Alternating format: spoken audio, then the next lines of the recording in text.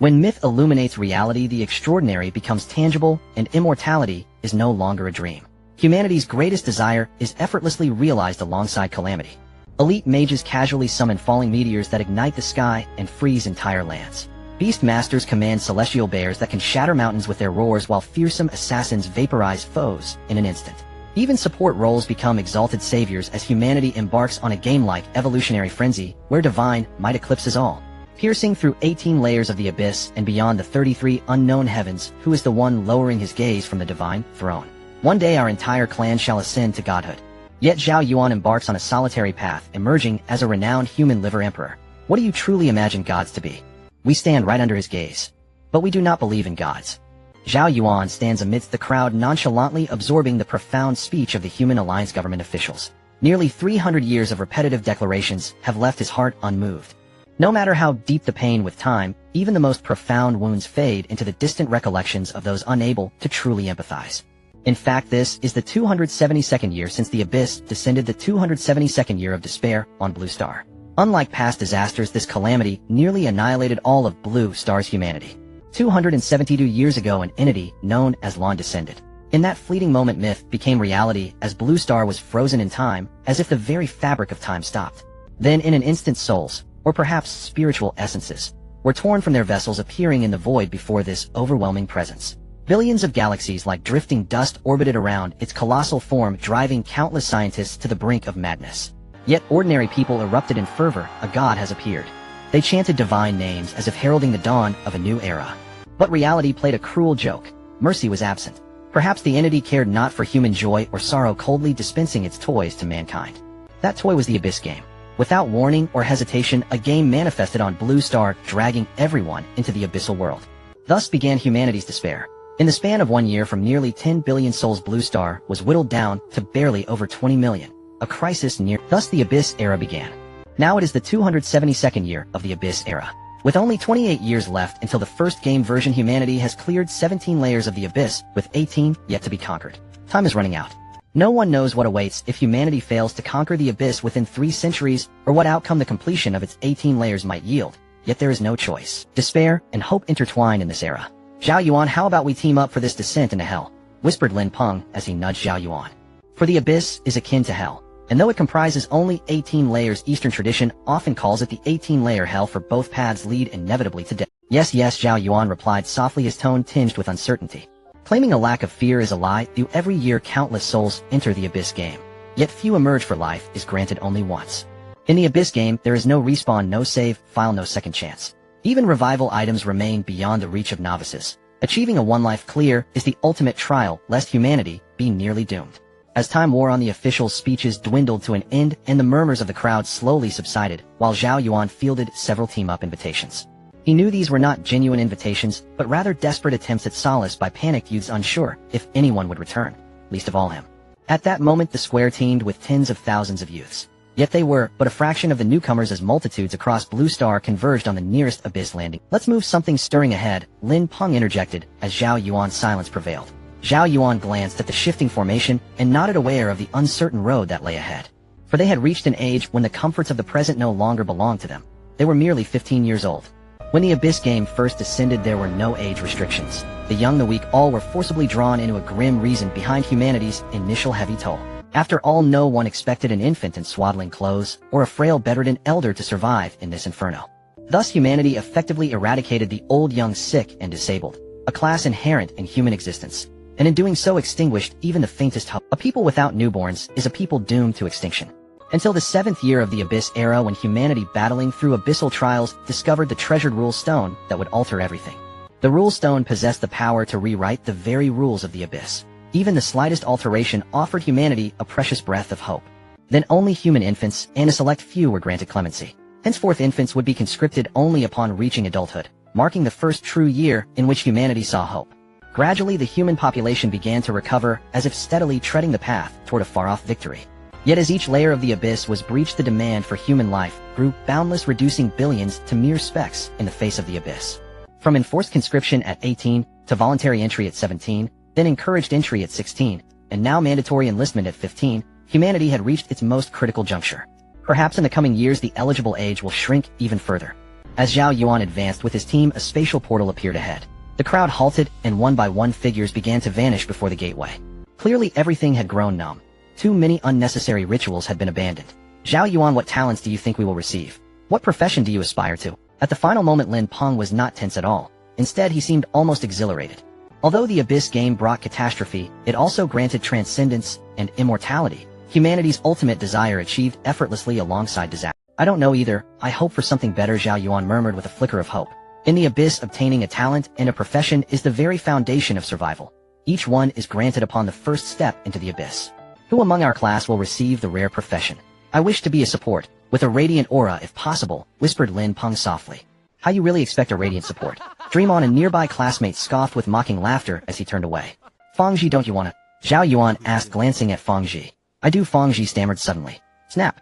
Then save your laughter, Lin Peng retorted irritably as he patted Fangji's neck. Enough, you two. Everyone's watching now. Exasperated, Zhao Yuan interrupted their banter. Have either of you received an invitation from Human Hope Genetic Engineering? Asked Fangji in a slightly cheeky tone. Do you have one, eh? Zhao Yuan and Lin Peng exclaimed in unison, glancing at Fangji in surprised unison. Fangji merely smiled. Exchanging a look, Zhao Yuan and Lin Peng together urged, Tell us.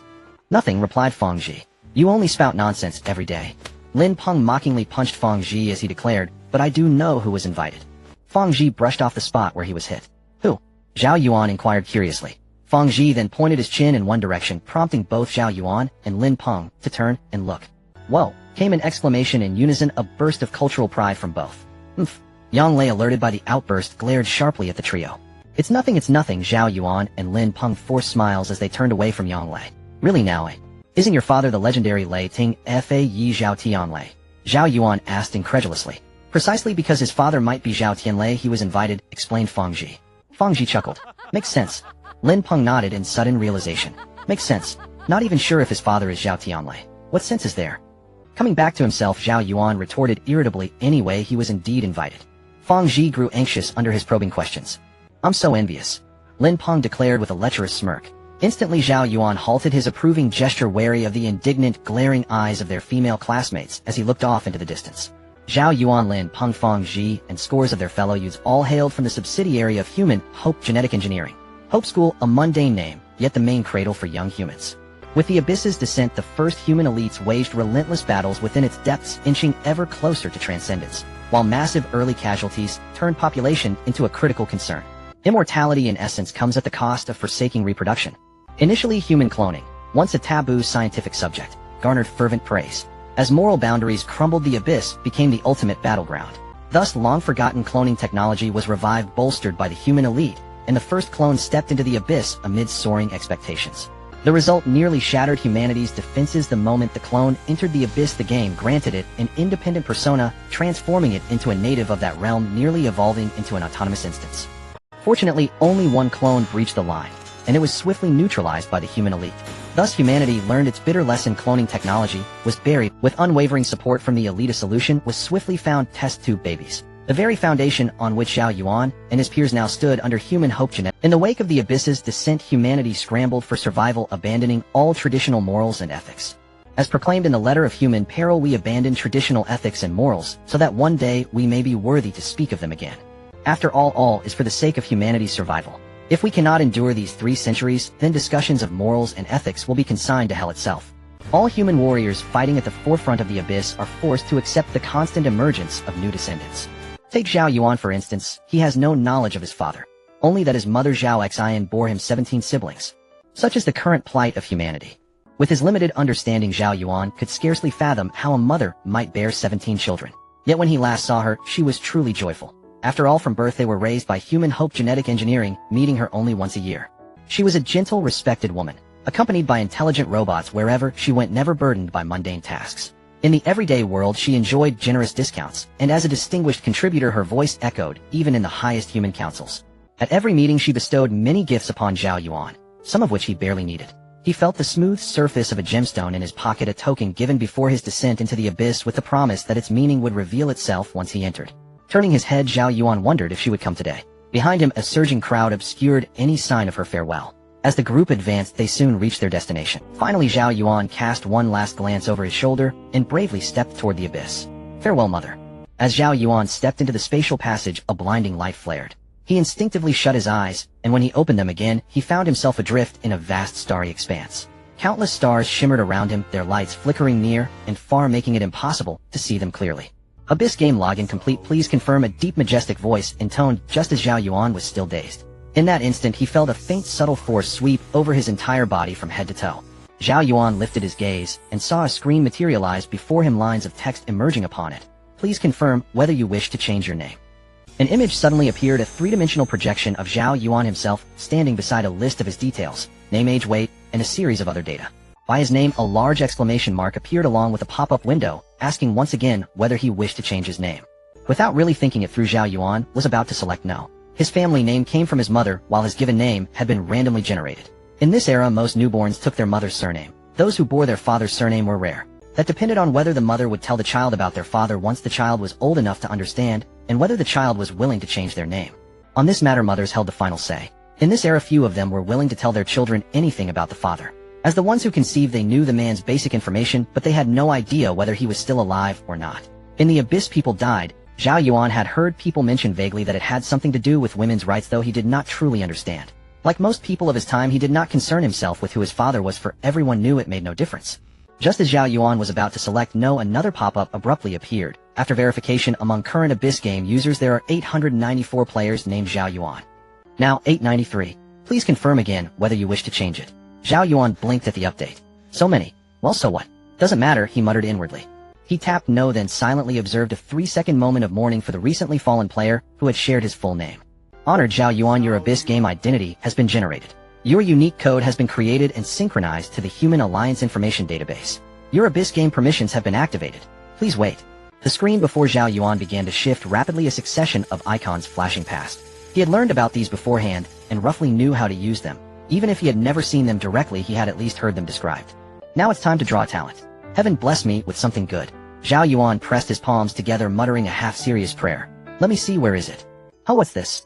As Zhao Yuan searched for the icon, a male symbol began to flash insistently. So fast, and someone's already added me as a friend. Is that Lin Peng? He's fast, Zhao Yuan remarked to himself as he casually tapped it open. Honored Zhao Yuan, congratulations on receiving the Human Growth Fund. Honored Zhao Yuan, congratulations on receiving the growth fund from your father. What is this supposed to be, a growth fund? I've never heard of that. And from my father. Let me see. Puzzled, Zhao Yuan opened the mail from his father. In an instant the screen vanished. A single envelope materialized in the void, slowly drifting as it opened. Lines of handwriting appeared in the air, and with them a male voice began to speak. An audio letter. Zhao Yuan's expression turned a little odd. This format felt so old-fashioned. The male voice continued to him. Hello, my unknown 388 son or daughter. What kind of mood are you in reading this letter, I wonder? The voice went on. As for me, old one, my feelings are complicated. When I came back from grinding monsters out in the wilderness and leveling up, the Abyss game notified me that 72 of my children had logged in. I was completely stunned. I have never even held a woman's hand. How could I possibly have children? In a daze I thought back to the youth I lost 30 years ago. Back then, to answer the call of the human race, I donated it. Never did I imagine the flowers and fruit would come so quickly. The voice added with a wry edge. Even at the end of the world, science really did advance ridiculously fast. Why didn't they do it earlier? At the same time, I received a letter from your 27th sister. I was thrilled to hear that thanks to her outstanding learning ability, she joined the Human Hope Gene Project and became an excellent geneticist. She doesn't have to enter the Abyss and has earned immunity. In all the generations of our Wang family, she's the first such outstanding talent. In her letter, she said she optimized and cultured my descendants and made countless backups, allowing me to realize the dream of many children, much fortune. At that point, the sound dissolved into a long sequence of censored beeps, and Zhao Yuan could only stare speechless. His father's vocabulary was apparently quite colorful. Even after 2 minutes, the beeping still had not stopped. At last, after a full 5 minutes of muted beeping, the voice returned to normal. If you are fortunate enough to meet your 27th sister, thank her for me, thank her on behalf of the Wang family, and thank her ancestors. Our Wang line produced this outstanding talent in her. I don't know how many more children I may have in the future, so I can only set this letter to be passed on 1,000 times. I just hope it doesn't have to go that far. Finally, allow me to say this, my dear son or daughter, to be born in the end times is your sorrow and our helplessness. At least I once enjoyed 20 years of peace. I may have been a wage slave muddling through life, but I did see an age of prosperity when one didn't have to struggle every day just to stay alive. Yet as the bearer of this bloodline, I sincerely hope that you can live better than we did, that you might one day behold that distant, almost unreachable freedom. I've placed everything I've gained over the years, useful or useless, as well as part of my gold, into this growth fund. I hope it will help you in some way. If fate allows us to meet someday, I hope you'll call me Big Brother instead of Father, because I'm still single, and I do still want to find a partner. Last of all, I hope you will remember this: the path of our human race is harsh, our future uncertain, but the light of humanity will be passed on spark to spark. We as humans fear no death. Abyss Era Year 43 Night. As the voice faded, the envelope flared into a brief spark and burned away, turning to drifting ashes that slowly fell through the void until they too disappeared. A letter from 229 years ago. Old Wang, and not even a real name left behind. How much did he not want us to know who he was? Zhao Yuan murmured to himself, stretching out a hand, as if to catch ashes that no longer existed. Honored Zhao Yuan, you have received the growth fund from your father. A new icon appeared on the screen, a money pouch symbol blinking softly. Zhao Yuan tapped the icon. Your abyss level has not yet been unlocked. Please try again later. TCH. He withdrew his hand in frustration. Let me see what this human growth fund is then, Zhao Yuan said, turning to the other mail and opening it. Light and shadow alternated. Within the play of luminosity, a figure took shape in the void. A tall man in a gray mage's robe, its folds drifting as though in an unfelt wind. He raised his gaze to look at Zhao Yuan. Young man, greetings. I am the Minister of the Education and Publicity Department of the Human Alliance. Before you step into the abyss, allow me to explain the current situation faced by our race. From year 272 until now, humanity has pushed its way to the 17th layer of the abyss and stands before that layer's boss gate. This will be a brutal war. We estimate it will take 12 years to clear the 17th layer. With a version limit of 300 years, humanity's time is running out. At present, our elite forces on the 17th layer, number 3. 2 billion, but compared to the vast abyss and its powerful final boss, we are still insignificant. We hope more humans can come to ease the current pressure. The only method we could find was to accelerate your growth. Thus, after deliberation by the Human Council, we established the Growth Fund to aid your rapid development. Our hope is that in 12 years' time you will join us, and together at least 5 billion of us will charge into the 18th layer, using the remaining 16 years to clear the entire abyss. The burden is heavy. Once you enter the abyss, you will have only one goal: to grind monsters relentlessly, clear instance after instance, gather materials without pause, and grow stronger by any means. You have only 12 years to walk the path we have trodden over 272. We know it is difficult, but humanity needs you. We have already lost too many, and will lose more in the future. But the human legacy needs us. Only by letting those who come after tread upon our bones can we drag those lofty gods down and carve out a path for humanity to continue onward. Young human, are you ready? The man's voice fell silent. He fixed his eyes on Zhao Yuan, and in that deep gaze there seemed to be starlight waiting for the boy's answer. Zhao Yuan had just opened his mouth to respond when the light and shadows surrounding the minister began to dim. The man's figure gradually scattered and vanished. Did they really need to make a single letter feel this realistic? Zhao Yuan muttered, curling his lip.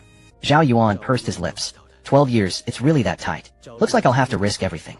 The worldview instilled in him and his peers over 15 years by the Human Hope Fund project quietly began to sprout within him at that moment. We will all die in the end. We cannot choose the disaster we face, but we can choose how we die. We will walk toward the light of human hope, paving the road with our bones until we reach the end. One generation after another, never turning back. He remembered his first teacher, whose eyes had already gone cloudy, leading the class in that same oath. One generation after another, never turning back. We the human race fear no death. Zhao Yuan's gaze grew steadily firmer. Honored Zhao Yuan, you have received the Human Growth Fund. The system prompt echoed once more. Zhao Yuan tapped it almost absently. Anything he could claim now was worth trying for. Congratulations. You have obtained a random draw qualification from the human treasury, the system announced. Whoa, that generous. So the support wasn't just lip service, Zhao Yuan said in delight. The human treasury was a collection of precious items gathered by generations of powerful individuals, as well as inheritances reclaimed by the system when human experts fell in battle. Some of the treasures within were beyond price. A repository of nearly 200 years of human accumulation, normally accessible only by spending glory points. Zhao Yuan understood that there were some things in that vault they would never be allowed to draw. Certain treasures whose full value could only be realized in the hands of true powerhouses. Even so, it was still the human treasury. Any item that came out of it would be something a beginner like Zhao Yuan might not obtain even after decades of effort. Come on, explode for me. Without hesitation, Zhao Yuan jabbed the draw button. Any item from that vault would be a huge gain. Even if he sold it, it would be a fortune enough to ease the trials of his weak early stage. A burst of golden radiance flashed. When it faded, a sky blue gem hovered before him. Gold blue, what is this? Zhao Yuan's jaw dropped. Gold tier items were the stuff of legend. You have obtained Sage's Wish. As Zhao Yuan grasped the gem, information about it surfaced before his eyes. Sage's Wish, type curious artifact. Grade legendary. Uses 1. Magical attribute wish, see details. Evaluation, where thorns lie there is still a path home. A one-use item, and a curious artifact at that. Let's see what it actually does. Zhao Yuan tapped on the details. Wish, in the Nuo Manuo's empire there once walked a sage whose renown reached even the divine kingdom. He made a wish upon every thorny road he traveled, and so when you face a choice this artifact may offer you an answer. Effect: when you face a class choice this artifact will resonate with your talent, giving you a very high chance of obtaining a profession that matches your innate gifts. One use only. Good, very good. Now I don't have to worry about choosing a class. Zhao Yuan smiled. After all, choosing a profession was not about picking whatever you liked, and more often than not it was the profession that chose you. At last the most exhilarating moment had arrived. Talent acquisition. Oh heavenly grace, grant me a worthy talent this time. Zhao Yuan finally located the talent selection interface. With trepidation stirring in his chest, Zhao Yuan tapped the option. Instantly the sky erupted with starlight, streaks of radiant energy blazed across the heavens, and plummeted toward him. Yet one beam surged ahead, piercing through the void to strike his talent unlocked. Zhao Yuan, congratulations. You are now a Deep Abyss player. The familiar voice resonated once more. Zhao Yuan slowly closed his eyes, savoring the subtle awakening of his newfound talent. Marked the threshold of transcendence. Henceforth Zhao Yuan had irrevocably stepped into the realm of the extraordinary. Talent: Ironhead Youth, immutable. Active when charging forward into battle, your rationality gradually wanes, all negative effects dissolve. During activation, you gain unbreakable fortitude, ignoring all immobilization, slowing, blinding, and other offensive hindrances, while your dual resistance surges by 50. Thereafter it increases by 1 per second, stacking up to 200 layers. Passive: I Courage. As an Ironhead Youth, your valor is beyond question. Even divinity cannot force you to retreat. While engaged in combat, you cannot be displaced or launched, and are immune to all knockback and aerial knockup effects. Passive 2 Fearlessness. To an Ironhead Youth, the world appears diminutive. While locked in hostility, if an opponent's size exceeds yours by 2-fold, your attack speed rises by 10 and lifesteal by 5. If thrice your size, attack speed increases by 20 and lifesteal by 10. Attack speed may stack up to 1,000, a life steal up to 250. Passive 3 Compassion. As an Ironhead Youth, your brilliance burns too fiercely and fades too swiftly, eliciting sorrow. You gain 30 final damage reduction, a cap that applies even against divine and true damage. Note: final damage reduction represents the ultimate mitigation applied after all other reductions, including skill-based mitigation and dual resistance. Assessment: 1 Born Glorious perished absurdly. An assessment: 2 Brave Bull charge ahead. An assessment: 3 A rabbit slides headfirst, straight into the tiger's maw. Your delivery has arrived. This. Zhao Yuan fell speechless. In the Deep Abyss game, every talent was singular, and immutable, or at least prohibitively difficult to alter. Though nothing within the Abyss was truly impossible, the price remained shrouded in mystery. Zhao Yuan had never heard of any artifact capable of such a feat. Ironhead Youth. Zhao Yuan nearly choked on his own breath. Deep down, Zhao Yuan had yearned to become a support class player, to wield a supportive talent. Among all roles in the Deep Abyss game, support was indisputably the most coveted. High team demand, exceptional survivability, and unparalleled influence, second only to the team leader, and often synonymous with leadership itself. Yet his talent clearly steered him toward the front line. A tank, a main tank, boasting damage mitigation, immunity to crowd control, and life regeneration, everything a team sought in its primary defender. A warrior isn't so bad. I could serve as a secondary tank, at least retaining some offensive output. It seems fate has cast me as the one who endures blows, but thankfully my resilience remains formidable. Zhao Yuan accepted his talent, but the name lingered like bitter ash. How could he ever introduce himself without branding himself a reckless brute? Time to select a profession. With his talents settled, Zhao Yuan's enthusiasm for occupational choice dimmed. Clearly his profession would fall between tank and damage dealer, with only a sliver of possibility for control, given his talent's innate immunity to crowd control. Now all that remained was to see which path the Abyss would unveil. Tank and damage dealer each harbored countless subtypes. He located the profession selection button, and pressed. Instantly 4 archetypes materialized: tank, damage dealer, controller, support. N-Tank specializes in provocation, boasting supreme health pools and dual resistance caps. Damage dealer excels in raw damage output, surpassing all other archetypes in destructive potency. N-Controller masters anomaly resistance negation, wielding overwhelming crowd control prowess and innate immunity to control effects. Support excels in shared buffs, possessing elite movement speed and potent beneficial auras. N-Support truly is ideal, born swift, outrunning all others. Zhao Yuan murmured in admiration. In a survival game, speed meant longevity, outliving everyone else even by mere seconds. Now my turn. He drew a deep breath and confirmed. Instantly the support archetype vanished from the interface, leaving only tank, damage dealer, and controller. At least his talent offered partial immunity to control and offensive utility, otherwise tank would have been his sole option. The tank archetype, also known as the bulwark, was precisely what its name implied: unyielding endurance. In newcomer bonus, when 3 or more options appear, players may eliminate one. It had arrived, the first real choice. Useless perhaps, yet undeniably participatory. In controller, not even a dog would pick it. Without hesitation, Zhao Yuan erased controller. Controllers thrived in PvP and duels, but in humanity's current predicament, who remained to duel? Who would even challenge him on Unknown? Controller stood in the game's lowest tier, not unplayable but awkwardly positioned, a role reserved for elite players wielding god-tier gear and mastery, far beyond reach for ordinary contenders. As controller dissolved, the interface whirled anew. Under Zhao Yuan's watchful gaze, bulwark faded, then vanished entirely. So, I'm destined to be a warrior, Zhao Yuan mused, brows lifting. The interface shifted again, presenting two options: physical damage dealer and magical damage dealer. Before Zhao Yuan could scrutinize them, physical damage dealer blinked out, leaving only magical damage dealer. Could it be a mage tank? Zhao Yuan's expression stiffened. Well, a mage tank is still a mage tank. If powerful enough, perhaps I'll ascend to archmage status. He consoled himself. The interface shimmered once more, revealing ranged damage dealer and melee damage dealer. Naturally ranged. It's absurd for a mage to fight hand-to-hand. He blurted urgently, just as melee damage dealer vanished. Few, thank goodness. Random profession selection in progress. Please wait. Flood of profession names inundated the screen, dazzling Zhao Yuan momentarily. Detected Sage's benediction. Activate. The system intoned. Nice. The deep abyss game balance was myth. Superior professions held undeniable advantage. The Sage's benediction gem ignited, flooding the interface with searing light. Through the glare, Zhao Yuan glimpsed the words wandering mage, before darkness swallowed all. The radiance endured for several seconds. Congratulations. You are now a stellar summoner. Echoed the system. Stellar summoner. Can I summon stars? Yes. Wait, summoner. Where's my wandering mage? His mind first conjured stellar imagery, then snapped back in disbelief. Summoner. Was it a damage dealer? Undoubtedly. Magical, ranged, and potent. How remarkably synergistic with my talent. Sage's benediction must be counterfeit. Zhao Yuan's pulse quickened. Warrior or mage tank, he could endure. But summoner, utterly beyond expectation. It wasn't that summoners were weak. Indeed, they were far from feeble. In late game, they commanded armies alone, a supremacy no other class could rival. Yet the crux lay in early survival. How could one reach late game without colossal resources? Summoners demanded exponentially greater investment than other damage dealers. Early game survival hinged on team economy, but summoners were notoriously burdensome at low levels.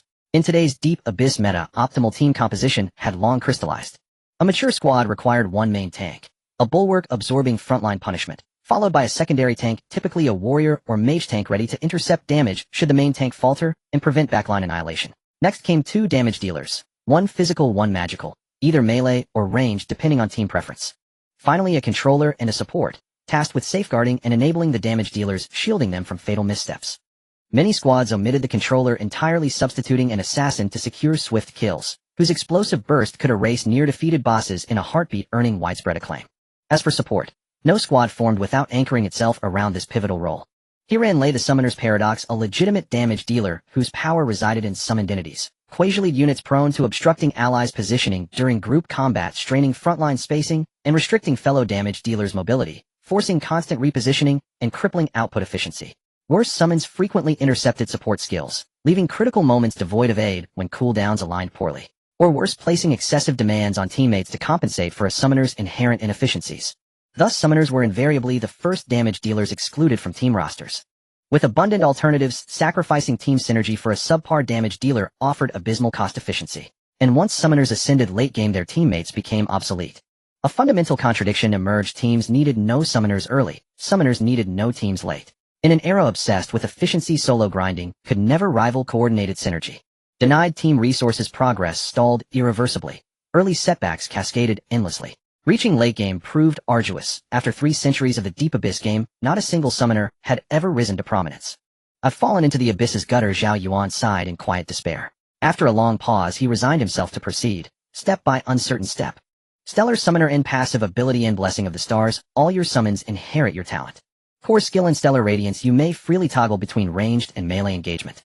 As a ranged attacker, you unleash a single target strike at 10 times your weapon's length. As a melee attacker, you deliver a fan-shaped AoE strike extending 1.5 times your weapon's length, range amplified by your divine rank. Intriguing. Zhao Yuan's spirit stirred slightly upon reading the description. Could this be fortune disguised as misfortune? In stellar radiance, appears to be the basic attack. Toggleable range, not half bad. Time to depart. I wonder how the others fare. After a prolonged silence, Zhao Yuan stilled his thoughts. As he spoke, the login chamber dimmed, plunging into absolute darkness. Is this the abyss? In the distance, endless mountains stretch out under a sky adorned with fluffy white clouds. Up close, the grass is a vibrant green and the air is filled with the sounds of birds and the fragrance of flowers, completely different from the imagined abyss. This is truly another realm. The panel data has been generated. Wishing you a pleasant journey, human. A cold voice echoed and Zhao Yuan snapped back to reality, opening his personal panel. Name Zhao Yuan. Occupation Star Summoner. Age 15. Talent Ironhead Child. Damage 10. Life 100. Attributes. Stamina 1. Spiritual Power 1. Agility 1. Defense Attributes. Armor 0. Magic Resistance 0. More Attributes. Critical Hit Bonus 0. Armor Penetration 0. All Abnormal Resistances 0. Skill Light of the Stars. Spiritual Power affects magical output, stamina affects life limits, and dual defenses, agility affects movement and attack speeds. Some common knowledge questions that Zhao Yuan and his peers had learned in the real world about how to develop and grow, they were all foundational. Though called a game, the Abyss is anything but a typical game. Life is priceless and survival is the primary attribute here. Thus almost all players in the Abyss focus their attributes on survival, stacking life, defense and agility. This is what every profession except for damage dealing ones typically does. It may not be the only right approach, but it is certainly not wrong. After all, only those who live can deal damage. A deceased outputter, no matter how powerful, is of no use. No matter how thick the boss's health, we can grind it down. Of course, damage dealing professions must stack a certain amount of damage. If a damage profession also stacks defense like other roles, the scene facing a boss would be quite bleak. Other roles have certain functionalities, while the primary function of damage dealers lies in their output. Thus their output attributes must meet standards, otherwise no team will want them. A damage dealer without a team is doomed in the Abyss. Even grinding monsters in the wild can lead to instant death. The label of squishy has never been wrongly applied. However, the summoner profession is quite the opposite. A summoner's output ability relies almost entirely on their summoned beings, with their own output being merely supplementary, better if present but not crucial. Essentially, the damage dealt by summoned beings is sufficient. Therefore, summoners generally develop their output around ensuring their own survival, focusing on assisting their summoned beings. The growth fund has been unlocked, please claim it as soon as possible. The system's voice sounded. Zhao Yuan switched the interface. The words growth fund were flashing, representing both the human race's growth fund and his father's growth fund. Zhao Yuan clicked to claim it. You have received a longsword, pants, a hat, a shirt and 2 rings. You have received 100 bottles of life potions and 5,000 gold coins. The former came from the human fund while the latter was from his father's fund. There was nothing to say. He equipped all the gear and stored away the potions and coins. In an instant, a longsword, a piece of cloth armor, a hat, pants and 2 rings appeared on Zhao Yuan. These items are universal across all professions, commonly referred to as whiteboard gear with no class requirements. Anyone can wear them. The attribute bonuses can only be considered slightly better than having nothing. In the Abyss game, there are 2 types of equipment: conventional gear and sets. Conventional gear includes main, hand, off hand, hat, shirt, pants and 2 rings totaling 7 pieces. Quality levels include ordinary, good, excellent, legendary, mythical and divine, with colors corresponding to white, blue, yellow, purple, gold and red. Sets consist of shirt, pants, belt, shoes and 2 rings totaling 6 pieces, with only one quality level referred to as green. The attributes of 2 sets can be activated simultaneously, but only one can manifest. This is what players in the Abyss jokingly refer to as inner and outer clothing. Conventional gear has a wide range of sources randomly generated by wild monsters in outdoor dungeons, while sets only appear in dungeons with various styles available. Hey, don't block the way if you're not moving. Stand aside. A voice of complaint came from behind. Zhao Yuan then noticed that the void was densely populated with figures, indicating that everyone had logged in. Zhao Yuan quickly moved aside, heading towards a less crowded area. Although countless people had appeared around him, it was not noisy. Even those who wanted to speak loudly seemed to be unable to withstand the pressure of the surrounding environment and lowered their voices. After all, this is not a game, it is a battlefield. The sound of notifications rang in Zhao Yuan's mind as he saw numerous friend requests, all from familiar faces. Zhao Yuan accepted them and promptly adjusted his settings to turn all notifications into email alerts who could endure constant reminders. And what's your profession? What about you? Are you a support? I'm a holy warrior. Should we team up? I'm support, I can heal. It's best if we have a strong damage dealer, preferably a girl. Zhao Yuan, speechless, returned a universally understood gesture to these spammers. However, he soon received several equally friendly replies and quietly clicked. Scrolling through, Zhao Yuan searched for messages from Lin Pang and Fang Ji but found nothing. After a long while, it seemed he had no friends. Those 2 idiots. Zhao Yuan quickly located the 2 and sent a friend request. It was soon accepted. A video call followed immediately. Zhao Yuan found a secluded corner and connected the video call. Instantly 2 faces appeared before him. Zhao Yuan, where are you? Fang Ji asked first. Zhao Yuan had a thought and a dynamic map appeared. He glanced at his location and replied, I'm in Suiyuan town. What about you? We're in Changfeng town. Let's see how far apart we are. We can meet up if close. Lin Peng said as he opened the map to check. Wow, that far. Need 4 teleports. Too poor to afford it. Ha ha ha. Zhao Yuan and Fang Ji both laughed. Did you receive the human growth fund? Zhao Yuan asked. I received it, everyone gets it. What about the Father's Growth Fund? What's that? Lin Peng looked at Zhao Yuan curiously. It's nothing, just asking. Zhao Yuan didn't elaborate. Alright, what professions do you two have? Fang Ji interrupted the conversation seriously. Can't you hold it in? I thought you could pretend longer. Since you asked, I'll tell you, I'm a paladin. Now you too. Lin Peng hurriedly said. The Wind of Jialan. Fang Ji laughed. Support. Lin Peng quickly asked. Pure support. Fang Ji nodded. Being a pure support means all talents are geared towards support with nothing else. Wow, big shot, please support me. Lin Peng said enviously. As expected, as a pure support he would soon gather a group of particularly excellent teammates. Pure support ranks just below aura support in the hierarchy of support roles. Seeing Zhao Yuan silent for a long time, the two turned to him. I'm a summoner. Zhao Yuan said helplessly. What the hell? A bottom-tier profession. Lin Peng blurted out. Cough cough. Fang Ji's expression changed as well. Shall we team up? Zhao Yuan looked at the two. Cough cough, did your mom call you? What? Zhao Yuan thought of chatting another day as Fang Ji suddenly seemed to see something and hurriedly ended the call. Zhao Yuan looked at Lin Peng. You know his mother passed away years ago, seeing her in the underworld is quite normal. Lin Peng replied somewhat dejectedly. Zhao Yuan remained silent. Zhao Yuan, you know we've grown up, reached adulthood, and since I'm a paladin and a secondary tank, my voice in the team won't be significant. Lin Peng said helplessly. Zhao Yuan smiled and nodded. Soon both also hung up the call. The positioning of the summoner's summoned beings can be a significant burden for the team. If not managed well, it could lead to a total wipe.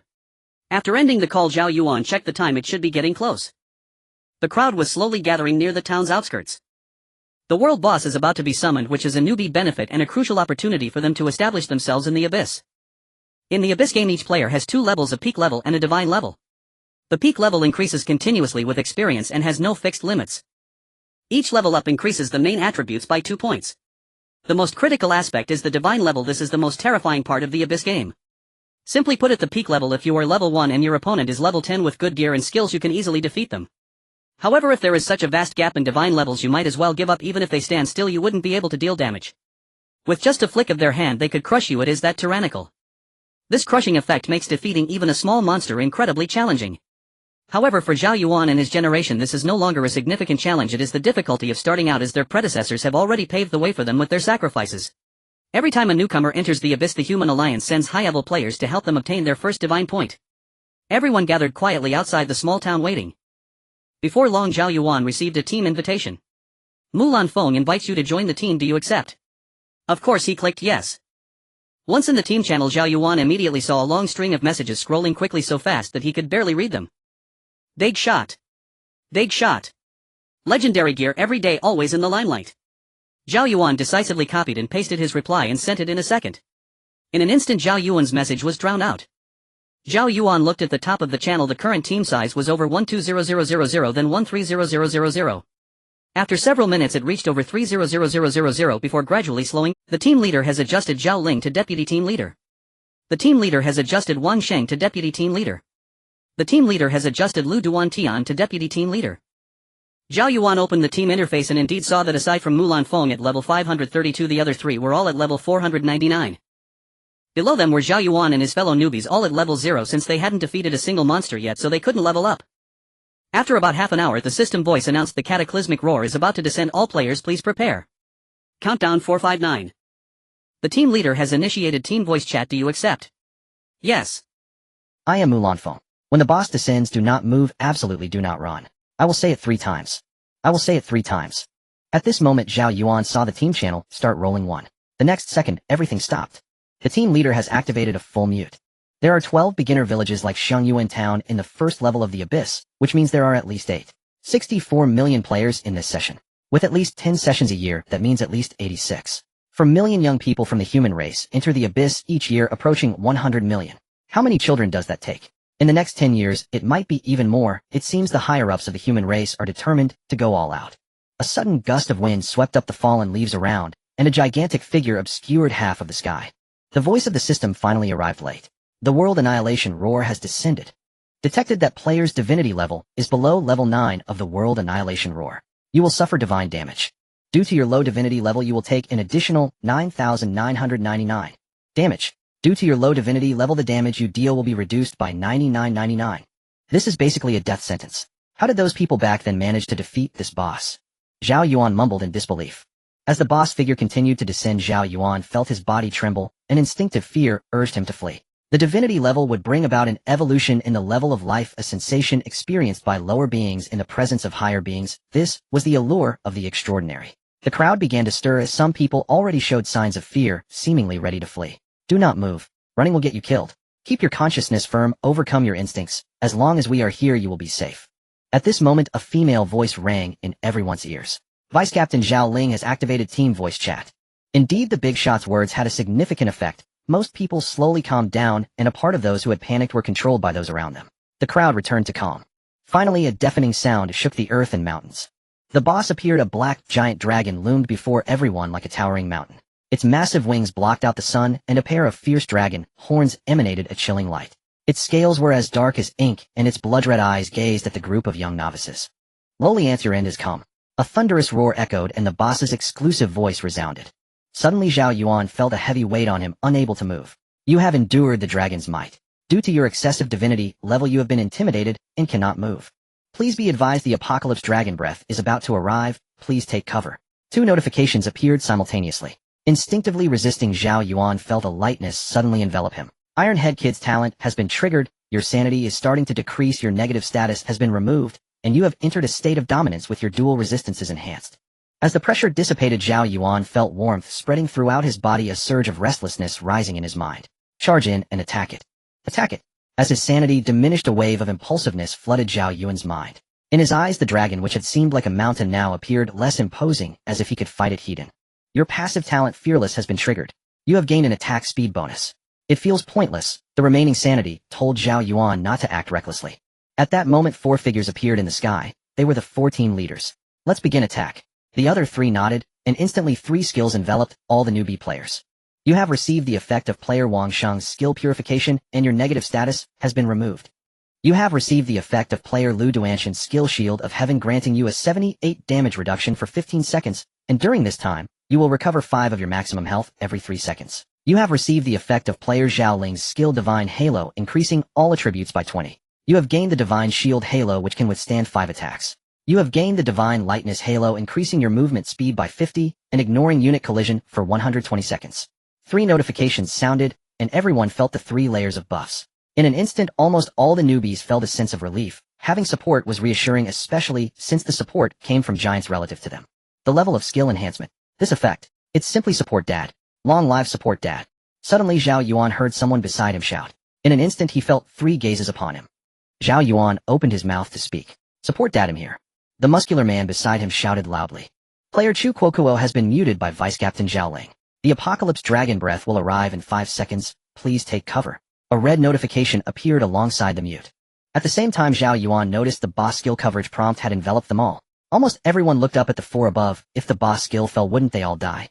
The damage increase caused by this immense divine suppression is still quite unsettling. The Apocalypse Dragon Breath will arrive in 3 seconds. 10,000 prison instant kill formation. At this moment, the leader Mulanfeng, who had not acted until now, finally made his move. The Apocalypse Dragon Breath will arrive in 1 second. The Apocalypse Dragon Breath. The World Annihilation Roar has been defeated. The World Annihilation Crisis has been resolved. Please players continue to work hard. What the hell? What? This is an assassin. Shouts of astonishment echoed one after another. Zhao Yuan was also stunned. What did he just see? The screen was filled with damage numbers, and the golden digits were so many that Zhao Yuan couldn't even distinguish how many digits there were. In that moment, Zhao Yuan finally witnessed what people referred to as explosive damage. Oh, what explosive output truly meant. In less than 3 seconds, the boss with over 1.7 billion health vanished instantly. A disappearing health bar technique.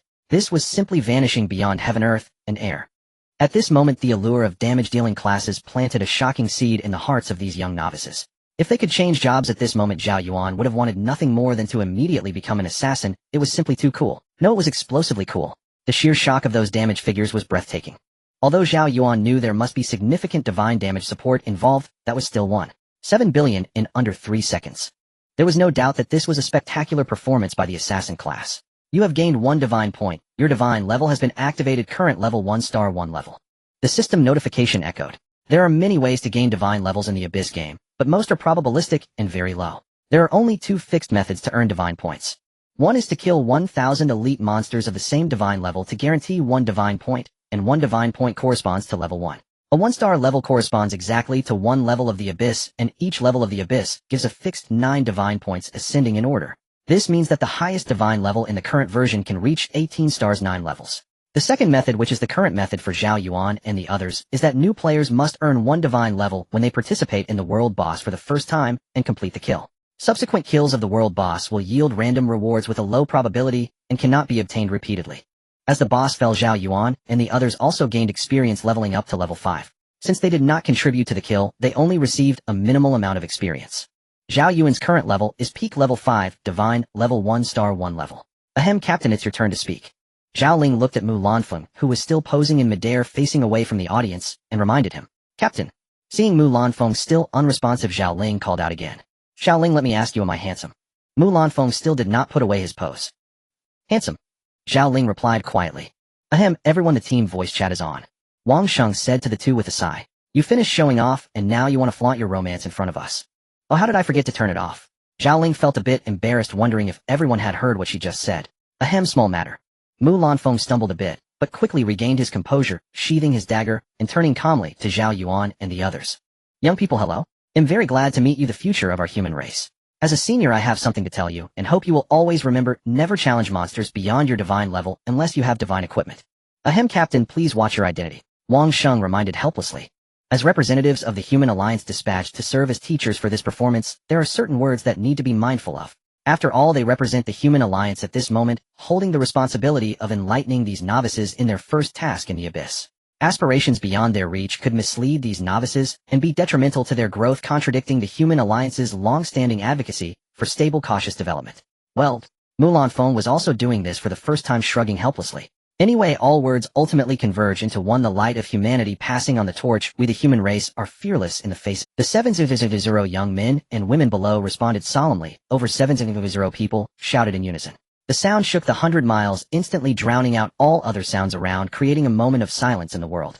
Haha, well, may we meet again, hoping that one day you can fight alongside us. It's time for the 3 of us to leave. Mu Lanfeng laughed heartily, rolling up the boss's loot and looking at the other 3. It's not that Mu Lanfeng valued this new boss's loot, but rather the requirement of the Human Alliance. Distributing this to 700 people would do more harm than good. Compared to the Human Alliance's resource tilt towards newcomers, this little bit is hardly worth mentioning, especially since the human race has accumulated some foundation. The other 3 nodded, glancing at the spirited young people below, soaring into the sky, and in an instant the 4 disappeared before everyone's eyes. Meanwhile, the other 11 novice villages were also coming to an end. However, compared to Mu Lanfeng, the other leaders had prepared extraordinarily captivating speeches, winning rounds of applause, and leaving a profound impression on the newcomers. Mu Lanfeng felt considerable regret upon learning this. Had he known, he would have prepared ahead of time as well, and now he could only lament his missed opportunity. This welcoming event was merely a trivial matter for the entire human race, as many had gone through similar experiences across generations. The tradition of standing on the shoulders of predecessors has always been a hallmark of the human race. Although this was a minor issue, it still attracted significant attention, and no one expected that such a small event would stir up a huge uproar in the various layers of the Abyss. Some observed that the direction of the human high-ranking officials seemed to have changed. In previous years, the welcoming events generally focused on guiding and nurturing new teams in collaboration and formation, while this time, it was a dazzling display of instant kills. All 12 novice villages showcased breathtaking instant kill performances. Assassins, mages, warlocks, and other 12 extremely violent output professions resolved battles within 10 seconds, showcasing explosive damage to the fullest. Of course, they were not shocked by such flashy damage outputs. In gaming terms, with this level and equipment, isn't it just a matter of having hands? What puzzled them was the deeper meaning behind the actions of the human leadership.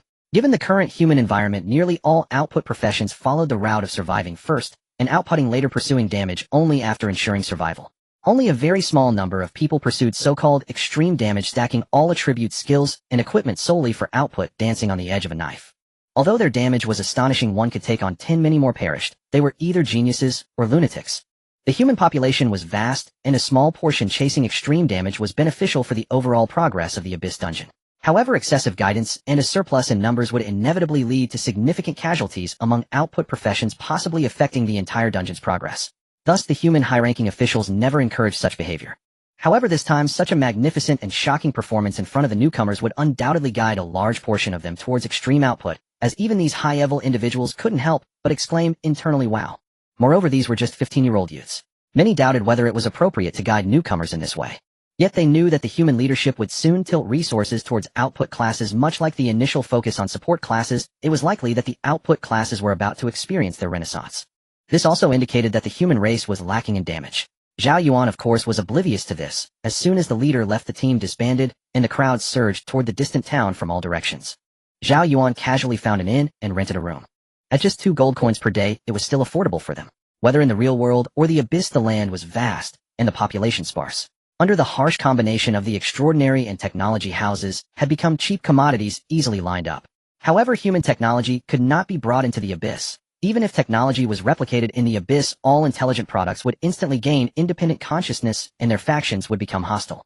Without intelligence, the damage would not necessarily compare to high-level output professions. The fireballs cast by high-level mages were hardly inferior to nuclear explosions. If it weren't for Lon stabilizing Blue Star, the human powerhouses would have long since fled with Blue Star. Sitting on the bed, Zhao Yuan contemplated his next path. Since he had already become a summoner, the path of solo play was almost certain. However, he could take his time with it. First, he needed to get through the initial phase.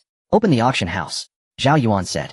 Instantly, the auction house interface opened, displaying a dazzling array of various items, gems, and equipment in countless numbers. Upon glancing at the prices, Zhao Yuan quietly closed the auction house. Almost all items required a level in the 3-digit range, and none were priced below 1 million. Clearly, he was not yet worthy. Open the market. Zhao Yuan switched to a different interface. Compared to the auction house, the market was more accessible for the common folk. For high-end players, the market was just a place to dispose of junk. For newcomers, it was a treasure trove. For them, it was like newcomers playing on older servers. Many items could be purchased at very low prices without taking risks, allowing for rapid development. However, it was also relatively difficult to make money. Many items had become so cheap that even farming them personally would result in losses. Detecting that the player has opened the market for the first time, the human race's interest-free loan system has been activated. Would you like to open it? A system message popped up. A loan. Let's see. A screen appeared, and Zhao Yuan quickly understood the situation. This was also a scheme of the Human Alliance. Every novice player could apply for a quota of 2,000 at each level up to level 500, totaling 10 million gold coins with 0 interest. Interestingly, this interface did not specify how to repay it later, nor did it explain what would happen if one fell in battle midway. Looks like this is free money. Along with the Human Growth Fund of 500 gold coins per level, that's 5 million gold coins by level 500. This level of support is genuinely substantial. Zhao Yuan clicked to claim all the gold coins, unable to help but exclaim. This was not available at the start. The Human Growth Fund and interest-free loans had been in effect for 20 years with nearly 100 million newcomers every year. This was certainly a significant expenditure. Zhao Yuan was now level 5, and with his father's fund of 500 gold coins per level, he had accumulated 150 gold coins without doing anything. Well, now it was only over 14000, as he had just spent 2 gold coins. This equated to 15000 cash in the real world. Not bad. Let me see what I can buy now. Now Zhao Yuan needed equipment and skill books. Acquiring these would mean he was basically set. This. Upon opening the equipment section, Zhao Yuan was left speechless. The equipment wasn't even expensive, but surprisingly all had level requirements. The lowest were level 30 or 40, with most being in the hundreds. Quickly, Zhao Yuan gave up. Summoners were already rare, and their equipment was far less than other professions. Moreover, after browsing the market, he found a subpar level 75 wand for summoners priced at 6666666. Clearly, this was the work of a bored individual with a twisted sense of humor. Checking the time, he saw it had been listed for 10 years. Zhao Yuan promptly gave it a negative review. Switching to the skill section, he sighed in relief. This is more like it. For summoner skill books, there were tens of thousands of pages with the types exceeding 10,000. Both equipment and skills could drop for all professions. Players would use what they could, while items not suited for their profession would be listed for sale. However, unlike equipment, many people would break down items they couldn't sell into materials, finding it cumbersome to list on the market since they wouldn't fetch much. Skill books were different. They couldn't be decomposed and could only be destroyed, so their retention rates were certainly better than that of equipment. Zhao Yuan found the summoner section among the classifications of skill books. Skill books were categorized just like equipment, ranging from ordinary, good, excellent, legendary, mythical to divine. Zhao Yuan glanced and found that the first type was only 20 gold coins with a staggering stack of 99, and there were 10 full pages of them. Upon clicking to view it, colorful butterfly type summoning quality, ordinary skill description, summons a colorful butterfly from the land of butterflies, increasing the summoner's movement speed by 2. Then I might as well not have it.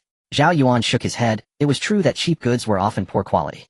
Next to it, he noticed a rating button and clicked it to see. It's just a big moth. How can it be called a colorful butterfly? Do you think I'm uneducated? The like count was over 10000. Not useful at all, it's only good as a placeholder when synthesizing skill books. Buying it is only for its cheap price. Oh, anyone who pays more than 5 gold coins is a fool.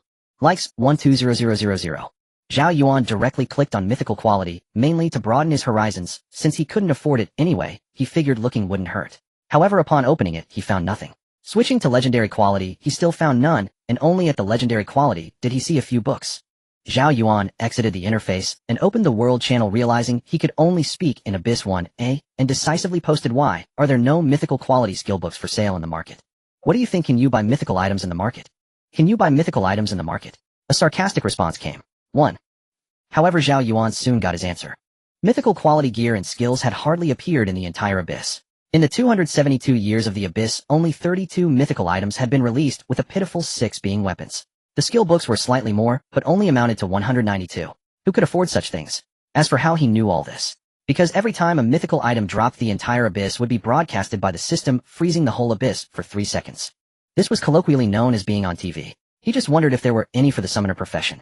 Zhao Yuan set aside his thoughts and looked at the legendary quality, discovering one book was astonishingly priced at 9999999. Flamebone Dragon type summoning quality legendary skill description: summons an ancient dragon engulfed in flames from the flame abyss, dealing continuous damage to the surrounding area, applying dragon fear to targets lower in level than the summoner, immobilizing them for 3 seconds, and capable of exhaling fiery dragon breath, dealing massive magical damage to targets. It looked quite good with continuous damage, burst potential, and control. Zhao Yuan clicked to read the reviews. It's massive. I can only say this thing is huge and cool. Cool. What good does that do? Who wants to team up with it? Likes 8 million. Honestly, the skill itself is decent, but this price is simply outrageous. Do you think this is 200 years ago? Likes 111. 75 million. The person above is talking nonsense. Likes 2 million. The person below is spouting rubbish. Alright. Zhao Yuan shrugged. There was nothing to be disappointed about, he couldn't afford it anyway. But soon Zhao Yuan received another message. Newbie. It was evident that the big shot had checked Zhao Yuan's profile and hadn't directly blocked him. Whether he was cute or not was uncertain, but he was definitely very new. Zhao Yuan and the others didn't want to keep the big shot waiting, quickly tidying up and took a photo to post in their friend circle. The big shot leads the team, helplessly winning by lying down. Clearly the big shot's tone improved a lot. You're only level 5, why buy legendary skills? Just buy a few basic survival skills, go grind some mobs, and if you're lucky you can get everything you need. You guys level up quickly in the early stages now. The big shot kindly reminded. I know, I'm just asking. I'll come back to buy when I have enough money, Zhao Yuan honestly confessed. After a few minutes Zhao Yuan received another message. So I can only reduce the price by 50 in the wild now. You go level up first, and when I return to the main city in half a month I'll take it down for you and send it to you. What a good person, but Zhao Yuan felt a bit embarrassed. Thank you big brother, but no need. It's too precious, Zhao Yuan quickly replied. 200 years ago legendary skills would have been considered precious. Nowadays they are barely valuable in other professions, but for summoners legendary skills are practically worthless. The big shot explained. Zhao Yuan felt a deep malice, being a summoner was too difficult. You're still too low level. If you reach level 100 the entire channel will be unlocked. If you shout a couple of times in the world channel you might even get a few legendary skills. Summoners are too rare, many players can't handle the loneliness of soloing in the mid to late game, and they basically all switch to support roles or life professions. I saw several legendary skill books in the market priced over 10 million, Zhao Yuan asked curiously. Those are scams, they are only listed when newbies log in to trick those rich second or third generations. Don't think there are many fools among the wealthy. What is truly valuable are the legendary skills, the big shot explained. Of course if you drop legendary skill books from other professions you can sell them for a decent price as the demand is high. If you drop ones from those underperforming professions it's normal to be stuck in the market for decades eating dirt. Especially powerful skills are a different story. Thank you big shot, but no need for gifts. In a couple of days when I have enough, if you could lower the price I would be immensely grateful, Zhao Yuan expressed his thanks. No problem, I'll change it right now. This item has been on the market for 3 or 4 years without anyone wanting it. The skills aren't strong, but I recommend checking out the Human Alliance's profession guide to find some practical skills. Thank you big shot. You're welcome, keep leveling up. After closing the chat Zhao Yuan indeed saw that the price of that skill had changed to 600,000. Zhao Yuan breathed a sigh of relief. Although he had long known that being a summoner was tough, he still held some hope, always thinking what if things turned out well. This time the market had completely shattered Zhao Yuan's hopes. The path of the summoner was indeed arduous. After sitting for a while Zhao Yuan stood up. It was wise to heed the advice of seniors as it could help avoid taking some detours. He went to the front desk and saw a large stack of books looking to be no less than several thousand. After searching for a long time he finally found the General Guide for Summoners. Compared to other professions this book was significantly thinner, it was less than 1/20th the thickness of the thickest one. He also grabbed a copy of All Professions Monster Guide 1 and returned to his room. These materials were provided for free by the Human Alliance with many branches located in all inns in the novice village where players gathered. In the 4 major systems of the Abyss game there were basically no underperforming professions in the tank and support categories. Just a few skill books along with some talents could easily get by and were quite popular. In the damage category only summoners had become underperformers, the others were simply different types with varying damage outputs. While high-end teams couldn't include them, low-end teams still needed them. As for control professions there was no need to mention, they were the underperformers of the version. The bad ones switched directly to life professions while the good ones could still manage to be valuable guests. They might not be able to handle monsters but they were the uncrowned kings in unknown battles. A well-executed operation could control you like a father. You might have over 1 billion damage but first you need to be able to deal it out. Most teams would provide a control position and in unavoidable PvP scenarios it could lead to chaotic kills. A standard team typically consists of 1 main tank, 1 off-tank, 2 damage dealers, 1 support and 1 control comprising 6 members. This is the most cost-effective formation since the experience in dungeon runs in the Abyss game is fixed. There are no limits on how many people can grind. 6 members provide the best cost performance for dungeon runs, ensuring both efficiency and safety. However, due to different focuses some teams might swap out the control position for a support or assassin. But lacking a control position makes PvP encounters in the wild difficult. At this point it comes down to trade-offs, which is why 7-member teams are also a trend, but leveling efficiency will slow down significantly. These are the results of over 200 years of development, the optimal routes summarized by seniors. The remaining groups are temporary teams composed of random players which are much less secure. After all, a fixed small team will almost always become life and death brothers or cherished friends over time, making them extremely trustworthy. The original intention of forming a team was also aimed at this purpose. Then there are the lone wolves, which are summoners. Moreover, summoners are also suitable for soloing and have the ability to do so. This is also an advantage of summoners. Other professions dare not venture into the wild without a team to back them up. Summoners are one of the few professions with subordinates and have the most subordinates. Forming a small army isn't just talk. The Beast Tamer card, Pet Master, Dragon Rider and others are also similar. They are in a much better position than summoners. Their subordinates can communicate, possess intelligence and understand coordination, so there are no issues with positioning. The team dynamics are far superior to those of summoners. However, Zhao Yuan's talent made this shortcoming even more pronounced. The decline of rationality is a huge pit. What little intelligence one had becomes irretrievable as rationality decreases. Zhao Yuan returned to his room and opened the General Guide for Summoners, starting to study it. He glanced through it and found that there are a total of 123 known types of summoner professions, such as Necromancer, Spirit Summoner, Hero Summoner, Elemental Summoner and so on. Different summoner profession specializations have different focuses and paths, broadly categorized into pure summoning and support summoning. Pure summoning relies entirely on summoned creatures for damage output, while support summoning relies on the player for damage. Zhao Yuan's talent determined that his own damage output capability was not excellent, so he could only go for pure summoning. However, it's not impossible to switch to support summoning later if his attributes improve. Through research, Zhao Yuan also understood what he should do next. In the Abyss game, every 5 levels you gain a skill slot, meaning by level 25 you can unlock all the initial skill slots. The game does not require a specific number of skills for players but only provides 5 free skill slots.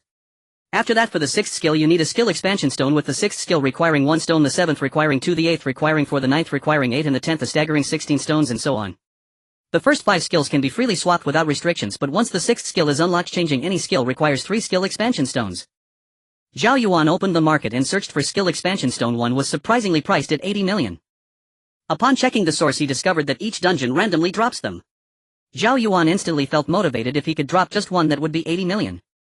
After contemplating for a while, Zhao Yuan decided to follow the guide's recommendations. He opened the market, found general skills and first bought a book on Swift Step for easy escape, then bought a book on Blink to dodge skills, followed by a shield for protection and finally a healing skill for survival. In a flash 400 gold disappeared. 100 gold per book was still acceptable. Upon returning to the summoner profession he clicked on excellent quality and found the skill named 3 dogs, checking the price at 500 gold, which was reasonable and acceptable. A total of 900 gold was spent. The Human Alliance's recommendations are generally cost-effective and won't scam newbies. Putting down the General Guide for Summoners he opened the All Professions Monster Guide 1. It was time to plan his leveling route. The entire guide is divided into 3 parts: the Wild section, the Dungeon section and the World Boss section. The first layer of the Abyss has a total of 10 level maps in the Wild, categorized into Ordinary and Divine zones. The Ordinary zone is only level 1 while the Divine zone contains level 9 corresponding exactly to a 1-star level 9. The Dungeon section details the 9 fixed Divine dungeons of the first layer of the Abyss, explaining the dungeon storyline, number of monsters, routes and drops. It outlines how many minor monsters roughly populate each dungeon, what skills they possess, where the bosses are, what skills the bosses have, how many phases they have, what to watch out for. Everything is meticulously detailed, even the best routes for grinding, where the shortcuts are, and where to kite minor monsters are all clearly illustrated and marked. In other words, these dungeons have almost been exhausted. After 272 years, nearly 100 billion players have repeatedly entered these dungeons. Do you still expect there to be any secrets? Opening the storage space, Zhao Yuan carefully stored the book so he could refer back to it whenever he encountered something unclear in the wild. Every player in the Abyss game has 50 slots of storage space, and if more slots are needed later, they can be unlocked for a fee. As long as you have money, you could open up to 100 million slots. The only problem is if you can afford it. In terms of demanding money, the Abyss game does indeed feel like a game. After resting for a night, Zhao Yuan woke up early the next morning. It's time to set off, Zhao Yuan. You need to work hard. Zhao Yuan encouraged himself.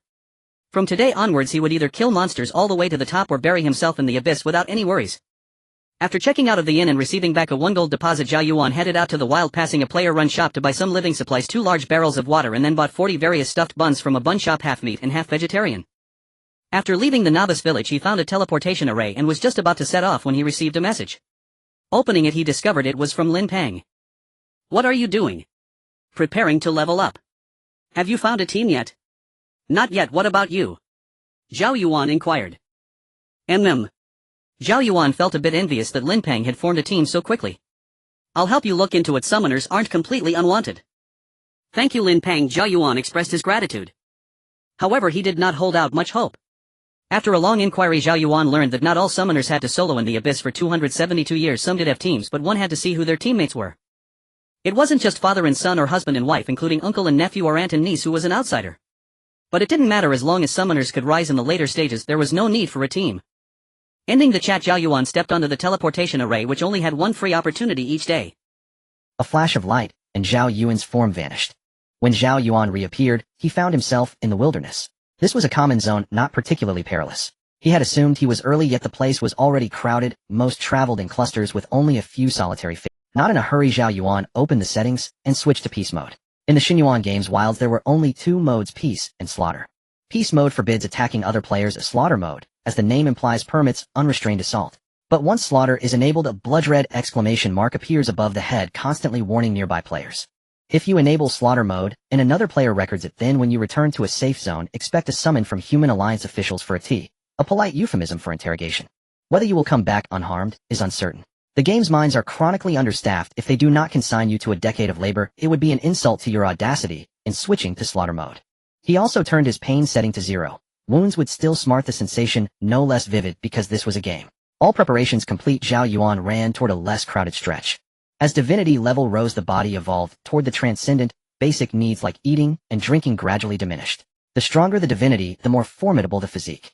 Already when Zhao Yuan ran, it was as if a wind bore him, far swifter than in the mundane world. Once a divinity level reached 2-star rank, one could traverse sky and earth like the immortals of old. The further one progressed, the more miraculous the effects. At 3-star rank 1, even the regrowth of severed limbs was no longer impossible. Thus, while Xinyuan brought calamity, it also made myth and the age-old longing for longevity attainable. After considerable searching, Zhao Yuan found a relatively uncrowded spot and stopped roughly 400 to 500 meters from a nearby team. This place was ideal, not too many wild monsters and other players not far off. If trouble arose, aid could arrive in time. He glanced at the other team. They were a 7-person squad, 3 men and 4 women. They noticed him, offered him a nod, and he returned the gesture. Mutual aid among humans in the Xinyuan game had become routine. Barring extremes, players were eager to help one another. Zhao Yuan inhaled deeply, excitement laced with a thread of nervousness. He produced a skill book and activated it. A flash of light, his first skill slot ignited as the skill's knowledge poured into his mind, integrating into instinct. At his thought, 3 hounds materialized from the void. Woof, 3 times, and in the next instant they lunged at the nearby wilds. He instinctively shouted, "Return." The hounds gave no response. Realization struck him, and with another thought, they dispersed. He had nearly forgotten a summoner's creatures autonomously attack any hostile target within a 30-meter radius. Beyond that distance, they must be deliberately placed at the target's location. Their effective range grows with rank. He stepped back and summoned them anew. With no enemies present, the 3 hounds circled him. After all, it was his first skill and first use. How could he not take a snapshot for posterity? He found a suitable angle, the void behaved like a camera, and a snapshot fell from midair. Zhao Yuan caught it, opened his personal space, and posted it. His post read, "Commemorating my first time. Let's go." Set to friendly, followed by "All set, let's begin." Zhao Yuan recalled his hounds approached a wild creature, drew a plain white longsword, delivered a basic strike, and then retreated rapidly. A shard of starlight no larger than a pebble with a glittering tail struck the creature's head for over 1,000 damage. The beast aggroed, turned, and charged Zhao Yuan. Midway the three hounds reappeared from the void and intercepted it. With 3 swift blows the pig-sheep beast collapsed. An experience shard flew automatically to Zhao Yuan. The system announced you have gained 30 experience. Eligibility for the human experience pool bonus detected. Open. A circular icon labeled experience lit on the interface. Zhao Yuan opened it, the system's voice chimed again. Human experience pool bonus activated. All your subsequent experience gains will be augmented. Zhao Yuan read the description and his eyes brightened. The human experience pool had been proposed by the Human Alliance leadership, ratified collectively, and widely supported by humanity's powerful. With the introduction of the item rule stone, certain modifications to the Xinyuan game made it feasible. The pool formed because each high-level human player voluntarily routes 1% of their daily experience into it, after the Xinyuan games cut those contributions accumulated. Every veteran player earned prodigious experience, and with peak levels granting only 2 attribute points per rank, latest advancement demanded vast experience, thus 1% cost them little. Yet even that 1% represented sleepless toil. Their willingness to donate it freely to aid juniors spoke of genuine dedication. The current experience bonus read 800. Zhao Yuan examined the effect, and could not help but sigh. The ember of humanity will one day converge into a sea of flame and burn through this Xinyuan. Gazing across the waste, Zhao Yuan understood the soil lay atop countless predecessors' corpses. To say every inch was stained with human blood was no exaggeration. When Xinyuan first descended, hundreds of billions of humans poured in unprepared. No guides, no bonuses, no aid. Barehanded into that hell, to seek survival and growth. In those common zones, it took the slaughter of 10,000 elite monsters just to unlock a divinity level. Every dungeon cleared cost innumerable lives. Without strategies or good equipment, each victory had been forged from mass sacrifice. Not like now, when everything was available to players like Zhao Yuan. They ground divinity to open-world bosses. Countless people, heedless of the vast divinity gap, charged those bosses. Each boss skill erased swathes of bodies, yet still multitudes surged forward, chipping away at the colossal enemy. The Xinyuan game had main quests, each with time limits. Zhao Yuan's group was spared such constraints because the main storyline had already progressed to Xinyuan Layer 17. In that short year, humanity plunged from hundreds of billions to 20 million. Those slain by the first layer boss likely numbered no fewer than 70 or 80 billion. The lesson that divinity levels could not be bridged began to spread then. Saying the first layer was cleared atop a mound of near 100 billion human corpses was not an exaggeration. As when humanity's first strongest, the first to possess mythical gear, Shao stood before the world boss and told his team, "If I fall, ignore me. Grab my equipment, step over my corpse, and take it down." He led the charge toward that vast divinity-suppressing colossus, an ant's roar at a dragon. Now his silhouette could be seen only in the history books of the mundane world. The spirit he left sustained the remaining 271 years, a rallying all. So what if it's a god? Bring it down, they cried. The boss felt the ants had slain the dragon, and that silhouette too collapsed. From that moment, humanity stood up. Among the surviving 20 million elites, they absorbed lessons, consolidated power, and established the Human Alliance. Though people continued to vanish over the years, casualties ceased to be so apocalyptic. In 271 years, humanity rose from 20 million to some 5 or 6 billion. Humanity clung stubbornly to life in Xinyuan. Yesterday's bosses were now repeatedly slaughtered by humans. It felt like a cycle. Yesterday's caused today's effect. Setting his thoughts aside, Zhao Yuan resumed farming. The same method multiplied. One skill spawned countless repeats. Though his damage was modest and his skills ordinary, he enjoyed a whole-tier divinity advantage over the monsters. Damage dealt 99. Damage taken 99. With the hound's output not insignificant, the grind was effortless. In under 3 hours, Zhao Yuan surged to level 30 and learned every skill he had purchased. Equipping the level 30 white gear withdrawn from his growth fund, his efficiency quickened. The hound strengthened alongside him. Now he could relax, no longer needing to pull monsters himself. He only managed distance and avoided charging into too many foes at once. He opened the guidebook and found the monsters named sheep-pig beasts or pig-sheep beasts, hardly an imaginative title.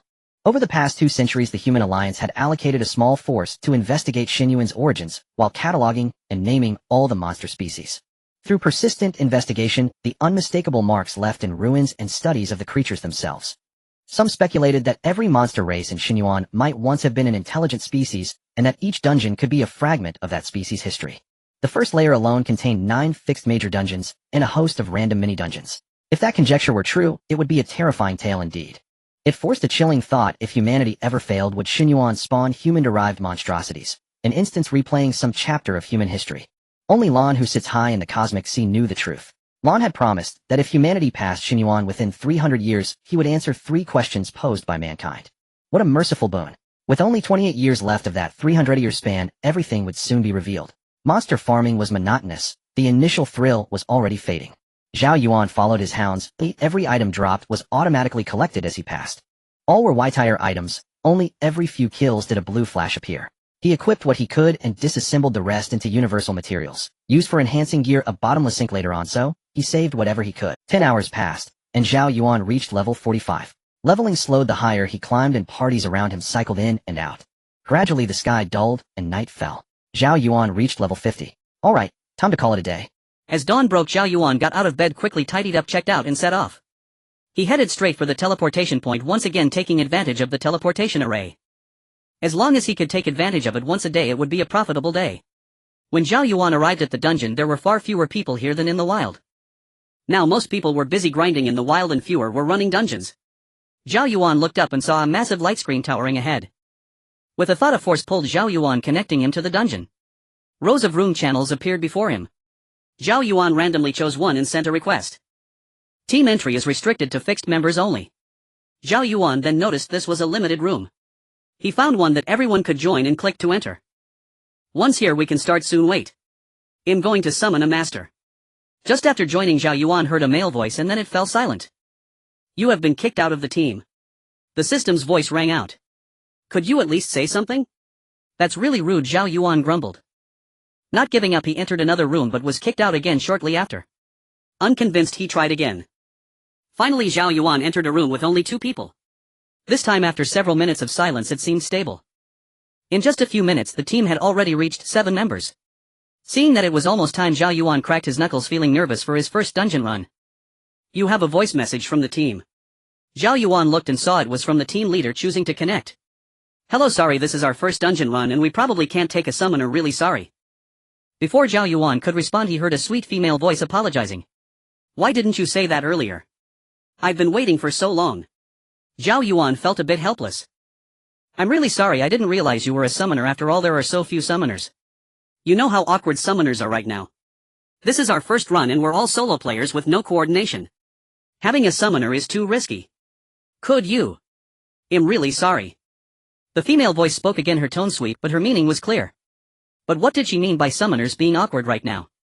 We have always been awkward. Alright, I understand. Zhao Yuan was not one to be insensitive since they had said so, he had no need to cling to them. Zhao Yuan chose to exit the team. He wasn't too disappointed, in fact he hadn't really wanted to team up at first and planned to solo it, knowing exactly what class he was. However, standing before the dungeon, Zhao Yuan felt a bit cowardly. No matter how detailed and thorough the dungeon strategies were, they were all theoretical. What if something unexpected happened and he ended up in trouble? A friend request came in. Zhao Yuan opened it to find it was from the girl from earlier. Friend accepted. I'm really sorry for wasting your time, I'm so sorry. No problem. This girl was quite persistent, even adding him as a friend just to apologize. Thank you. Zhao Yuan closed the message and smiled, gaining a female friend slot. It was still early, so he tried a few more rooms. Some were polite enough to say sorry while others just kicked him out. Just as Zhao Yuan was about to give up, he suddenly noticed a room labeled, "Feel free to join." He joined and found that there were already 15 people in the team, making it 16 with him.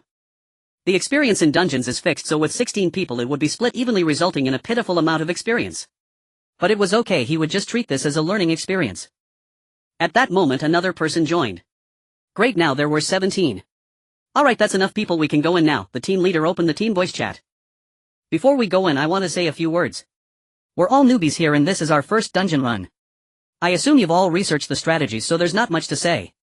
This dungeon is relatively simple, but once inside make sure to follow the leader and don't mess around. Zhao Yuan clicked on the team leader's avatar, Zhao Tong. Do you wish to enter the Silent Palace? Yes. A flash of light surged and Zhao Yuan's figure vanished.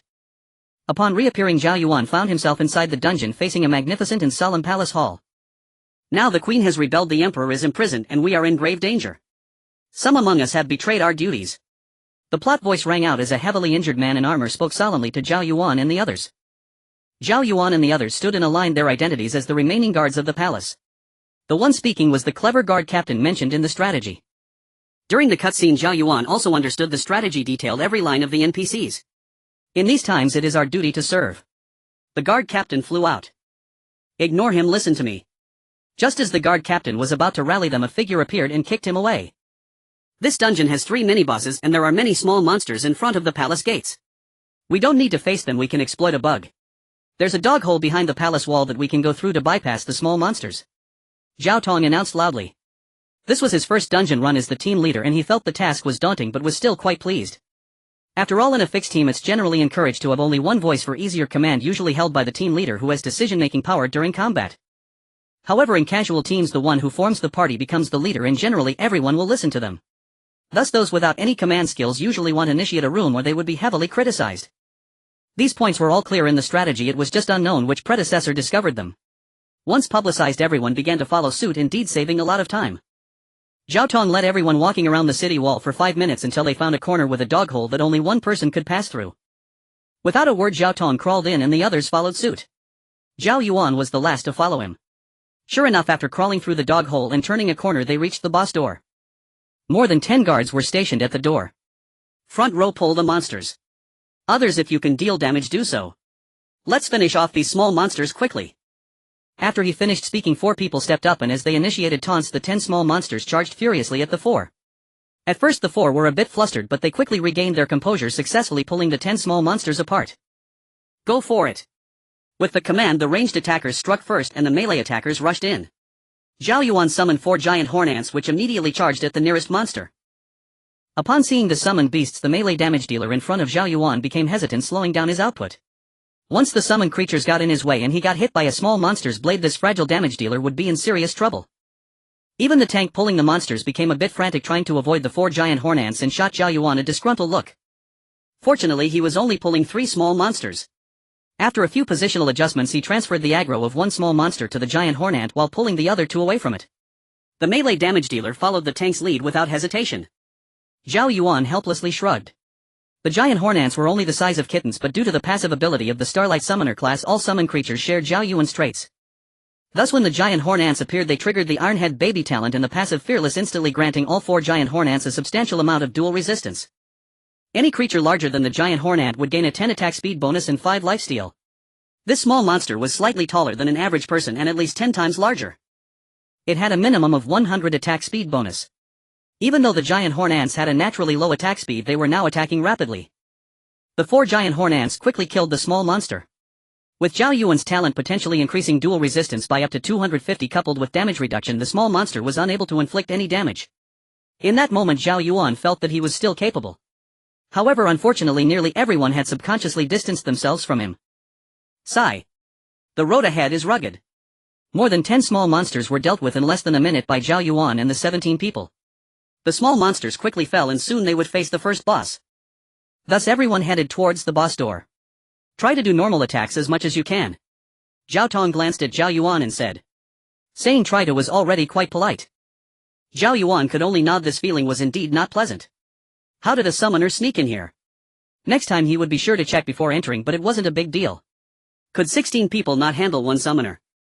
Zhao Tong was also speechless. How could he encounter such a rare class? It seemed there was little hope for good loot from this dungeon. Zhao Tong's class was a Blade Master, a hybrid warrior type class that was neither purely tank nor damage dealer. As a melee fighter he did not favor summoners as they often lacked coordination, making it difficult for him to maneuver and perform optimally while dealing damage alongside summoned creatures. Seeing everyone gathered, Zhao Tong glanced at Zhao Yuan again, prompting Zhao Yuan to nod once more. Let's go in time to engage the boss. With that command a group of people rushed in. As they entered, a massive figure appeared towering over everyone by half a meter and twice as wide as Zhao Yuan, looking exceptionally fierce with a huge horn on its forehead radiating a menacing aura. Front row, go up and taunt. You 4 make sure to coordinate and don't let the boss lose aggro. Damage dealers, unleash your full power control rolls, watch for interruptions on the boss skills and restrict its positioning. Healers, keep a close eye and protect everyone. Zhao Tong outlined the strategy. Others had no objections, though the pressure was a bit high on the healers as among the 17 people there was only one healer. However, encountering a healer in a casual team was already quite rare since that class rarely had solo players. At least everyone had life-saving skills and each one had a healing teleport. As long as they didn't panic it should be fine. Everyone, don't rush. If you need to slow down, pay attention to your positioning and try to avoid casualties. Zhao Tong reminded one last time. Everyone, don't rush. If you need to slow down, pay attention to your positioning and try to avoid casualties. Zhao Tong reminded one last. You dare to challenge the authority. The guard saw a group of players charging in with murderous intent as the plot began to unfold. At this point, who still cares about the story? A frontline player leaped up, slamming a shield into the boss's face. The taunt was impeccable. The boss's attention was instantly drawn. A 3-meter-long blade was swiftly unsheathed, its cold gleam shooting forth as it slashed down, ripping through the air with a sound, as if it were being sliced open.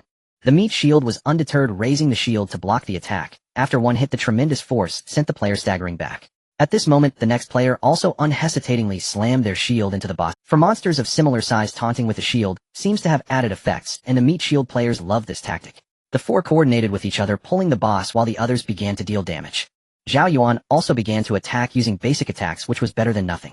Equipped with a longsword, his attack range was about 10 meters, slightly less than traditional ranged attacks, but still considered safe. With flicks of his wrist, Starlight descended, dealing negligible damage to the boss. The first boss posed no real challenge, and had no special mechanics. Continuous damage would suffice to bring it down. Indeed, very quickly under the player's relentless assault, the boss dropped little loot, just a pile of trash, that everyone casually picked up with nothing notable to discuss. With one successful kill under their belt, everyone seemed more confident. Next they headed towards the second BOSS, which was located beyond 3 large halls surrounded by hundreds of smaller monsters, making this the first real challenge of the dungeon, as the smaller monsters would go berserk when their numbers exceeded a certain threshold. Once the smaller monsters went berserk, their attack speed, health, and resistances would greatly increase, each one resembling a mini-boss. Zhao Yuan initially thought Zhao Tong would make specific arrangements here, but unexpectedly Zhao Tong did not allocate roles and instead signaled everyone to charge in. Wait. Zhao Yuan had a bad feeling. In the end, no one paid him any mind, with only a few hesitating briefly. Zhao Yuan couldn't understand, not everyone had the patience to study strategies for half the night like he did. Most would only focus on the boss's strategies. In a fixed team, the captain usually studies the strategies personally and holds a meeting before setting off. Additionally, fixed teams trust their members completely, ensuring orders are followed, something that random teams simply cannot achieve. Having just defeated the BOSS, their confidence swelled. Since this was only a low-level dungeon, deep down they felt no reverence. They had slain the boss. How could mere dozens of small monsters pose any threat to them? At the beginning, their leveling had left them somewhat disoriented. Zhao Yuan began to slow his pace. The 4 frontline players charged in, without hesitation, one drawing in a portion of the monsters. One of them pulled too many at once, and began to struggle, edging closer to another player in an attempt to share the burden. The others continued to deal damage, unaware of this situation. However, he did not notice anything amiss, and instead gave the frontline player a speed boost. Don't! Zhao Yuan shouted loudly to stop them. But it was too late, and soon both groups of bosses were clustered together. A wave of blue light flickered, and all the small monsters went berserk. Quick, gather together. Zhao Tong was also confused. How could they gather together at this moment? In panic, people sought safety, and what could be more reassuring than huddling together? Split up. Zhao Yuan was also losing it. Did these people have a problem with their brains? If they spread out, the berserk state would gradually dissipate. Zhao Yuan's words had several waves of monsters began to gather, and more monsters went berserk. It's over. Zhao Yuan slapped his forehead. Zhao Tong also started to unleash a flurry of attacks, trying to quickly eliminate a few to alleviate the pressure, but as he went all out, he attracted more and more monsters. Inadvertently, a small monster wielding a hammer struck Zhao Tong. Oh no, he was stunned. Immediately after, Zhao Tong saw several gleaming blades slicing toward him. It's over. Healer, save him. Zhao Yuan shouted urgently. But at this moment, nearly everyone was facing unexpected situations, and the healer simply could not keep up. Zhao Yuan hurriedly adjusted his position, trying to rescue his companion. But when the giant ant arrived, it was too late. Half of his head flew off, and brain matter splattered everywhere. No divine help could save him now. At that moment, someone rushed over attempting to save Zhao Tong, but he failed, and instead got knocked aside by the giant ant, nearly falling out. However, there was no time to dodge, and he was slashed by a small monster, having no choice but to use his flash to heal and escape the circle of monsters. The giant ant was too small, about the size of a kitten. In his panic, he failed to notice it underfoot. With a glare at Zhao Yuan, he said nothing more, as they were all focused on saving their teammates. Zhao Yuan dodged a small monster and dismissed the giant ant. It was best not to complicate matters. Seeing someone fall, the others became even more chaotic, and some began to retreat, realizing the situation was hopeless. A group of people was in disarray, resembling a rabble. Zhao Yuan, helpless, activated his sprint ability and ran away without looking back. Finding a safe spot, he immediately exited the dungeon. This random team was utterly unreliable. He couldn't tell how many would return safely this time. Death was the norm in the abyss. Moving forward, he had to be cautious, avoid recklessness, and not let success go to his head. After coming out, Zhao Yuan hesitated several times, but decided to take another look. If that didn't work, he could always solo the dungeon. Zhao Yuan checked the room name again, and thought about just passing by, but considering his status, he decided again. Upon entering, Zhao Yuan actively looked at the captain's details, and was taken aback. Level 1280. Where did this big shot come from? Wow. A full 4-digit level shattered Zhao Yuan's expectations. A big shot is playing this small dungeon. Zhao Yuan cautiously typed in the team chat, feeling too embarrassed to use voice chat. Just taking a break bored and not wanting to level up, thought I'd try my luck. To his surprise, the big shot replied quickly. The Silent Palace, being the lowest level fixed dungeon in the Abyss, is usually just a transitional spot, but due to the rarity of the Angels tier high-level players often come to try their luck in their spare time. As levels rise, there is virtually no loot to be found in lower level dungeons, so they choose to bring a few newbies, commonly known as grinding goodwill. Good deeds will be rewarded. This ancient belief of the Eastern people holds true when one has the ability to act. After waiting for a long time, no one else came in. Zhao Yuan glanced at the world channel and realized that everyone was discussing a recent incident of a random team dungeon failure. Zhao Yuan had no idea if they were referring to his team. After thinking for a moment, he applied for the right to change the room name, which required the captain's consent. The captain quickly agreed. Zhao Yuan decisively changed the room name to Big Shot, leading the team. Hurry up. Within a minute, 4 people joined. The captain quickly agreed. Zhao Yuan decisively changed the room name to Big Shot, leading the team. Hurry up. Within alright, we have enough people. He'll change the team permissions to captain distribution. I only want the Angel's Tear and skill development stones, the rest are yours. If you have any objections, just leave. The Big Shot opened voice chat and got straight to the point. After about 30 seconds, seeing no one spoke up, it was clear everyone accepted. In that case, let's go in. You don't need to do anything, just follow me. Do you want to enter the dungeon? No one clicked no. The next second, Zhao Yuan re-entered the dungeon. The moment he did, he was engulfed in a wave of panic, as if his body had received a tremendous shock, making every hair on his body stand on end. An instinct urged Zhao Yuan to flee, but his body dared not move. It was as if a mouse had encountered a cat, or a rabbit had faced a lion. Zhao Yuan struggled to look at the source of the crisis, a man in white robes clad in ancient attire with long hair, casually draped behind him, carrying a long sword on his back. His sword-like brows and star-like eyes gave Zhao Yuan the impulse to kneel before what seemed like a celestial being. This was the disparity brought by the immense divine level. The aura of a high-level being exerted a terrifying intimidation over lower-level beings. What a hassle! The captain casually took out a mysterious item, and a white mist instantly enveloped him, rendering him invisible. Indeed, with the appearance of the mist, Zhao Yuan felt much more relaxed, experiencing a sense of relief, as if he had survived a calamity. The other 4 felt similarly, involuntarily breaking into smiles. Remember to move quickly, and don't waste time. I've only got 10 runs, I have other things to do. The Big Shot said. Zhao Yuan and the 4 nodded obediently. Let's go. The Big Shot took the lead, and the 5 of them hurriedly followed, keeping a distance of about 5 meters from him, consciously or unconsciously. Instinctively avoiding danger, the Big Shot, leading the team, naturally wouldn't take any risks. He confidently walked toward the palace gates. As they went along, the small monsters discovered intruders and charged at them. The sheer number of them was still quite impressive. However, before they even came within 10 meters of Zhao Yuan and the others, they were sliced apart by a wave of sword energy, dropping quite a bit of equipment and some coins. Zhao Yuan and the others hurriedly rushed over to pick up the coins and equipment automatically. The Big Shot stopped and waited for Zhao Yuan and the others to finish looting. After a few waves of small monsters passed, Zhao Yuan once again stood before the first boss. You lowly. The boss's words were cut short as it fell. The Big Shot stepped forward and continued onward, while Zhao Yuan and the others happily collected the spoils. They arrived at the location where Zhao Yuan and the others had failed last time. The Big Shot blinked and gathered all the small monsters together. In an instant, a familiar blue light flashed, and the small monsters went berserk one by one. The next second, another familiar sound of a sword being drawn echoed. Everything returned to calm. There was no distinction between berserk or not in front of the Big Shot. All beings were equal. This was the difference. Zhao Yuan sighed inwardly. Does anyone know this Big Shot's divine level? One teammate asked quietly. Zhao Yuan shook his head. Personal information only showed names and peak levels, and the divine level was invisible. Over level 1200, the divine level must be around 16 or 17 stars. A teammate said uncertainly. Zhao Yuan and the others, being newbies, were not very clear on this. Soon the second and third bosses also fell.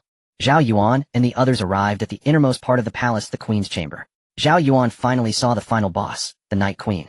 She stood about half a meter taller than an average human, and aside from the singular horn on her forehead, which contradicted human aesthetics, everything else was beyond praise. Especially those long legs, Zhao Yuan couldn't help but want to touch them. You insignificant insects, who gave you the courage to enter here? Just as Zhao Yuan was about to admire her further, another sound of a sword echoed. What a pity. Zhao Yuan felt a bit regretful. As the boss fell, a green light flashed, and something green dropped. Boring, there isn't anything, the Big Shot muttered to himself. Then he set the loot distribution to random, and in an instant that green light vanished before Zhao Yuan. What a pity. Zhao Yuan lamented inwardly. He then happily ran over to pick up the remaining high-quality items. Even disassembling them would yield some coins. Zhao Yuan and the others didn't want to keep the Big Shot waiting, quickly tidying up and took a photo to post in their friend circle. The Big Shot leads the team, helplessly winning by lying down. Adding a little emoji gives it charm. When the Big Shot led the team out of the dungeon, Zhao Yuan noticed they had completed it in just 3 minutes and 25 seconds. Incredible speed. Without further ado, the big shot was busy and quickly entered the dungeon again. In less than 15 minutes they finished the 10th run. The big shot got faster as they progressed, forcing Zhao Yuan and the others to sprint just to keep up with his pace. Goodbye, little newbies. The big shot left a message and disbanded the team. Zhao Yuan opened his inventory to check his gains, disassembling the useless equipment. He noticed 2 remaining green items, a belt and a pair of shoes. Mountain Wind green shoes required level 52 type shoes, attributes agility 12, strength 11, set effect. When you possess 2 pieces of Mountain Wind equipment you gain a 7 speed increase. When you possess 4 pieces of Mountain Wind equipment your attacks will gain 1 wind elemental damage. When you possess 6 pieces of Mountain Wind equipment your attacks have a 5 chance to summon a Mountain Wind attack, dealing damage equal to 75 of the damage you currently deal. Indeed garbage, no wonder no one uses it. Zhao Yuan said speechlessly. He then looked at the belt. Yuqing cleansing belt required level 52 type belt, attributes intelligence 11, stamina 11, set effect. When you possess 2 pieces of Yuqing equipment you receive a shield that absorbs 15 of the current damage. When you possess 4 pieces of Yuqing equipment your attacks will gain 1 water elemental damage. When you possess 6 pieces of Yuqing equipment your attacks have a 5 chance to summon a water flow attack, dealing damage equal to 75 of the damage you currently deal. This one is slightly better. At least it has spiritual attributes. Zhao Yuan chose to equip it as it was the first set he had obtained. Every dungeon produces different types of sets. The Silent Palace dungeon set only contains Mountain Wind and Yuqing. Although sets are not distinguished by quality, there are high and low ones. Typically the best sets are called 99, meaning there are 9 attribute bonuses and the sub-attributes also have none. However, attributes like 99 are too rare to even think about. Just like Zhao Yuan's 2 pieces which only have 2 attributes are referred to as 20 and are considered trash. Aside from sets specially suited to oneself, most players generally choose types like 24 or 222. This time the big shot led the team and in just over 10 minutes Zhao Yuan leveled up twice, which is truly fast, but such opportunities are rare. He still needs to solo later. Random teams are unreliable and often look down on him. Zhao Yuan opened his character panel. Name Zhao Yuan, class Star Summoner, age 15, talent Iron Head Boy, damage 1040, health 13100, attributes stamina 131, spiritual power 104, agility 130, defense attributes armor 10 for magic resistance 104, more attributes critical hit bonus 0, penetration 0, all anomaly resistances 0, skills fixed skill Light of Stars. You can freely switch your attack range. When you are ranged you can deal a single target damage to a distant target with a distance 10 times that of your weapon's length. When you switch to melee you can deal area damage in a fan-shaped area in front of you with a distance 1.5 times that of your weapon's length. Giant Horned Ant type summon quality legendary skill introduction summons 4 giant horned ants from the ant kingdom to swarm the target with a certain chance to apply a paralysis effect to the target. At max level can summon 6. Blink, Heal, Sprint, Shield are common skills. Generally a class can carry a maximum of 2 while Zhao Yuan carries 4. These 4 skills are relatively high value skills in the early stages, but they must be replaced later, otherwise it would be a waste to reset when unlocking the 6th skill. Zhao Yuan checked the attributes of the Giant Horned Ant. Giant Horned Ant, health 22,000, level 52, damage 1500, attack speed 17, magic resistance 177, armor 224. The attributes are impressive. It's no wonder it's a legendary skill, though the attack speed is a bit low, but it doesn't matter as Zhao Yuan's talent provides a bonus. Taking a deep breath, it's time to solo. Let's go. Zhao Yuan approached the dungeon, not creating a room, opting to enter directly, familiar with the scene as the familiar opening lines appeared again. Zhao Yuan didn't give the head guard a chance to speak. Leaving directly, he had no right to learn from the big shot how to enter through the front door. He found a dog hole and crawled in. Such is life. No shivers. After winding around he arrived at the first boss's door. Glancing nervously at the entrance, Zhao Yuan unleashed a starlight attack on the guard. Zhao Yuan originally intended to attract 1 but unexpectedly drew 5. After slightly retreating he released the giant horned ant, which charged forward and drew aggro. Each attack from the giant horned ant dealt 1500 damage. Paired with the significant attack speed boost from Zhao Yuan's talent, the small monsters quickly fell. Zhao Yuan thought for a moment this time he had drawn 10 small monsters with no pressure at all. He noticed these small monsters couldn't damage the giant horned ant at all. With 177 armor on the giant horned ant plus the 50 fixed dual resistance provided by Zhao Yuan's talent that adds up to 266, and with a 1 increase per second it becomes 442 points of armor. With 22,000 health, over 400 armor and 50 lifesteal along with 30 final damage reduction, who could possibly take it down? They couldn't even deal more damage than they received. So summoners are this strong. Zhao Yuan gained confidence and stopped testing. He directly sent the giant horned ant into the swarm of small monsters. Immediately all the small monsters charged in and Zhao Yuan kept his distance. Should any accident happen he would swiftly escape. He was also a damage dealer, a fragile one. A single hit from a small monster could seriously injure him, 2 hits could take him down, and 3 hits might kill him even with healing. One must always understand their position, this is the key to survival. Naturally no accidents occurred as the 10 or so small monsters fell as easily as cutting wheat under the giant horned ant's damage. Upon encountering the boss again, Zhao Yuan released the giant horned ant and positioned himself at the edge, ensuring he never strayed more than 10 meters from the boss. Haha, so I'm this strong who still dares to say summoners are trash. Who else? Watching the boss fall, Zhao Yuan burst into laughter, releasing pent-up frustration. He moved towards the enraged small monsters, separating and eliminating them quickly, dealing with all the small monsters before they even had a chance to rage. After handling several waves of small monsters, he approached the second boss, the Hall Maiden. Compared to the deputy guard, the Hall Maiden was clearly much more agile, but it was of no use. Without eliminating Zhao Yuan, she couldn't possibly kill the giant horned ant. Seeing her agility, Zhao Yuan decisively maintained the maximum distance from his summon, 30 meters, ready to blink and heal at any moment. She had no chance. He pushed the maiden down and proceeded towards the mysterious person, facing no pressure from the small monsters along the way. However, Zhao Yuan also realized that although the giant horned ant dealt powerful damage, it was too slow in clearing small monsters. It seemed he needed to consider switching to a group damage ability. Glancing at his skills after some hesitation, Zhao Yuan decided to replace the shield skill, feeling it wouldn't be very useful for him. But there was no rush, it was already sufficient for now. Arriving before the mysterious person, it was evident that this mysterious individual was not to be trifled with, wearing a mask that exuded menace. With the big shot leading, the boss had no chance to attack. To his surprise, the boss turned out to be a mage. He quietly retreated, maintaining distance, unleashing the giant horned ant. But even if he was a mage, it didn't matter. The giant horned ant's magic resistance was higher than its armor, leaving him with no chance. Zhao Yuan, lurking at the edge, saw no immediate danger during the boss's skill cooldown and took the opportunity to strike with a star. Before long, the boss was defeated and a green light appeared, making Zhao Yuan's eyes shine. Every boss has a chance to drop green gear, but only the final boss will drop a guaranteed item. Other bosses drop randomly and the chances are slim. It seemed he was quite lucky. Zhao Yuan went to pick it up. Like the green gear, legendary items or higher among his regular gear need to be picked up manually, as they drop far less frequently compared to others. Yuching Lembo Ring required level 52 type ring, attributes intelligence 22, stamina 11, agility 18, sub-attributes critical hit 5, speed 2, penetration 16. Wow, 33. Zhao Yuan kissed the ring after picking it up. Especially with 3 sub-attributes, that's a treasure. Summons inherit the main attributes of the summoner proportionally and fully inherit the sub-attributes. Though it may be a bit low, having some is better than none. Zhao Yuan walked slowly while dealing with small monsters, arriving at the queen's palace. There he met the Night Queen again. You lowly insects, who gave you the courage to enter here?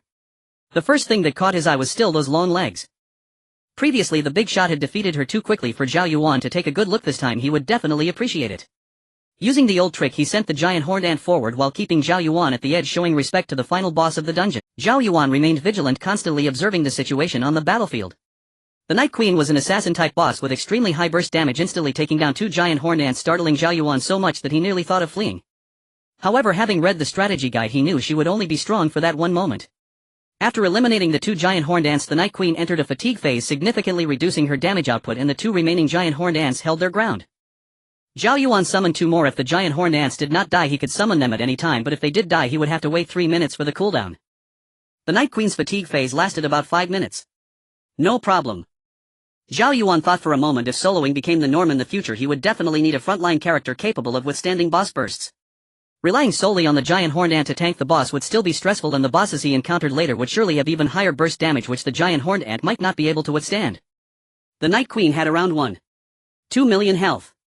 Zhao Yuan took nearly 20 minutes to defeat the boss. The main reason was that the Night Queen's burst damage was too high, resulting in a long period where there were only 2 damage dealers, greatly diminishing the output efficiency. Zhao Yuan looked at the drops. There wasn't much good gear, just a fixed green item and a bunch of junk equipment along with a small amount of gold. He picked up a piece of equipment, a mountain wind ring. Trash, another 20. He complained but equipped it straight away. Sets can include 2 rings. With 2 pieces of mountain wind now, the set effect activated, granting Zhao Yuan a 7 speed increase. Having experienced it once, the rest became effortless. Zhao Yuan began his journey through the dungeons, while others continued to level up in the wild, occasionally visiting dungeons for a change of pace. A single dungeon run would take Zhao Yuan about 40 minutes. On a good day, he could manage up to 36 runs, but the efficiency was not high. He played late into the night, but despite his efforts, he had not completed the 6-piece set, and was feeling somewhat fatigued. Returning to the hotel, Zhao Yuan lay down, and opened his social media feed, intending to scroll through it before sleeping. After a quick scroll, his expression turned sour. He had spent the whole day running dungeons and had only reached level 59, while the majority of his peers had already hit around level 65, with some even reaching level. Lin Peng was at level 66, and Feng Zhi at level 68, both higher than Zhao Yuan. Although Zhao Yuan knew that a team would definitely level up faster than he could solo, the sight of Feng Zhi surrounded by beautiful women effortlessly enjoying the outdoors while boasting higher levels made him feel uneasy. He turned off the lights, and the room fell into darkness. 2 hours later, Zhao Yuan suddenly sat up in bed. Zhao Yuan, how can you sleep when your level is lower than theirs? How can you sleep? If you keep sleeping like this, think about how you'll feel when you meet Feng Zhi, Lin Peng, and the others later. Because of the disparity in levels, you'll embarrass yourself in front of them, unable to even stand straight. Can you accept that? No, I cannot accept that. I refuse to be a useless fish. Ooh, I want to become a great fish in the vast sea. Suddenly Zhao Yuan let out a low roar. He leaped out of bed. From today on, I will only sleep for 2 hours each day. The rest of the time will be dedicated to running dungeons and leveling up. Once I reach the peak level, I will tackle elite monsters. Zhao Yuan got ready and headed straight for the dungeon, while at this hour almost all the newcomers were resting. Days passed swiftly. In a week, Zhao Yuan had managed to rest for only 2 hours each day, dedicating the rest of his time to dungeon runs. It was noon, and Feng Zhi had asked a girl from the team out for lunch. The girl had not arrived yet, so Feng Zhi was bored and scrolled through his social media feed, which was coincidentally their team's rest day. It's been almost half a month of leveling up. Taking 2 days off shouldn't be too much to ask. Huh. Zhao Yuan is already level 75. Did he find a team? Feng Zhi frowned. He had been leading the team for half a month, and had only just reached level 79. Leveling up initially was quite fast, but around level 60 the pace noticeably slowed down, especially past level 70, where sometimes a player might not even gain a single level in a day. While finding a team is indeed a good idea. In fact, Feng Zhi, Lin Peng, and Zhao Yuan had always had a good relationship. They had grown up together. However, since he became a support role, and a pure support one at that, Zhao Yuan had transformed into a bottom-tier summoner, and Feng Zhi felt his mindset had shifted somewhat. It seemed there was now a bit of a distance between him and Zhao Yuan. After thinking for a moment, Feng Zhi opened his friends list and sent Zhao Yuan a message. Keep it up. Soon he received a reply from Zhao Yuan. Okay, thank you. You should keep it up too. Just as Feng Zhi was about to chat with Zhao Yuan, a bit more a figure approached. Captain, him here. A stunning woman walked over. Come sit, Mo Shirong. Is there anything you like to eat? Just call me Shirong, no need to be so polite. We are on the same team. The girl's voice was sweet and endearing. Before long the two were chatting and laughing happily as the dishes were brought out. Captain, I feel like we've been grinding monsters for too long. Everyone is starting to feel exhausted. We can only sleep 8 hours a day, and we're grinding even during meals. It's becoming unbearable for everyone. Mo Shirong said to Feng Zhi in a coy manner. It has been quite a while. What do you all think we should do? Feng Zhi pondered. Even he had been struggling to keep up for half a month, let alone the girls. I think we should rest for 2 days each week, and besides meals we should also take 2 hours to rest during the day and go to bed earlier at night. This way the grinding efficiency will be higher. Mo Shirong said in a pleading tone. Seeing her earnestness, Feng Zhi began to consider it. Captain, other teams basically do it this way, otherwise we wouldn't have brought it up. Seeing Feng Zhi deep in thought, Mo Shirong quickly added, if so, thank you, Captain. Shirong, are you free tonight?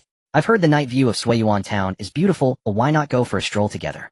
Sure. I've been here for so long and I haven't had a good look at the night sky over Sui Yuan town. Mo Shirong readily agreed. What a joke. Did they think there was no night sky in Sui Yuan town when they returned from grinding monsters at night? The two exchanged smiles. In the queen's chamber, Zhao Yuan closed his friend's list. He looked at the beautiful queen who was left with barely a sliver of health. His heart remained calm. To be honest, he had had some expectations at the beginning, but now a whole week had passed and aside from the usual junk green gear, he hadn't even seen a single skill upgrade stone. By now even the queen's long legs held little interest for Zhao Yuan. With a thud the queen collapsed as usual. A green light shot into the sky, followed closely by an orange light. At first Zhao Yuan paid it no mind as he walked towards the green gear, but the next second, he suddenly stopped, his heart racing several times faster. Could it be that I'm about to receive a stroke of luck? Zhao Yuan's voice trembled slightly. He slowly walked over and picked up the orange light, and a voice rang out causing Zhao Yuan to sit down abruptly. You have obtained the legendary gem, Tears of the Angel. Hee. Zhao Yuan felt as if he had become foolishly rich overnight. This was akin to winning the lottery in reality, with a guaranteed payout of at least several billion gold coins. After a long period of foolish laughter, Zhao Yuan finally clicked to check the Tears of the Angel. Tears of the Angel type, legendary gem. Grade 4 stars. Gem effect, Frost Angel's Tear. Effect description 1. Survival. When a player suffers fatal damage, they will receive angelic protection. Tears of the Angel will freeze the player, granting them damage immunity, making them unselectable and unable to be attacked. Simultaneously, the player cannot move for 10 to 30 minutes. After 10 minutes, the player can choose to break the freeze and immediately restore 20 of their maximum health and increase their movement speed by 170, bypassing unit collisions. If the player does not choose to break the freeze, it will automatically break after 30 minutes. 2. Unforeseen fortune. If a player suffers fatal damage within 30 seconds of breaking the freeze, the damage will be nullified, and they will be randomly teleported within a 1,000-kilometer radius of their location. 3. Cooldown, 3 days. With a pounding heart, Zhao Yuan felt like it might leap out of his chest. A 1-star gem was worth 1.5 billion, a 4-star one must be worth at least hundreds of billions. After a while, Zhao Yuan slowly calmed down and began to think about whether to keep it or exchange it for money. Each option had its benefits. In the end, Zhao Yuan made up his mind to sell it. Indeed, the Tears of the Angel was a life-saving skill. Keeping it would undoubtedly give him an extra life. But right now what Zhao Yuan urgently needed was to equip skills and level up quickly, and the fastest way to do that was to stack up. This could save a lot of time. One cannot have both fish and bear's paws. What to do? Sacrifice the fish for the bear's paw. Zhao Yuan was resolute. He needed to shape himself quickly. Deep down there was still a bit of luck. What if another one dropped in the future? Having made a decision, Zhao Yuan did not hesitate, and quickly exited the dungeon. He paid no mind to the junk green gear. With an excited heart, Zhao Yuan quickly returned to his room. He opened the auction house to check, but there were no tears of the angel listed. With the last bit of hesitation crushed, Zhao Yuan chose to list it for auction. He set the initial price at 10 billion. Would it be too expensive, resulting in no buyers? Zhao Yuan quickly clicked to withdraw it from the auction. What if someone actually bought it? He relisted it. Let's adjust the price. After all, with such a high starting bid, few could afford it. He'll set it at 9.5 billion. Zhao Yuan again quickly withdrew it from the auction. What does it matter if they can't afford it? Worst case, I'll use it myself. He relisted it, changing the price to 12 billion. Let's see how it goes. During Zhao Yuan's random maneuvers, the 17th layer of the abyss was in an uproar. Countless players received notifications just as Zhao Yuan listed the tears of the angel. Damn it, who is so fast? Some cursed and planned to return to continue their grind. The tears of the angel you are tracking have been listed in the auction house.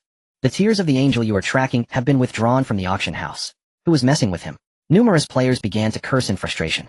The tears of the angel you are tracking have been listed in the auction house. This time, everyone waited a long time without hearing any notification of it being withdrawn. It was confirmed. The tears of the angel had been listed. Who was so generous, a god or a fool? What was most important in the Abyss game? Life. Nothing was more important than life. True giants would not look at the tears of the angel. They had better options. Perhaps only a true 9-star tears of the angel would catch their interest. But for the entirety of humanity, such giants were still too few. The vast majority surged towards the safe zone the moment they confirmed the news. In an instant, it was as if demons were dancing wildly. A sword light erupted, billions of sword chi soared into the sky, reducing countless wild monsters to ashes, and immeasurable sword chi converged into a river as a figure walked over the sword. A figure rode on an enormous beast, galloping past, crushing mountains in an instant. Some even tore through the abyss space, vanishing in an instant, leaving behind terrifying cracks. Others spread golden light across the miles, with countless golden lotuses blooming and withering, illuminating the mountains and seas in dazzling gold. Amidst the commotion, the actions of these figures naturally caught the attention of those unaware of the situation, leaving them astonished. Suddenly, a flurry of notifications filled the screen. Not a single one of these old sixes reminded me. Someone cursed. Did you think you could afford it? You're the infamous pauper. Someone nearby rolled their eyes. True. They paused, and then sat down. I almost forgot I have no money. That person patted their chest. This made the teammate beside them roll their eyes. What are you going to do? Going to borrow money. I will too. In the 18th layer of the abyss, at the human front line, a large group of figures soared into the air, leaving behind a surge of divine power. At the front, a figure suddenly appeared. Seeing the figures in the resting area leaving at high speed, he frowned and asked what's going on.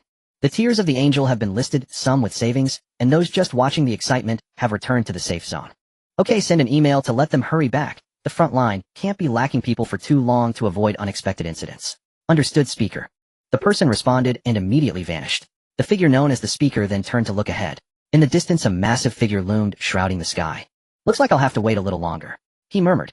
An 800 experience boost is simply delightful. With a rapid collection of the growth fund and an interest-free loan, Zhao Yuan has already amassed 1.5 million gold coins. It's time to return. The experience from the ordinary area is still somewhat lacking. Although Zhao Yuan leveled up to 50 in just one day, the experience gap grows larger with each level.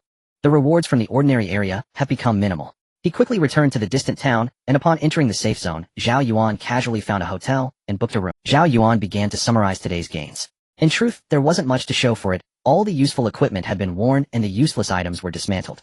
He had 899 universal materials. However, seeing the 1.5 million gold coins made Zhao Yuan happy. Despite 1 million being from the loan, he was not worried. As long as he could survive and continue leveling up, this little debt was nothing. If something unexpected happened, he would die and the debt would vanish, leaving Zhao Yuan with no worries. With a good start, Zhao Yuan felt confident. He began to plan for tomorrow, deciding not to venture into the wild. The ordinary area was merely a transitional phase. Ideally, he should start at level 1 of divinity to hunt monsters tomorrow, while also seeking elite monsters to slowly raise his divinity level. Leveling from 1 star to 2 stars requires defeating 1-0 elite monsters of the same level, which is very time-consuming. In the wild, monsters also have level distinctions: ordinary, elite, vassal, and race kings. Commonly referred to as white monsters, blue monsters, gold monsters, and orange monsters. 1 gold monster equals 100 elite monsters, and 1 orange monster equals 100 elite monsters. Thus, defeating just 10 orange monsters would directly allow him to level up his divinity. However, such monsters are rare. Sometimes you might not encounter one in the wild for 10 days, or even half a month. Moreover, orange monsters as race kings are quite formidable, often accompanied by several gold monsters, numerous elite monsters, and a large number of ordinary monsters. If an orange monster dies, all surrounding monsters will enter a frenzy. Such situations are wildly terrifying. When encountering gold monsters, everyone usually teams up to tackle them. However, Zhao Yuan's plan does not involve prioritizing the leveling of his divinity. Zhao Yuan understood the principle that to excel in his craft one must first sharpen their tools. He planned to start running dungeons tomorrow, leveling up to 150 before considering enhancing his divinity. This is not an optimal route. Generally, everyone would be around levels 150 to 160, needing to defeat 8-0 elite monsters to increase their divinity to level 9 and enter the second layer of the abyss. For newcomers, leveling up in the early stages is crucial. Keeping pace with the main group is the key. In the early stages, equipment is just about being usable with no high demands. In the mid to late stages, both the ability to earn gold and the quantity of high-quality equipment will undergo a significant transformation. That's when one can consider equipment attributes. Indeed, Zhao Yuan is aware of this, but the issue is that others have teams, and their monster-clearing speed in the wild far surpasses his.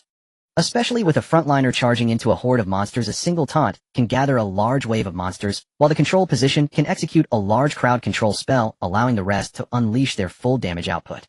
Within minutes, they can take down hundreds. This efficiency is something that solo play can't match at all. Therefore, Zhao Yuan decided to take the unconventional route, opting for risky maneuvers. He aimed to equip himself with a full set of gear from dungeons. Focusing his efforts on leveling up his divinity, Zhao Yuan turned to the dungeon content in the guide and began to study it carefully.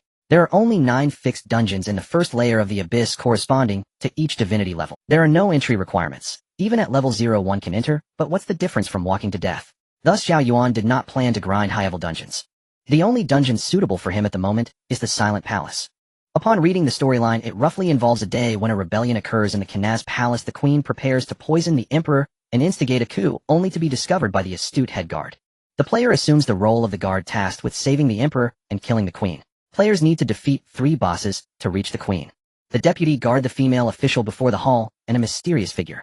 In reality, by the time players reach the final stage, the old emperor has long been poisoned. There is a lot of additional storyline content below, which is quite lengthy, essentially a power struggle interspersed with the love-hate relationships of several characters, qualifying as a grand drama.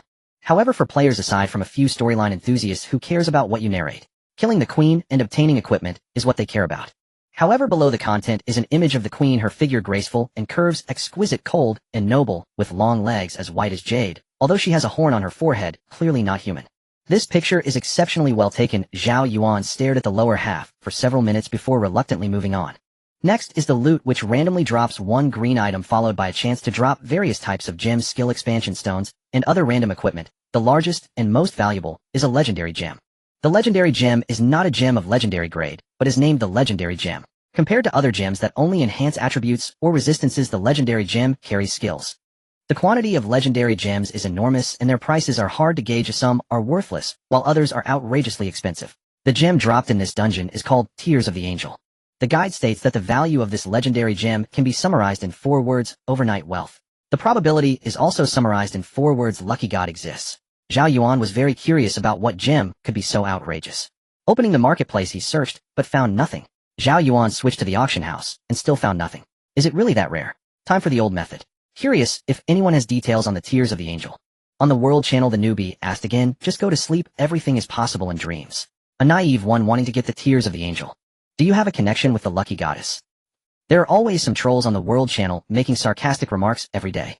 However, Zhao Yuan quickly received an image which included a screenshot of the Tears of the Angel along with some explanations. Tears of the Angel type, legendary gem. Level 19 stars. Gem effect, Frost Angel's Tears. Effect description: 1. Survival and desperation. When a player receives fatal damage, they will gain the protection of the angel. The Tears of the Angel will freeze the player, granting them damage immunity. They cannot be targeted or attacked, and the player cannot move for 10-30 minutes.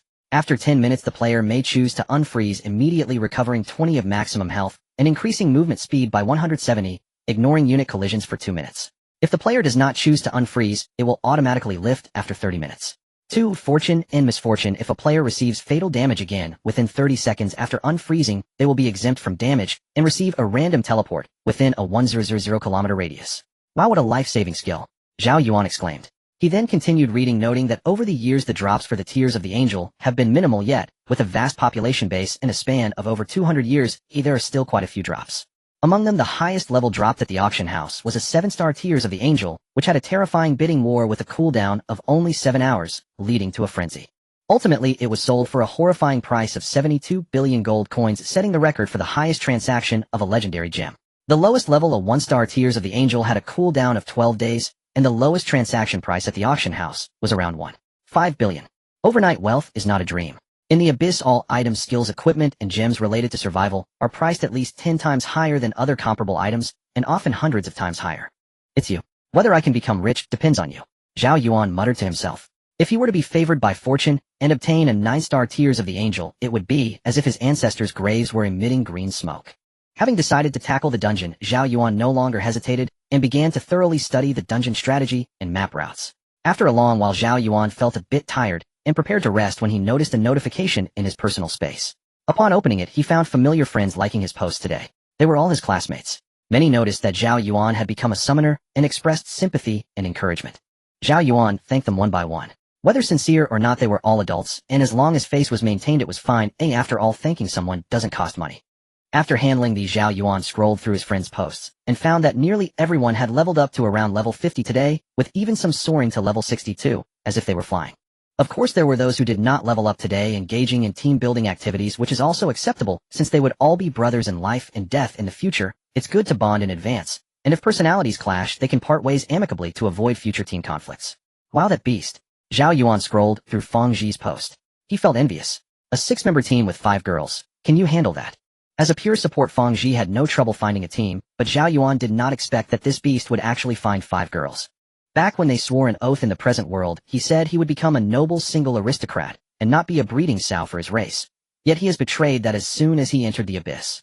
What captures a girl's heart the most? Of course, it's a hero saving the damsel in distress. As a support, isn't it their job to save lives? After a few encounters, wouldn't the girls open their hearts? Although Zhao Yuan and the others were only 15 years old in the context of over 200 years ago, they wouldn't even be considered adults, but now it's different.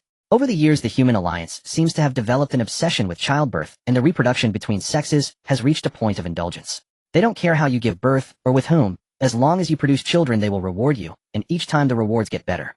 Don't say you're 15 and having a child. If you could give birth at 1-year-old, the alliance government would probably sculpt your image into a statue and place it in every gathering place of the human race. It is said that a certain human council member stated if it weren't for the necessity of sexual reproduction, they would wish for men to give birth too. If humanity had 1 trillion, why would it take 300 years to pierce hell? Don't say you're 15 and having a child. If you could give birth at 1-year-old, the alliance government would probably sculpt your image into a statue and place it. Of course, doing anything against a woman's will is absolutely unacceptable. There are just as many strong female figures within the human alliance as there are males. Willingness is the foundation of everything. Zhao Yuan decisively commented, accompanied by a disdainful expression. He opened the marketplace to buy the skill book they had discussed earlier. The giant horned ant is in hand. Time to take a break. Zhao Yuan swiftly placed the angel's tear on the shelf and hurriedly left the room. The auction would last for 7 days, and the results would be revealed then. Time could not be wasted, so Zhao Yuan promptly re-entered the dungeon. At this moment, the entire channel was abuzz. Another angel's tear has been released, and it's a 4-star one. I wonder if it's from a newbie or a veteran. Most likely from a veteran. Only a few newbies would raid the Silent Palace, and they would only do it for a change of pace. Isn't the wild more appealing? True, a typical newbie would probably keep it for themselves. Not necessarily a newbies need to level up quickly. Apart from grinding levels, isn't there gear and skills that money can't buy? Indeed, newbies can definitely level up quickly with money, making their upgrade process faster. Are you saying the same? A veteran has placed a bid. Someone shouted in the World Channel. 15 billion. Wow, that's an increase of 3 billion right away. A group of onlookers cheered.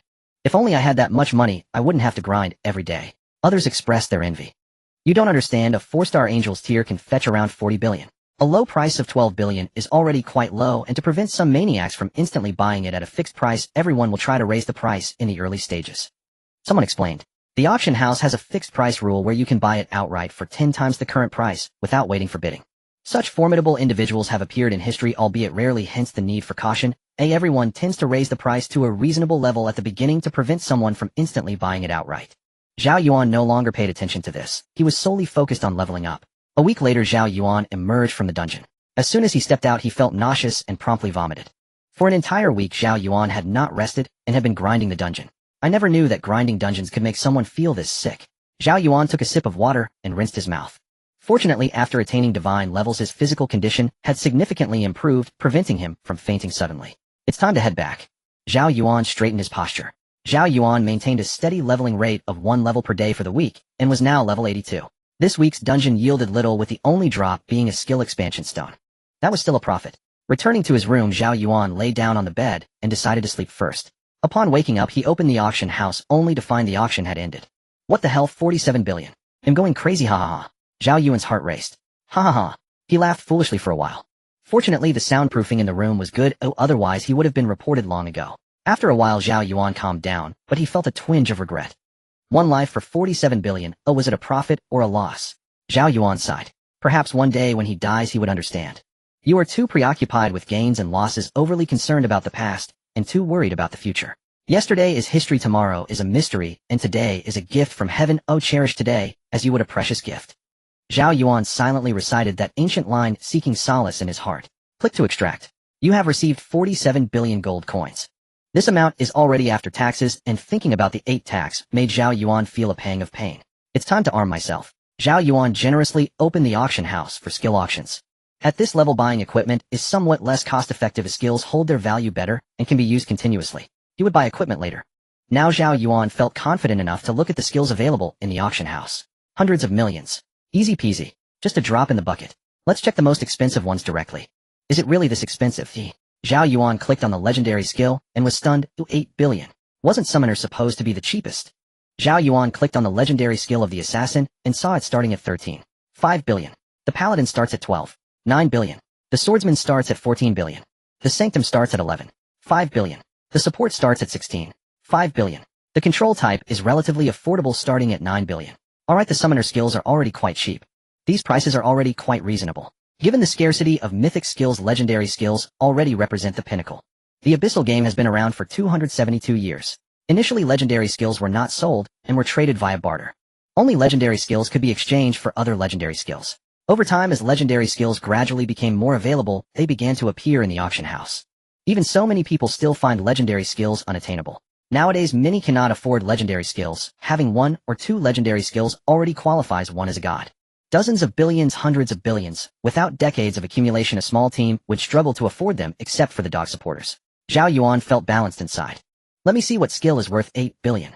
Sky Exploding Bear type summon quality legendary skill description. Summon a Sky Exploding Bear from the Land of Legends, initially 10 meters tall, and can increase up to 500 meters as the summoner's divine level increases.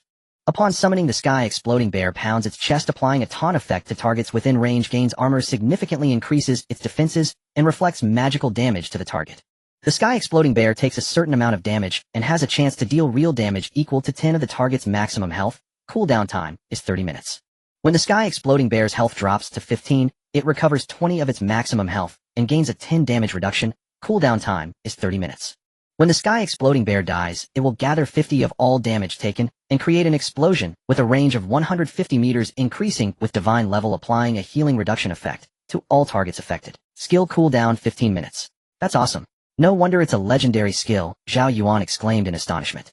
A perfect frontline tank. Zhao Yuan no longer needed to worry about the giant horn ant notwithstanding the damage. There were only 7 summoner legendary skills in the entire auction house. After careful study, only 2 suited him. Bought. 8 billion. Add 1 gold coin. Zhao Yuan added 1 gold coin and participated in the bidding. He also needed a skill to clear small monsters from a distance. This time, he could resolve both. Rift Butterfly type summon quality legendary skill description. Summon 3 Rift Butterflies from the Land of Butterflies, which will unleash spatial tremors in the target's front area, inflicting continuous damage and reducing the target's magic resistance.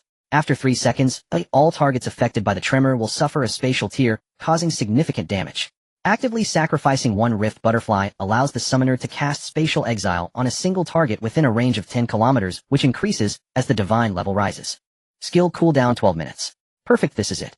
Zhao Yuan bit his lip and clicked to bid. Meanwhile, in the Abyss Layer 17, at a player rest area. Ah, sister. A girl rushed out of the makeshift room, kicking the adjacent room open and charging inside. At the same time, a woman jumped out of bed. She had fallen asleep in her clothes, and her long hair flew wildly as she woke up abruptly. She quickly grabbed 2 long knives behind her, and suddenly the room was filled with a flurry of blade light, turning everything to dust. The other members of the team woke up in shock, and even a lookout girl nearby was startled, her figure flickering as she approached. Had someone slipped in under her nose? Instantly, a group of 5 girls appeared before the long-haired girl, each one a beauty, filling the air with a fragrant breeze. What's wrong, Captain? Why are you yelling Chongwu? The lookout girl said with annoyance upon seeing nothing out of the ordinary. It was sold. Sold for 8 billion. Chang Wu's face flushed with excitement. What was sold for 8 billion? Speak clearly. The long-haired captain sheathed her blades, looked at the shattered room, rubbed her forehead, and sat back down crossing her long legs, and said helplessly. The sky exploding bear. Someone bid 8 billion. Chang Wu suddenly grabbed the captain's long legs and shook them wildly. Really? That's fantastic, we have money, one girl reacted. Who is it such a fool with so much money? Another girl exclaimed. Is it true? The captain also froze for a moment, realizing something. 2 years ago they had killed a race king and received a legendary skill book. The entire team was ecstatic. Chang Wu ran the fastest to pick it up. Unfortunately, it was a summoner skill, and she felt a great sense of regret as she had been bullied by the other team members. In the end, she could only let it be sold or exchanged for a skill book that someone in their team could use. That was 2 years ago, and no one had inquired about it since. They had nearly forgotten about this matter. 80 billion. After taxes, that's still 70 billion. If we split it among 7, that's 10 billion, each paving our way to wealth. Chang Wu began to laugh foolishly. 70 billion was enough for their team to grind in the wild for another 20 or 30 years. I heard someone sold an angel's tear a few days ago. It might have been from that newbie. Do you think it could be him? One girl recalled, her voice timid despite having known them for decades. So this newbie could possibly be a summoner. The captain pondered aloud. I will never forgive those dog supporters. With a flick, an assassin girl twirled her dagger, and a glint of cold light shot out, cutting a large portion of the headboard away. A hint of pain flashed across the captain's eyes. I bought that bed for 2,000 gold coins. As the assassin girl spoke, the other girls also rallied together against a common enemy. They had toiled in the abyss for nearly a century, and the most valuable drop had been that legendary skill book. Now it could be easily bought by some newbie with no pressure at all. It was truly infuriating. Damn those dog supporters. May the dog supporters die a miserable death. I wish I could be a dog supporter too. It seemed like something strange had mixed in. A group of people looked toward Chang Wu with mischievous glances. Don't touch me. Suddenly Chang Wu was tackled to the bed. The long-haired captain struggled to free her legs, and pried open Chang Wu's tightly held arms. She walked away. Summoners are interesting. She had always believed that the Abyss only had trash players, not trash classes. Perhaps it wouldn't be long before a shining human summoner would step into the 17th layer of the Abyss. Alright, stop messing around. Aren't you all going to share the spoils? The captain said loudly, listening to the playful commotion behind her. 16 billion is gone. Zhao Yuan felt a twinge of regret. 2 legendary skills and half of his funds have vanished. Although the money came quickly, it also left just as fast. Zhao Yuan now possesses 5 skills: Blink, Sprint, Shield, Healing, and Giant Hornet. Having bought 2 more books, Zhao Yuan had to swap out Healing and Shield. While one could argue that these 2 skills are useless, he hardly used them during this time. Are they useful? When danger approaches, who would complain about having too few life-saving skills? Since he had discarded these 2 skills, he must now play carefully, avoiding unnecessary risk and fleeing decisively when danger arises. He must not harbor the illusion of being able to turn the tables. Having come this far, he wasn't afraid of spending a bit more. It's time to switch to a universal skill and replace Blink and Sprint. Now that he had the funds, he certainly wouldn't take them to the grave. Phantom Ghost Step. Type universal for all classes.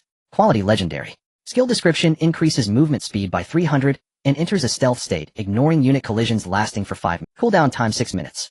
This is fantastic. The quickest way to escape hatred in the Abyss game is to go stealth. Universal skills are much cheaper compared to class-specific skills. But even the cheapest one costs 4 billion. Bought it. Not a problem. Phantom Dance. Type universal for all classes. Quality legendary. Skill description: instantly traverses a distance of 80 meters, ignoring obstacles, and simultaneously creates 3 phantom clones that move in all directions. Cooldown time 2 minutes. 5 billion. Just for this 2-minute cooldown, it truly deserves to be a legendary skill. Bought it. In just half an hour, 25 billion is gone. With 4 legendary skills among 5 in this moment, Zhao Yuan had already overwhelmed 99 of rookie players at the same stage. He must not get complacent. If there are any big shots in this batch, it could be trouble. Let's talk about equipment later. Zhao Yuan also wanted to buy gear, but as always his level was too low. The auction house requires a basic level of 3 digits, with some even requiring 4. In the auction house, Zhao Yuan couldn't find any gear applicable to his level. The lowest summoner equipment is around level 490. As for the marketplace, it's even worse, a pile of garbage. Of course, the Abyss game isn't limited to just these 2 trading methods. Once Zhao Yuan reaches level 100 and unlocks the global channel, he can ask around the world. Free trading is also an option. Feeling that he was ready, Zhao Yuan set off again. He continued to grind dungeons. Even if it made him sick, he needed to level up to 150. Zhao Yuan ground dungeons for another week. Sickening. Finally, the auction ended, and fortunately no one else bid. Zhao Yuan bought 4 legendary skill books for a hefty 25 billion. Without resting, he directly entered the dungeon. Once inside, Zhao Yuan summoned the sky exploding bear. Bang! With a loud crash, a massive figure crashed down from the void. The ground trembled slightly, dust rose, and a large pit formed as a giant bear appeared, its towering figure exuding an overwhelming presence. Its white fur was incredibly fluffy, swaying without wind, and its sharp claws struck the ground, slicing through it like ordinary tofu. Roar! With a loud roar, the giant bear thumped its chest like a gorilla, revealing a dark red armor flowing like lava covered in sharp spikes. A pair of massive bony wings covered its back, making the bear look extremely fierce. Awesome! Zhao Yuan quickly opened the attributes of the Sky Exploding Bear. Sky Exploding Bear. Health 420000. Level 83. Damage 20000. Attack speed 20. Magic resistance 12000. Armor 9999. This attribute is somewhat exact, with 4200 health and 1200 magic resistance. Calling this a boss is an exaggeration. It's way more impressive than the giant horn ant. However, compared to the ant, it relies more on Zhao Yuan's talent. In the later stages, when encountering giant monsters, the giant horn ant fully benefits from Zhao Yuan's passive talent with a 1000 attack speed boost. At max level 6, giant horn ants could produce unimaginable damage. Zhao Yuan summoned the Rift Butterfly. 3 black and white Rift Butterflies, each half a meter in size, appeared before him. The 3 Rift Butterflies were not much different from ordinary butterflies, except that as they flapped their wings, a visible spatial distortion occurred between their wings. Rift Butterfly. Health 80000. Level 83. Damage 72000. Attribute Space. Magic Resistance 320. Armor 240. Critical Hit 15. Armor Penetration 16. To have a natural 10 critical hit is truly wonderful. Zhao Yuan was overjoyed. Summoned creatures inherit a proportion of the player's main attributes, but fully inherit the player's secondary attributes. In the future, with critical hits and armor penetration, what small monsters could withstand that damage? The attributes still weren't intuitive enough. Zhao Yuan passed through a dog hole and arrived once again at the boss door. The Sky Exploding Bear charged straight into the horde of small monsters, and the 3 Rift Butterflies launched their attacks. Waves of spatial shock emerged, with damage numbers appearing above the heads of the small monsters, which swayed unsteadily as their speed drastically decreased. After 3 seconds, the sound of ordinary paper tearing through space was heard, and then in an instant, all the small monsters fell down. There was no need for the giant horn ant to finish them off. The damage overflowed. Perfect, it's worth the 8 billion I spent on this legendary skill. Absolutely worth it. Zhao Yuan smiled. He quickly entered the first boss area. The day of dungeon grinding began. While Zhao Yuan was grinding dungeons, discussions were buzzing in the global channel he hadn't unlocked yet. For legendary skill books were auctioned off, and judging by the type, it was clear they came from the same person. Universal skills are one thing, but those who are willing to invest in legendary universal skills are generally few and far between. However, the 2 legendary skill books for summoners were auctioned off almost simultaneously, which made things interesting. Few are willing to invest so much in a niche class. It seems that a summoner plans to defy the heavens. However, some doubt it, as that class generally operates solo and must work harder than others to keep up with the main group. After decades, who can endure it? Humans are social creatures after all. Soloing for a day or 2 isn't a problem, but doing so for a month is still manageable. However, doing it for a year, while watching others travel in packs, who can stand that? One day, Zhao Yuan received a message from Lin Peng. Has your divine level reached 2 yet? Not yet. What about you? Zhao Yuan inquired. Almost. Probably within a week. What about you? How long? Lin Peng sent a happy emoji. I still have a long way to go. Zhao Yuan replied with self-deprecation. There's a class reunion next week organized by our vice class leader. Are you going? After a while, Lin Peng asked. Their vice class leader, E.G. Sheng, is an assassin class. Before the Abyss, they were acquaintances, having seen each other daily. But if one were to say they had a deep friendship, that wasn't the case. They only greeted each other and had little interaction unless necessary. We'll see when the time comes. Maybe not. Zhao Yuan deflected. He certainly wouldn't go. After a week, everyone would basically reach 1-star level 2, while he at 1-star level 1 would sit among them, feeling the pressure of divine levels. Wouldn't that be? As for performing his 4 legendary skills in front of everyone, then he would be mocked for being a fool with too much money. There's a saying that goes 30 years in the east, 30 years in. Let's wait another 10 years and see. Zhao Yuan was deep in the dungeons, grinding day and night. Time passed day by day. Soon a new year arrived, and new rookies were about to step into the Abyss game. It had been 300 years, only 27 years remained. People who started with Zhao Yuan were basically around level 150. Everyone was gradually approaching 1-star level 9. Zhao Yuan also stepped out of the dungeon again. A year had passed quickly. Zhao Yuan had also grown a year older, his body sturdier than a year ago, and he had lost some of his youthful naivety, gaining a hint of maturity. In this era, almost everyone had excellent genes. There were hardly any who looked unattractive regardless of gender. At that moment, the sky suddenly erupted with colorful light. A loud bang echoed throughout the Abyss. Player Zhao Yuan, after a year, has completed the dungeon 40431 times, and achieved the title of I am a Grind Emperor, earning the beginner title, Grind Emperor. In an instant, almost all players outside of the dungeons looked up. Player Zhao Yuan after a year has completed the dungeon 40431 times, and achieved the title of I am a Grind Emperor, earning the beginner title, Grind Emperor. Player Zhao Yuan after a year has completed the dungeon 40431 times, and achieved the title of I am a Grind Emperor, earning the beginner title, Grind Emperor.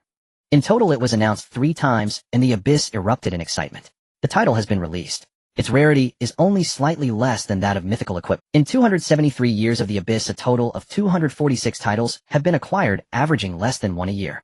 Damn, 40431 times, averaging once every 13 minutes. This guy must be exhausted. Doesn't he sleep? Doesn't he eat? Doesn't he spend time with his girlfriend? 13 minutes to clear a dungeon. How are we supposed to live like this? Now the Alliance has found a model to emulate. Just wait and see. Soon the Alliance will call on everyone to learn from him. Is it really necessary to push this hard? Please just be human. I'm already struggling. Every day feels like a grind. I just want to know, is he even human? I feel sick after doing 10 runs in a day. He did over 100 runs. Those in the abyss who knew Zhao Yuan looked up to the sky, captivated by the grand announcement. In an instant a mix of emotions surged. Lin Peng, excited, shouted to his teammates around him, "That's my brother, we grew up together." He quickly opened his friends list to message Zhao Yuan. "Is that you? Is that you?" Suddenly all players named Zhao Yuan in the abyss were bombarded with calls from friends and family. "You're with me every day, or do you think it's me? I'm the one grinding hard." As the team leader, Zhao Yuan angrily scolded his teammates. Even Zhao Yuan was taken aback. Is this what it feels like to be on TV? At the same time a small golden light appeared before him, floating in the void. It seemed to be refining illusion into reality, condensing into a series of tangible forms amid endless illusions. Zhao Yuan instinctively reached out to catch it. Grind Emperor. Type title. Level beginner. Quality none. Attributes. Luck 10. Experience gain 15. Evaluation: by possessing it you may glimpse a sliver of a real miracle, a miracle inaccessible to countless races. At that moment the Minister of Education and Propaganda of the Rinzhu Lianmeng was listening to the report. Among the known individuals there are 893 people named Zhao Yuan. In the past year about 120 perished. Now 773 still bear the name Zhao Yuan, of which 452 are definitively incapable of achieving this feat. They are all on the 17th layer and simply lack the time to grind so many dungeons. The remaining 321 have. A staff member read from the files. Focus on the essentials. The minister frowned. Ah yes. In fact 6 candidates fit the criteria, but the advisory council's analysis leans toward this one. The staff produced a dossier. Zhao Yuan, a summoner. Level 152. Divinity rank 1 star, rank 1. Intriguing, the minister smiled. Indeed, only an earnest rookie paired with the summoner class would obsess over a single dungeon like that. The staff member smiled wryly. Rookies are always headstrong. This title is unusual, it very likely involves that presence. We must not take it lightly. The minister pondered for a few minutes, then glanced up at the sky. Beyond the vast void across the boundless cosmos, there was a presence that looked down upon all the realms. Some personnel have already been dispatched to discreetly investigate the first layer. If someone has been grinding dungeons this frequently for a year, once we have a target it will be easy to confirm. The staff member nodded. The Shishameng has been active lately. Be sure to instruct Jifa Chu to pay special attention, and under no circumstances let them reach the first layer to prey on novices. The gap in divinity rank is such that rescuing them would be impossible. Suddenly the minister recalled something, and spoke solemnly. Even in peaceful times there are terrorists, anti-human sects, and cults. In this apocalypse the Shishameng is the greatest anti-human organization. They profess that Lan is the only true god, that humanity should not resist the deity, but should be offered to it, returning to its embrace, and becoming one with the abyss. To the Rinzhu Lianmeng they are like ants trying to shake a tree, yet they are nauseating, and often snuff out those who could have been humanity's hopes. We have formally negotiated with Jifa Chu. They have arranged personnel to monitor for high-level players descending to the lower layers. Any unreported individual of unknown origin is to be killed on sight. The staff replied. Watching over novices' growth has always been a primary concern of Jifa Chu. A high-level player entering the lower layers is far more terrifying to a novice than a world boss. Death comes in sweeping waves at the mere flick of a hand. The Rinzhu Lianmeng will never tolerate such situations. Once they occur, countless innocents are implicated. Whoever pulls the trigger will be captured alive by the true pinnacle warriors of humanity, hung from the Alliance's flagpoles, and thereafter unable to live or die.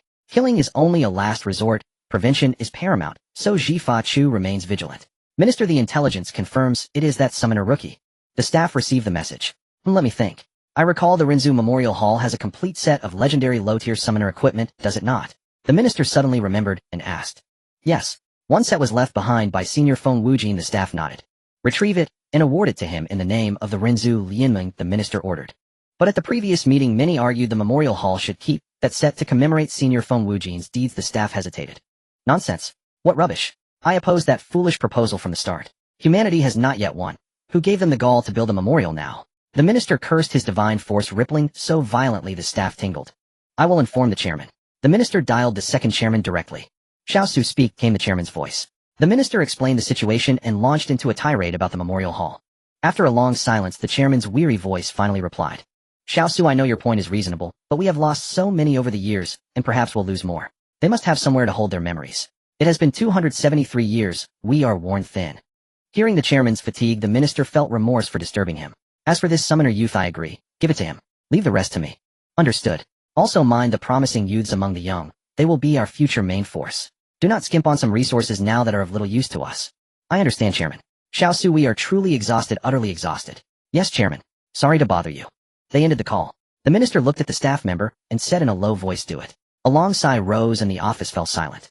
Zhao Yuan stared at the title attribute before him in astonishment. The luck attribute had never before appeared within the Xinyuan. It could actually generate attributes. The experience bonus likewise. No equipment or gem Zhao Yuan knew of had ever carried such a trait. These were scarce attributes indeed. No wonder the rarity of a title rivaled that of legendary gear. Messages from friends flashed one after another. As expected, they all asked, is that you? Zhao Yuan thought for a moment and decided not to reveal it. No, just a namesake. I've been out in the wild lately. Although he sometimes traveled incognito for safety's sake, he kept silent. Wait until he could protect himself. What a pity, I thought it was you.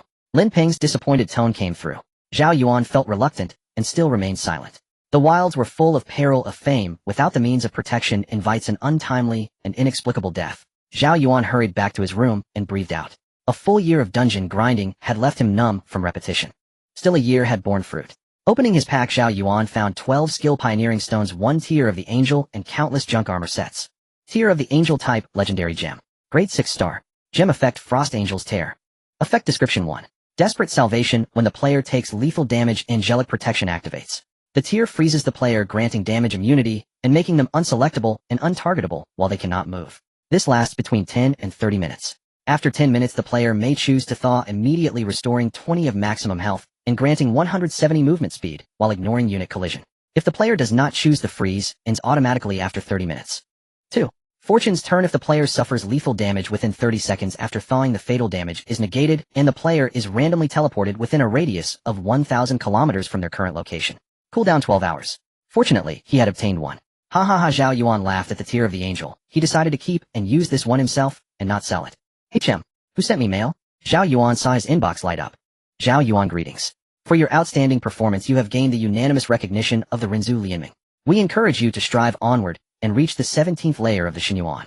For you at present, endlessly grinding dungeons is not the best choice. In the Xinyuan game, divinity rank is everything.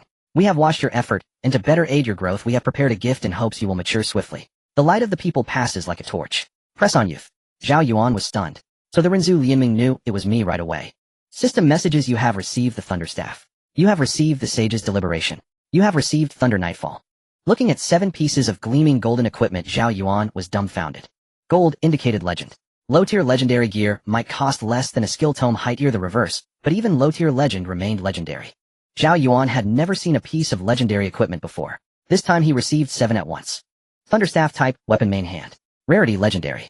Level 150. Primary attributes: spiritual power 86, endurance 109, agility 99, spell crit 17, spell penetration 15, spell damage bonus 22. Magic property: summon creatures deal 10 increased damage. Elemental attribute: all your attacks will deal thunder damage. Type offhand. Rarity, legendary. Level 150. Attributes: spiritual power 99, endurance 82, health 354, a magic resistance 322, frost resistance 7, slow resistance 12. Magic property: all skill levels 2. Elemental attribute: thunder 52. With these stats, I am invincible. Zhao Yuan laughed uproariously. He could not stop smiling today. He knew that normal legendary gear often gained 1 magic property, while true legendary pieces added an elemental attribute as well. In the Xinyuan game, elemental attributes were the definitive way to increase damage. The more elemental bonus, the more terrifying the damage, especially against monsters weak to that element. For damage dealers, assembling a full set with the same elemental attribute was nearly impossible. Summoners did not demand as specific elemental gear as elemental mages. A fire mage bedecked in water gear would be almost ruined, but summoners were more flexible. Zhao Yuan still had about 23 billion gold. After some thought, he opened the market and spent roughly 10 billion buying a large assortment of gems, socketing them into all his gear and immediately upgrading them. These were necessities that would last. Even if he replaced his equipment later, the gems could be removed and transferred to new gear. In late-game gem bonuses were not inferior to gear at all. He felt no regret spending that sum. He could afford it now. He did not sell the 12 skill pioneering stones, such items were essential, and did not depreciate with level-like equipment. He kept them for his own use. Zhao Yuan searched the market again and exchanged his armor set. As more novices leveled up, more low-tier gear appeared on the market. He listed on the market the pieces he could not use. Over the year of dungeon runs, the drops had earned him 70 to 80 million, though low-tier gear fetched a pitiful price when sold. Zhao Yuan opened his character attributes. Name Zhao Yuan. Occupation Star Summoner. Level 152. Talent Ironhead Kid. Damage 7,288. Health 24,080. Attributes. Stamina 680. Spiritual Power 954. Agility 1,209. Defense attributes. Armor 800. Magic Resistance 978. Additional attributes. Critical Hit Bonus 42. Armor Penetration 37. All Anomaly Resistances 8. Skills Light of the Stars, Phantom Dance, Ghostly Steps, Giant Horn Ant Sky, Exploding Bear, Ripping Space Butterfly. Zhao Yuan nodded in satisfaction, feeling that this surpassed 90% of his contemporaries. Even if there are big shots in this round, Zhao Yuan feels he can give it a try. However, the big shots may not invest in the initial phase of the children, as the cost effectiveness is somewhat low. After all, the survival pressure for newbies is quite small now, the main focus is still on leveling. Zhao Yuan rested for a night, and early the next morning, he prepared the necessities for life, not lingering in comfort, and set off towards the wilderness without hesitation. Before sleeping yesterday, Zhao Yuan peeked through his social circle. Now everyone's divine level is almost reaching around 1-star level 7 or 8. It is said that someone has already gone to the second layer of the abyss, which can be considered quite fast within a year. Initially, entering the lower layers of the abyss requires defeating all the world bosses of the current layer to qualify, but that is the main quest. According to the data from the Human Alliance, a newbie would need at least 30 to 40 years to catch up with the main forces. However, due to the addition of the experience pool in the last 20 years, the speed has significantly increased. Based on the latest 20-year statistics, it takes an average of 17 years for a newbie to reach the 17th layer, with the fastest record being 15 years and 7 months. This record was set by the Lightning Frenzy Squad 3 years ago. It is said that at the time the high-ranking officials of the Human Alliance met with them. The Human Alliance has high expectations for Zhao Yuan and his peers, aiming for 12 years. Zhao Yuan could not comprehend what data the Human Alliance used to derive this conclusion. Now a year has passed, leaving only 11 years. He has some doubts about whether this round can meet the expectations of the high-level officials. However, this evidently does not require Zhao Yuan to consider. As a lone wolf, it is already commendable that he does not hold everyone back. The divine map of the first layer of the abyss is the War Wilderness. As the teleportation array lit up, Zhao Yuan stepped into the War Wilderness. A faint divine radiance flashed by you. Compared to the ordinary map, the divine map truly represents the real abyss. The sky was a dull gray, unchanged since ancient times. The ground was littered with crumbling walls, and almost everywhere white bones emitted a terrifying atmosphere. Crack! Zhao Yuan stepped on a fragment of an unknown white bone and headed north. According to the monster spawning guide, there is a valley to the north where large groups of wild monsters often gather. Zhao Yuan summoned his minions, as one must be cautious in the wilderness. The characteristics of the summoned creatures can effectively detect enemy targets. Within 30 meters, the summoned creatures will actively attack all enemy targets. Even if it is just a poisonous insect, the summoned beings will turn it into mush. As he journeyed through, he encountered ordinary wild monsters, but before Zhao Yuan even arrived, they were all cleared by the Ripping Space Butterfly. The Ripping Space Butterfly cleared these small monsters with such ease, requiring no spatial tearing. Merely a spatial shock caused the small monsters to vanish in rows. With over 1200 agility, Zhao Yuan's speed was incredibly fast, akin to a gust of wind. Within half a day, he finally reached his destination. 5 Elements Platform. Like a massive altar, it filled the entire valley with countless white bone monsters wandering about. Zhao Yuan stepped on the shattered stone bricks and entered the valley. There were no other humans around. Everyone had already left. In just a few days, the next batch of newbies would probably arrive. Releasing his summoned creatures, the sky exploding bear crashed into the horde of monsters like a small mountain, while 6 giant horn ants swiftly charged in, and the Ripping Space Butterfly kept harvesting from behind. The entire valley was enormous, with many monsters congregating. Before long, several elite monsters were spawned, their deep blue figures standing out among the crowd of small monsters. However, facing Zhao Yuan now posed no threat at all. A wave of summoned creature skills was enough, without Zhao Yuan needing to lift a finger. With his hands in his pockets, Zhao Yuan strolled through the valley. As long as he kept the small monsters at bay, the summoner had it quite easy. As he walked, Zhao Yuan stopped under a previously broken wall. From the scattered debris around, it was clear that many had passed through here. The wall was already in ruins, but from the remaining surface, one could still see sparse lines which should undoubtedly be remnants of murals. Zhao Yuan stepped on the cracks and climbed up with ease. It was only about 2 to 3 meters, and he ascended easily. The surrounding summoned creatures were right below Zhao Yuan, excluding the sky exploding bear. Even with Zhao Yuan standing nearly 3 meters up the 10-meter-tall sky, exploding bear still loomed like a small mountain. After surveying the surroundings and finding no danger, the small monsters could barely reach within 30 meters of Zhao Yuan. Even if elite monsters spawned, it was the same. Zhao Yuan sat down and took out the guide, flipping to the 5 elements platform to investigate. However, there were no significant findings. 200 years ago, when humanity first entered here, it was already in a state of disrepair. He could only roughly deduce that this place resembled an altar. The murals on the wall had long become indistinguishable. Some had studied them closely and attempted to piece them together, but it bore little value. Zhao Yuan circled the city walls a few times and suddenly spotted a glimmering light in the corner of a wall's gap. Curiously, he reached in and pulled out a smooth stone. Wiping off the ashes from the stone, he found it to be an ordinary stone with no special differences. Wait, something seemed different. This stone felt unusual. It was too smooth, giving the impression that it had developed a patina. Zhao Yuan held the pebble-sized stone up to his eyes and looked at the gray sky. He exclaimed, throwing the stone away. He fell from the wall as well. How is this possible? Zhao Yuan was horrified. He had not heard that the Abyss game had any horror elements. Just a moment ago, when he held the stone up to the sky, he saw a massive, bloody mouth rushing at him, startling him. After hesitating, Zhao Yuan cautiously picked up the stone again and held it up to his eyes, looking at the sky. The wind was calm and nothing happened. Could it be that I triggered a side effect in the dungeon? Zhao Yuan wondered. Not giving up, he tried again on both sides, but found no abnormalities. It seemed that it was merely an illusion from earlier. How boring. Zhao Yuan prepared to throw the stone in his hand away, but suddenly retracted his arm. The wind was calm and nothing happened. Could it be that I triggered a side effect in the dungeon? Zhao Yuan wondered. Not giving up, he tried again on both sides, but as the stone rose and fell in Zhao Yuan's hand, he shifted his focus back to the guide and began to study it. Below the sky, exploding bear tirelessly crushed groups of small monsters, while the ripping space butterfly danced gracefully within half a meter of Zhao Yuan. Its black and white wings created ripples as they opened and closed, sending waves towards the surrounding small monsters, while the giant horn ants slaughtered everywhere. As the small monsters were taken down, more came charging from afar, accompanied by a few elite monsters, repeating the cycle. In the distance, a pile of bleached bones stirred, followed by another bone moving slightly. A gust of wind suddenly blew in from an unknown source. The long quiet war wilderness suddenly experienced a windstorm. The boundless gales swept in from an indistinct origin, stirring up flurries of bones. Figures suddenly rushed out from the human newbie village, standing in midair, gazing at the ever-expanding storm in the war wilderness. What's happening? Why did the wind suddenly pick up? A man asked. I don't know, it seems that this hasn't happened in the war wilderness for over 200 years. One person replied. There must be something strange going on, or we should be cautious. But thankfully this is only a level 1 map, and there are hardly any newbies left. Someone else chimed in.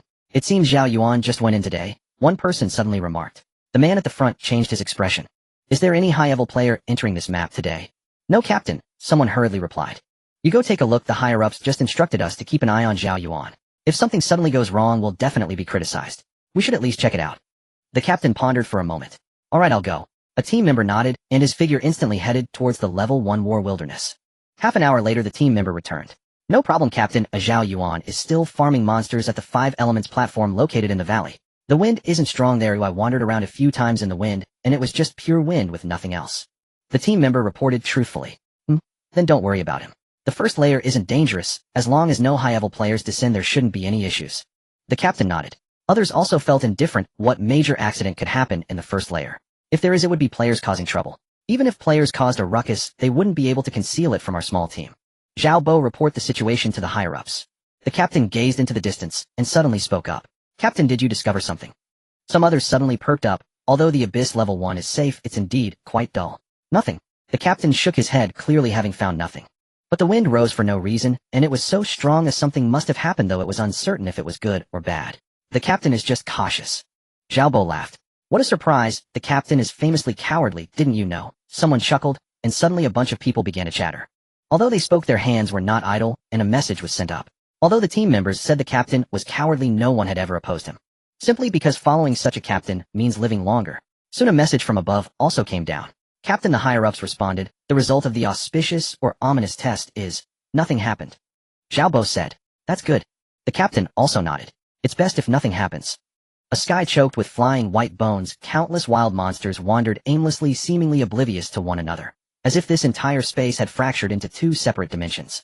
Inside the 5 elements platform, Zhao Yuan frowned, gazing toward the valley's exit as gusts of wind surged in like a torrential flood. He glanced around at the nearby monsters, utterly unresponsive, and felt a pang of why has the wind suddenly risen?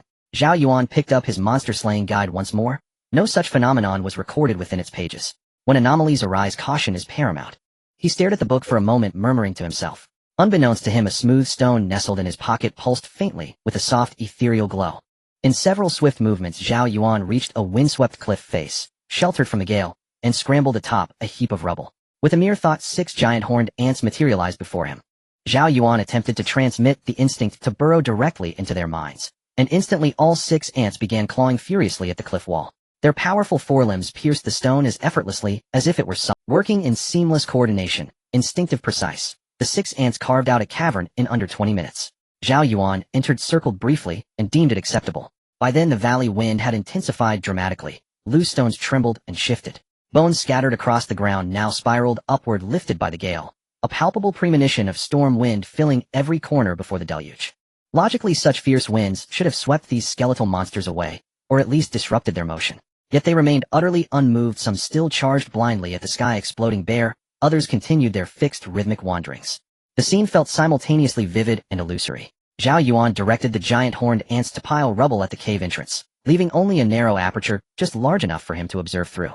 He arranged several stones inside, selected a flat one, and settled down to sit. He released the ants again, positioned 30 meters away. Thanks to the sky-exploding bears aggro, Zhao Yuan could still farm monsters efficiently, though this ambush-style farming yielded far fewer elite creatures. Fewer elites mean slower progress, but let's first assess the situation. This wind feels deeply unnatural. Zhao Yuan paused, then opened his friend list to inquire. He contacted several acquaintances, all stationed in level 79 maps. None reported any irregularities. Then why suddenly this wind? Zhao Yuan frowned, perplexed, until memory struck. He fumbled urgently for the stone in his pocket. Damn it, this can't be possible. Staring at the softly radiant stone in his palm, 1,000 wild stallions seemed to stampede through his mind. Coincidence? Not even a fool would believe that. So what is this thing? Zhao Yuan stared at the stone, his head throbbing. The unknown heralded danger, and danger was something he always kept at arm's length. He stared at the stone, speechless. What now? What had been triggered? Hours passed. The wind grew steadily stronger, but nothing else stirred. What purpose could mere wind serve? Could it possibly lift the entire valley from the earth? Zhao Yuan tried holding the stone closer, tilting it, shifting his position, yet it emitted only its steady, unchanging luminescence. Perhaps I'm overthinking it. Countless rare stones exist, even in the abyss. Radiance alone proves nothing. Am I merely startled by novelty? After long contemplation, he finally relaxed. Maybe he'd frightened himself for nothing. He casually tossed the stone aside. Ritual activated. The ancient relic has returned to the earth. The age-old prophecy reawakens. The light of the lost civilization ignites. Congratulations, Zhao Yuan. You have unlocked the hidden questline, The Lost Civilization. A monotonous, ageless system voice intoned, its words utterly incomprehensible. Zhao Yuan watched as a miniature whirlwind lifted the stone from the ground. It hovered, bobbing gently in the air, its halo expanding outward in concentric waves of light. Unaware, Zhao Yuan remained sheltered in his dugout cave, oblivious to the fact that the entire 5 Elements platform now shimmered with a faint pervasive radiance, intricate lines spreading like veins across the valley floor. At that moment, the 5 Elements platform truly transformed into an ancient altar. Melodies rose, ancient sacred hymns sung by countless unseen maidens, vast and solemn. Every minor monster in the valley dissolved into translucent phantoms, except for cryptic, twisting sigils which coalesced into luminous, indecipherable characters. Meanwhile, Zhao Yuan frantically flipped through his monster-slaying guide. A hidden questline. Just a minor side task, small rewards, optional completion. Nothing urgent. But where's the explanation? What is the lost civilization? Why does no entry exist? Is it classified, or simply unprecedented? He murmured, scanning the Human Alliance compiled guide. Flipping page after page, he found no mention, no definition, no hint whatsoever about hidden questlines or the lost civilization. He closed the book and approached the stone. As he neared, the system voice resonated once more. Large-scale ruined dungeon detected. Enter. A dungeon icon appeared. Zhao Yuan considered random dungeons rarely posed serious threats. Yes. Entry confirmed. Randomly assigning faction-aligned players. 10, 9, 8. A countdown echoed. Wait. Random dungeons are solo entry or direct access. Why faction matching? With the final syllable, a rift tore open and swallowed Zhao Yuan whole. Simultaneously the same message blared into the ears of every non-dungeon, non-combat player across the abyss. A notification interface flashed. A faction-aligned player has activated a large-scale ruined dungeon. Random matching in progress. Join. 10, 9, 8. Faces paled, then lit with ecstatic triumph. Fingers blurred across screens in frantic taps. Select me. Hurry, pick me. Matching complete. Large-scale ruined dungeon. The Dawn of Deicide, now active. Current faction Human Alliance. Player count 20000. Deicide. This dungeon is no trivial affair. Someone's expression darkened. Instantly messages erupted across networks. In the next breath, all selected players vanished. At that very instant high above the Human Alliance front line, upon a solitary mountain peak, a figure streaked across the sky at blinding speed. She landed at the cliff's edge, halos of divine light swirling around her long hair billowing in the wind, a short arcane staff orbiting before her. "Captain, are you not selected?" asked the newcomer puzzled. "I declined. The front line still requires my presence. I cannot leave." Jean Yimeng replied. She was the Human Alliance's foremost support cultivator, its pillar since the pre-apocalypse era. "You didn't come all this way just for a dungeon, did you? I have pressing matters to attend to." A ruined dungeon held value, but hardly warranted her intervention.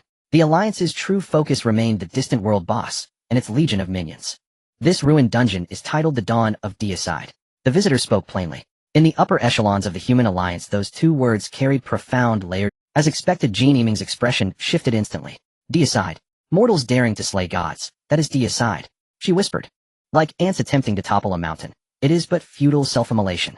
How many civilizations buried deep within this abyss lie entombed here?" A mountain breeze lifted a single withered leaf. No one answered. In a dim, damp subterranean passage, Zhao Yuan reappeared. Moist walls dripped steadily, a foul stench hung thick in the air. "The prophesier, you have arrived." A voice echoed as Zhao Yuan cautiously surveyed his surroundings. "Who are you?" He summoned his creature, and in an instant the colossal sky-exploding bear filled the narrow tunnel. With the sky-exploding bear shielding him, who dared threaten his majesty? "I have waited millennia. Prophesier, at last you have come." With the voice came light, soft starlight glimmers descending from above as though scattered constellations had descended into the tunnel's vault. The ceiling must be vast. The stars seemed distant, suspended in infinite void. Minutes passed. No threat emerged, so Zhao Yuan guided the sky-exploding bear forward, probing cautiously. Beyond the tunnel mouth lay a vast open expanse. At its center stood a stone stele several meters tall, upon which a humanoid figure was crucified, limbs splayed wide. Her ears bore elegant elongated curves, akin to elven motifs in ancient human sci-fi lore. She stood completely unclothed, pinned by stone spikes driven through her wrists, ankles, and forehead. Her body gleamed like flawless jade, skin translucent luminous. Her form was sculpted perfection. Even by human standards, her beauty was peerless, truly celestial. "Across this endless span of time, you have finally arrived, prophesier." The familiar voice resounded. "Reveal yourself. Who are you?" Zhao Yuan shouted, stepping instinctively behind the sky-exploding bear's massive leg. "That figure. Didn't you stare long enough already? Still unsure who I am?" The voice carried a tinge of indignation and embarrassment. "Ah, it's you." Zhao Yuan realized, eyes fixed on the figure bound to the stele. "Yes, it's me. Stop staring." The voice sighed, exasperated at having encountered a lecherous mortal. "Oh, what is your name? Why summon me?" Zhao Yuan averted his gaze, though his peripheral vision lingered. "My name is Kasha Dona. You may call me Kasha." Kasha spoke. "You're dead, oi."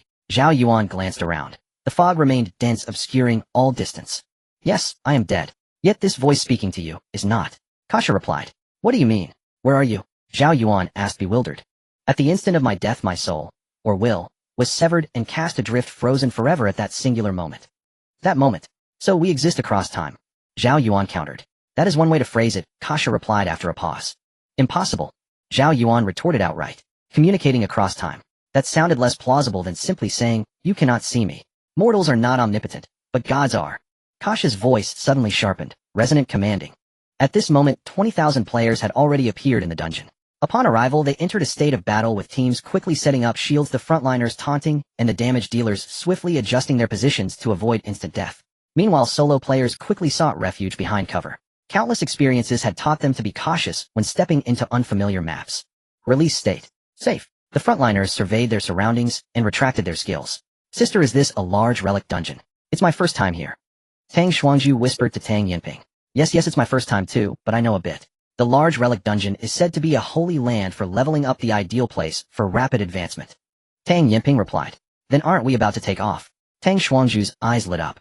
"Don't get too excited. While that's true, each large relic dungeon isn't as simple as an outdoor random dungeon. They do not reappear. Thus, each relic dungeon is almost a new exploration, lacking strategies and fraught with danger." Tang Yinping's expression grew serious. "It's fine, we just need to be a bit cautious. Being overly timid won't lead to great achievements." Tang Xuanzhu said confident. Tang Yinping shook her head. This time the team had not entered together. Today was supposed to be a rest day, and her younger sister had suddenly come to find her. She had intended to show her around, but hadn't expected to encounter this. Such a fortunate event as a relic dungeon could not be refused. This was the best way to catch up with the top tier, a rare opportunity, though the only downside was bringing her little sister. It's too dangerous. Sister, it's fine. Father always said that danger accompanies opportunity. Our human race has struggled, and the future is bleak. We can't give up opportunities just because of danger. What will happen to our descendants then? Tang Xuangju noticed Tang Yanping's concerns and mimicked their father's tone. Uncle always says that. Alright, let's catch up with them. Tang Yanping smiled. In front, a gigantic city floated in midair resembling a colossal beast. What is a god? Zhao Yuan looked up at Kasha's corpse. Don't look at it. Oh, what's so interesting about a mere shell? Kasha retorted in exasperation. Even if it's just a shell, what's the harm in taking a look? Zhao Yuan countered. You? Alright, what do you think a god is? A god is everything, the master of all things. Kasha's tone noticeably grew more exalted as she spoke of the divine. Prophet, allow me to introduce to you the origin of the world, the master of all things. Kasha began her incessant praises of the god. Alright, no need for introductions. Have you heard of the Abyss game? Zhao Yuan rudely interrupted Kasha, having seen countless advertisements for it on television in the mortal world. The current human race does not believe in gods. Abyss game. Are you referring to that type of holographic online game? Kasha asked, puzzled. Then have you ever heard of the name Lon? Zhao Yuan didn't answer, but continued probing. Lon? I've never heard of. It hurts, it's too painful. Mortals cannot speak the name of the god. I was wrong. Suddenly Kasha seemed to be stimulated by something, and began to scream loudly. Zhao Yuan ignored her wails, and fell into deep thought. Mortals cannot speak the name of the god. What exactly is a god? Is that Lon suspended in the starry sea the so-called god? Damn it, kid, are you tricking me? After a long while Kasha calmed down, and yelled angrily. No, I didn't. You see, I've said it, there's absolutely no problem. Zhao Yuan said innocently. You? A faithless one, do not believe in the divine. Are you a faithless one? Only faithless ones can speak the name of the god without being affected. Kasha suddenly became puzzled. Zhao Yuan didn't respond, wanting to see if he could extract more information. But that doesn't make sense. How could a faithless person receive the tier of dust wind? How could a faithless one become a prophet? Kasha began to doubt her life. Oh, everything seemed to deviate from her expectations. Kid, have you heard of the Hashvina Empire? Kasha asked with a slightly interrogative tone. No. Have you heard of the origin of the world, the master of all things, the mother of all beings, the great and selfless Earth Mother Goddess? No. Kid, you're lying to me. How dare you lie to me? Suddenly Kasha screamed again. At first calling him a prophet, now realizing something was off, she immediately changed her tone to that of a kid. Women, you are indeed realistic. Big sister, I truly did not deceive you. Can you please stop screaming? My ears really can't take it. Zhao Yuan said helplessly as he covered his ears. This sound was like a madwoman. No wonder she was nailed to a stone tablet. Zhao Yuan began to contemplate an escape route. If this woman went insane, he would still have to run. How many years have passed? Great Mother Goddess, can you hear my call? Could it be that they succeeded? Damn betrayers, why do mortals defy the divine? No, this isn't real, I don't believe. Kasha completely fell into her own mental world. Fortunately Zhao Yuan couldn't see it, otherwise she would definitely look like a madwoman. Zhao Yuan ignored Kasha and began walking towards the distant mist. In front, the sky-bossed bear loomed surrounded by 6 giant horned ants with a split sky butterfly fluttering on either side. Once the monsters appeared, they would be instantly reduced. The mist seemed endless. Clearly he could see a passage when entering, but now he couldn't even find the tunnel. No matter which direction Zhao Yuan moved, he would return to stand before the stone tablet. Kasha continued to scream as if countless years of hope were shattering, her worldview collapsing. As time passed, Zhao Yuan's irritation gradually mounted. Skyboost bear, smash it for me.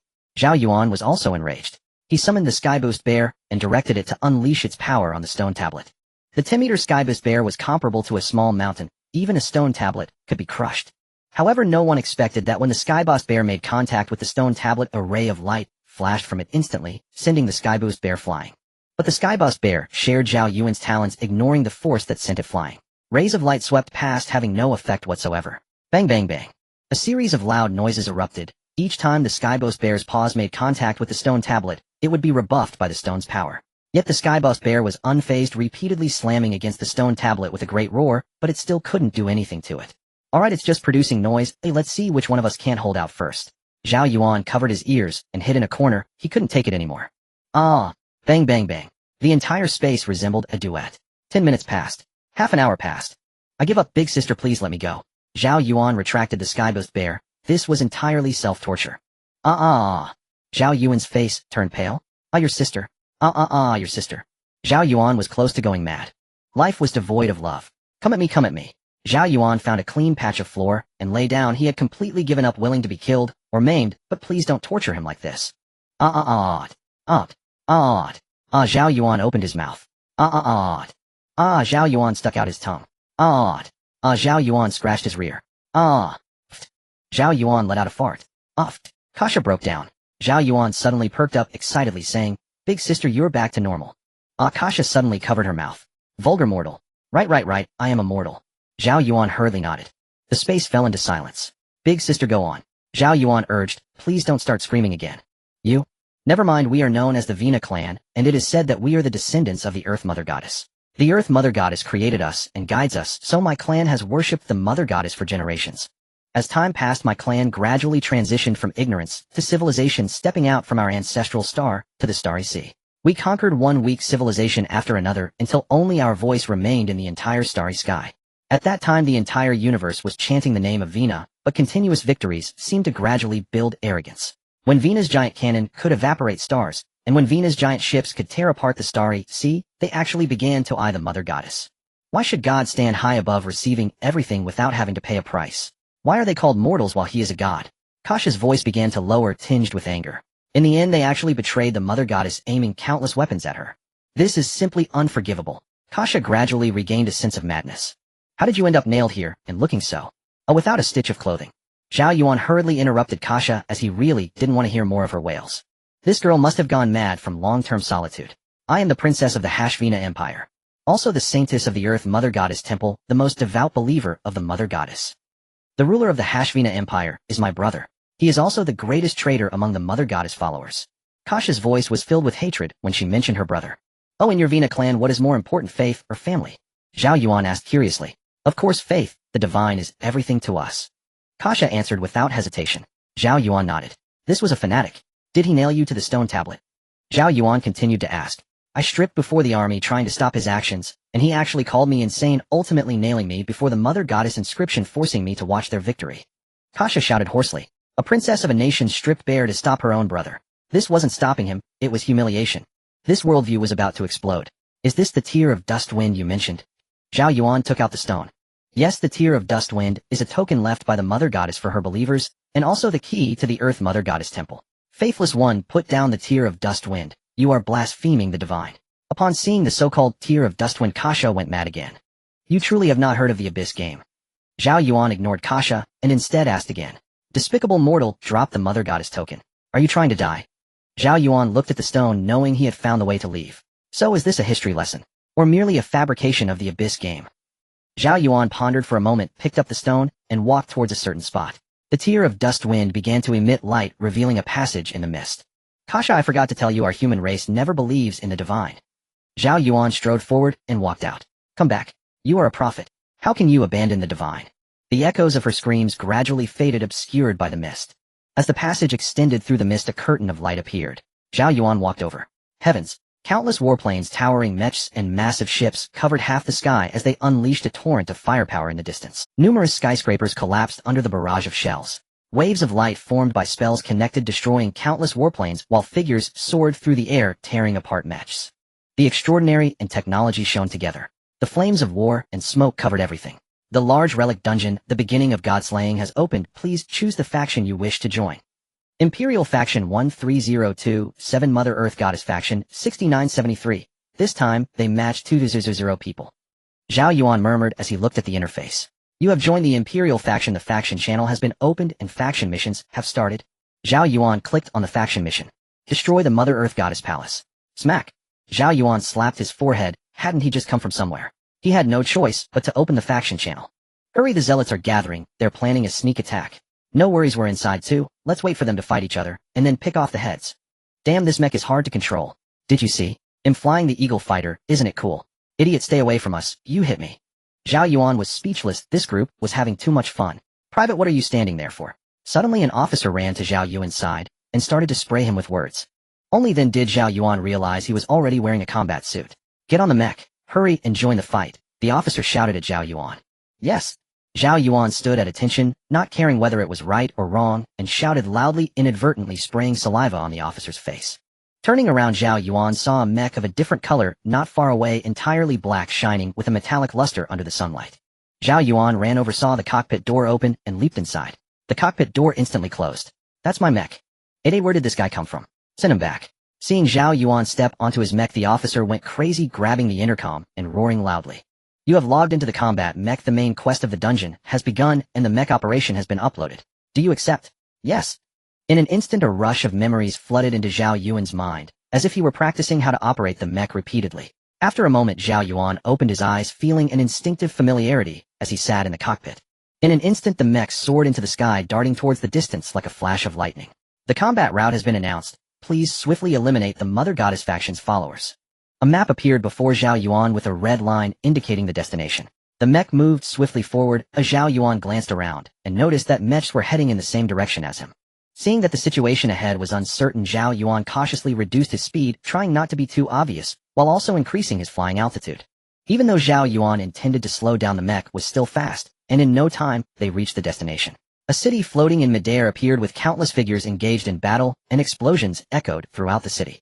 Zhao Yuan adjusted his position, gazing at a tall building in the city center, and his eyes lit up. That was it. He wanted to experience the allure of technology. Zhao Yuan quickly operated the mech, and a series of clanking sounds echoed as a hatch opened on the mech's chest, gathering a surge of bluish energy. Zhao Yuan constantly searched for a suitable position, avoiding being hit by the attacks below. Fortunately, with reinforcements, the Imperial faction had begun to take control from above. Looking at the energy bar, Zhao Yuan felt puzzled. The progress was a bit slow. It had only reached 80% after a long time. At this moment, he failed to notice that as his energy continued to gather, the entire mech began to emanate a bluish glow. Meanwhile, other Imperial mechs also coordinated orderly to assist Zhao Yuan, continuously intercepting units that approached or posed a threat to him. At the same time, a barrage of question marks was sent towards Zhao Yuan's mech. Unfortunately, Zhao Yuan had completely disabled communications. All messages fell into oblivion. He had no awareness of what he was doing. Sister, it seems like everyone's formation has changed. Oh look, there's a black mech emitting blue light. Tang Yamping's voice carried Tang Xuangju's words. Yes, be careful not to get caught in it. That mech is only possessed by Imperial officers. The black one is said to be capable of fighting in the starry sky. Is it really starting this early for such a high-level mech? Okay, sister, you stay safe too. I've already gained 300 relic points. This thing is really fast. In a large relic dungeon, each time an enemy unit is killed, 1 relic point is awarded, and 1 relic point corresponds to 1 elite monster. This means that with 10,000 relic points, one can directly advance 1 level in divine attributes. This is also the reason everyone is so eager to join the relic dungeon.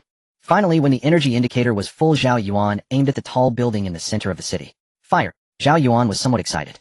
In an instant, his mech blasted forth blue light like the sun. Run! Tang Yamping's face changed dramatically as she shouted at Tang Xuangju. A terrifying surge of energy erupted instantly, heading towards the center of the city. At this moment, the figures below disregarded the battle and began to flee for their lives. How dare you? You actually used a planet-destroying weapon on the ancestral star. Are you crazy? How dare you, Empire? Roars of disbelief echoed from the city below. Although they were in a civil war, they never intended to destroy their ancestral star. The Empire had gone mad planning to erase the ancestral star. At this moment, the higher-ups of the Imperial faction also went insane as they detected that the Imperial high-grade mech was using planet-destroying attacks. In this battle, they had never deployed high-grade mechs. Those things were only possessed by officers. Who among the Imperial officers would dare to use such an attack on the ancestral star? Did they not fear the military court? Would they not fear being torn apart by the citizens of the Empire? This would be a pressure of public opinion that even the Emperor of the Empire could not bear. Stop him quickly. Who is it? Are they crazy? A group of Imperial bigwigs on the ancestral star all roared. Their aim was to suppress those followers and the forces of the Mother Earth Goddess Palace, not to destroy this star. Although they had previously destroyed countless stars, a single star meant little to the Empire. But this one was different. This was the ancestral home of the Vina clan. If they blew up everyone's home, could anyone let them live? The entire command center was thrown into chaos. When Zhao Yuan activated the energy, they detected it too. Such things happened daily, especially since those old monsters in the Mother Goddess Palace were terrifying. They had unleashed even more terrifying weapons than what Zhao Yuan was using. But that was to intimidate. Everyone knew in their hearts that fighting here, killing or being killed was not a big deal, but destroying the ancestral star would make them enemies of the entire Vina clan. At that moment, the true master of the mech felt beads of sweat rolling down his forehead like raindrops. Commander, no information on that soldier has been detected. The voice in his ears once again plunged him into despair. It was over for him. Surviving the military tribunal would likely mean spending the rest of his life in prison. Neither camp expected that a reckless youth who had not undergone a single day of training would strike so ruthlessly. The 20,000 players in the two camps were like mere droplets of water falling into the ocean, unaware that they were the true masters of this game. Most of the human players fled the moment they sensed something was wrong. What the hell, has the planet-destroying weapon been activated? Are we all finished? It's over. This dungeon is actually a guaranteed death. We regret it, we shouldn't have come in. Among the 20,000, very few players could withstand the destruction of the stars. Zhao Yuan never expected that his casual plans would frighten the three factions to such a degree. Countless capable individuals began piloting various aircraft, cranking up the power to the maximum, cursing as they charged into space. Outside the stars, the protective shields of countless massive ships had already activated. Those paying attention to the battlefield felt their hearts racing, placing their hopes on the Mother Earth Goddess faction. They had to stop it. The ancestral star must not explode. Compared to the Empire, the Mother Goddess faction was more anxious. For the Empire's higher-ups, the destruction of an ancestral star would at most result in a wave of public opinion pressure, easily resolved by sacrificing a few scapegoats, having no impact on the Empire's strength. Some might even secretly rejoice at the loss of a burden. But for the Mother Goddess faction, the ancestral star was the place where the Mother Goddess once descended, their sacred ground. If it exploded, how could the believers accept it? The Mother Goddess had not descended for far too long. What if their sacred ground was lost again? It was unimaginable. Just as the attack was about to descend, a middle-aged man dressed luxuriously and holding a scepter appeared from the void. He cast a cold glance at Zhao Yuan, who instantly felt as if he had fallen into an icy hell. A golden rune appeared, and a massive surge of energy erupted from the scepter. A golden and a blue beam of energy collided violently. Simultaneously outside the floating city, dozens of figures clad similarly to the man raised their staffs. A gigantic energy shield enveloped the entire city. A light flashed as if the sun had exploded. Zhao Yuan's expression changed. This was bad. A mushroom-shaped cloud suddenly formed in the air. Then, all sound vanished.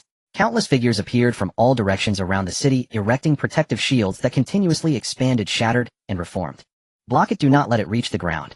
It was unclear how long had passed before everything returned to calm. At this moment, the legs of the believers within the shield began to weaken, losing strength. Inside the shield, the energy calmed down, and the entire floating city had been erased, no complete stone remaining, only an emptiness. At the center of what was once the city, the middle-aged man with the scepter was now tattered, and in rags. The scepter in his hand lost its luster. He began to sway, teetering on the brink of collapse, and a believer quickly flew over to support the archbishop. Just as everyone breathed a sigh of relief, mechs soared into the sky in the distance, and rows of warplanes unleashed a torrent of fire. The terrifying firepower instantly shredded several bishops on the periphery into pieces. Countless soldiers belonging to the Empire began to surround the area. A large red mech flew out from the ranks. Gildona, you are truly despicable for using planet-destroying weapons on the ancestral star. Are you not afraid of becoming a villain for eternity? The archbishop glanced at the surrounding fallen bishops, a hint of sorrow in his eyes. They were all the best children of the Mother Goddess. Villains? For your Mother Goddess faction, haven't we all been considered villains long ago? Gildona replied with a laugh.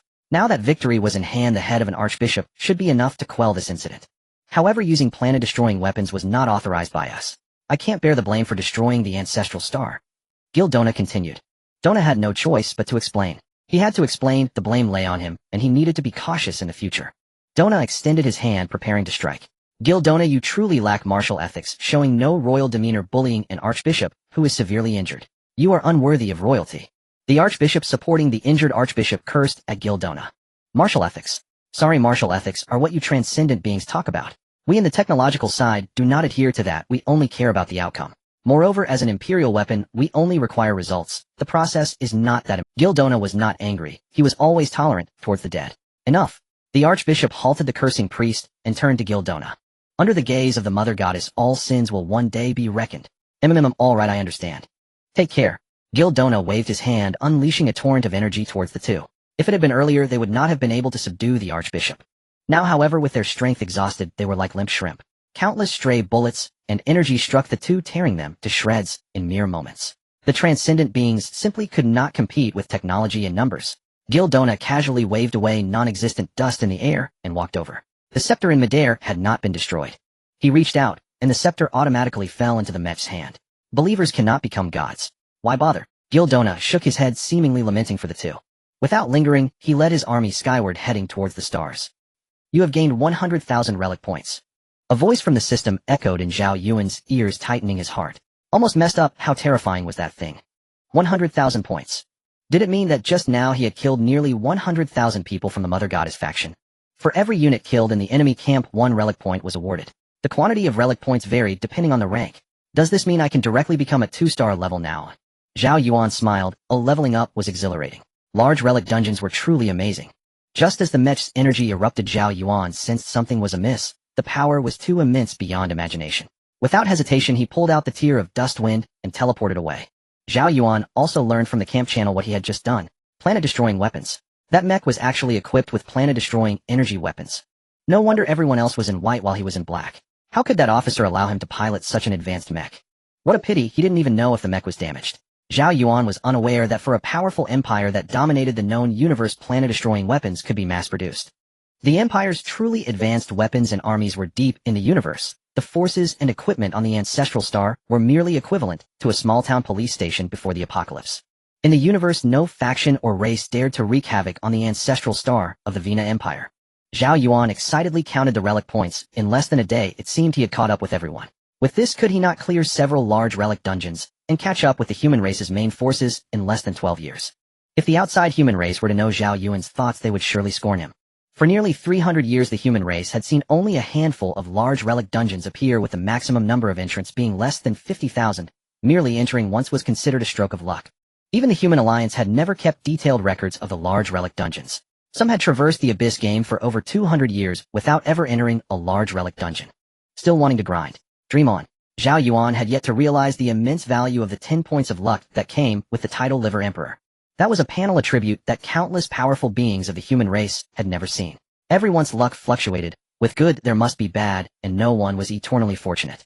Yet that fixed 10 points of luck had already surpassed more than 99% of the masses. Countless coincidences you believe in are in fact preordained.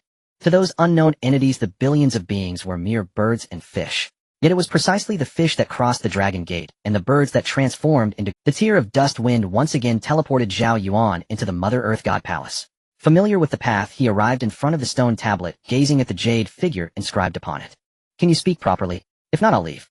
Zhao Yuan said with a grin. You, how could the Mother God choose you? Kasha calmed down, though her tone was laced with disdain. Are you questioning your deity? Zhao Yuan's tone grew cold. You, the deity, is the master of everything. No one can question the deity. Kasha stated without hesitation. Zhao Yuan took out the tier of dust wind, tossing it in his hand, without speaking, instead looking at Kasha. You? Kasha hesitated, her faith clashing with doubt, a flicker of confusion appearing within her. Perhaps deep down she was unwilling to believe certain things. After countless years of waiting and countless expectations, the divine oracle had never graced her. Even with a firm heart of faith, under the erosion of time and the lack of response, cracks had long since formed. Self-deception is a common trait of the weak. You must believe that everything is for the best. The divine watches over all. Zhao Yuan coaxed. Silence filled the vast space, not a sound to be heard. Yes, the divine watches over all. Oh, everything is for the best. Kasha finally spoke. What is a prophet? Zhao Yuan asked. Long ago there was a believer who received a divine oracle which spoke that when disaster strikes, a being with the tier of dust wind will re-enter the Vina tribe, and the light of the deity will shine once more. Kasha replied. This time she did not intend to hide. Perhaps he was right. This was all part of the divine's arrangement. No need for doubt. Just let it flow naturally. Aren't you a saint? Why haven't you received the divine oracle? Zhao Yuan retorted. Being a saint is not a position of the divine palace. More accurately, it is a product of compromise between the royal family and the divine palace, a messenger for communication between the two sides. To demonstrate nobility, it is called a saint, with each generation selecting a princess from the royal family to serve. Kasha explained. It seems this time the royal family had not brainwashed the divine palace. Religion indeed has its own set of rules in this regard. What does the disaster in the divine oracle refer to, eh? Zhao Yuan continued to ask. At first no one was clear about what the disaster was. The empire was so strong, what could it not handle? How could there be a disaster? But no one expected that the disaster would be the empire itself. With the empire's strength, it could practically achieve anything in the world, and they set their sights on the divine. They were mad and terrifying, actually declaring in public that they wanted to send the divine into the dissection room to let the world fully understand what the divine was, which the divine palace could never accept. Kasha recalled with a hint of melancholy. God-slaying? Yes. It was the royal family's idea. The royal family did not oppose. No one opposed the largest center of power. That's not the greatest support. Have you ever seen your Mother Earth God? Zhao Yuan asked curiously. What is a deity? The Grand Palace Master should have worshipped. Kasha was not very certain. If you have never seen a deity, how can you be sure of their existence? Zhao Yuan pondered. Are you foolish? If there were no deity, how could extraordinary power come about? All extraordinary things come from the divine. Kasha said impatiently. Zhao Yuan was taken aback. All extraordinary things come from the divine. Even games. We believe in the divine not because the divine needs our faith, but because we need the divine. The extraordinary is the only path to eternity. Kasha continued. Technology can achieve that too. Zhao Yuan rebutted, thinking that with the strength of the Vina Empire, achieving longevity should be quite simple. Technology can achieve longevity but cannot achieve immortality, or rather, if technology cannot continuously break through, then longevity has an end, whereas the end of the extraordinary is the visible divine. As long as the divine exists, one can achieve immortality. How do you know the divine can certainly achieve immortality? Are you a contrarian? What? Zhao Yuan was taken aback, but quickly reacted, casting an annoyed glance at Kasha on the stone tablet. Where was I being contrary? As a short-lived species, what qualifications do you have to question the divine? Kasha said fiercely. What is a short-lived species? Once again encountering knowledge he did not understand. The records of the human race did not contain these. The Vina tribe naturally has a lifespan of 10,000 years, far exceeding that of the vast majority of cosmic races, so those whose natural lifespan is less than 1/10 of ours are referred to as short-lived species. Kasha was still diligent, explaining clearly. What about those with lifespans of less than 100 years? Zhao Yuan's voice dropped significantly. 10,000 years. Does the human race have a history of 10,000 years? That is ephemeral as dust. It is the dust that might have perished before even having a name. Kasha answered without hesitation. What a blatant contempt. What is your race? Are you dust? Are you ephemeral? Kasha countered. Civilization is never defined by the length of life. Zhao Yuan said loudly. Oh, then you are the dust and ephemeral race. What? Do you look down on my human race? Give us time, and we will surely surpass your Vina tribe. In terms of confidence, Zhao Yuan was not lacking. Give you time to catch up, and my Vina tribe will make your race unreachable. Kasha said proudly. In terms of racial confidence, the Vina tribe dominated the universe. That is already in the past. You may have long since become what you call ephemeral and dust. Zhao Yuan sneered. A dead person, what is there to be proud of? This sentence indeed pierced Kasha's heart deeply. Kasha erupted with anger. Had it not been for her current state of merely having consciousness, she would certainly have made Zhao Yuan understand why flowers were so red. A little brat, not even as long as her past breaks. How arrogant. How is your consciousness preserved? Zhao Yuan skipped this topic and asked. Isn't it just a matter of having hands? Short-lived species. Huh? Kasha sneered. How could they allow your consciousness to remain a... Zhao Yuan ignored Kasha's provocation. I am a princess known throughout the empire. Kasha said proudly. Oh, a princess stark naked hanging here. This time Zhao Yuan was not polite. You? Kasha gritted her teeth. He is my older brother. As an emperor of an empire, sometimes being merciful is not necessarily a good thing. Zhao Yuan said with a smile. Hopefully this will directly infuriate you. If you were not a prophet, I would never speak a word to you. Kasha snapped. No more ifs and buts. Tell me, what is the god's light within the oracle? Something stirred in Zhao Yuan's memory. I don't know. I am a prophet. Do you not trust your god? I truly don't know. Kasha replied with a sour edge. Zhao Yuan found it hard to believe. An oracle is an oracle, it will not be explained. The deity does not elucidate to its followers what its oracle means. Do you understand? Kasha's patience frayed. Zhao Yuan nodded. Gods do not need believers. Believe if you will. Where is the Dadi Mashingong? Zhao Yuan asked again. This is it. I mean the true Dadi Mashingong. Zhao Yuan gestured around. He could not believe the stronghold of a faith with a living god could be so shabby. Above, use dust winds tear to sense it, it will point the way. But I do not recommend you go. The main hall of the Dadi Mashingong is forever watched by the high sacrificer. As an unbeliever, stepping into the hall will mean death. Kasha said. You can see outside. Zhao Yuan paused, and then realized. The outside is an instance. The Waina clan had long since been annihilated. Yes, before you came the outside was desolate, after you arrived it came back to life, or rather the time that once was became alive again. Kasha spoke in a low voice. Zhao Yuan began to understand. Was this not akin to watching a recorded past? Is this the abyss game you mentioned earlier? Then this must be the so-called instance. Kasha seemed to grasp everything now. No wonder she had gone mad. Turning my clan's history into an instance and letting you desecrate it. Would that being not fear the opening of a divine war? Kasha could not fathom it. They were also children of the mother goddess. Even if countless traitors had arisen among those children, that should not be something another deity could meddle with, should it? Perhaps you overestimate your clan, or you overestimate your mother. A flash of contemplation crossed Zhao Yuan's eyes. If something could be shrouded by the abyss game, the outcome was obvious. Lan is likely stronger than the so-called Dadi Mother. The Waina clan was so formidable, and yet failed before the Dadi Mother. What purpose would Lan have in toying with humanity? Toying boredly with the ants beneath one's feet. A god would not be so trivial. A god's thoughts and designs are laden with meaning even if they seem meaningless to you, Kasha said, recalling the words of a great palace lord. Kasha seemed to notice Zhao Yuan's confusion. The great palace lord you mentioned? And what is the high sacrificer? Zhao Yuan asked. He did not fully understand the structure of the Dadi Mashingong. The Dadi Mashingong has 10 palace lords. The strongest among them is the great palace lord. Each palace lord commands 10 chief bishops, 1 high sacrificer, numerous bishops, and a vast throng of devotees. The high sacrificer is the servant who tends to the deity. The 10 palace lords are mostly absent from the ancestral star. On the ancestral star, there is only 1 high sacrificer and 1 chief bishop. Those 2 are the senior figures there. But the high sacrificer never leaves the temple's main hall. Almost no one has ever seen him act. Typically the chief bishops are the ones to intervene, Kasha answered. With so many formidable figures in your temple, how could you be at such a disadvantage against the empire? Zhao Yuan wondered. The Dadi Mashingong possessed countless strong ones. How could it be so oppressed? Long ago the temple's standing was indeed above the empire's, but the empire advanced too swiftly. You should understand at the beginning, and for a long time the transcendent stood high above all. In those days there were two distinct classes, the mundane and the transcendent. The empire was merely the transcendence instrument. Ordinary mortals, though lacking power, embraced technology. As technology progressed, the transcendent gradually fell from their clouded perches. The mundane resumed their place, the transcendent theirs, and such became the mutually acknowledged order. But as you know, transcendence requires innate talent, which blocks many. The maturation of a transcendent powerhouse demands an exceedingly long time. Meanwhile, the Empire's colossal ships, drawing on nearly limitless cosmic resources, could be produced continuously.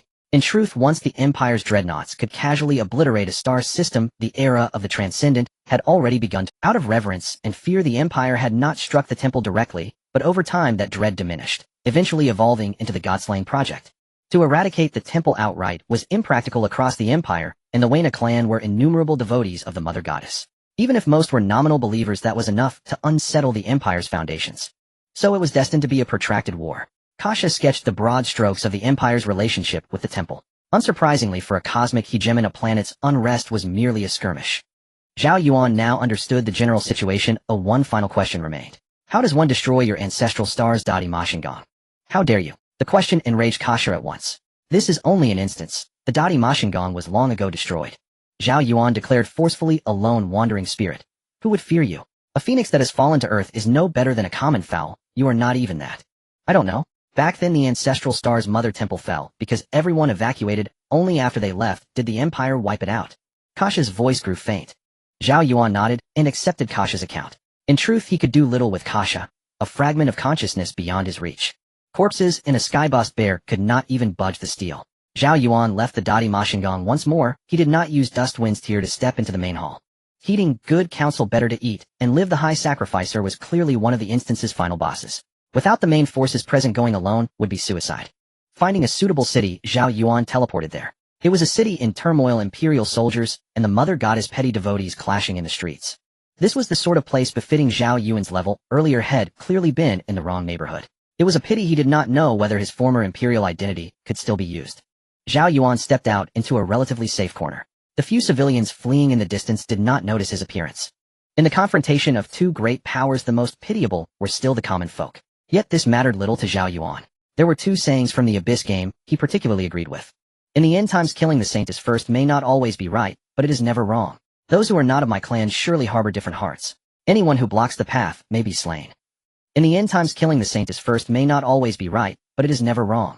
Those who are not of my clan surely harbor different hearts. A sky-beast bear came crashing down from above. Watch above, someone instantly warned. The group hurriedly dodged. At that moment Zhao Yuan smiled. The sky-rending butterfly skill had already activated. The spatial turbulence it wrought slowed and wounded them, immediately hindering their movement. Then the sky-boost bear smashed into them.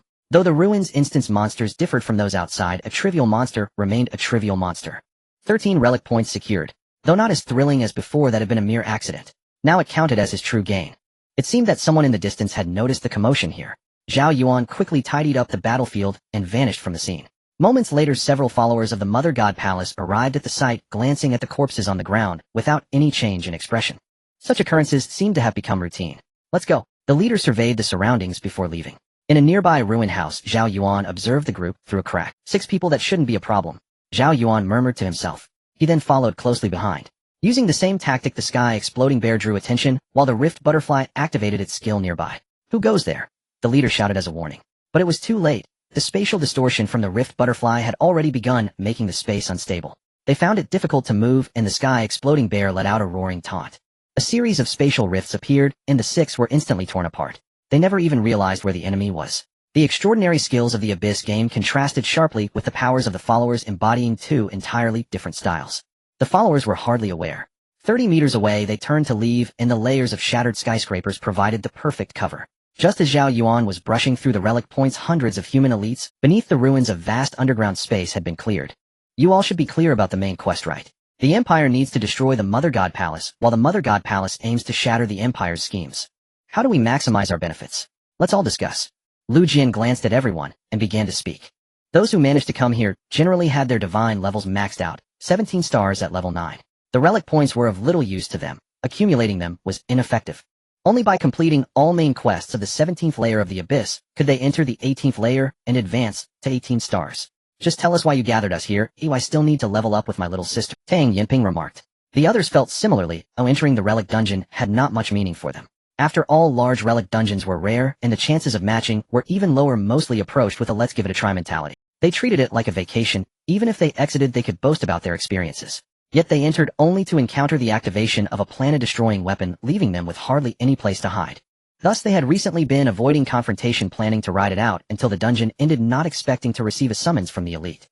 Players at level 17 among the human race had mostly maxed out their divine levels, but being maxed out was just the baseline. It merely indicated that they wouldn't be crushed by divine levels.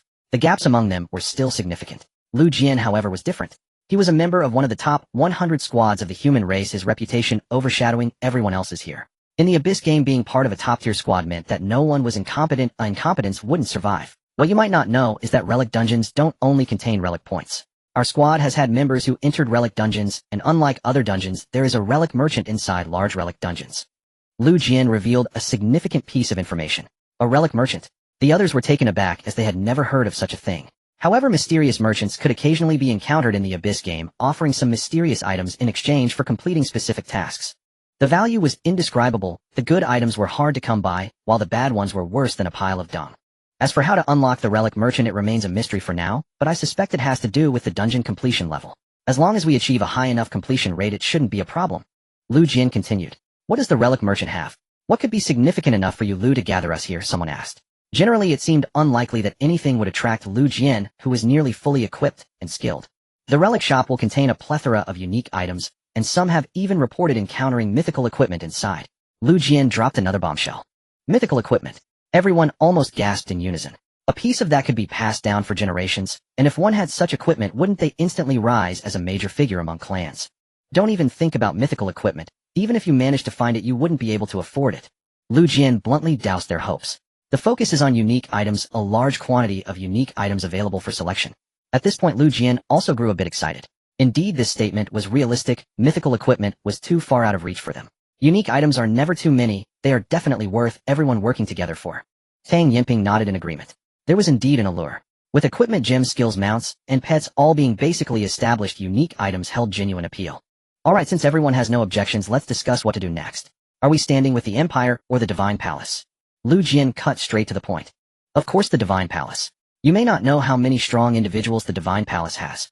It's said that the Grand Master of the Divine Palace is a near-divine level powerhouse. No. You all saw the recent apocalyptic battle. A single mech could annihilate stars. Do you know how many such mechs there are? A mere minor officer can apply for one, and they are likely becoming common. A player from the Empire faction directly counted. Instantly, everyone began to argue, unable to switch factions without spending half their current relic points. Knowing about the relic merchant, they naturally didn't wish to waste them carelessly. After a long while with no conclusion, everyone turned their gaze toward Lu Jian. Since he initiated this discussion, he likely already had an answer in mind. Based on the information I've gathered from the Empire during my time in the dungeon, I suggest everyone shifts to the Divine Palace faction. Lu Jian stated. The others did not immediately refute him. As the strongest visible player in the relic dungeon, Lu Jian's status in the Empire faction was undoubtedly higher than others, and he naturally had more privileges and knowledge. First, it can be confirmed that there is a high priest in the Divine Palace whose strength remains unknown, and it is he who has prevented the Empire from directly assaulting the Divine Palace's stronghold. Second, it can also be confirmed that the Empire's main forces are not located on this planet. The Empire's military presence here is limited, and they are not allowed to use high-spec weapons on this planet. Even the previous incident has seen many people step down. As for the reasons, I'm not entirely clear. I don't have much information available. Third, and most importantly, the Empire will no longer reinforce their troops here, and has ordered the blockade of all star-destroying weapons and above. After saying this, he looked at the others, waiting for their responses. If Zhao Yuan were here, he would definitely be speechless. The Empire's blockade of star-destroying weapons is because no one has the courage to bear the infamy of destroying their ancestral star, not because they fear the High Priest. The war here is merely minor skirmishes. The Grand Priest of the Divine Palace has been rendered ineffective. The High Priest cannot leave the temple, and there are only a few lesser beings. How could they withstand the Empire's firepower? How to thwart the Empire's schemes? How would one stop it? The extraordinary powers and technology are inherently unequal, and with the human race's limited numbers, how much firepower could they endure from the Empire's ravages? The direction is wrong. All efforts would be in vain. In that case, it seems the Divine Palace is indeed simpler. Tang Yinping nodded in agreement. Shall we turn then? Someone asked. Support. Perhaps we should inquire further. There might be information we don't know about. Some expressed doubts. With all of us hiding here, the others' levels haven't caught up. How useful can we be in gathering information? Someone immediately retorted, let's at least ask in the channel. Oh, we're all on the same side. Although their levels haven't caught up, who can really say how luck plays out? Someone suggested. That makes sense. I think it's entirely unnecessary. What can a bunch of newbies know? Someone disagreed, seeing it as a waste of time. Lu Jian glanced at Tang Yinping. He knew her family, the Tang clan, had a true powerhouse among the human race. What do you think? Lu Jian asked. I think we should inform everyone the human race is one entity, and there's no notion of betrayal. Our interests are aligned. If someone knows something we don't, it could help us avoid issues, and it won't take much time. We must remain united. Tang Yinping pondered and said, regardless, we cannot isolate the newbies. Arrogance is the greatest obstacle to survival. We must not be too haughty towards the newcomers.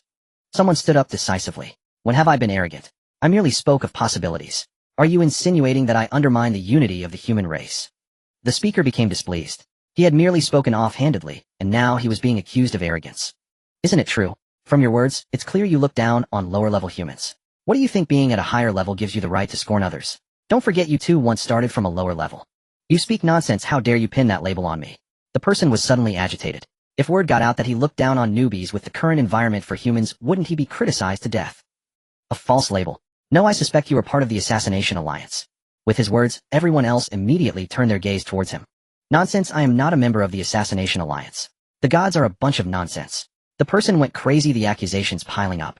Indeed, as soon as he cursed the deities, others looked at the person across from him. You suspect others, yet you must prove your own innocence. Some words cannot be spoken carelessly. He proved it. Now it's your turn. The deities are nothing but the spawn of dogs. The person said no more and directly cursed. Followers would never insult the deities. After both sides proved their innocence, the tension slowly eased. Alright, since that's the case, let's inquire in the faction channel. Lu Jian also agreed. There was no opposing that everyone had spoken to this extent. If he opposed, wouldn't he be isolating the newbies? He couldn't afford the blame for isolating the newbies. Everyone began to announce the matter in the Empire and Divine Palace factions, sharing Lu Jian's reasoning. In no time, everyone in the group was buzzing with discussion. However, for others, the significance of the relic shop wasn't much. The relic points would definitely be used for leveling up first. While rare items were precious, leveling up was more important. Rare items wouldn't necessarily withstand the crushing force of divine levels. This opportunity didn't concern them much. Of course, not everyone thought this way. There would always be those who marched to the beat of their own drum. However, most agreed with Lu Jian's statement. They simply couldn't access that information. The enemy faction would go all out against them, and their own faction also ignored them. There were basically no objections. What the powerhouses said was what it was. They only cared about how to obtain the relic points. Seeing there were no significant gains, the high-level powerhouses began preparing to switch factions. Those needing to switch looked somewhat conflicted. They didn't know whether to switch to the relic shop or not. Once they knew, every relic point became precious. What if they encountered a good rare item and missed it by just a bit? That would be so unlucky. Fortunately, this was just the beginning and not the time of greatest loss. Everyone stopped and watched the news. Suddenly Tang Yinping interjected quite unexpectedly. In an instant, all eyes turned to the faction channel or others' news channels, as they could only see chat messages from their own faction. They saw a newbie named Zhao Yuan rapidly sending messages. Don't switch. If you switch, the game will be unplayable. This is the mother planet of the Empire where no one dares to use destructive weapons. However, the Empire possesses a vast number of mech troops and intelligent armed machinery here which are incredibly cheap for the Empire and can be produced endlessly. The Empire's army has long surrounded this star thoroughly. More importantly, at the Divine Palace, there is only one Archbishop and High Priest left in the upper echelons. The Archbishop has already fallen, only the High Priest remains, and they will not step out of the temple. How are we to complete our mission after joining the Divine Palace faction? To face the Empire's endless firepower. Zhao Yuan finished in one breath. If the majority of the human forces joined the Divine Palace, how could they survive to get out? Just as Zhao Yuan finished speaking, everyone fell into shock. Tang Yinping, how do you know? Zhao Yuan decisively replied, none of your business how I know. Instantly clicked on the other person's avatar level 1600. Zhao Yuan has retracted the message. Sorry big shot, that wasn't me who sent it earlier. How I know I cannot tell you, but the content is definitely accurate. Zhao Yuan followed up with a long string of smiling emojis. Tang Yinping Lu Jian, are you sure? Zhao Yuan clicked on the avatar level 1679. Big shot, I'm absolutely sure. He even added a cute emoji. In the underground space, Lu Jian and Tang Yinping exchanged glances, and they understood. Could this information be obtained by a mere newbie? Unless this dungeon was opened by this guy. Others quickly realized that the newbie's clumsy attempt to cover up had already revealed the issue. They had originally thought the dungeon opener was someone among them, but it turned out to be a newbie barely over 100 levels. What sheer luck to be able to open a large relic dungeon at a low level. Even if nothing else came of it, it would save him years of effort and leveling up. Alright, since he knows more information than we do, and it's more accurate, it seems joining the Divine Palace would be a dead end. Lu Jian took a deep breath and said, crushing the Empire's schemes. With just these 20,000 people. Thank goodness, they asked, otherwise would he have led this group of people into a dead end. He couldn't help but feel grateful to Zhao Yuan. Yes, it seems the key to clearing the dungeon lies in joining the Empire faction. Tang Yinping nodded. If the difficulty of the Empire faction is hard, then the Divine Palace represents a nightmare level. Others also agreed, from the current perspective the Divine Palace faction was a pit impossible to clear. Going there would mean certain death. Alright, the difficulty of the Empire faction is evidently much lower. We will join the Empire and clear the dungeon as soon as possible. Lu Jian stood up and made the final decision. Lastly, I want to say, if I find anyone who dares to play dirty with the newbies behind their backs, I guarantee there will be no place for you among the human race. At that moment, Tang Yinping also spoke, her gaze coldly scanning everyone. I too guarantee in the name of the Execution Axe Squad that anyone who dares to harm newbies in this dungeon is disrespecting me. You can wait for the Execution Axe Squad to wipe you out. Lu Jian likewise spoke coldly. The Execution Axe Squad ranks 67 among the human factions. I feel the same way. Everyone else echoed in agreement, unable to do anything about the significant disparity in divine levels. Anyone from their group could easily eliminate others, therefore keeping up with the main group's divine level is crucial. Empire Camp 19877, Mother Earth Goddess Palace Camp 123. Looking at the panel before him, Zhao Yuan finally let out a sigh of relief. He almost lost this instance without paying attention. If everyone had gone to the Divine Palace Camp, what could he possibly do? In the relic instance, one can only exit after clearing it. If not cleared, one must remain within the instance until it follows the predetermined historical trajectory to its conclusion. Zhao Yuan hid beside a block of rubble, found a relatively flat stone, and sat down. After taking a sip of water and resting for a while, he began to move again. Such a good instance. If he didn't gather more relic points, it would be a waste. Fortunately, the city was mostly small-scale combat, allowing Zhao Yuan, a lone wolf, to survive. Generally, he would just turn and leave if the opposing side had more than 15 people. If only I had a mech, it would be great. I could just blow up this city. Zhao Yuan thought, wildly jumping rapidly between the layers of corridors. He quickly observed his surroundings. The architecture of the Vina tribe was incredibly massive. Even the buildings for ordinary people were exceptionally sturdy, with some still standing despite the ravages of war. Zhao Yuan saw a group of followers enter the large building and decided to follow them to see if he could find an opportunity to take them out. Tang Xuanju was panting, hiding behind a thick pillar. The violent explosions had put her in a very passive position. Before leaving, her sister brought her to this low-level area, leaving her there while she went off to deal with something. It was supposed to be uneventful. Taking out some small fry from the Divine Palace camp alone shouldn't be a problem. As an assassin, as long as she found the right opportunity for a burst, no one here could withstand it. However, once surrounded, her chances of survival as an assassin were significantly low. It was supposed to be uneventful. Making a move and changing locations made it hard to be surrounded. But unexpectedly, one seemingly insignificant foe she had killed before turned out to be quite formidable, cursing her before dying, nearly scaring her to death. However, it wasn't a big problem. As long as she found a support player, a purification would solve. To her surprise, this curse had tracking and locating effects. Despite multiple attempts to break free from the encirclement, the numbers kept increasing. If she had known, she would have waited for her sister. Instead, being without a team was truly too passive. If only her small team could join, would these small Kalami be able to chase her so desperately? After taking a sip of a potion, her breathing gradually calmed. She sensed her surroundings and sighed. Here they came again. The silence around her was eerie. Tang Xuanju picked up her dagger, took a deep breath, and rushed towards the left exit. A burst of emerald energy came roaring towards her. She suddenly halted and quickly dodged. Figures appeared from all directions, surrounding her. This was troublesome. For a damage-dealing class, solo play was still too risky. Now she could only quickly tear open a line of defense to escape, and hope her sister returned soon. Without hesitation, her skills had mostly cooled down. She charged in one direction, her dagger creating beautiful afterimages in the air. In her rapid movement, Tang Xuanju's figure was almost unidentifiable.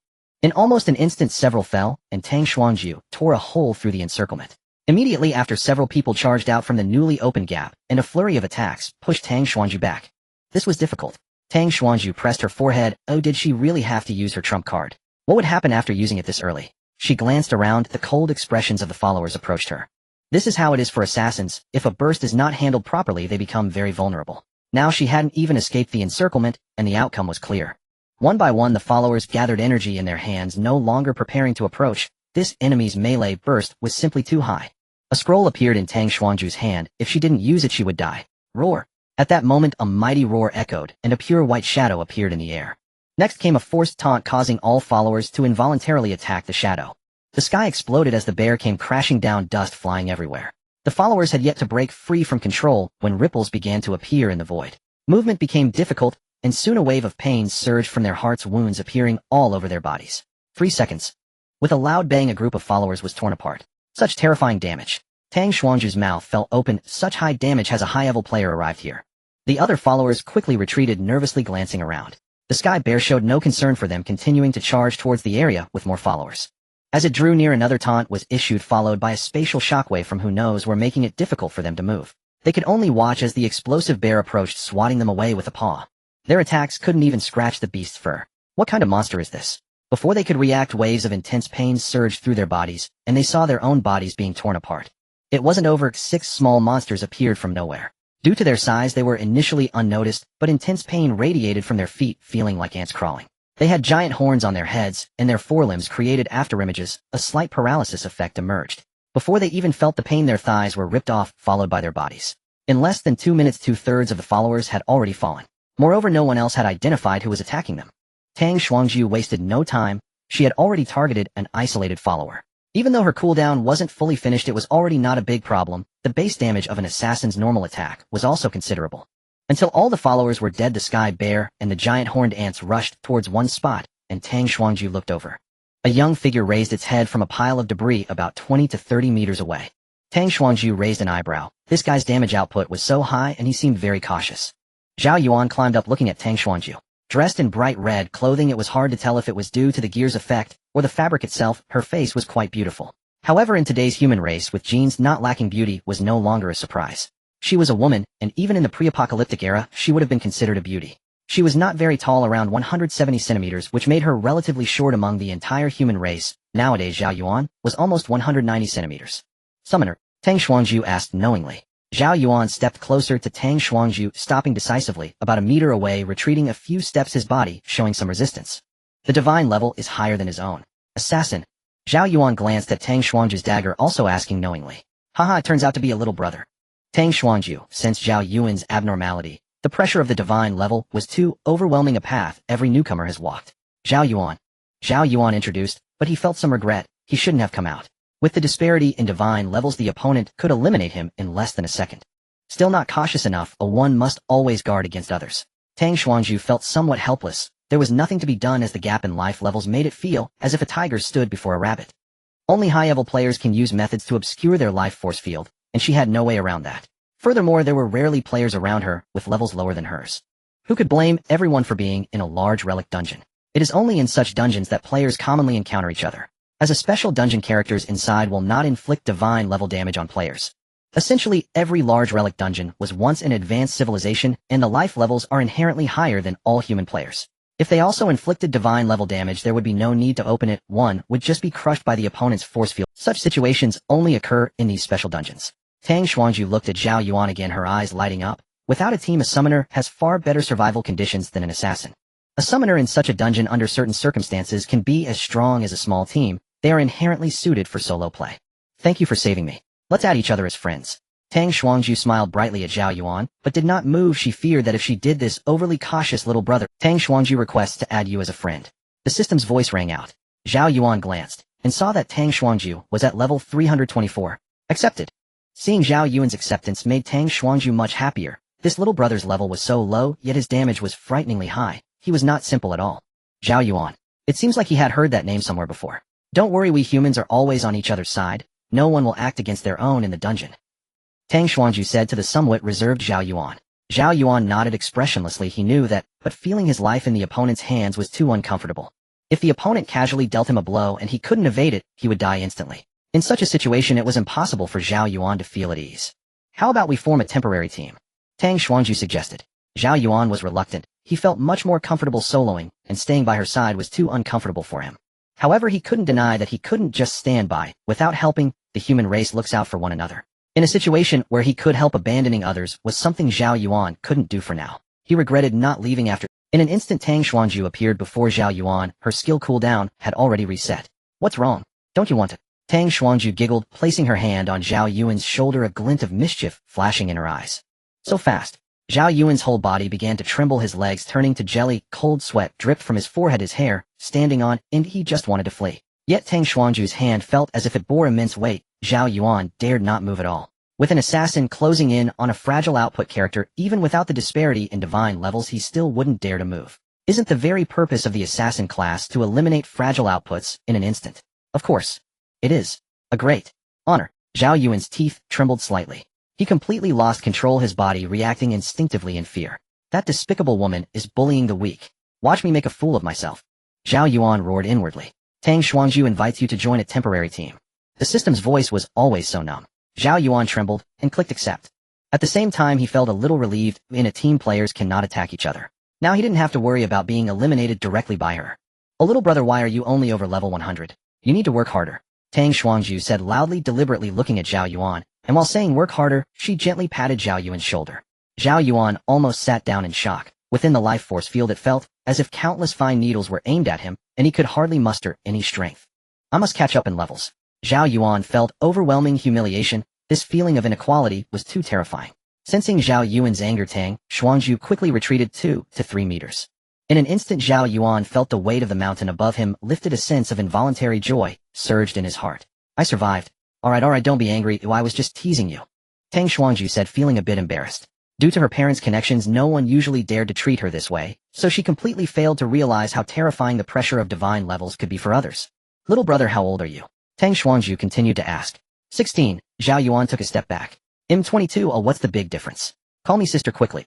"Sister." Zhao Yuan obediently called out. "That despicable woman, one day, I will give you a beating." Zhao Yuan roared fiercely in his heart. "Sister." Zhao Yuan obediently called out. "That despicable woman, one day, I will give you a beating." Zhao Yuan roared fiercely in his heart. "So obedient. Little brother, give me a purification." "Ooh, I've been marked," Tang Xuanzhu suddenly said, as if recalling something. "Purification? Don't be stingy," Tang Xuanzhu said somewhat disbelievingly. "Oh, as a summoner, how could she not carry purification without any support? Really none. Go out." "Don't be stingy," Tang Xuanzhu said somewhat disbelievingly. "Oh, as a summoner, how could she not carry purification without any support? Really none." Zhao Yuan said earnestly, swearing to make her believe. The psychological shadow was quite large. Tang Xuanzhu pondered. Not carrying purification and still daring to go out indicates that the opponent has their own immunity skills. "Alright. If you don't have it, never mind. Does little brother have a partner? Do you need me to introduce you?" Tang Xuanzhu's thoughts began to wander again. With such high output, it indicates that his equipment and skills are not lacking. He also has immunity skills, high survival ability, and entering this dungeon at such a low level shows good luck. It's a pity he's a summoner. But that's not a big deal. Finding a control type is still very good. 2 wrongs make a right. A high-quality seedling. Zhao Yuan felt overwhelmed. How many men in this world would dare to seek someone with a divine level higher than their own? Are they tired of living too comfortably? A masochist? No thanks, the current situation for humanity is tough, and the future is bleak. As men, we should strive to achieve great things and fight for our race. Personal matters are trivial. Zhao Yuan shook his head vigorously. The legacy of humanity is also a significant matter. Tang Xuanzhu countered. Zhao Yuan smiled, but remained silent. If it weren't for your high level, he would have scolded you long ago. Zhao Yuan did not have such a big heart to face a woman with a divinity level greater than his every day. Tang Xuanzhu seemed to sense Zhao Yuan's worries and explained, "Actually, you don't need to worry about the divinity level. Although our levels are low, we level up quickly, and the one I'm recommending is not particularly high, just about the same as me, a 3-star level 4. Besides, where are we right now? In a large relic dungeon, the best map for leveling up. Once we go out, you might be about the same level." Zhao Yuan still shook his head, unwilling. "There's a control type girl, very beautiful. If she teams up with you, there won't be any conflict. A control class paired with a summoner is quite a match." Tang Xuanzhu continued, saying she had a good sister who used to play very well. Unfortunately, talent is not something one can choose, so she could only go with the control class. She had switched several teams, but found no suitable one. Seeing Zhao Yuan still shaking his head, Tang Xuanzhu became somewhat irritated and said, "She's 1 meter 82, has long legs, a curvy figure, fair skin and beauty, and is wealthy. A little rich girl." "Ahem, then we should find time to hang out together," Zhao Yuan said seriously. "Hehe men." Tang Xuanzhu sneered. "You just said you were marked." Zhao Yuan changed the subject. "Yes, it's a bit troublesome. It weakens certain attributes of mine, and no matter how I try to avoid it, the other party can always find me." Tang Xuanzhu also became serious. "Then what should we do?" Zhao Yuan felt helpless. He wasn't a support character and couldn't handle these problems. "If it were before, it would indeed be a problem, but now you have me." Tang Xuanzhu smiled. "What can I do? You are a summoner, so in a solo situation you won't lack for damage output. As an assassin, I may not fit in perfectly with you, but that's not a big issue. Isn't it a great opportunity to farm relic points now?" Tang Xuanzhu looked at Zhao Yuan. They were 2 to 3 meters apart, but Zhao Yuan felt the fiery gaze from Tang Xuanzhu. "Are you suggesting you be the bait?" Zhao Yuan was clever and instantly understood Tang Xuanzhu's meaning. It seemed that was indeed the case, and he wouldn't even have to put in the effort to find it. Then little brother, you must protect me well. Tang Xuanzhu laughed. Your entire family is little brothers. Aren't you afraid of attracting a big shark? Zhao Yuan countered. On this point Tang Xuanzhu was not surprised, instead she nodded and said, so we need to be careful. Being overly cautious would waste this opportunity. To avoid attracting a big shark, we need to find a safe place. Zhao Yuan agreed. In the Abyss game one cannot grow quickly without taking some risks. I might know a place. Zhao Yuan's eyes lit up. Let's go. After saying that, Zhao Yuan quickly headed in one direction. Is it here? Tang Xuanzhu looked at Zhao Yuan with confusion from a distance. You're hiding so far away, are you planning to eat me? Zhao Yuan nodded. This was a street with two massive skyscrapers on either side. Even though the upper floors had collapsed somewhat, they were still immensely large. At the front and back of the street was a gigantic building that had completely collapsed, blocking the road behind, and leaving only one exit ahead. You've blocked our escape route, Tang Xuanzhu said as she looked around. Little brother is still a bit too young. However, Zhao Yuan was unfazed. He thought this place was excellent. The buildings on either side of the street were unknown for what purpose they were built, but Zhao Yuan had previously soloed through here, and these two structures were far sturdier than any he had encountered before. The area where the exit was blocked extended about 2,000 meters. If they couldn't run 2,000 meters in time, other places would probably be similar. Moreover, if these two buildings faced an aerial attack, they would be perfect cover. Zhao Yuan explained his plan to Tang Xuanzhu. Tang Xuanzhu expressed her doubts. Then what place do you have in mind? Zhao Yuan countered. None. Tang Xuanzhu shook her head. Then why are you skeptical? Zhao Yuan certainly didn't dare to say that directly. Tang Xuanzhu could easily deal with others, but could handle herself with ease. Then let's go with my plan. Zhao Yuan made a decisive choice. Interesting, little brother. Tang Xuanzhu smiled. She had just contacted her sister, and soon Tang Yinping would arrive. As a high-level player of the human race, even as a support, she was invincible in this low-level area. Moreover, she had her own backup. She just didn't know why Zhao Yuan was so confident. Alright, I'll follow your lead. After saying this, Tang Xuanzhu soared into the air and flew into the window of the tallest building. Zhao Yuan looked at Tang Xuanzhu soaring and felt a trace of envy. Flying. Soon. As long as he could get out of this dungeon, he would also be a 2-star and could fly. Zhao Yuan ran into a hallway, quickly heading towards the exit. Finally reaching a floor, Zhao Yuan deployed the sky explosive bear, positioning it appropriately. He also cleared away the surrounding broken stones and the like to avoid hindering his escape later. He found a place with a clear view and crouched down, keeping himself hidden. For a high-tech civilization, Zhao Yuan's method was completely useless. Their instruments would scan everything clearly. Unfortunately, the other party were believers completely severed from the Empire, existing as extraordinary powers belonging to themselves. For years the Empire had blocked believers, and believers held animosity towards the Empire, so they were completely afraid to use the Empire's technology. Who would dare to use technological items from the Empire? Wouldn't that be like demonstrating one's incompetence in front of experts? They trusted themselves and the Earth Mother instead. Have you always been so lewd? Tang Xuanzhu's voice came from beside him, carrying an indescribable feeling. I'm too low-level. Ooh, I can only be lewd. Don't act recklessly later. Zhao Yuan also opened the team voice chat and said softly, you're being too lewd. Tang Xuanzhu responded with exasperation. From earlier, it was clear that Zhao Yuan's summoned creatures had high output. In a direct confrontation with the front-line bursts of damage and the sturdy giant horn, and along with me, as the assassin to harvest, even a small boss could be dealt with heat. Don't speak, pay attention to the surroundings. If anyone comes, alert me, Zhao Yuan said sternly. At this moment Tang Xuanzhu had already reached the rooftop, found a position from which she could overlook the entire situation. Alright, understood. Tang Xuanzhu touched her head, initially thinking it would be a direct battle, but now it had turned into an observation role. Wasn't this underestimating her as an assassin? In fact, Zhao Yuan arranged it this way mainly to keep himself at a distance from Tang Xuanzhu. It seemed Tang Xuanzhu really had killed an impressive character. Zhao Yuan had barely settled down when a group of believers came looking. Did you find out what identity the person you killed had? Zhao Yuan asked curiously in a low voice. I didn't pay attention, it just happened at the right moment. A group of small monsters, oh, what do I care about their identity? I took them out in one go, and right before dying they hit me with that secret method which I had no way to evade. Tang Xuanzhu looked at the approaching believers in the distance, speaking indifferently. If her team had been present, she wouldn't be so passive. As a harvesting unit, direct combat was not a problem with a small number of opponents, but once the numbers increased, it was no longer her strong suit. That was precisely why she was in such a dire situation. There should be around 30 people, which is within an acceptable range. Zhao Yuan remained still, patiently waiting for the fish to bite. This group of followers led by their leader landed at the exit. After scanning the surroundings, they hesitated not a moment and stepped inside directly. Once they all entered the street, Zhao Yuan knew that the moment to strike had arrived. Using a familiar method, the 10-meter-high sky bear unleashed its taunt in midair, forcing everyone to attack towards it. At the same time, 3 rift butterflies had already activated their skills in front of them. The spatial tremors were unbearable for them. The sky bear crashed into the crowd, instantly injuring several people who were sent flying. In an instant, the sky bear rampaged through the masses. Bolts of lightning flickered across the white fur. Zhao Yuan had already donned that legendary set of equipment. 3 seconds later spatial rifts appeared and countless bodies were instantly torn apart, with electric sparks crackling across the shattered corpses. On the street, they had gathered too closely, all under the assault of the rift butterflies. In just 3 seconds the battle had concluded. In the distance Tang Xuangju's eyes widened in shock. Goodness, I underestimated this guy. Elemental damage legendary equipment. The effect of this damage looks quite formidable.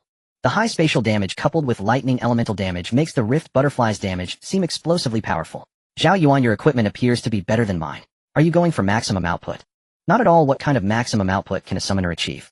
Zhao Yuan replied with some exasperation. That makes sense. Your profession indeed dictates that maximum output is of little use. How naive. Summoned creatures only inherit a proportion of the summoner's main attributes. How could one achieve maximum output? The cost effectiveness is just too low. Little brother, your method seems quite effective. Seeing how easily he had obtained 15 relic points, Tang Xuangju began to agree with Zhao Yuan's approach. In this terrain the rift butterfly's damage was fully unleashed. Keep an eye on your surroundings. If the enemy numbers increase, quickly remind me. We need to make a run for it. Your task is crucial, so don't be careless.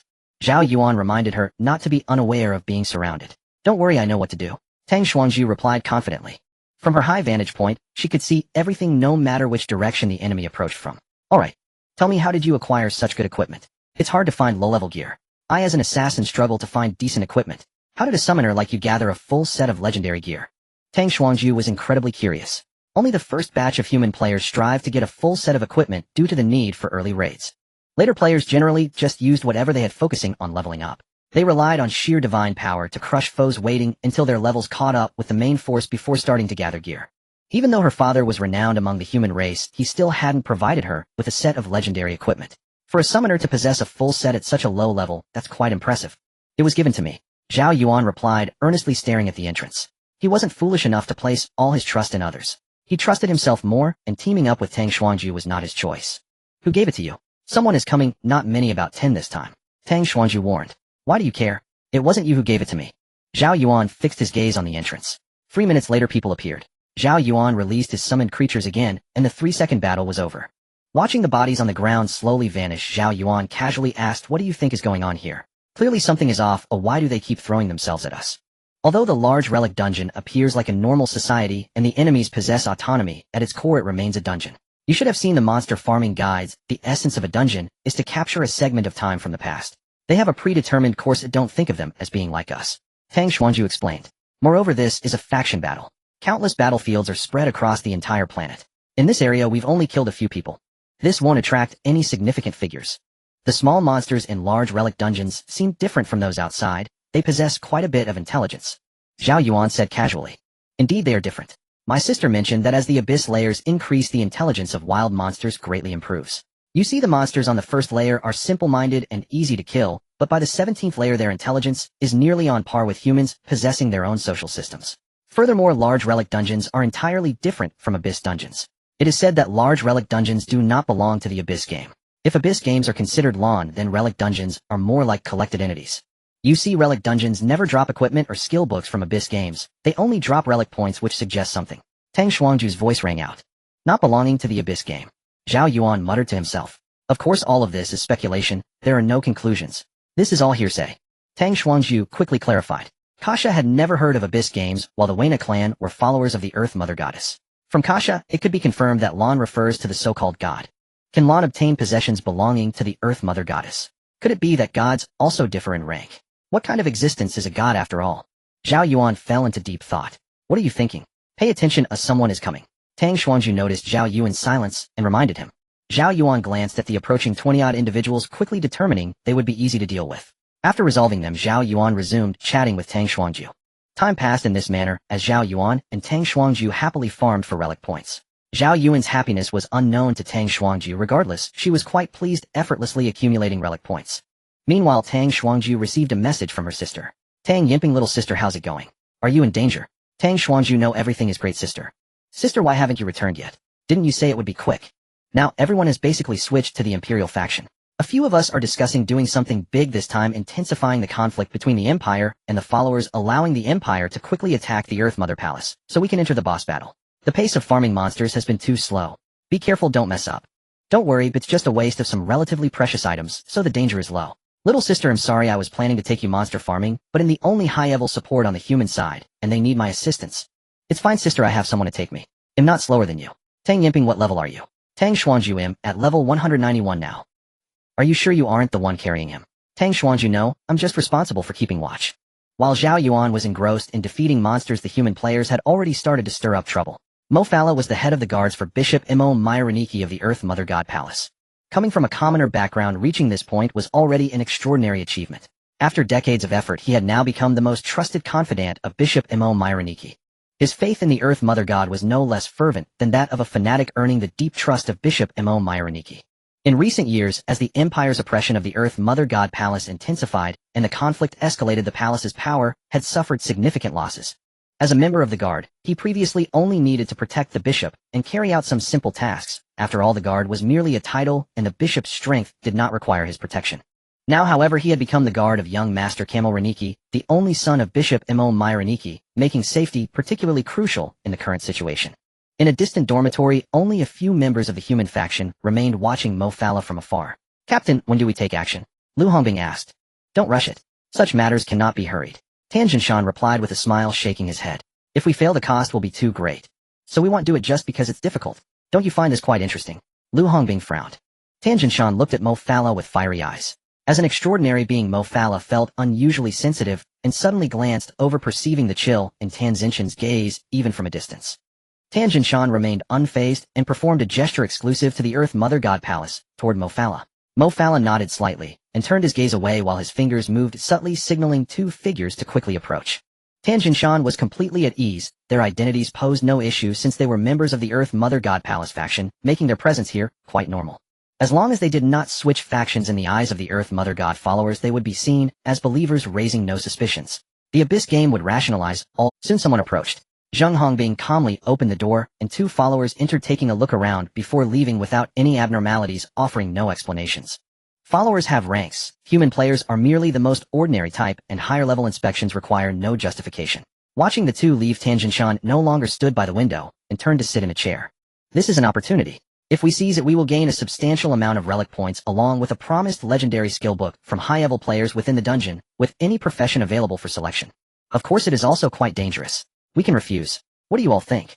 Tan Jinshan looked at his teammates. As they entered the relic dungeon together, they had a significant advantage over solo players. While everyone was switching factions, Tan Jinshan chose to observe for a little longer. He was a clever individual. Sometimes fewer people meant higher value. No matter how sturdy a fortress is, the first cracks often emerge from within. He had merely observed for half a day when someone contacted him advising their team not to switch factions yet, but to wait. And that wait lasted a week. He did not rush, and indeed by today he had received news. Others were also pondering, weighing the pros and cons, as the risk factor was somewhat high. Among them, Zheng Hongbing, whose personality was more impatient and could not hide his thoughts, directly asked, Captain, I don't quite understand. Isn't our goal to join the Empire's faction and assist in breaking through the Earth Mother God Palace? So why do we have to kill Mo Fala? I find it meaningless. Exactly. Captain, we can just switch factions, join the Empire's side, and farm relic points. This is such a great opportunity that could save us years of effort. Why still stay here? Another teammate also expressed confusion. Everyone entered the relic dungeon to quickly acquire relic points to upgrade their divine levels. After all, elite monsters outside needed to be hunted one by one, while any enemy unit here was equivalent to an elite monster. What a great opportunity. They were already at peak level, over 900, their divine level at 13 stars. With enough time farming here, reaching 17 stars was not impossible. Thus, everyone was quite confused. However, the long-standing bond of shared life and death did not lead them to question their captain, but instead made them quietly wait. They did not quite understand what the captain was waiting for. I know everyone wants to farm relic points and level up quickly, but have you considered what happens when we reach level 17 and rank 9? Without high-grade equipment or advanced skills, even if we catch up to the main forces level, we would still be cannon fodder. Tan Jinshan said softly, letting out a sigh. You all know that currently the human faction's level 17 and rank 9 is the pinnacle, with a population of billions, and high-level resources are scarce. If we rush, and we are like a drop of water entering the ocean, destined to make no sound and stir no waves. Are you content with that? We are the first squad of our generation. We are some of the best from that year.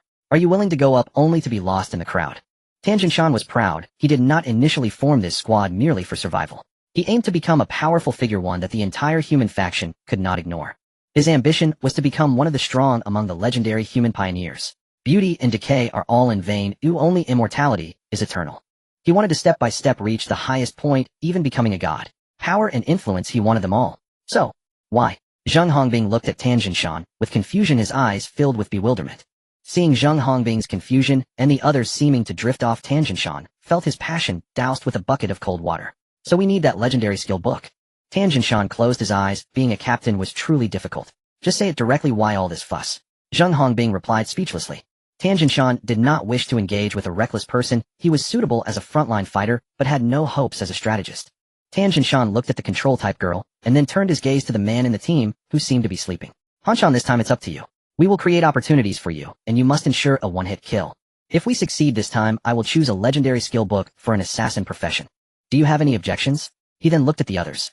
Upon hearing Tan Zinshan's words, Han suddenly raised his head, a flash of cold light passing through his eyes, and a killing intent instantly chilled the surroundings. The control-type girl in the team instantly brightened, dragging her chair closer excitedly, saying with Han around, this freezing effect is exceptional. As a control type, she had nothing to fear from damage dealers. In the face of control-type professions, damage dealers had almost no chance to deal damage. The king of single combat is not just a boast. Han looked coldly at the girl, but before he could speak, she pinched his cheeks. Han, you shouldn't always be so cold, and you rarely speak. Sun Yin said while also tugging at his cheeks. Han felt his face deform, and pulled her hand down, addressing Tan Jinshan. Don't worry, Captain, I will definitely get it. This time is very dangerous. We only have one chance. If we mess up, we could perish here. We must be careful and seize the opportunity. Tan Jinshan said seriously. They had cooperated for 10 years, and had built enough tacit understanding. Seeing Han nod, Tan Jinshan turned his gaze back to the others, and said, although I also wish to grind through this dungeon for a long time, the top players do not agree. They no longer need to level up, they are more concerned about the relic shop.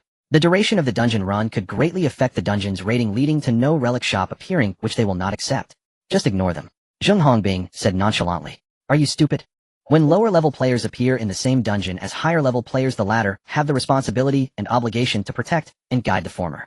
At the same time, lower-level players also have the obligation to obey the commands of higher-level players and assist them in completing tasks. Haven't you forgotten the rules of the human race? Before Tan Jinshan could speak, Sun Yin began addressing Zheng Hongbing. What do you mean? Zheng Hongbing was taken aback, confronted with this mountain of responsibilities and obligations. It means that as long as they are not sending us to our deaths, we cannot refuse. Moreover, they are offering us a handsome reward. Sun Yin rubbed her head, speaking helplessly. What if I refuse? Zheng Hongbing said with a grin. Then you should be prepared to face a lifetime of disdain and ridicule. Sun Yin sneered. I have thick skin, I'm not afraid. Zheng Hongbing said indifferently. Zheng Hongbing, are you deliberately trying to argue with me? Sun Yin immediately became furious. Just as she was about to get up and charge over, Han pulled her back. Don't go, you won't be able to handle him. Han looked at Sun Yin speechlessly. As a control-type player, you can only bully these few fragile damage dealers. If you go after a tank, will you just tickle them? Your damage output won't even match their recovery. If the damage-dealing class fears encountering control-type players, then control-type players are most troubled by support and tank classes. Support classes possess numerous crowd control and buff skills, relying heavily on individual skill, generally splitting efforts evenly out. Control-type players are at a disadvantage, and when facing tank classes, it becomes unbearable. With high health, high resistance, and strong debuff resistance, crowd control won't last long and damage won't be effective. It's exceedingly frustrating. Therefore, only Zheng Hongbing can manage Sun Yin and the team. You two are just watching him bully me. Sun Yin looked at the two damage dealers sitting opposite her. Zheng Hongbing hurriedly said, you two better not meddle. This is our business. As a cumbersome tank, encountering agile damage dealers means only getting beaten up. Alright, stop causing trouble. Oh, it's giving me a headache. Now let's think about how we can ensure success. Tan Jinshan rubbed his temples, speaking helplessly. Having spent 10 years together, they had become like family, often disregarding him as the captain in less important matters. Han quickly pulled Sun Yin down to sit, while the other three used glances to stop Zheng Hongbing's chatter. Gao Yu pondered for a moment and spoke. Escaping afterwards is also a big hassle, so we need to plan our retreat. What are your thoughts? Tan Jinshan looked at her. Gao Yu, as the team's vice tank, was far smarter than Zheng Hongbing. Gao Yu took out an item from her backpack. Little Red's game, maze type, item quality, excellent usage, count once, item description. This is Little Red's favorite amusement park. When she was young, she loved playing hide and seek with her friends here.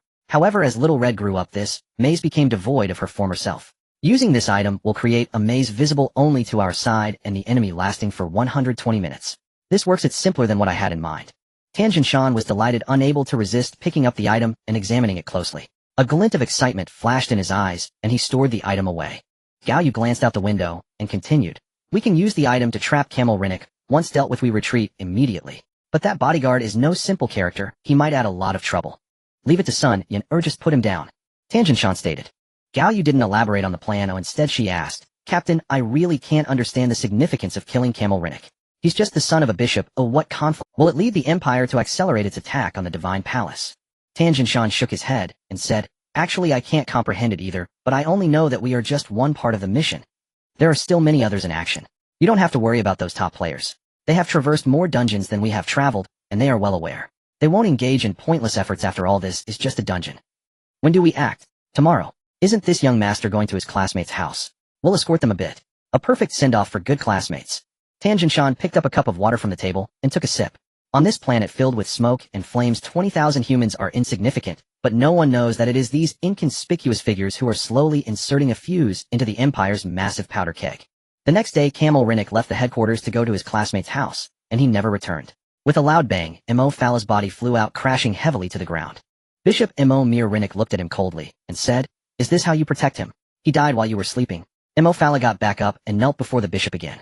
He knew he had been sabotaged, but he didn't understand how someone could make him sleep so defenselessly. Even if such a method existed, he would wake up at the slightest disturbance. However, when he did wake up, only 10 minutes had passed, and he saw the corpses of the young master and his classmates' family. Bishop Mo Mir Rinnick was beyond furious. Leaving a bloodline legacy was too difficult for someone of his level. Outside, he was labeled as a rarity, like a blooming iron tree. Was this his hope? And now it was gone. Looking at Mo Fala kneeling before him, he reached out and placed his hand on his head, bending down to quietly say, "Go to the realm of the Mother Goddess, and take good care of the young master for me."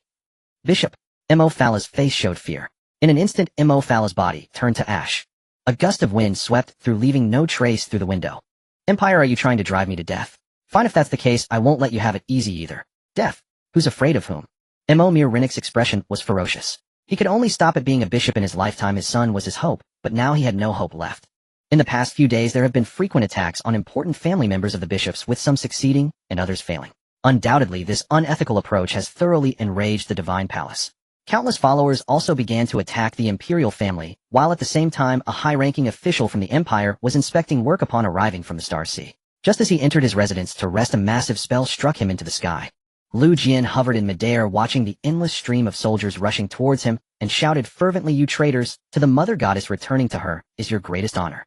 Long live the Earth Mother Goddess." Lu Jian stretched out his arms and shouted while continuous attacks rained down around him. Buildings were instantly shattered and extraordinary power swept in all directions. "Earth Mother Goddess Palace, have you gone mad?" The highest official of the Ancestral Star roared. He was the official designated to oversee his work. His career was over. "Die, you blasphemers!" Lu Jian continued to shout. "Get rid of him." The official's roar echoed in everyone's ears. One by one, mechas powered up. Countless energy waves instantly obliterated Lu Jian's figure. Among the soldiers inside a mecha, Lu Jian smiled. Perfect. A magical decoy card turned him a physical warrior into a mage, albeit just a facade. Yet it perfectly solved all problems. As long as he avoided the Empire's technological detection, there were no extraordinary beings among the Empire's people, making them easy to kill. As the situation calmed, Lu Jian returned to the army to continue executing the Empire's tasks while messages were sent to others. Action. On the same day, the highest official of the Ancestral Star, exhausted, prepared to go home, having been scolded thoroughly that day. Just as he reached his doorstep, he saw his wife and daughter waiting for him. Looking at his daughter waving joyfully, he felt a significant reduction in his fatigue from the day. Just as he was about to push open the car door, the smile on his face froze. "No!" he cried in horror. He saw a shadow appear behind his wife and daughter at some unknown time. A gleaming sword flashed, and two bewildered heads flew into the air, with 2 columns of blood spraying upward. "Be careful, followers are attacking." The guards around immediately shouted, and an alarm was sounded. Tang Yinping quickly surrounded the area with others. "Blasphemers should die." The hoarse voice of the shadow was indistinguishable as male or female. After saying this, it charged towards the official. Exposed extraordinary beings had no resistance against the Empire's weapons, instantly turning to. At that moment, a group of people rushed over from a distance. "Sir, are you okay?" The leader, drenched in sweat, rushed towards him. The official looked at the bodies of his wife and daughter, turned to the leader in a daze, and asked, "Is this how you protect my family?" The area around the official is filled with various detection devices. As long as there is a trace of extraordinary power, we can eliminate it from 10 miles away.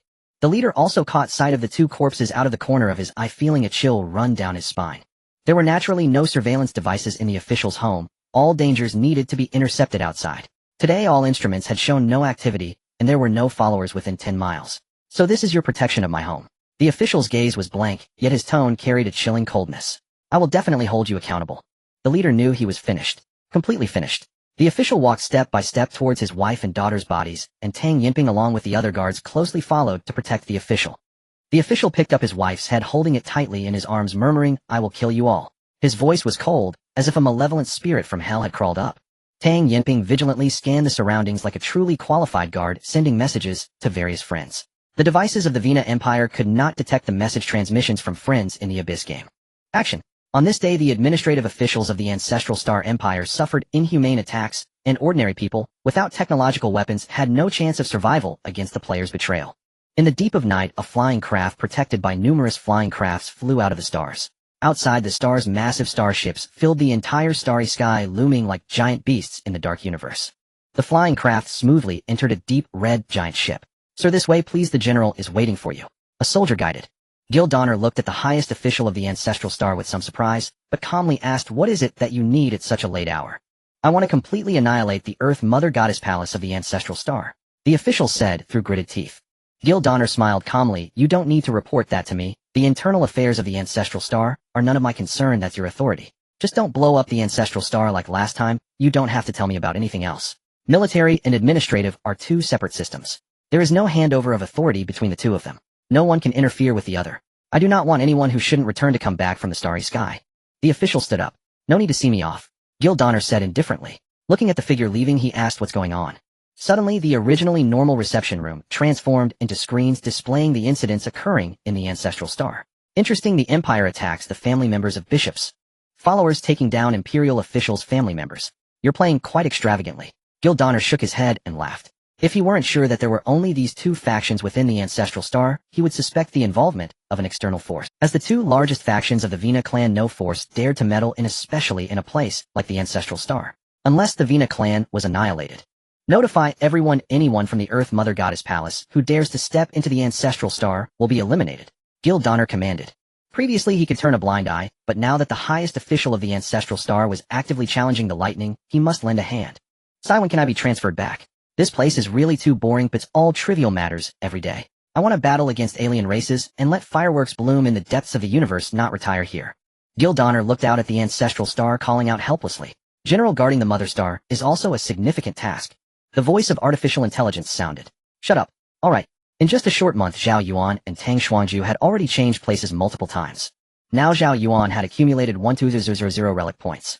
In a month, earning over 2,000 relic points is quite exaggerated. Zhao Yuan, aren't you going to take a break?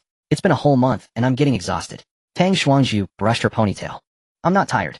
Zhao Yuan replied bluntly. But I am tired. Tang Xuanju said helplessly. I'm the one doing all the output while you're just standing by. How can you be tired? Then disband the team and find a place to rest, Zhao Yuan said with some concern. If he were alone, he would probably have 1,400 relic points by now. Are you rejecting me, Zhao Yuan?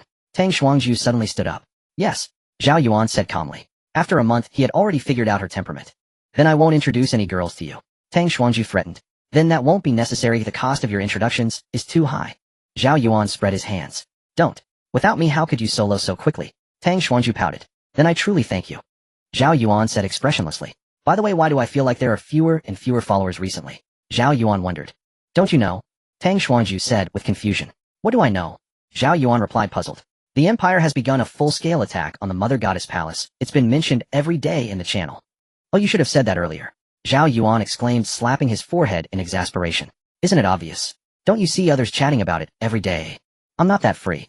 Zhao Yuan quickly opened the faction channel, and indeed, everyone was discussing this matter. During this time, Zhao Yuan had been busy grinding monsters with no time to care about such things.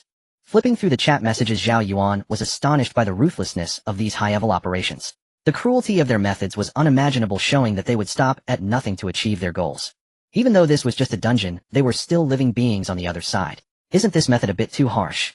Zhao Yuan muttered to himself. What did you say? Tang Xuanju suddenly leaned closer to Zhao Yuan. Startled, Zhao Yuan's hair stood on end. Stay away from me. Don't you know we have divine power crushing down on us? Don't be soft-hearted, Zhao Yuan.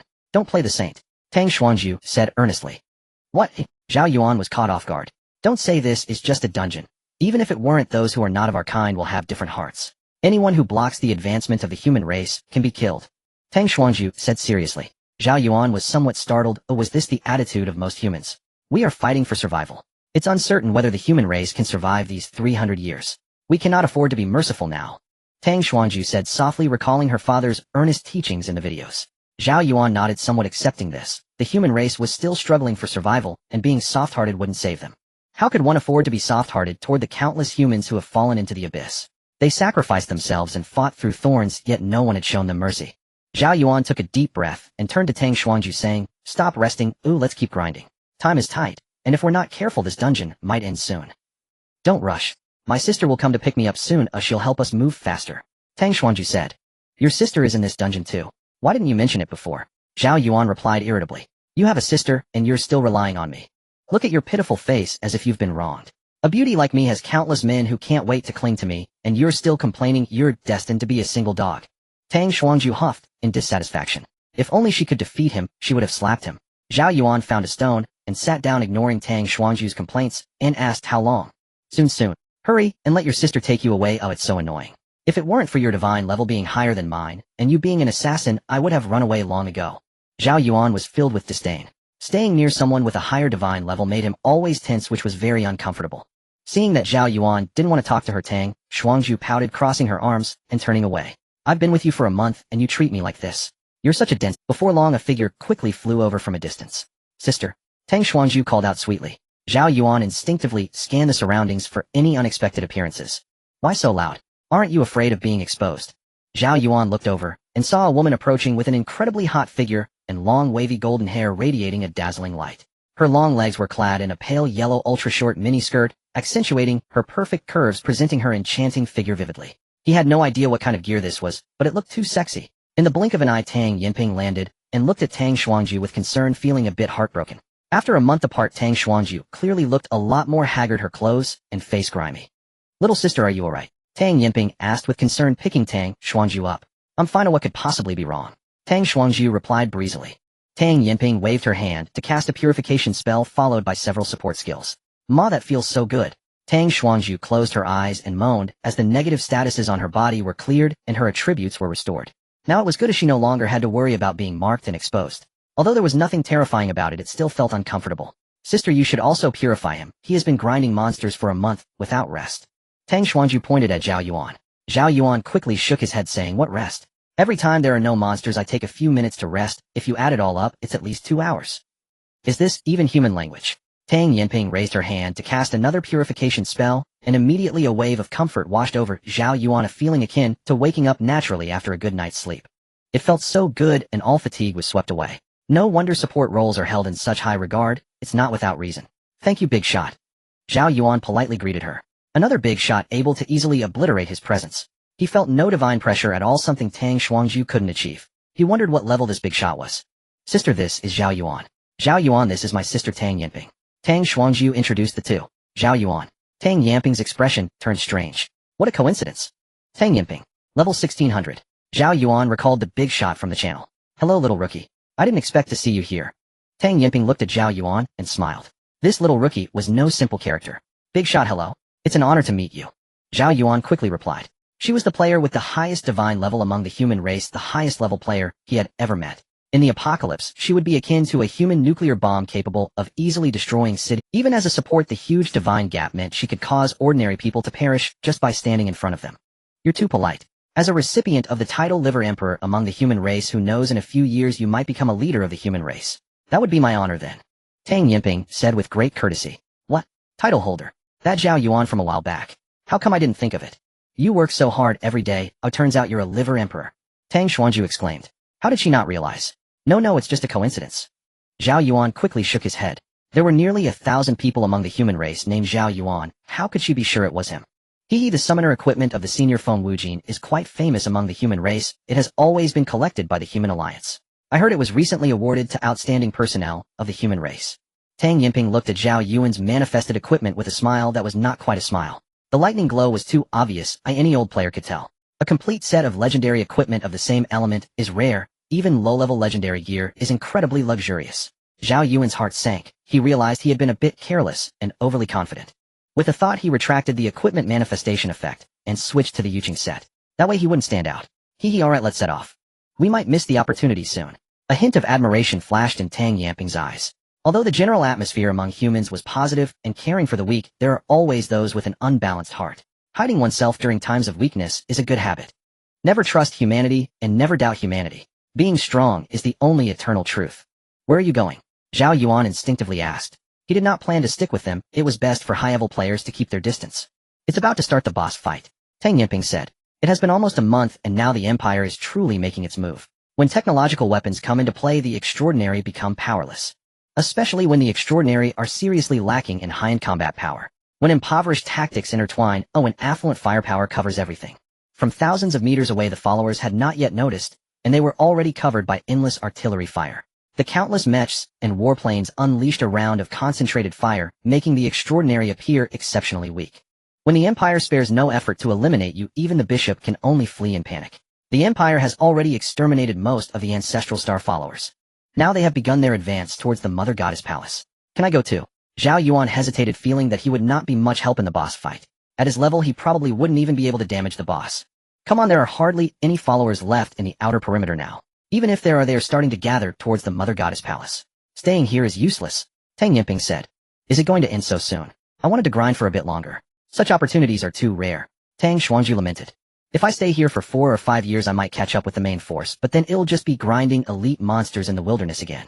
Don't be disappointed. The small monsters are just appetizers. The boss is the main course. Tang Yinping said with a smile. At our level, we are merely scratching the surface for the boss, if our usefulness is minimal. Zhao Yuan inquired. It's fine, a large relic dungeons are different from other dungeons. The boss won't have divine suppression over you. Even if you are just scratching, there will still be a score, and the score is based on a combination of level and contribution. The higher the score, the more relic points you will ultimately earn. Tang Yinping explained. This is the uniqueness of large relic dungeons. They are very friendly to everyone. Unlike Abyss dungeons, where Abyss bosses have increasing divine levels, making it difficult to deal high damage, and thus have no contribution, resulting in total loss. Alright, let's talk on the way. Tang Yinping was still quite anxious. As the highest level support in this dungeon, she was likely to be the commander of this boss fight, with tremendous pressure on her with many tasks to handle. With that, Tang Yinping took off into the air, and Tang Xuanzhu followed suit. Zhao Yuan could only watch helplessly. He could not fly yet, and had to wait until he reached 2 stars to be able to fly. I forgot you can't fly yet. Sorry, I'm just used to it. Tang Yinping laughed. What are you doing? Zhao Yuan exclaimed in shock. Without a word, Tang Yinping picked Zhao Yuan up in a princess carry, leaving him stunned. Don't move, Tang Yinping said as she held Zhao Yuan, noticing him squirming in her arms. With that, she shot straight into the sky. Put me down or I can run. Zhao Yuan's face turned red, his body stiffened. Even in the high-speed flight, the biting cold wind couldn't lower his body temperature. Run. How long do you plan to run? Tang Yinping looked at the awkward Zhao Yuan in her arms and chuckled. There are differences between men and women. Zhao Yuan muttered. Little brat, are you still a virgin? How old are you this year? Tang Yinping asked, somewhat surprised. Such an outstanding young man, could the human race's genetic engineering really let him off? Did they not take him for breeding? Although it is inhumane, this is the current situation of the human race. I'm 16. Not too young. Zhao Yuan retorted loudly. 16. So young. When I was 16, I was still in the mortal realm. I never expected nearly 100 years to pass. Tang Yinping sighed, realizing that she had been in this abyss for almost a century without noticing. Grandma, have you revealed something? Big shot, you don't look like someone over 100 years old. Zhao Yuan asked curiously. Isn't a woman's age supposed to be a secret? You told me so easily. Although the Abyss game has brought disaster, it has also granted longevity. I no longer know how long I can live, but I feel that as long as I don't die, I should live for a very long time. Tang Yinping said. Fortune and misfortune depend on each other. I don't know if this is a blessing or a curse. As they flew, Zhao Yuan's stiff body slowly relaxed, though this position was uncomfortable, and he squirmed. Huh. It seems I touched something I shouldn't have. It's a bit soft. In an instant, Zhao Yuan's face turned red, and he dared not move. So awkward. Little guy, want a date after we exit the dungeon? Tang Yinping looked down at Zhao Yuan teasingly. She noticed the previous anomaly and Zhao Yuan's bodily reaction. Date what? Zhao Yuan did not catch on. Of course, I mean a game exclusive to men and women. Tang Yinping laughed. In the Abyss game, the immense survival pressure leads nearly everyone to not suppress their desires. Coupled with encouragement from the higher-ups to reproduce, the higher the player level, the less they conceal it. However, with the evolution of life, the demand in this regard has significantly decreased. It's not that it doesn't exist. Having interest doesn't mean rejecting it. Sister, he's still... Tang Xuanzhu's disapproving voice chimed in, and she had also heard. Little sister, are you angry? It's okay, we can all do this together. Tang Yinping laughed. Over the years, she had also suppressed herself for a long time. Meeting such an interesting little newbie, especially one who is still a virgin, what if they had a child? That would be pretty good. Sister. Tang Xuanzhu, being young, found it hard to handle such bold words. So what do you say? Are we dating or not? Tang Yinping asked, looking down. Zhao Yuan quickly shook his head. Isn't this bullying me? Big shot, I don't have such thoughts for now. Although the human race's atmosphere is like this now, it's still too direct. He's still young. You are still at a low level, and the chance of having a child is still quite high. I think you should give it a try. In a few years, wanting to have a child will be much more difficult. Tang Yinping said with some regret. Sister, stop talking. We're both young. Tang Xuanzhu, being a young lady, couldn't handle such wolfish words. Her entire face flushed. Sigh, you are all still too young. Little sister, do you know how long it took your uncle and aunt to have you? A full 20 years. That's already rare. You don't know, some people have tried for decades and still have no response.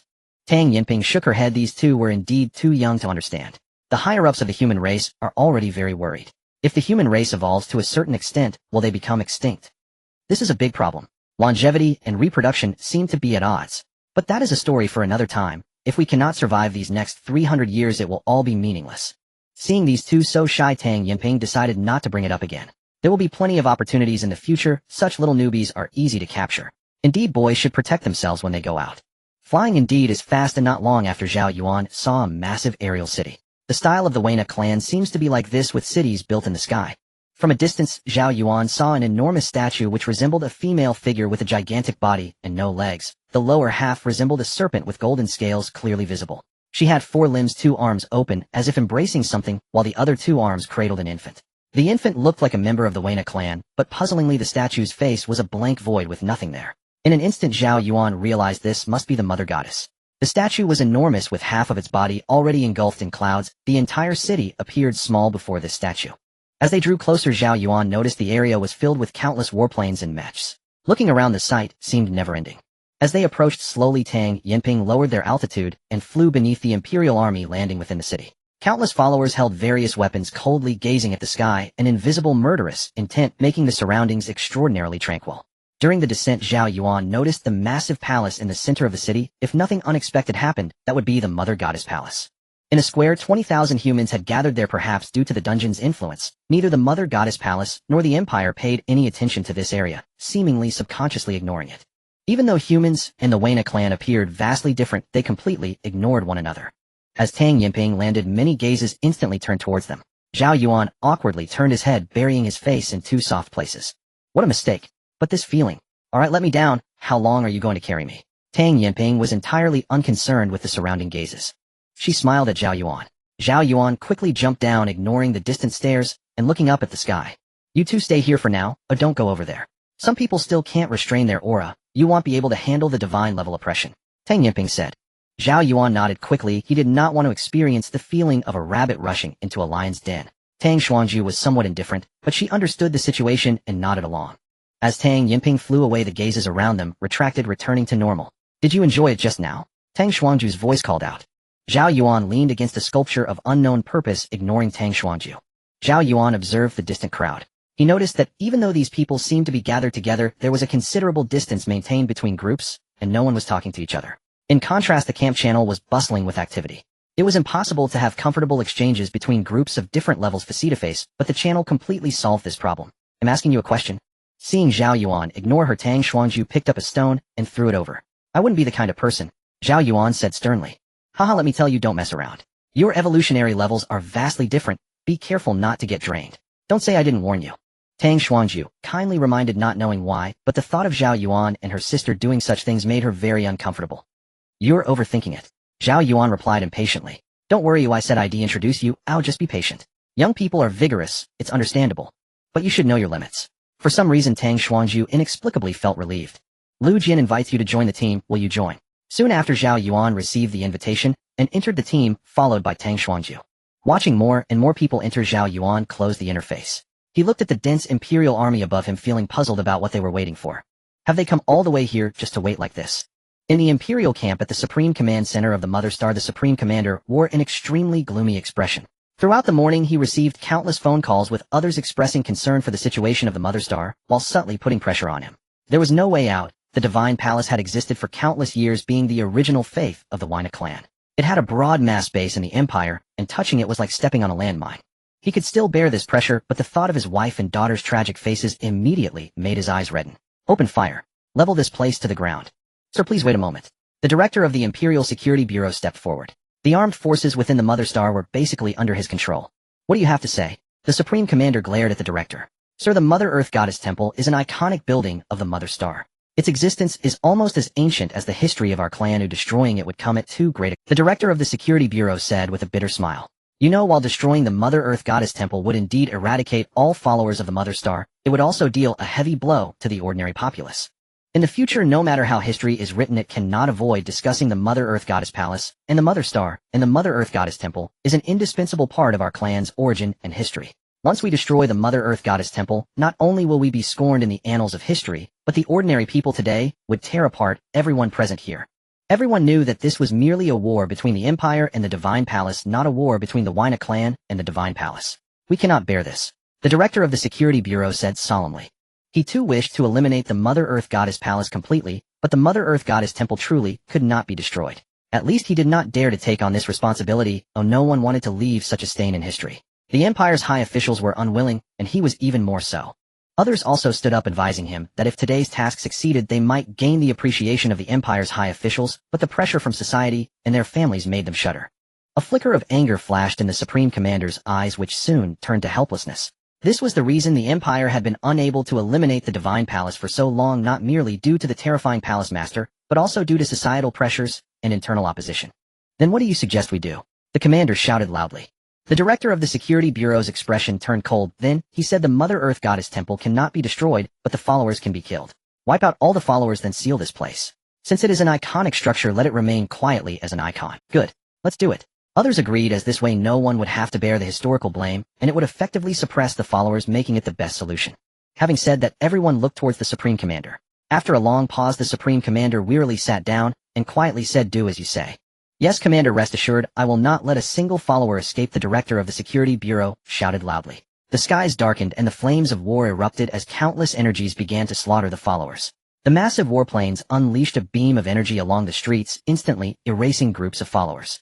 Some followers soared into the sky, letting out roars, their extraordinary powers erupting as they instantly shattered a warplane, causing explosions that set off further explosions among nearby aircraft. The Empire coldly watched as the followers resisted, then promptly extinguished the explosions. Several mechas charged forward, unleashing a giant net that enveloped the followers, quickly tightening as chunks of flesh fell from the sky dismembered. Warplanes bombed from high above, sweeping the low-altitude, blood staining the surroundings. Some followers, seeing no hope, directly shouted the name of the Mother Earth Goddess and charged into the warplanes. An explosion echoed like fireworks, bursting, scattering around. Soon more followers completely abandoned their guerrilla tactics, charging towards the sky, like moths drawn to a flame, ready to perish. There were the elderly, women, men, and even small children. In this battle of faith, there was no retreat. The glory of the Mother Goddess could not be tarnished. The warplanes unleashed a volley of concentrated fire that lasted 10 minutes, as blood and flesh exploded in the sky. The cold machines, once given orders, would show no hesitation even against their own kind. After half a day's time, it felt like an eternity, and everything gradually calmed down. The warplanes and mechas began to descend, checking for any remaining followers, delivering the final blows. All right, the scene is over. It's our turn now. Lu Jian's voice rang out. Everyone, let's go. 2,000 human players marched forward towards the Mother Earth Goddess Palace. Wait, everyone, listen to my command. The front row classes are responsible for tanking the boss. The off-tank will assist, and damage dealers should find their positions.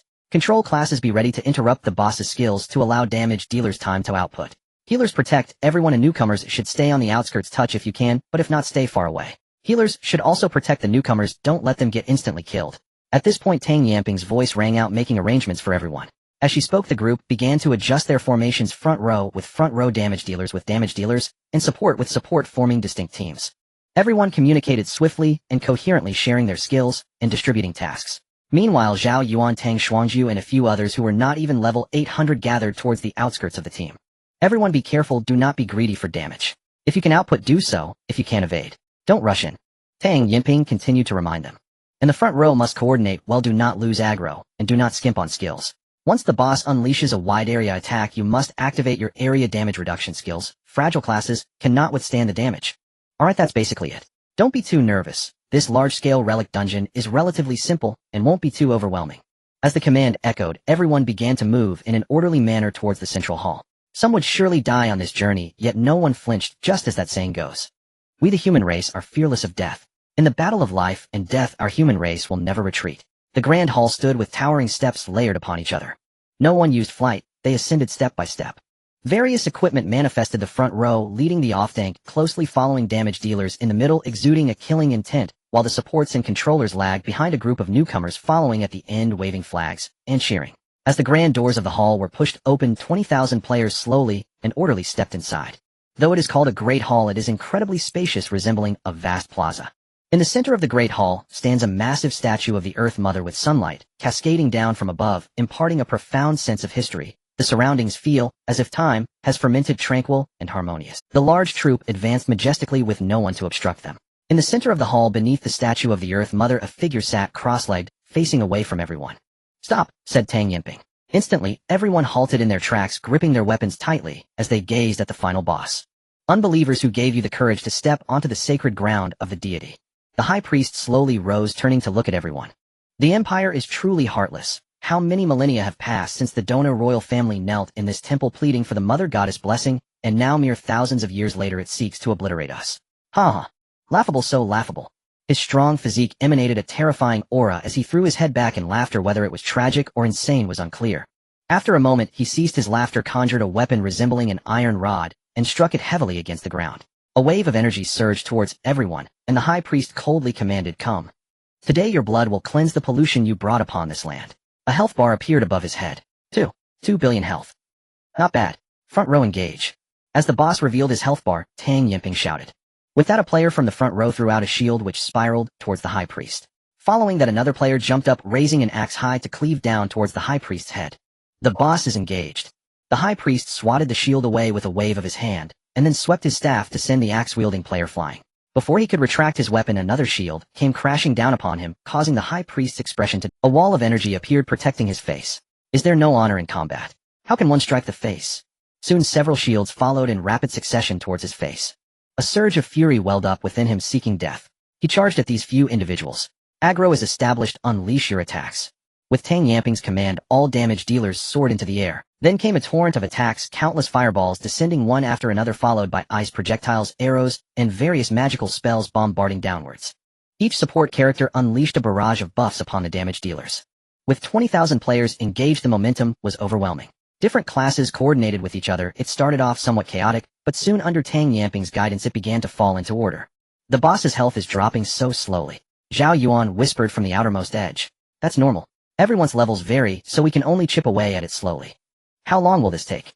Zhao Yuan asked curiously. This was his first time participating in a boss fight, not counting the initial entry into the abyss. We're barely getting started. It will take at least 2 to 3 days. Tang Xuanzhu thought for a moment and replied. 2 to 3 days? That's a long time. Zhao Yuan took a deep breath. What is that? Back in the 16th floor, the guarding boss had several hundred trillion health, and it took tens of billions of people a full 6 years to clear it. Tang Xuanzhu looked at Zhao Yuan with an expression of disbelief. That scene must have been spectacular. Just thinking about it was exhilarating. Zhao Yuan released 3 rift butterflies and began dealing damage from afar.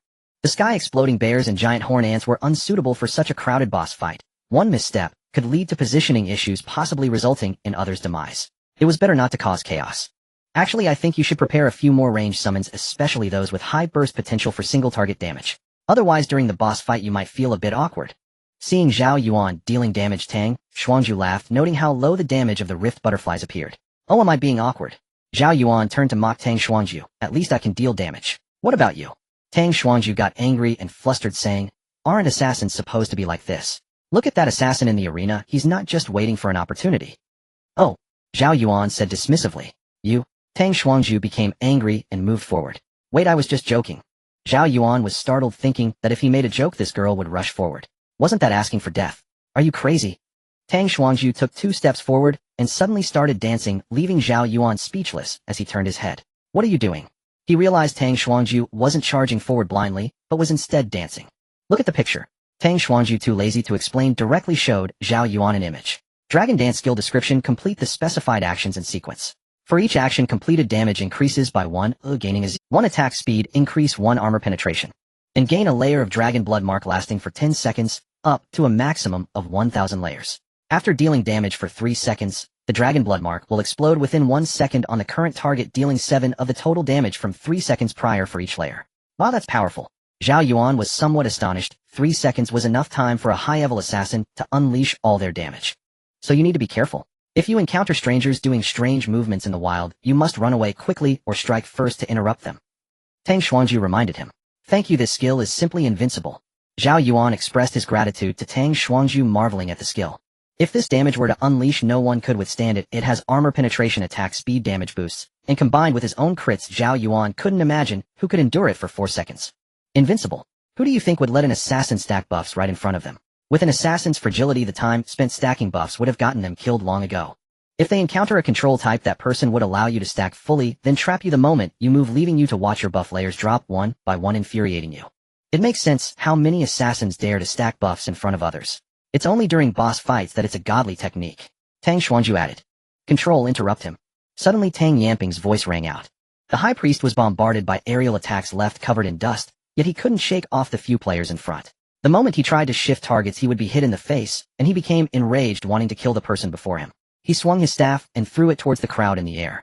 The staff was massive and powerful. For fragile damage dealers, even a graze could be disastrous, and a direct hit would be fatal. It moved too quickly for some to evade. Disarm, blind, paralyze, slow, freeze, restrict.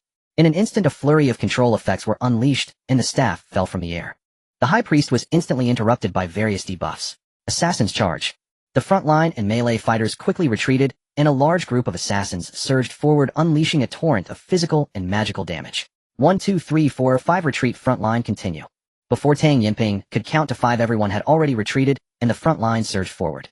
Even the assassins had retreated, yet the boss was still crazily taking damage, the numbers frighteningly high. As the high priest finally broke free from control and attempted to assess the situation, another shield came crashing towards his face, burning with rage. Then a barrage of sustained damage came crashing down again. This level of cooperation could it be thought of as a tacit understanding among strangers. This was the accumulation of countless deaths of the human race. Tang Xuanzhu swiftly returned from a distance, her face brimming with excitement, as she looked at Zhao Yuan and exclaimed, "How was it? Was it impressive?" In less than 5 seconds of output the effect was remarkably good, and it was evident that the high priest's health had fluctuated. "I didn't notice you just now." Zhao Yuan chuckled awkwardly, having only focused on the boss's health bar amidst the crowd completely overlooking Tang Xuanzhu. "You. Never mind, let's check the contribution." Tang Xuanzhu said, utterly speechless as she directly opened the team contribution chart. Scrolling down she finally spotted her effective damage at the very bottom. 31,000, that's so low. I dealt all that damage. Tang Xuanzhu expressed her dissatisfaction.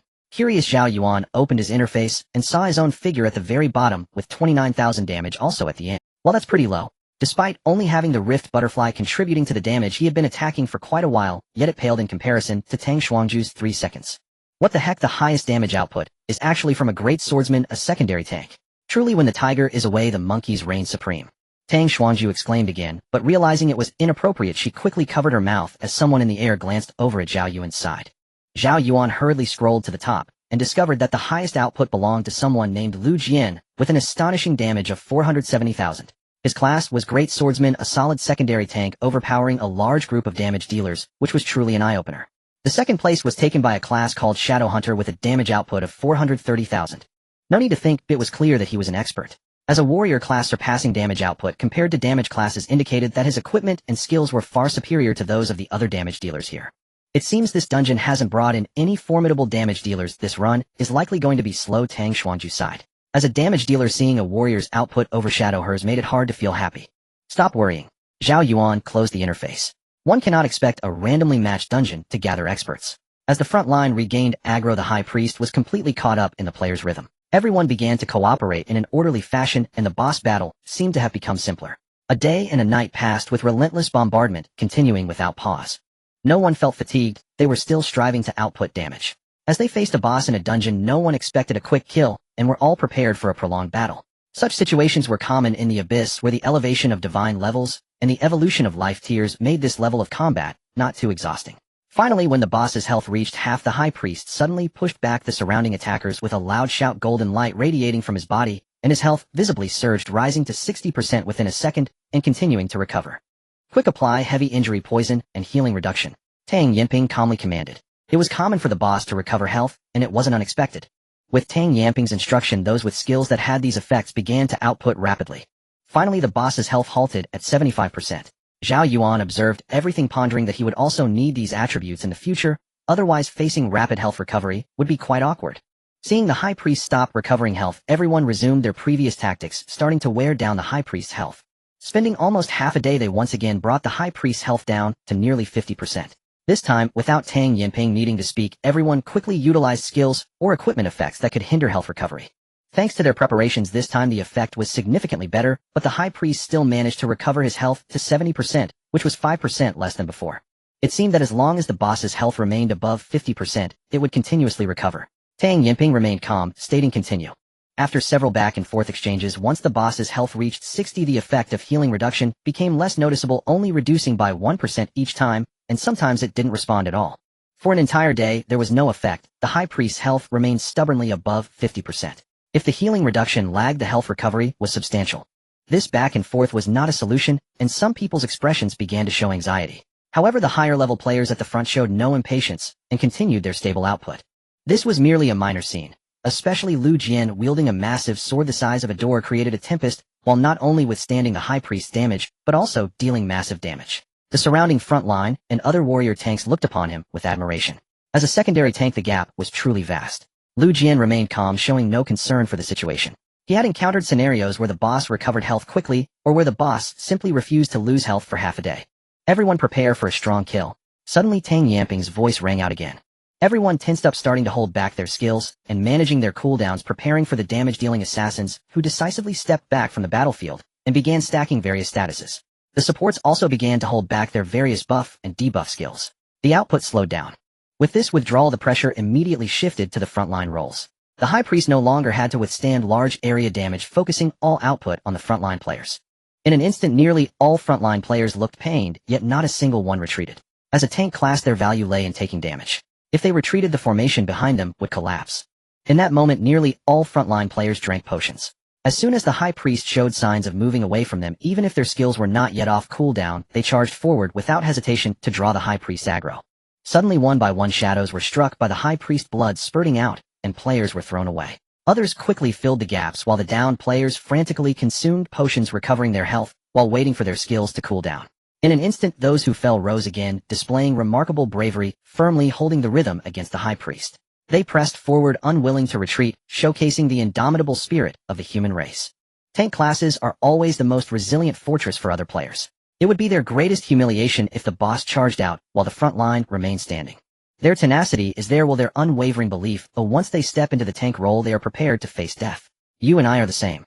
Stepping onto the abyssal path, there is no retreat for anyone. Humanity has always relied not on one, but on all. This period was always tormenting. One frontline player, due to a mistake, activated their skill too slowly and was directly smashed by the High Priest, exploding their head. Blood and brain matter splattered onto those around. Ugh.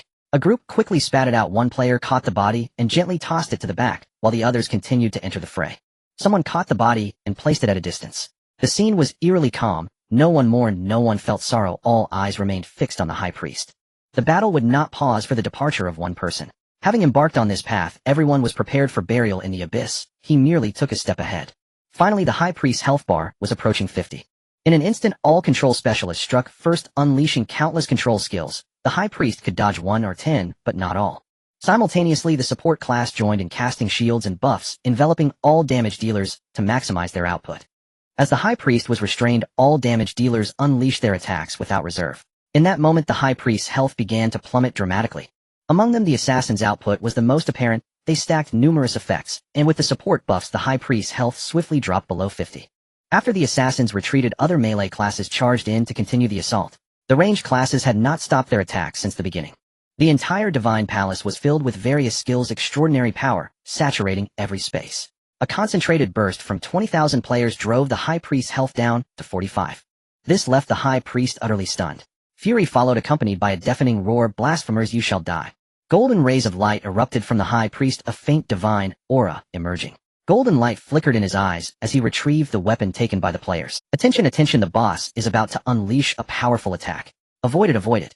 Frontline, activate damage reduction, support cast shields, and healing. For those who can't evade, quickly get close to the frontline. Tang Yamping shouted loudly. A golden light began to converge. The enormous boss skill indicator covered Zhao Yuan's side. Run. Zhao Yuan activated ghostly step and blink, dashing out of the skill's coverage. Tang Xuanzhu was not slow either. She could fly directly using blink and flight to follow. Just as he stepped out of the skill's range, a massive shockwave swept through. The tremendous pressure nearly toppled Zhao Yuan despite being out of the skill's area. Fortunately, the Iron Head Kid's talent was powerful, rendering him immune to knockback effects, so otherwise he would have been flipped like Tang Xuanzhu. Taking this opportunity, Zhao Yuan looked at the battlefield, where frontline players activated area skills, shields raised high, and group damage reduction enveloping clusters of players. Various damage dealers and controllers cautiously hid behind the front lines, desperately consuming potions, while support shields and healing never ceased. Those who failed to find a hiding place, or who were simply careless, were fearfully exposed to the golden light. The immense damage shattered them instantly, leaving not even a corpse. Others could only watch in dismay, too afraid to move. Only 1 or 2 triggered life-saving skills, achieving invulnerability, like tears from an angel. The rest were not so fortunate. Their fragile bodies turned to ashes even with shields from support. The front line had no options. Once they activated group damage reduction, they had to exit the skill's range, rendering the skill useless and exposing others. In just about 30 seconds, hundreds of players vanished completely. Zhao Yuan, being far away, was not knocked back, and instead witnessed everything, clearly feeling a mix of emotions. This is the fate of the human players. Suddenly Zhao Yuan was taken aback. He noticed that in the entire hall, wherever the high priest's skills covered, all buildings were destroyed save for the statue of the Earth Mother, which remained intact. As the high priest's ultimate ability concluded, the frontliners rushed forward, while damage dealers spread out to find their positions. Be careful, the boss is in an unstoppable state, and cannot be controlled. A frontline player suddenly shouted. It turned out that even after the high priest had completed, his ultimate, golden light still flowed around him, greatly reducing taunt effects. Hold him down. Tang Yamping's voice was icy. Immediately a group of tank players charged forward, braving the danger. At this moment the high priest's damage was terrifying, where the front line could endure a few hits before, now a single strike nearly emptied their health bars. This was still a tank class. If it were any other class, they would have been instantly killed. Let me take over, shouted one of the frontliners. The high priest's next strike came heated, and someone beside him dashed out, bravely taking the hit, but was sent flying. Brace yourselves, don't let him break through. Tang Yamping noticed the situation and shouted loudly. Frontline players charged one after another, enduring a hit.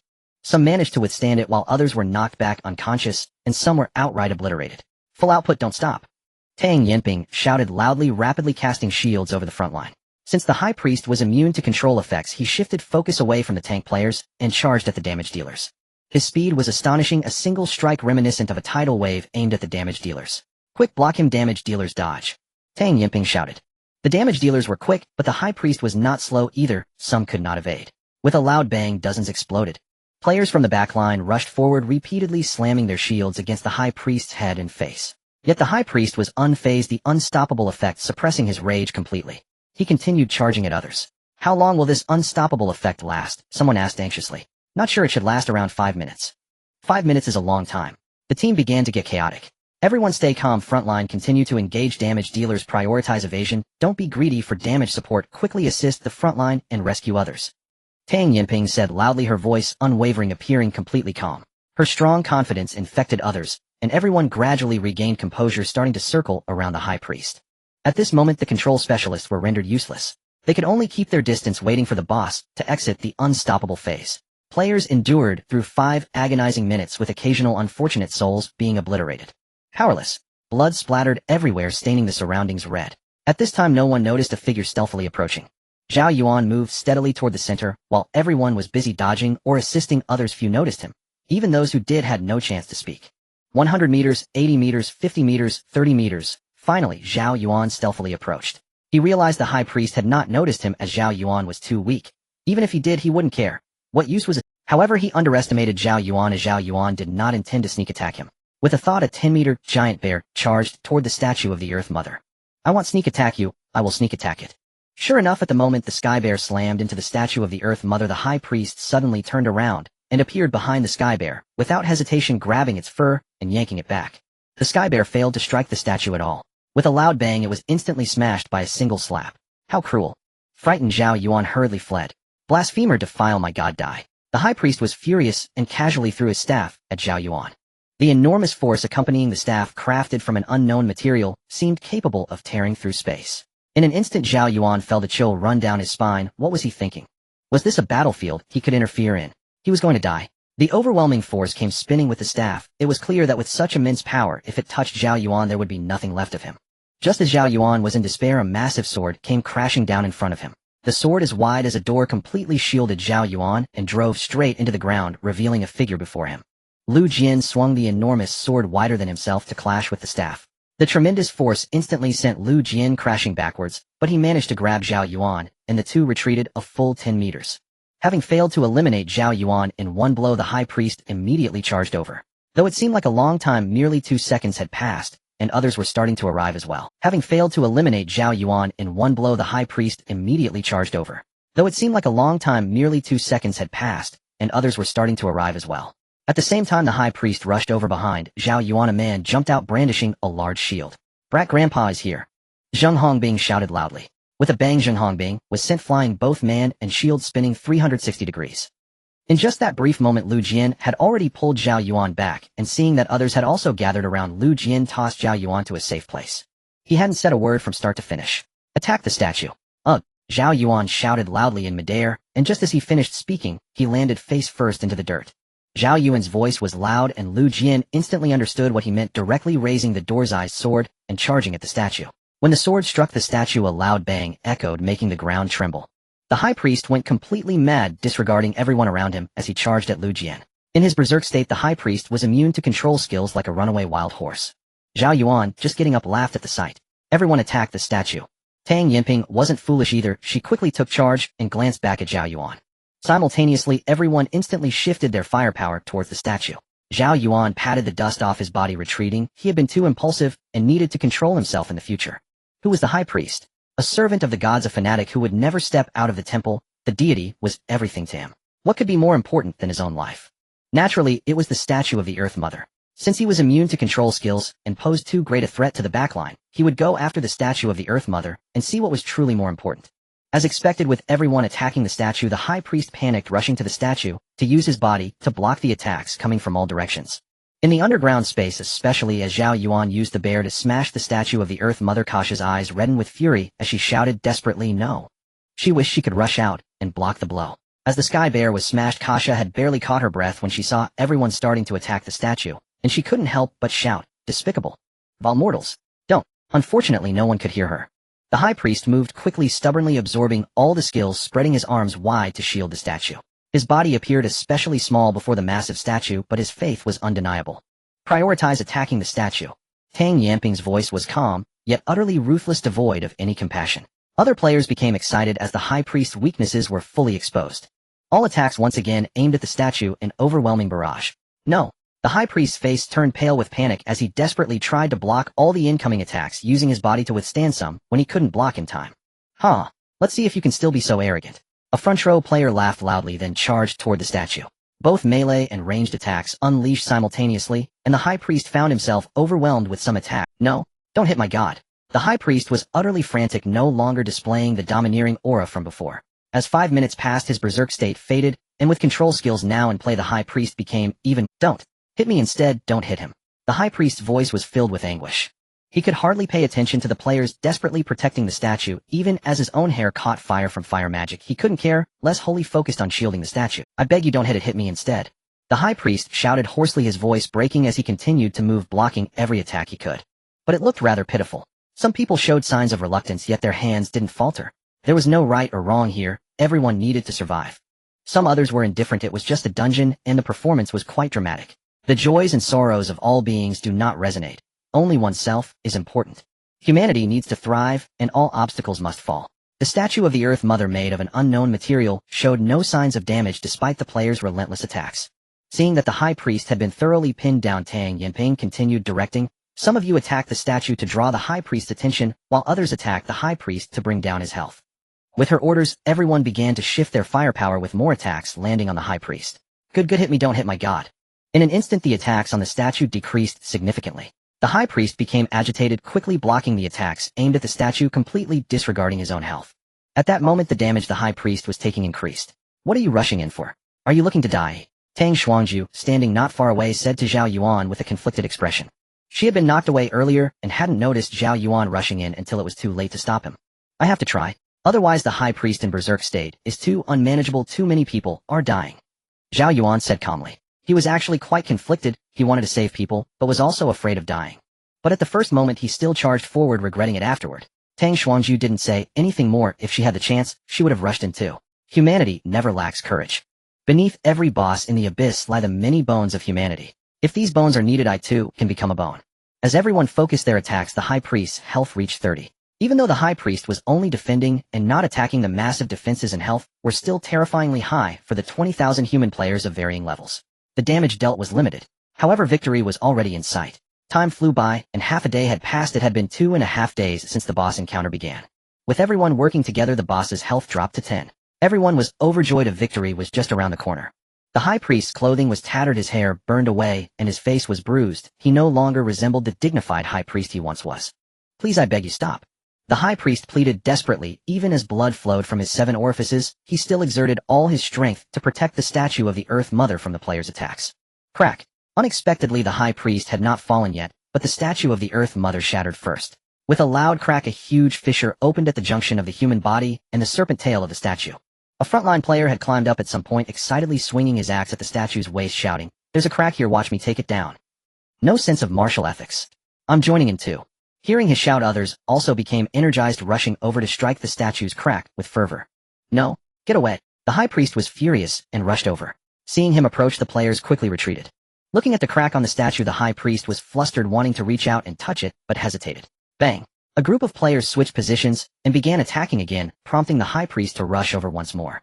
As time passed and health dwindled, the high priest's speed visibly decreased. Countless skills rained down from the sky, and the high priest gradually began to struggle. Even so, he still wholeheartedly defended against all attacks. The high priest's health finally dropped to 5, and some players' eyes began to gleam with excitement. Oh, a boss was about to be defeated. At that moment, the massive statue of the Earth Mother could no longer hold. The huge statue swayed, and with a loud crash it broke in the middle. The enormous upper body came crashing down towards the ground. "No!" The anguished voice of the high priest cried out. A golden light surged from his body, knocking countless people aside, as the high priest shot up into the sky. With a posture reminiscent of a mighty giant lifting a weight, he hoisted the statue like an ant lifting a mountain. Spitting blood, he gently raised the statue, slowly taking off, hoping to place it far away. Is it really necessary to be so dramatic?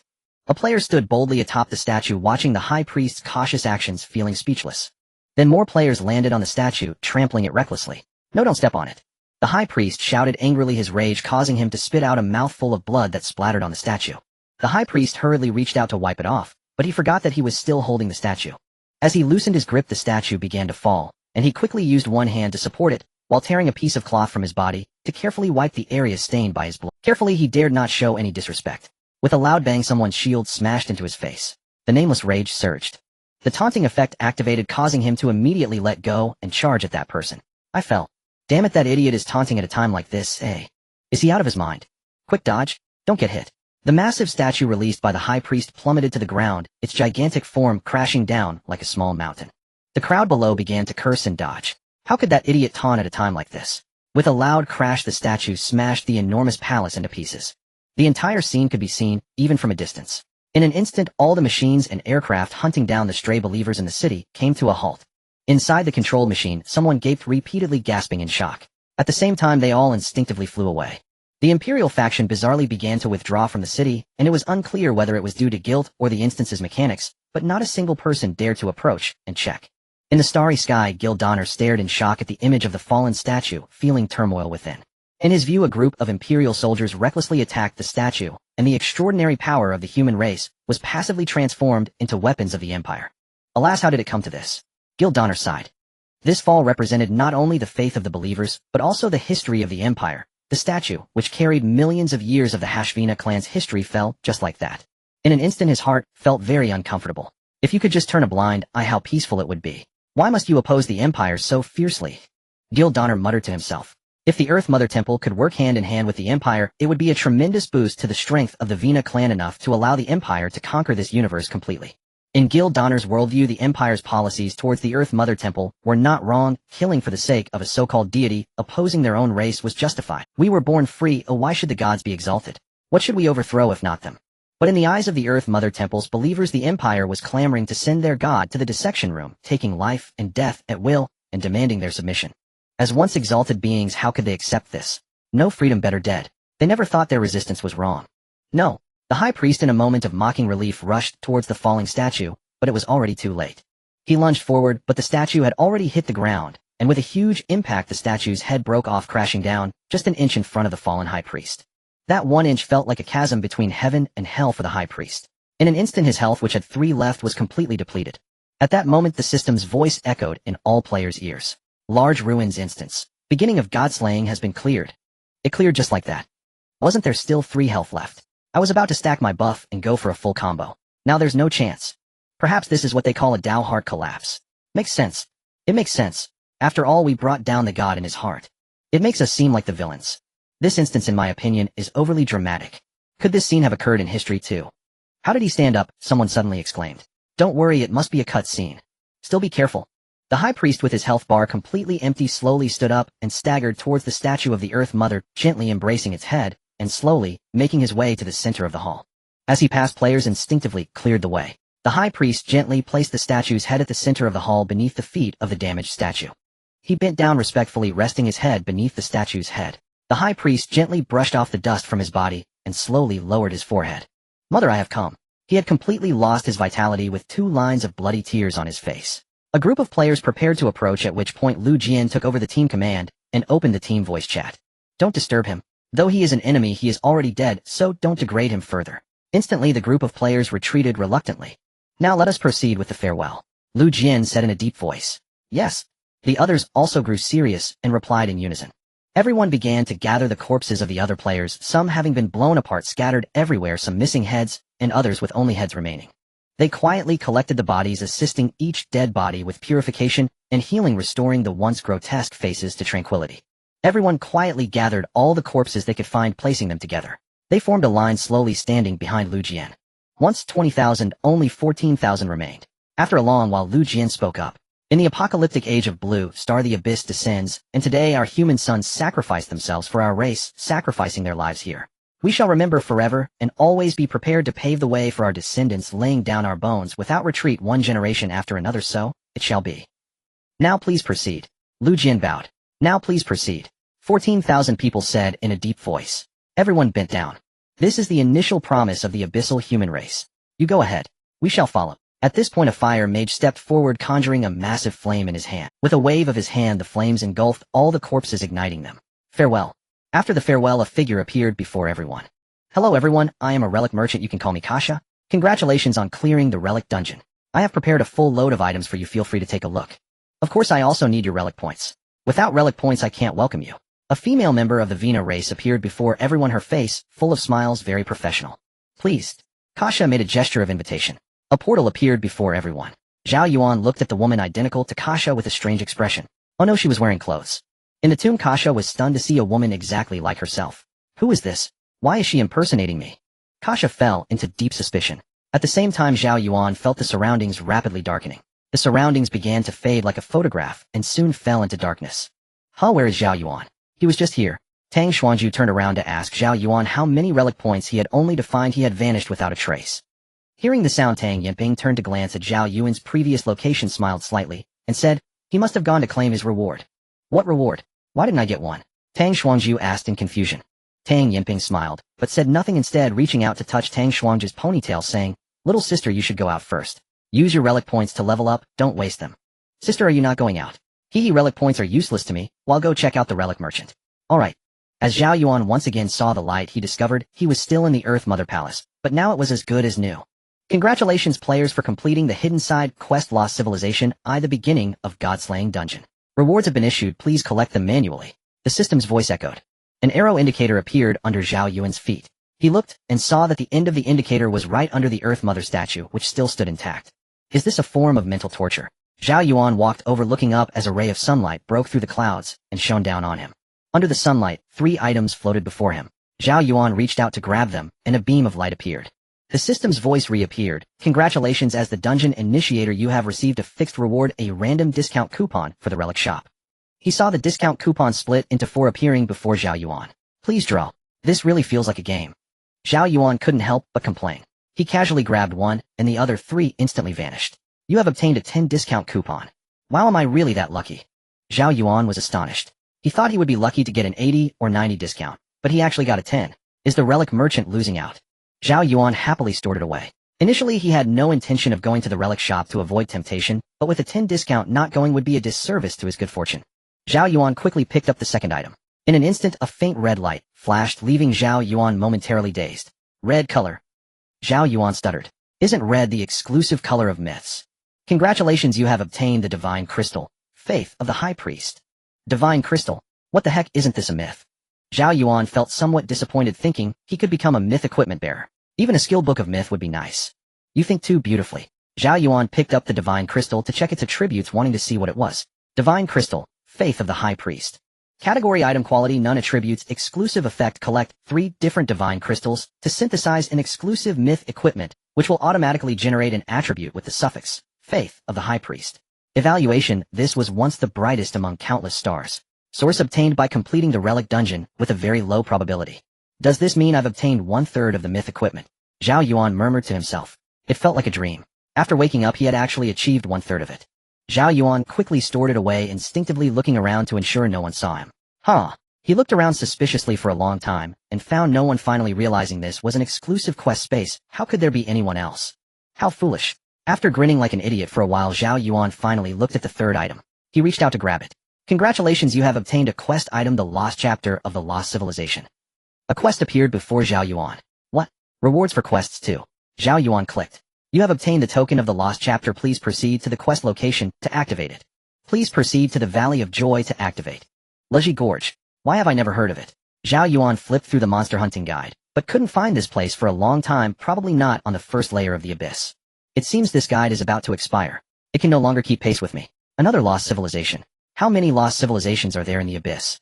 Zhao Yuan stroked his chin, pondering for a long time, without coming to a conclusion. He gazed at the three items before him, lost in deep thought. Suddenly he remembered something, and opened his titles. Gamer type title level beginner quality, none attributes, luck 10 experience bonus 15 evaluation. Possessing it may allow you to glimpse a sliver of true miracles, a miracle unattainable by countless races. 10 points of luck seems somewhat impressive.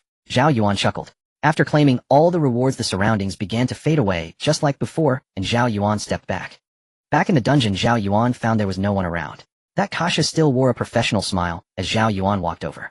Are you the real Kasha? Zhao Yuan scanned the relic merchant from head to toe, curiously asking, please come inside. Kasha smiled, and gestured for Zhao Yuan to enter.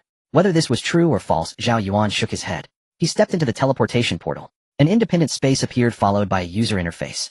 I thought there would be something, yet you have a teleportation portal, and create such an interface. What's the point? Shaking his head, Zhao Yuan looked at the interface. The interface displayed dozens of pages filled with various artifacts, continuously refreshing. Zhao Yuan glanced at the top, showing his current relic points. 47000. The final boss directly rewarded Zhao Yuan with 35000 relic points. Zhao Yuan also attained the first place in current level contributions. The first place would receive an additional 20 relic point bonus. Haha, with this level, he was the only one completely without competitive pressure. Inside, the artifacts were bizarre and intriguing. Zhao Yuan discovered a particularly powerful artifact, but unfortunately, it was of no use to him. Shinkuan Seal type artifact, quality none. Effect: after using a spell or magical skill to attack, there is a chance to replicate the same skill attack 1 or 2 additional times, sharing all player attributes with no cost. If Zhao Yuan were a mage, he would definitely buy this artifact. One attack turning into 1 major skill, becoming 2 major skills. Just imagining the output was terrifying. Unfortunately, it was useless for summoners. Following that, several other artifacts left Zhao Yuan drooling, but they were too expensive. They easily cost over 1,000,000 relic points. Who could afford that? Finally, something caught Zhao Yuan's eye. This item looks great. Moonfall Pearl type artifact, quality none. Effect: each time damage is taken, there is a chance to negate that damage. The effect is summarized in one sentence, but upon further thought it seems a bit lackluster. Probability is something that whoever believes it loses. It could save your life, or might never trigger until death. Zhao Yuan did not hesitate, mainly because it was cheap. 200 relic points, only 200 after the discount, giving himself something that might save his life. Are you buying or not? Buying. He directly used a discount coupon. 200 relic points vanished, and a pearl appeared before Zhao Yuan. As an artifact, it can be placed in the backpack or carried without affecting its activation. This is one reason why everyone likes artifacts. After all, equipment and gems have quantity limits while artifacts do not. Picking up the Moonfall Pearl, Zhao Yuan quickly left. He was afraid that if he continued looking, he wouldn't be able to resist buying more. There were just too many good items. Hurry up and leave. After exiting the relic shop, everything around froze, and in front of him was the Leave Dungeon button. Zhao Yuan did not hesitate, and clicked to leave, instead pulling out the Tear of Dust Wind. To his surprise, it could still be used. With a thought, Zhao Yuan teleported out of the frozen scene. He returned to the underground palace, wanting to have a good chat with Kasha. I thought you wouldn't come back. Kasha's voice was surprisingly calm. Oh, why do you say that? Zhao Yuan asked curiously. You made me see the baseness of your race. Kasha said coldly. Great. I overthought it. Your race isn't any better killing each other. Zhao Yuan coldly laughed. With so many of you bullying a high priest, and you resorted to such a despicable method, don't you feel ashamed? Kasha questioned loudly. Not at all. Zhao Yuan raised his voice as well. Shameless. Kasha retorted angrily. Shamelessness has never been a barrier to survival. Rather, it is your arrogance that is. If the survival of my race requires bearing endless sins, then let all the consequences befall my race. We can bear it. Zhao Yuan declared firmly. Although I do not understand the faith of the high priest, I respect his purity. The greatest respect for an enemy is to use every means to defeat him. Zhao Yuan smiled faintly. Alright, I came to see you before leaving, not to argue with you, but to ask your opinion on the godlight mentioned in the prophecy. Didn't I tell you before? I don't know. Kasha replied indifferently. Are you sure? You should know that whether I will come here again after I leave this time is still uncertain. Are you sure you don't want to give me the so-called prophet some hints? Zhao Yuan took out the tear of dust wind. No, a prophecy is a prophecy, there are no hints. Kasha continued. Zhao Yuan looked deeply at Kasha on the steel, and said softly, I hope you won't regret it.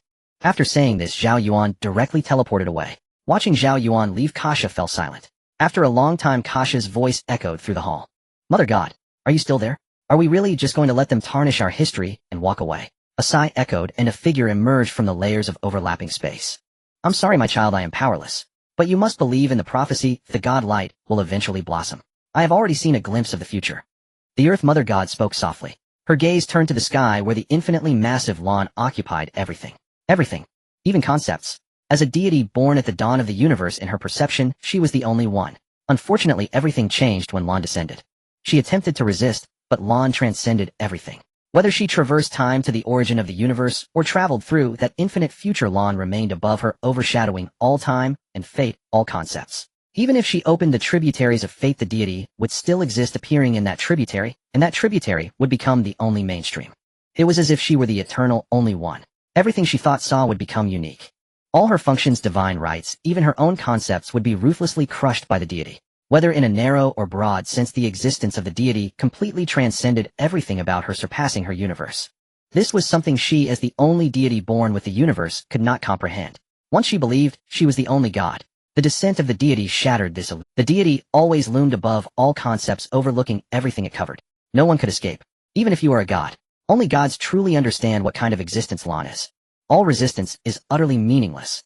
Still here, Zhao Yuan returned to the very first cave. He swept his gaze around, and found nothing different from the surrounding rock and moss. As he exited the instance, the relic points began to convert into divinity points. A strange sacred sensation burst forth from his core. It felt as if invisible shackles were being torn apart from within. So comfortable. Is this evolution? Zhao Yuan murmured with his eyes closed as his physical constitution strengthened in every direction. Name Zhao Yuan. Profession Stellar Summoner. Peak level 245. Divinity level 4-star, rank 6. Talent Ironhead Child. Zhao Yuan stared at his status panel. His divinity level far outpaced his peak level. Ordinary people who reached 4 stars usually had peak levels of at least around 400. Peak level did not mean much. Each level only granted 2 points to basic primary attributes, hardly significant on its own. Of course, small gains compounded over time could become considerable in the late game. Zhao Yuan pushed aside the stones at the cave mouth and stepped out. The wind upon the 5-element platform had ceased, and what met his eyes was a sea of people across the hills. Countless boys and girls were feverishly clearing monsters. Zhao Yuan watched the scene somewhat dazed. A month ago this place had been nearly empty, populated only by endless wild beasts. Now the crowd outnumbered the monsters. Hey, why is someone coming out? A burly youth asked in puzzlement. He knew there was a cave here. He had inspected the stone-formed entrance not long before and found no one. As Zhao Yuan emerged nearby, people noticed the collapsing stones and the figure stepping forth. Hello. I've been watching this morning. There was nobody in there. When did you go inside? Zhao Zhuang scratched his head and walked toward Zhao Yuan. With a thud, he dropped to his knees, sweat pouring from his brow. His legs went weak, and he could not stand. A suffocating fear of death spread through him. The life force field overwhelmed him. He had stood too close to Zhao Yuan. Big brother, don't kill me. Zhao Zhuang's teeth chattered. What's happening, Zhao Zhuang? His teammates also noticed something was wrong and hurried over. Thud after thud, people collapsed to the ground. The strong-willed forced themselves to endure without losing composure, while the weak began to struggle for breath. Others nearby, seeing the commotion, rushed in as well. The custom of mutual aid in the wild was ingrained even in novices. Zhao Yuan froze for a moment, then reacted, and stepped back decisively, shouting loudly for them to stop. Don't come closer, are you fools? It's a divinity crush. As Zhao Yuan retreated, those few instantly escaped the life force field and began gulping air. His voice spread, and the others' halted faces suddenly alight with rapture. It's a big shot. We met a big shot. What level is he? Don't push me. If you go forward, you'll be overwhelmed by his divinity. Don't pull me. I'm going to take a picture and report him. A high-level player appearing on a level 1 map. I suspect ill intent. Ask the Rinzhu Alliance to give him a warning. A youth shouted excitedly. There were precedents. The gap in power between high and low players was enormous and not permitted. If reported, the Rinzhu Alliance rewarded those who filed complaints. Big brother, he's staring at you. Someone beside him tugged helplessly. So what if he's looking? I'm not afraid. If you have the guts, kill me. He's breaking the rules. The young man declared, stubbornly locking eyes with Zhao Yuan. Have you always been this brave? Zhao Yuan looked at the fellow who had threatened to report him with a helpless expression. So many people are watching. I won't bow down. The youth declared. The young man's head was stubborn as iron.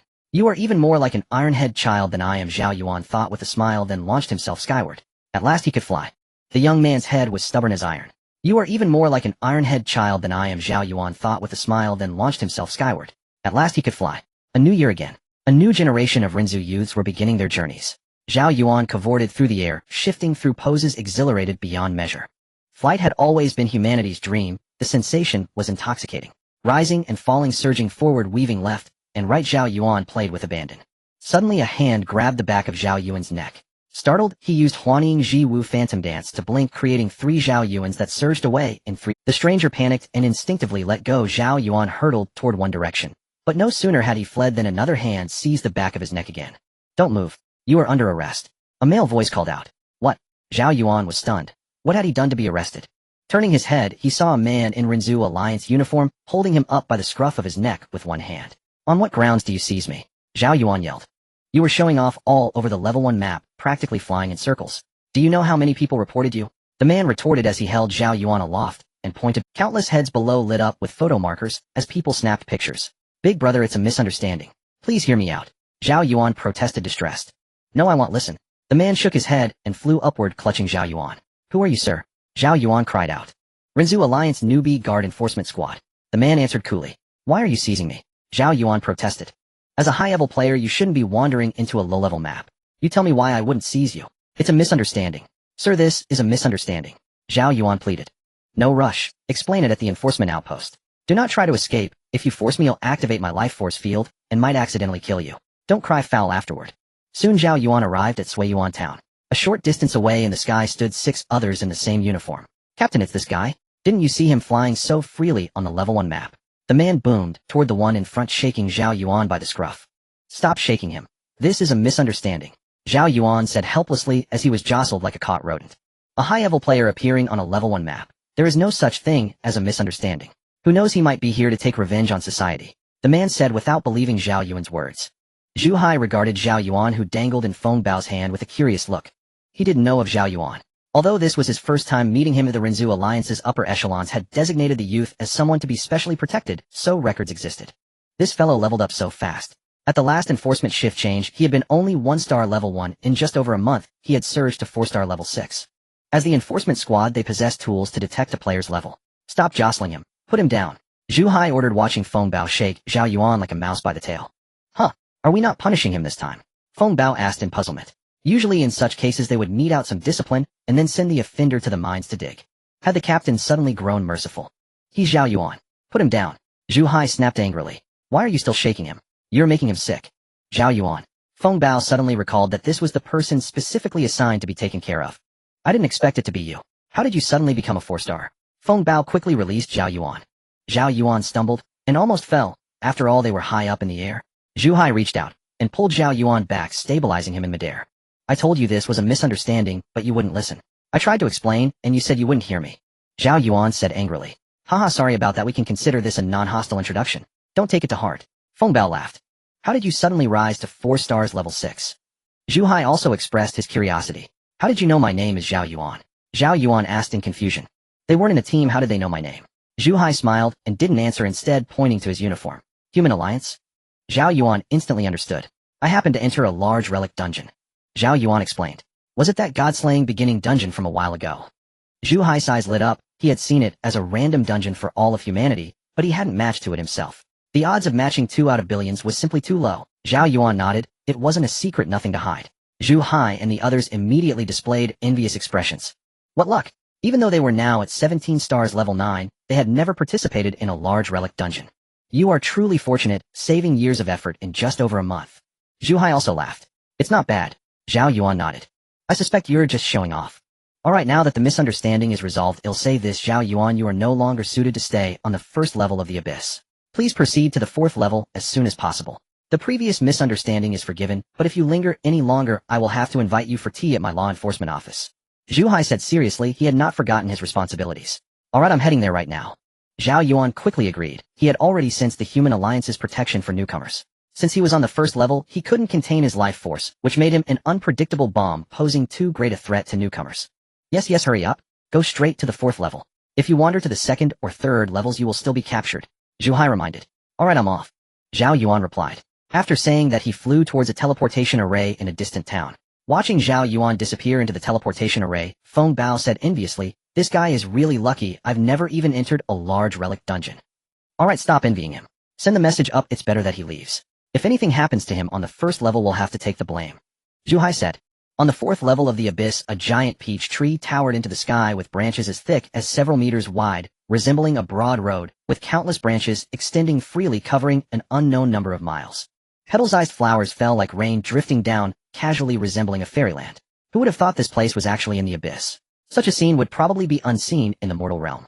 On the massive peach tree, people came and went with countless buildings perched on clusters of leaves. This was the fourth level of the abyss, the main city of humanity, Peach Blossom City. Building along the mountain and dwelling by water is quite common, but living among trees is rare, showing how the extraordinary has slowly distanced itself from the mundane world. Zhao Yuan flew up searching for a place to stay. For now, he needed to settle down and understand the plans for the fourth level of the abyss. Zhao Yuan arrived at a hotel called Peach Blossom Lodge, which had 3 stories and occupied an entire leaf. As Zhao Yuan entered, the space instantly expanded several times as if he had entered a palace. The spatial technology used here was unknown if it was extraordinary skill or just scientific technology. Zhao Yuan approached the front desk, where a girl had her legs propped up on the table reading a book without a title. "I'd like a room," Zhao Yuan said directly. 5 gold coins a day. A deposit of 20. The girl didn't put down her book and spoke without raising her head. Goodness, this was directly 5 times more expensive than the first level. Forget it, I'm not short on this. Generally, shops in the abyss are run by casual players. Since their profession isn't strong, they can only pursue life professions and earn some money on the side. Although leveling up is slow, at least it's a way of survival. Zhao Yuan placed down 25 gold coins, and the girl reached into a pile of room cards, pulled one out, and tossed. Zhao Yuan caught it and glanced at it. It was 306. After checking in, Zhao Yuan scanned the lobby and saw a bunch of books placed on a nearby shelf. Zhao Yuan walked over and indeed found the book Monster Farming Guide Volume 4. Grabbing a copy, he flew directly to the 3rd floor. There were no stairs here. Seeing a room marked 306, Zhao Yuan opened the door and sat on the bed ready to flip through the Monster Farming Guide. A video suddenly popped up, and it was Tang. Zhao Yuan answered, and Tang Xuangju's large face appeared on the screen. "What are you doing?" Zhao Yuan was startled. The entire screen was filled with Tang Xuangju's face, blocking everything else. "Zhao Yuan, which level are you on?" Tang Xuangju asked directly. "The 4th level." Zhao Yuan didn't hide it. "The 4th level? So fast." "I also reached the 4th level." "Oh, you actually have over 4,000 relic points." Tang Xuangju exclaimed in disbelief. "I have barely less than 2,000. No need to envy you. What do you want from me?" Zhao Yuan asked. "Blind date, have I not promised you?" Tang Xuangju said, hands on her hips. "Forget it, I'm not interested." Zhao Yuan said disinterestedly. Initially he had been infatuated, but now that it had come to this, he was no longer interested. Did my sister contact you?" Tang Xuangju asked cautiously. "No, what are you talking about?" Zhao Yuan said speechlessly. "Then hurry and come out. Are you in Peach Blossom City?" Tang Xuangju noticed the petals flying outside Zhao Yuan's window behind him. Zhao Yuan turned his head, and realizing he had been exposed, he could only nod and say, "That's right. There are 3 main cities for humanity on the 4th level of the abyss. After all, the entire abyss is too vast for everyone to crowd into one city. We are also in Peach Blossom City. You can locate the Peach Blossom Immortal Hotel. We will meet in 2 hours. Tang Xuangju said. "Forget it, I'm planning to farm monsters and level up." Zhao Yuan resisted, as he only wanted to level up right now. "Stop talking nonsense. If I don't see you in 2 hours, be prepared to be hunted down by me," Tang Xuangju said fiercely, flashing a dagger in front of Zhao Yuan. After saying that, she directly hung up the video call, not giving Zhao Yuan a chance to speak. This is ridiculous. Even in the apocalypse, there is still blind dating. Zhao Yuan slapped his head, utterly speechless. Zhao Yuan did not realize that as he rapidly crossed 3 divine levels, the evolution of his life tier made certain things gradually fade away. That was the pursuit of reproduction. Zhao Yuan reluctantly stepped out of the room, opened the map, and located the Peach Blossom Fairy Hotel. This time he intended to clearly explain to Tang Xuangju that such matters should not happen again. Although he had agreed to it initially, he had changed his mind now. As for blind dates, forget it. Zhao Yuan flew towards the destination, and the map indicated it wasn't very far. If he had known, he would have set out earlier. However, since he was already out, he decided to proceed. When Zhao Yuan arrived at the Peach Blossom Fairy Hotel, his eyes lit up, for the entire hotel was situated on a peach blossom, incredibly luxurious. As Zhao Yuan walked along, he noticed that nearly all the buildings were on the leaves, and hardly anyone was building directly on the flowers. Although it looked beautiful, the flower petal drop rate was still a bit short, making it less cost-effective. Zhao Yuan walked into the hall, had only a few scattered guests, mostly a man and a woman, and no one welcomed him. Zhao Yuan flew directly to the top floor, the 3rd floor, where there were far fewer people, with only 1 table occupied. Zhao Yuan chose a spot away from them, and sat by the window. A menu appeared on the table, displaying a variety of delicious dishes. Zhao Yuan casually ordered a cup of tea recommended by the shop, peach blossom tea. Soon the table shook, and a teapot and a cup were delivered. Curious, Zhao Yuan opened the pot lid to see what kind of tea could cost him 15 gold coins. Inside the teapot floated a few peach blossoms bobbing in the boiling water. Suddenly a few peach blossoms were blown in from outside, landing on Zhao Yuan's table. He picked one up to compare it with the ones in the teapot. He was speechless. They looked exactly the same, and the few blossoms in the teapot were even fewer than the petals blown onto the table. This gold coin was a bit too easy to earn. Hello? A voice suddenly appeared. Zhao Yuan looked up and saw a man sitting down slowly facing him. Who are you? Zhao Yuan became puzzled as he did not recognize him. Wait, he looked somewhat familiar. It seemed he had seen him somewhere before. A scene flashed through his mind. During the boss battle in the Mother Earth Goddess Palace, he was one of them. Zhao Yuan instantly became alert. The people in the ruins dungeon were randomly matched from the entire Abyss Layer 17. How did he find me? No need to be nervous, human. The man across from him suddenly smiled. In an instant, Zhao Yuan felt something was off. Human?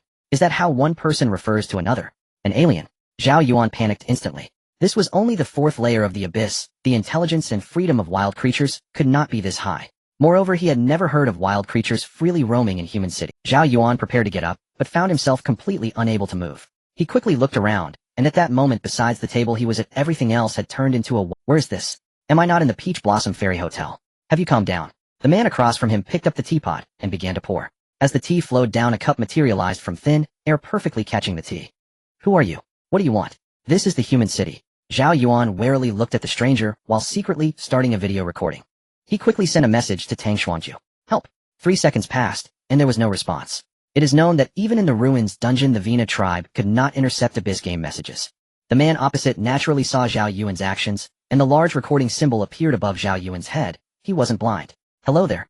The man took a sip from his cup, seeming to find it hard to swallow. He shook the cup, and immediately a strong smell of alcohol wafted over. Who are you? Zhao Yuan guardedly looked at him, ready to summon the sky exploding bear at any moment. You can call my kind Tian. But in the game we are more commonly referred to as the Tianren tribe. The man sniffed the cup under his nose. This is much better. The tea invented by you humans lacks the flavor of alcohol. The man smiled at Zhao Yuan as he put down the cup. What do you want? Zhao Yuan coldly glared at the alien, filled with hostility. I have journeyed here and passed through your game, so I wanted to come in and take a look. The man replied. Our game? What do you mean? Zhao Yuan did not understand. Is there still a distinction between yours and mine? Alright, I come from the Winda game, and passing through here I discovered you, so I wanted to have a chat. The man continued. Winda game. Abyss game. It seemed to touch upon the blind spot of humanity. Our game was cleared long ago. If you convert it to your time, we probably spent about 150 years clearing the Winda game. This confirmed it. This was not some alien from the Abyss, but an outsider. Lan occupies the source of everything, generating countless games across all times, planes, worlds, universes, and even different times. The Winda game and Abyss game are just among them. I have passed through other games as well, such as the Insect Sea game, the Behemoth game, the Cultivation game, and so on. The man did not hide it, and spoke directly. So many games. Zhao Yuan was dumbfounded. Is this what they mean by humanity is not alone? Have they cleared the games? Zhao Yuan asked in a low voice. Most have not, some have perished, but those who are still alive have basically reached the final stages. So there have already been quite a few races that cleared the game. How many? Zhao Yuan asked again. How many? I'm not sure, as there are still more games I haven't been to, but I know that around 10 have already cleared the game. The man poured himself another cup of tea, which transformed into alcohol as he shook it. Do you want a drink? The man looked at Zhao Yuan. Zhao Yuan shook his head in refusal. He dared not drink. After clearing the game, can we go to other games? Zhao Yuan inquired. Not necessarily. The man did not continue. Instead, he shifted the topic. Do you know why I entered your game? The man looked at Zhao Yuan. How would I know? The man continued. Actually, regarding the infinite time and space and the endless planes, your civilization has no advantages. You are inherently weak, lacking the extraordinary, and your technology is backward. There's no need to mention technology. Lan seems to inherently despise technology. As long as one's technology does not surpass Lan's concept, entering the game only serves to strengthen the enemy. Therefore, many technological civilizations face dire straits unless they change their path. This is good news for you. As long as you clear the game and step through this version, you will surpass countless civilizations. The lower the starting point, the greater the progress. Zhao Yuan was completely bewildered. He was still young. In his understanding, humanity's enemies were only the Abyss wild creatures, and bosses the endless races. This had already somewhat shattered his worldview. Before the apocalypse, humanity could not find aliens. After the apocalypse, the aliens recognized by humanity were merely wild creatures. Looking at the confused Zhao Yuan, the man laughed. To explain these things to a short-lived species with a limited understanding, especially to a cub, was indeed a bit beyond this. You completed the game in 150 years. Your race is quite strong. Zhao Yuan asked, belatedly realizing. There is no comparability between our races. We the celestial humans are born and nurtured to be the rulers of the world, revered as gods by countless races. Unfortunately, when the calamity descended, we discovered how unworthy we were to call ourselves gods. The man said with a hint of self-mockery. Is your population large? Zhao Yuan was taken aback. Oh, born and nurtured, isn't this akin to the legends of immortals before the apocalypse? Not many, just reaching 3 digits. I never knew I had so many kin before the calamity struck. The man said helplessly. He initially thought their kin would not exceed 10, but after the apocalypse, so many emerged. All old schemers, and the like. I have answered so many of your questions, isn't it time for me to ask now? The man turned to Zhao Yuan. I'm just a minor character among the humans, you asking me is futile, it would be a waste. Zhao Yuan declined. That's fine, but won't affect anything. It's actually quite simple. The man smiled. Alright, go ahead and ask, I can't guarantee I'll answer. Zhao Yuan hesitated, but eventually agreed. In the previous instance, why did you rush to expose the boss's weakness? I clearly sensed that whether before or after you were terrified, and your subconscious kept reminding you to flee at the first sign of danger, yet in an instant you went against your own heart. Why is that? The man asked curiously. Prepared to escape at all times, yet bravely charged forward. The education I received does not allow me to survive at the cost of saving. Zhao Yuan confessed honestly. Oh. The man replied somewhat surprised. The struggle for power and profit is a common trait among sentient beings. When their own lives or interests are threatened, many will choose to protect themselves, abandoning others. Unless the value of the other party in their heart surpasses their own, you two are neither related nor acquainted, yet you can sacrifice yourselves for one another. It's not surprising for 1 or 2 individuals, but so many can do it simultaneously. I find that quite curious. We are willing to sacrifice ourselves united as one only for a better tomorrow. Zhao Yuan didn't know how to respond as suddenly a line from a textbook he had once read flashed in his mind, and he said it aloud. Haha, interesting. The higher-ups brainwash the younglings from a young age to cultivate your values, so that's it. The man sensed Zhao Yuan's thoughts and laughed. No, it's not brainwashing if our ancestors did it this way, and there's nothing wrong with us learning. Our predecessors shed blood in the abyss, their white bones paving the way. Without them, how could we exist? If we don't do this, what about future humanity? We can't just think of ourselves, Zhao Yuan rebutted. The other party's words were utterly heart-wrenching. I see in other games that different races slaughter each other, survival of the fittest, growing up barbarically, thus giving rise to the strongest. Some have already conquered the abyss, and don't you think your way is flawed? The man continued. Chaos cannot create miracles, only unity can. Zhao Yuan asserted. Is that so? The man remained noncommittal. I have looked into your history before the apocalypse was not like this. The slaughter among kin far exceeds that against other species. Even more ruthless. The man retorted. The evolution of civilization is barbaric, but it cannot always remain barbaric. This time Zhao Yuan did not oppose, for the other party spoke the truth. Is your race the same? Zhao Yuan asked. I told you there is no comparability between us. When we looked down upon other beings, your ancestors were still busy searching for lice on themselves. The man glanced at Zhao Yuan. This was a blatant contempt, how lofty it was. Then why are you here in our game? Zhao Yuan snorted coldly. If you look down upon us so much, why come here? Don't be angry, for you the truth is indeed quite cruel, but it is what it is. The man was not offended by Zhao Yuan's disrespect. In his world, those who dared to snort at him would have their bones crushed to powder. In fact, here, he could not even harm a single flower or grass. He could only pass through other games, acting as a spectator, unable to interfere. As for why I entered your game, it's purely out of curiosity. I have passed through countless games witnessing the extinction of species. Each race has its own unique fate. Some gather, some scatter, some are vast and mighty, while others are weak and pitiful. However, your fate is quite different. Although your race's fortune is not vast, belonging to the ordinary kind, it is exceptionally solid and resilient. I saw your race's fortune like a small ship shining brightly amidst the monstrous waves, charging forward with determined courage, never capsizing even at the crest of the wave. So out of curiosity I stepped in. The man explained casually. Then why are you looking for me? Zhao Yuan still felt puzzled. As soon as I entered, I saw a secret realm opening up, which you refer to as a large relic instance, so I blended in. I instantly spotted you. The man looked into Zhao Yuan's eyes. Why are you looking at me? What's so great about me? Just an ordinary human. Not a prominent figure among humans. There are so many high-level experts in there. Zhao Yuan avoided his gaze, and instead asked. Your game doesn't emphasize luck. Your race doesn't even have the concept of luck, so you are unaware of your uniqueness. What uniqueness? Just an average person. Zhao Yuan was somewhat bewildered. What uniqueness could he have? From birth to entering the abyss, Zhao Yuan had always been indistinguishable from the crowd, and he had even been unfortunate enough to obtain the summoner profession. What was good about that? It seems you are unaware that in my eyes your fortune is surging, soaring high like the newborn sun, priceless, and the fortune of your entire race is subtly converging upon you, weaving a tremendous momentum behind you. In our world's terms, you have come for disaster, born for tribulation, favored by fortune. You are the culmination of your race's fortune, the child of destiny, the hope of your kind. Of course your world has no such terminology. Impossible. How come I don't feel it? Zhao Yuan was skeptical. According to him, he should have been the center of attention since childhood, shining brightly. But in reality, it was completely the opposite. Of course it's just like that, and not worth me coming to see you. Every race gives birth to such beings right before extinction, their fortune reflecting upon them, seeking to save themselves. Though rare to me, it's just that. Zhao Yuan was utterly dumbfounded. If it was that impressive, how could it be just that? How high must one's perspective be? What else do I have? Zhao Yuan was truly curious. If what was said before wasn't worth your attention, then what is there left to see?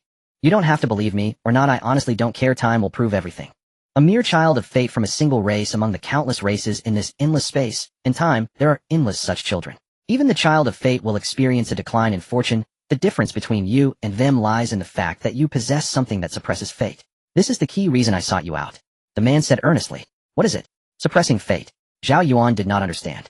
Titles. Your title. Every game has a fixed number of titles, and they are the most important aspect of this game. The man explained. Title. Liver Emperor. You possess fate, and also a title which already surpasses many others, so cherish your title well. A hint of envy flashed in the man's eyes. Having fate is nothing special, and having a title is also nothing remarkable, but possessing both at the same time is different. Is the title really that important? Zhao Yuan was also quite surprised. The amount of information today was quite overwhelming. Having a title means that the lofty lawn has glanced at you. The man looked up toward the void. What's the big deal about a glance? Zhao Yuan was confused. Isn't it the same as watching them struggle every day? Humph. Watching you every day? You're overthinking it. This endless world combined isn't worth even a single glance from him. The man scoffed directly. What kind of existence is lawn? Zhao Yuan tried to probe for information. This time the man fell silent, looking quite oppressed, and after a long while he said, I don't know. What do you mean you don't know? I thought you would reveal some truths. Zhao Yuan rolled his eyes. Do not discuss him, do not think of him. The moment we think about him, we have already gone wrong. He is beyond our imagination. The moment we attempt to understand him, we start to err. The man bowed his head and raised his wine cup again. Zhao Yuan felt a chill run down his spine. How could this be possible? Alright, there's one more thing. I invite you to join us. The man smiled at Zhao Yuan. Sorry, I cannot betray my race. Oh, I cannot do such treacherous deeds. Zhao Yuan's heart tightened. It seemed the other party was indeed serious. You misunderstood. It is not about betraying your race, but rather joining the organization I established as an individual. The man took out a badge and slowly pushed it in front of Zhao Yuan. Zhao Yuan looked down and saw that the token on the table was only the size of half a palm. It was hard to tell what material it was made of, but it had a character written upon it in a flamboyant script. This script was different from human characters, and Zhao Yuan didn't recognize it at all, yet he understood its meaning the moment he saw it. It was as if it translated itself into the minds of those who saw it. Heaven. In human script it translates to heaven. What organization? Zhao Yuan did not pick up the token, but continued to ask. The name isn't decided yet. Perhaps you will know next time we meet. The man smiled and stood up. I have already invited 8 people. You are the 9th. You all belong to different races, and I look forward to the day you meet. The man took his last sip of wine. You don't have to rush to answer me. Consider it after you clear the game. If you don't clear it, it will be meaningless. The man's figure gradually faded, and the surrounding white mist began to dissipate. I must go now, heading to the next game. Time is short. I hope to meet more interesting people, and I look forward to the next chance to see you. Lastly, let's add each other as friends. The man smiled. Tian Shang Tian requests to add you as a friend. Do you accept? The system voice appeared. The man's figure completely vanished. Everything around remained unchanged, as if no one realized that an outsider had appeared here. Only the peach blossom tea was now empty. Zhao Yuan hesitated for a moment and clicked to accept. You have added Tian Shang Tian as a friend. Zhao Yuan opened his friend list, and Tian Shang Tian appeared at the top. The names of other friends were all in white, but his name shone in purple and gold with a flowing light flashing by at every moment. It was like an effect created by spending money in a game. Zhao Yuan clicked on his name and sent a question mark. You have not cleared the current version of the game and cannot communicate with friends from other worlds. The system popped up a prompt. It's real, Zhao Yuan murmured. Tian Shang Tian might have been deceiving him before, but the Abyss game would not lie. He truly was from another world. Zhao Yuan sat down lost in thought. After a moment, he opened the previous recording only to find that Tian Shang Tian was not in the recording. It was just Zhao Yuan talking to himself. This was quite significant. An outsider had intruded. Suddenly a video call popped up and Zhao Yuan thought it was Tang Yinping, but unexpectedly, it was Lin Peng. Hey Zhao Yuan, how long until you reach the second layer? Lin Peng appeared in the video. Oh, what second layer? Zhao Yuan was still in shock and couldn't help but ask. The second layer of the Abyss. What have you been doing lately? I haven't seen you post on social media. How much longer until you reach the second layer? We should get together. You didn't come to the last reunion. Lin Peng said with concern. Second layer? I haven't gone to the second layer. I've reached the 4th layer. Zhao Yuan hurriedly replied. What? Are you kidding? 4th layer? Why don't you just fly up to the sky? Lin Peng joked, clearly disbelieving. You're a summoner. Without a team, how could you level up faster than him? Really? I'm not lying. Zhao Yuan pointed the camera out the window where peach blossoms were flying everywhere, resembling a fairyland. Oh my, how did you level up so fast? This is unscientific. Lin Peng was incredulous. Wasn't there a large-scale relic dungeon a while back? I went in. Leveling up in there is very fast. Zhao Yuan explained. Alright, you really are lucky. Just be careful. I'll hang up now. Lin Peng's expression changed multiple times, and after a moment of silence, he finally spoke. After saying that he didn't wait for Zhao Yuan to respond, and hurriedly hung up the phone. This was probably because he was afraid his friend was struggling, yet also worried his friend was driving a luxury car. Zhao Yuan had his mind completely focused on the earlier matter, and did not notice Lin Peng's odd behavior. After a moment he resolved within himself that he was just a rookie among humans, why worry so much? He opened the email, and found the official email from the Human Alliance. He directly wrote, what should I do if I encounter an outsider? To avoid being seen as a troublemaker, Zhao Yuan also sent a screenshot of the friend request with Tian Shangtian's name. I want to report. In an unknown space, Tian Shangtian suddenly stopped, and looked towards the abyss game. He shook his head, smiled, and continued walking into the distance. No rush, my friend. When time is measured in tens of thousands of years, what race? What ties? They are all fleeting clouds. The Tao walks alone, only I am true. Only fellow Taoists are the true companions. Race is meaningless, it is merely a burden. At that moment Tang Xuanzhu's video call finally came through. What's wrong? Why did you send me a distress signal? She asked, puzzled. Could there really be danger in the human race's main city? When did you see the news? Zhao Yuan asked with a blank expression. It was less than 3 minutes ago. What's the matter? I just sent you a message. It showed you were on a call with someone else. Have you set off yet? Tang Yinping glanced at the message and said. Zhao Yuan was taken aback, casually placing his hand on the teapot, which was radiating heat. Even though the boiling water had been consumed, the teapot's temperature had barely. Hadn't he just spent a long time in the misty space? Why had such a short time passed? Was the flow of time different? Speak up. Don't think about not coming. I've already arranged everything. Seeing Zhao Yuan's silence, Tang Xuanzhu's voice rose sharply, sounding fierce. I've already arrived. Hurry up, I'm busy. Alright, then just wait a bit. We still need some time. Why did you go so early? Didn't I say 2 hours later? Zhao Yuan replied. So anxious. You contradictory person. Tang Xuanzhu teased. Men. Full of contradictions. Hurry up. Zhao Yuan hung up the phone. Are you Zhao Yuan? A sudden female voice appeared. Zhao Yuan looked up to see someone in the Human Race Alliance official uniform. His heart skipped a beat so soon. I am. Zhao Yuan quickly stood up. Come with me, someone wants to see you. The woman's tone was relatively calm. But I have an appointment. Zhao Yuan hesitated for a moment. Tell them not to come. The woman said, looking at Zhao Yuan. The person who wants to see you has a high status. You should understand how important this is. Alright, I'll let them know. Zhao Yuan opened the chat, and sent a message to Tang Xuanzhu. Don't come, something came up, I have to leave. Closing the message, Zhao Yuan thought for a moment, opened the camera, and took a picture of himself and the woman, sending it to Tang Xuanzhu. Seeing Zhao Yuan taking a picture, the woman did not stop him. Alright. After finishing everything Zhao Yuan said, the woman stepped closer, grasping Zhao Yuan's shoulder, causing him to tense up. Don't move, the woman said. Instantly a crack appeared before them, and she pulled Zhao Yuan in. What the hell, tearing apart space? What kind of big shot is this? The two men and women chatting in the distance suddenly exclaimed upon witnessing this scene. At the same time, Tang Xuanzhu, who received the message, was furious. Was this guy going to ditch her? Just as she was about to threaten Zhao Yuan, she saw the photo he sent. A woman dressed in the Human Race Alliance uniform appeared in the picture. No way. Zhao Yuan was taken by the Human Race Alliance.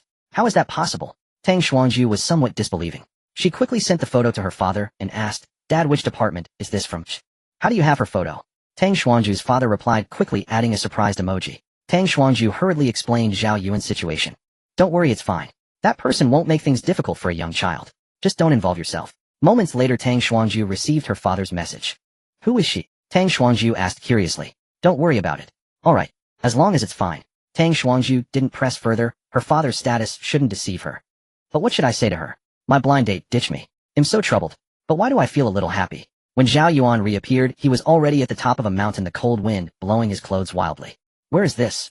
Zhao Yuan looked around. Follow me, the woman said in a deep voice. Soon Zhao Yuan was brought to the edge of a cliff where a tall figure was sitting on a small stool holding a fishing rod. Come sit, the man spoke.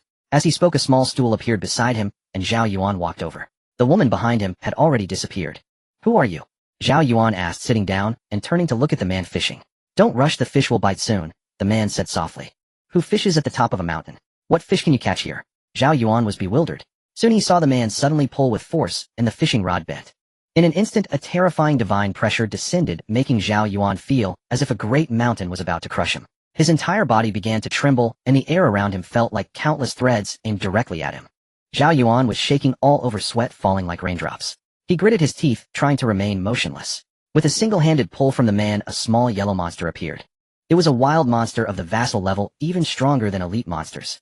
This wild monster, resembling a spider, was frantically tearing at the fishing line with its multiple legs, letting out strange cries. The man casually picked up a long knife beside him, and with a terrifying blade aura, he instantly dismembered the wild monster. A legendary piece of equipment dropped, and the man smiled, saying to Zhao Yuan, "Today is a lucky day, caught something good. So this is how you fish." As the wild monster died, the divine pressure vanished, and a forced smile appeared on Zhao Yuan's stiff face. "You're not bad being able to withstand such immense divine pressure. You're stronger than many others," the man said, appreciating him. Over the years, he had met numerous outstanding young people from the human race here. Many directly knelt in the face of such situations, while some fled instantly. Only a very few could remain still and endure. Zhao Yuan quickly stood up. He did not think he would be in danger. This was clearly a big shot. If he faced danger in front of such a big shot, fleeing would likely be futile. "My name is Wang Sun. You might have heard of me at your age," the man said to Zhao Yuan with a smile. A very ordinary name. A thunderbolt flashed through Zhao Yuan's mind. Wang Sun. Oh my god. It was like a thunderclap. "I've met the Grand Speaker." Zhao Yuan respectfully bowed. At the same time, he cautiously glanced at the long knife in the man's hand. No doubt about it. The Grand Speaker of the human race's highest council, the entire human race alliance, is a product of the highest council, the most powerful place in human race governance, with only 13 speakers in total. They are also the 13 strongest individuals of the human race, all existing since before the apocalypse. The Grand Speaker is the most powerful being among them, the pillar of the human race. As the strongest of the human race, he carries an abundance of legendary tales. He has led the human race through numerous calamities, crossing layer upon layer of abyss, making him one of the greatest figures after the apocalypse. His strength is unquestionable, known in whispers as the Blade Emperor. As a warrior type half-tank half-damage dealer, his output ability ranks among the top 10 of the human race. In the abyss, 273 years passed with only 32 pieces of mythical equipment released, of which a pitiful 6 were weapons. Yet he obtained 2 pieces of mythical equipment. The Crying Blood Moonblade. The Wailing Heart Shield. Only he possesses 2 pieces, the only one in the abyss game. If one were to say who among the human race is the favored child of destiny, this person is undoubtedly it. This is undoubtedly the highest-ranking person Zhao Yuan has ever encountered, both in status and strength. However, he has not been involved in managing human affairs for many years. It is his attitude to leave professional matters to professionals. "I am Zhao Yuan." Zhao Yuan immediately stated, turning his gaze once more to the knife in the hands of the Grand. Could this possibly be the legendary blood-weeping Moonblade? Zhao Yuan's slight movements could not escape the eyes of the Grand Speaker. Young people are always curious. Suddenly he felt a stir in his heart, and asked, "Would you like to see it?" "I'll show it to me." Zhao Yuan was stunned, doubting if he had heard incorrectly. Mythical equipment is something everyone in the abyss has heard of, but very few have actually seen it. Not even a single image has circulated in the world channel. "Are you really going to show it to me?" Zhao Yuan's voice trembled. The Grand Speaker chuckled, and directly handed the long knife to Zhao Yuan. Zhao Yuan excitedly wiped the sweat from his palm on his clothes, and carefully took it. His heart raced with anticipation. Blood-weeping Moonblade type, weapon, one-handed quality, mythical, indisposable, level, self-upgrading to match user level, main attribute, strength, 5365, endurance, 36, 58, agility, 43, 55, physical critical rate, 70, physical penetration, 42, physical attack bonus, 55, attack speed bonus, 66, exclusive magical attribute, blood-weeping, each attack you make will inflict a 55 heavy injury effect on the target, and restore 35 of the damage dealt as health. Exclusive elemental attribute, Moonblade, the damage you deal is automatically converted to counter the target's elemental attribute, changing according to the target's elemental attribute.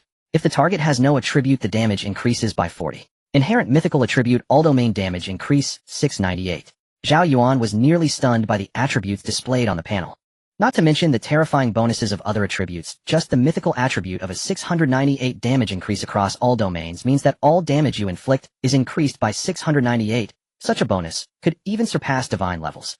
No wonder Mulan Feng said that if one possesses mythical equipment, they could attempt to surpass divine levels. This was indeed eye-opening.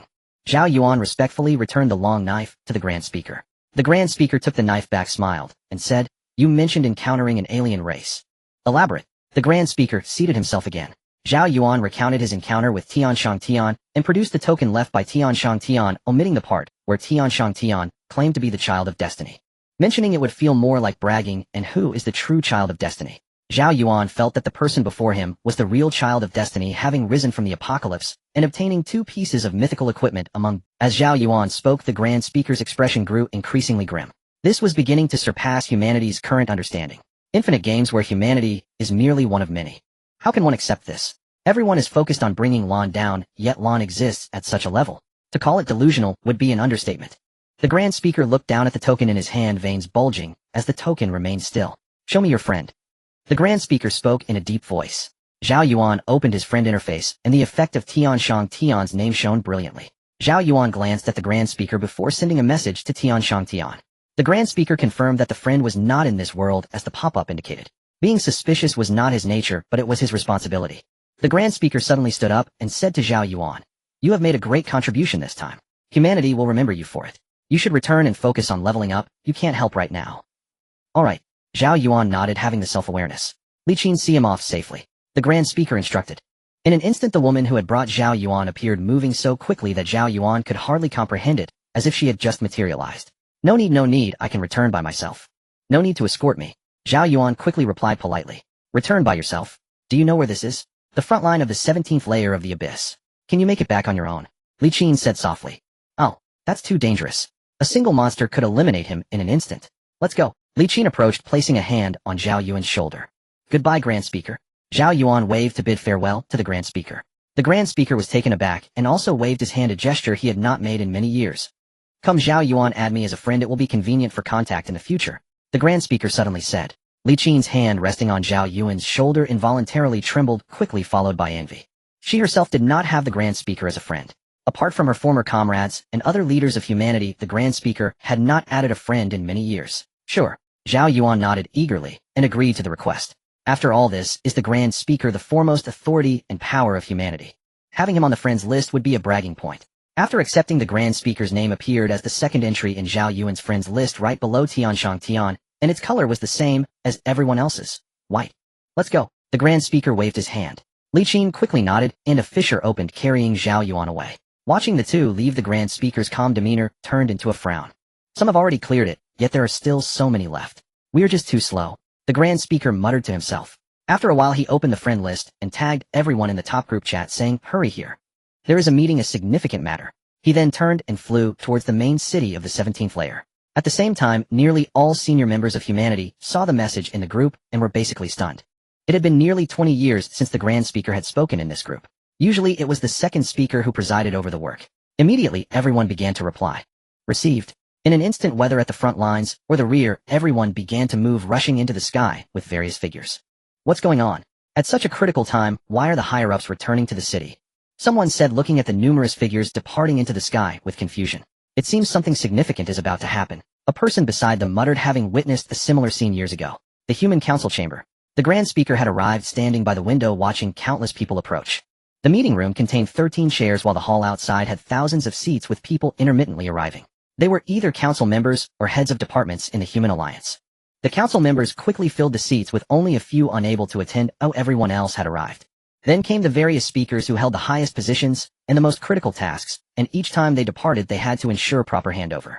The door to the meeting room was pushed open and a sturdy man walked in. He glanced at Wang Sun, who had his back turned, but did not speak, finding his position and sitting down. The seventh speaker. Soon more and more speakers arrived. Each one was the best in their profession. They represented the pinnacle of human strength. Finally, everyone has arrived. The conference room is silent, with no one speaking. This is the highest council of the human race, where every decision impacts the entire humanity. The Grand Speaker turned around and took a seat at the front. "There is some bad news," he said in a deep voice. Everyone else looked towards the Grand Speaker. "Today an external race has entered the Abyss game, and we have obtained some information about Lan from him," the Grand Speaker stated. "External race? Isn't it an alien race?" questioned the seventh speaker. "It is an alien race, but more importantly, it is an external race, a race from beyond Blue Star, outside of the Abyss game." The Grand Speaker's expression turned grave. "What?" Others were immediately shocked.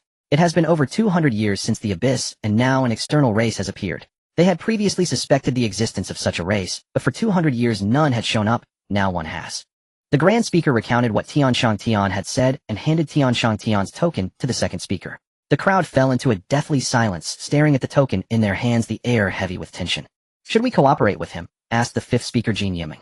"Cooperate? How is that possible? Did you not hear what they said about us? When they look down on other races, our ancestors are still picking lice off themselves." The third speaker, known for his fiery temper, scoffed directly. Upon hearing this, he nearly exploded with anger, feeling utterly disrespected.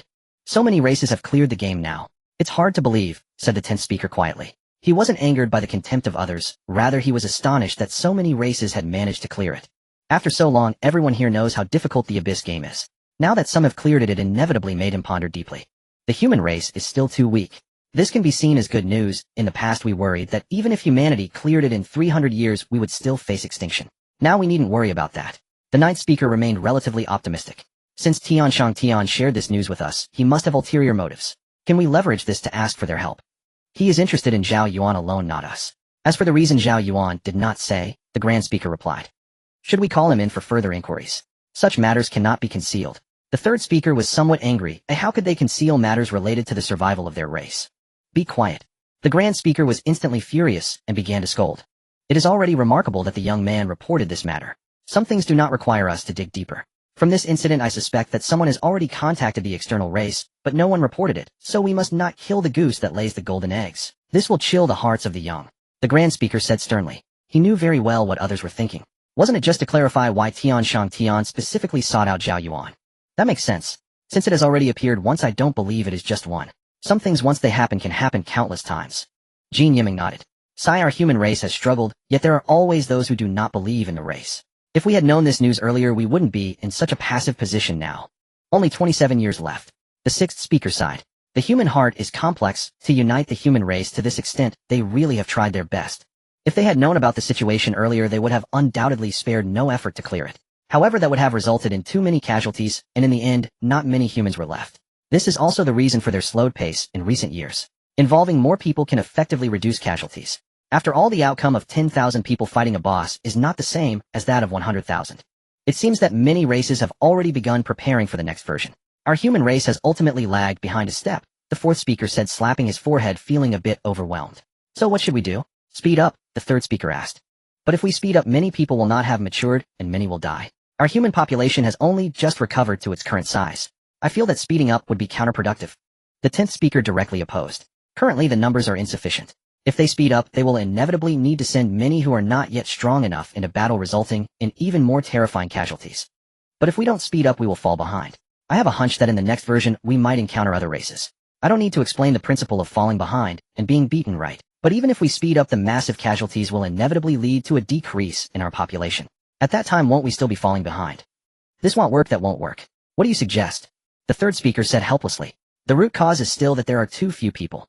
The second speaker said. With a larger population base, the number of strong individuals will naturally increase, and all problems will be easily resolved. If that's the case, we can only endure a little more hardship and continue to increase population cultivation at all costs. The second speaker said solemnly. How do we endure more hardship? The third speaker had not yet reacted, and the expressions of the other speakers suddenly changed. We need more people to prepare for what comes after clearing the game, so we must put the current population through some hardship. Therefore, I propose to once again call on the human race to donate descendants to greatly enhance the Human Genetic Hope Project. Currently, many people's genes are much stronger than before. We cannot let this opportunity go to waste. The second speaker stated. The reasoning is sound, but you all know the attitudes of everyone. Many people think we treat them like breeding stock, and they are very resistant. It's not easy. The sixth speaker said helplessly. Exactly, there are too many people opposing this, and it is highly disrespectful to women. How many people are willing to have children now? Call for donations. Haven't we called for donations over the years? The effect is getting worse. Let's enforce it. We cannot back down just because of resistance. It is better to endure some hardship now than to cry in the future. The Grand Speaker, who had remained silent for a long time, finally spoke. Suddenly, everyone fell silent. Then let's enforce it. Since we are demanding others to comply, we must also lead by example. Starting with ourselves, each of us will unconditionally provide 10 contributions, and government officials must contribute no less than 10. 10 contributions? Are you joking? Isn't this asking for a life? This is not just enduring hardship, this is asking us to die. You all know how busy and tiring we are. How can we do this? How the hell am I supposed to raise that many children?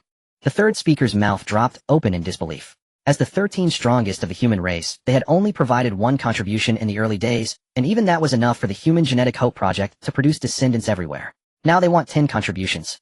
Moreover, that thing can't just be made if one wants it. Do you know how difficult it is to produce one when life has evolved to their level? Not to mention that it also harms one's body. Only the 5th and 12th speakers were indifferent, i.e. being women, they had the will, but lacked the strength. Moreover, given their status, no one could force them to bear children. You all understand how important this matter is. You, as the leaders of the human race, we have an unshirkable responsibility, the second speaker declared loudly. The others hesitated, their interest in such matters quite low. They couldn't have children in time, and ultimately they would have to rely on themselves, which was far more exhausting than fighting a boss. I will provide 15 contributions myself. The second speaker's face twitched. Damn, am I being so harsh on myself? In that case, who is willing to provide me with 10 contributions? I will offer 5 rare life-saving treasures. I will also provide, the 10th speaker chimed in. The second speaker cast an approving look at the two. Then her expression darkened as she turned to the others and asked, what about you? I will also provide 15 contributions, the Grand Speaker said. Well, the first and second leaders are serious now. The others nodded helplessly in agreement, with only the third speaker remaining silent. Everyone looked at the third speaker, who stroked his chin and hesitated, saying, 30 contributions is a huge pressure for me. This person actually wants 10 treasures. That's quite ruthless. The fourth speaker beside him hurriedly distanced himself from this guy. All right, this matter is settled. The second speaker shot a glare at the third. What about the women in the current world? We can just make a decision with a few words, but the final pressure falls on them. As a woman, I sympathize with them. They have all become breeding machines, which is inhumane, the 12th speaker said. The others remained silent. No one knew what they were thinking. The strong inherently exploit the weak. Indeed, we have been too harsh on them. The contributions of women to the human race cannot be overlooked. Although we spared them from entering the abyss to fight desperately and provided them with great conveniences, this is still too cruel, said the fifth speaker, Jean Yeming. The men grumbled about their own suffering, but ultimately, it was still the women of the current world who would be pregnant. The others remained silent while the fifth and 12th speakers turned their gaze towards the grand speaker. Increase all rewards for them, as long as it's not excessive. Give them whatever they want. This must be strictly implemented, and we must assure them that even if the human race survives the crisis in the future, we will guarantee them wealth and privileges. The grand speaker stated. The fifth and 12th speakers remained silent, still hoping for more. After all, they were the only two women present. If they did not speak up, no one would advocate for the women of the current world. I, as the highest speaker of the human race, guarantee that for the 10 women who have made the most outstanding contributions, our human council promises 3 conditions for each, as long as they are not inhumane acts. We will agree to them as long as the human race does not perish and the human council remains intact. This promise will be valid indefinitely. The grand speaker continued. This must be written into the highest council's charter, said the fifth speaker. The charter of the highest human council is equivalent to the highest constitution before the apocalypse. That is only natural, the grand speaker nodded. Do you have any objections? The fifth speaker looked at the others. The second speaker raised his hand, followed by others. Jean Yiming smiled. This was already the best outcome. Seeing that everyone agreed, the grand speaker continued. I have decided to reward Zhao Yuan with the myth-level summoner skill book from the human treasure trove. Everyone fell silent, surprised by the grand speaker's confidence in that novice. Old 8, do you have any opinions? The grand speaker looked at the 8th speaker. This myth-level skill book was donated by him, and his opinion was crucial. No, I have no use for it myself. It was donated for the sake of the race, so it can go to anyone.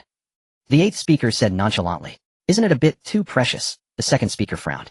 There were only 192 myth-level skill books that came from the abyss, and although it was just for the summoner profession, there were indeed max-level summoners in the 17th layer of the human race, albeit very rare. They had previously applied to the highest council, but their contributions were insufficient to pass. I don't think it's a problem. It can attract the attention of foreign races, which must have its merits. Moreover, he has indeed made significant contributions this time, so nurturing him is not unreasonable. The 10th speaker said. This news is indeed significant. Isn't it better to give it to a max-level summoner instead, eh? Old rules, let's vote, the grand speaker said. 6 agreed, 3 opposed, and 4 abstained. All right, since that's the case, it's passed. The grand speaker announced. The second speaker, the 6th speaker, and the 9th speaker opposed, but seeing this, they had nothing more to say. Our rules are rules, and they established them, so they cannot break them. After discussing some other matters, the council finally stopped, as they still had many frontline issues to handle. Who is presiding over the outside grand council? The second speaker asked. The 9th speaker stood up with a wry smile, and said, why does it always fall to me when such matters arise?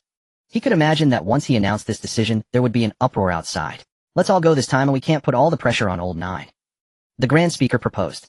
All right, at least we should express our stance. The second speaker agreed. Should we inform them about the foreign races? The 9th speaker suddenly asked. Let's not mention it in the council meeting. Afterward, you can gather some senior members and inform them. We do not know how many people have contacted foreign races. It's better to observe for now. However, at least before the expedition, everyone's interests are aligned. The second speaker pondered and said, all right, the 9th speaker nodded. Do you think any of our members have already made contact with foreign races? The 11th speaker suddenly spoke. Everyone immediately fell silent. This topic had actually been deliberately avoided by everyone at first, but it was eventually brought up by someone. In recent years, everyone has made tremendous contributions for the human race. I still hope to continue working hand in hand with all of you, and hope that you do not let us down. Seeing everyone exchanging glances, the first speaker spoke. We are all one with the human race, and will never betray it. I hope so. Dealing with foreign races is ultimately a perilous gamble. I don't think so. We have been in good relations for nearly 300 years. The grand speaker looked around, and then walked out with the others following. As for the truth, only they would know. With the conclusion of the Grand Council, the high-ranking members of the human race executed a series of actions that left everyone utterly defenseless. They forced everyone to donate their descendants. In an instant, chaos erupted, and there was significant resistance. Several prominent figures from the human race publicly expressed their opposition to this decision, believing it turned them into breeding stock. However, the next day they all emerged with bruised faces, strongly supporting this decision, and each leading the way by donating an extra share. Soon the announcement from the Human Alliance was released. The speaker donated 10 shares while the first and second speakers donated 15 each, and astonishingly, the third speaker donated 30, leaving everyone dumbfounded. With the leaders putting in such effort, the counselors and officials at all levels could only grit their teeth and contribute, and they couldn't donate less than the speakers. After all, this is an extraordinary era where strength determines status. Once the top-tier figures capitulated, the rest, who had objections, fell silent. The Human Alliance was quite pleased to see the emergence of dissenters, as they could serve as a cautionary tale. With the upper echelons setting the example, a large group of people gathered towards the Human Alliance's offices in the main city. Zhao Yuan stood in line looking bewildered, and soon it was his turn. Here, he awkwardly donated his descendants, which he had struggled to produce for half a day this morning at the hotel. The staff received it expressionlessly, placing it in a specialized box, and asked, "Are they fresh?" "Yes." Zhao Yuan stammered. "No lies." A lie detection device resembling a toad on the table spoke up. "Confirm your basic information. If it's open later, your children can find you based on this information," the staff said with a smile as an interface appeared before Zhao Yuan. His expression stiffened as he seemed to grasp the feelings of old Wang from back then. Seemingly sensing Zhao Yuan's reluctance, the staff comforted him, saying, "Don't worry too much. At that time the priority will be given to the genes of max-level players, and you might not even be used." "Let's hope so." Zhao Yuan found his name on the interface, and many options popped up. After selecting a profession only, he remained glancing at the unique code. After all, names might repeat, but unique codes wouldn't be wrong. He clicked confirm. Under the detection of the Abyss game, this bit wouldn't be mistaken. There was no possibility of impersonation. Stepping out of the donation site, Zhao Yuan let out a deep sigh. He couldn't help but wonder if many years later someone would run up to him calling him dad. The thought alone was terrifying. Zhao Yuan quickly shook off that image. He swiftly moved against the flow of people flying towards the outskirts of the city, ready to start a day of monster grinding. This time Zhao Yuan chose not to grind in a dungeon, having had quite enough of dungeons. He planned to quickly level up his divine level, as increasing his divine level was crucial. He was truly fed up with the pressure of levels. Only by quickly raising his divine level to match the main forces could he truly establish himself in the abyss. While flying, a video call from Tang Xuanju came in again. Zhao Yuan felt speechless and chose to hang up directly. Outside the city, he found the 6-star map teleportation array and stepped in.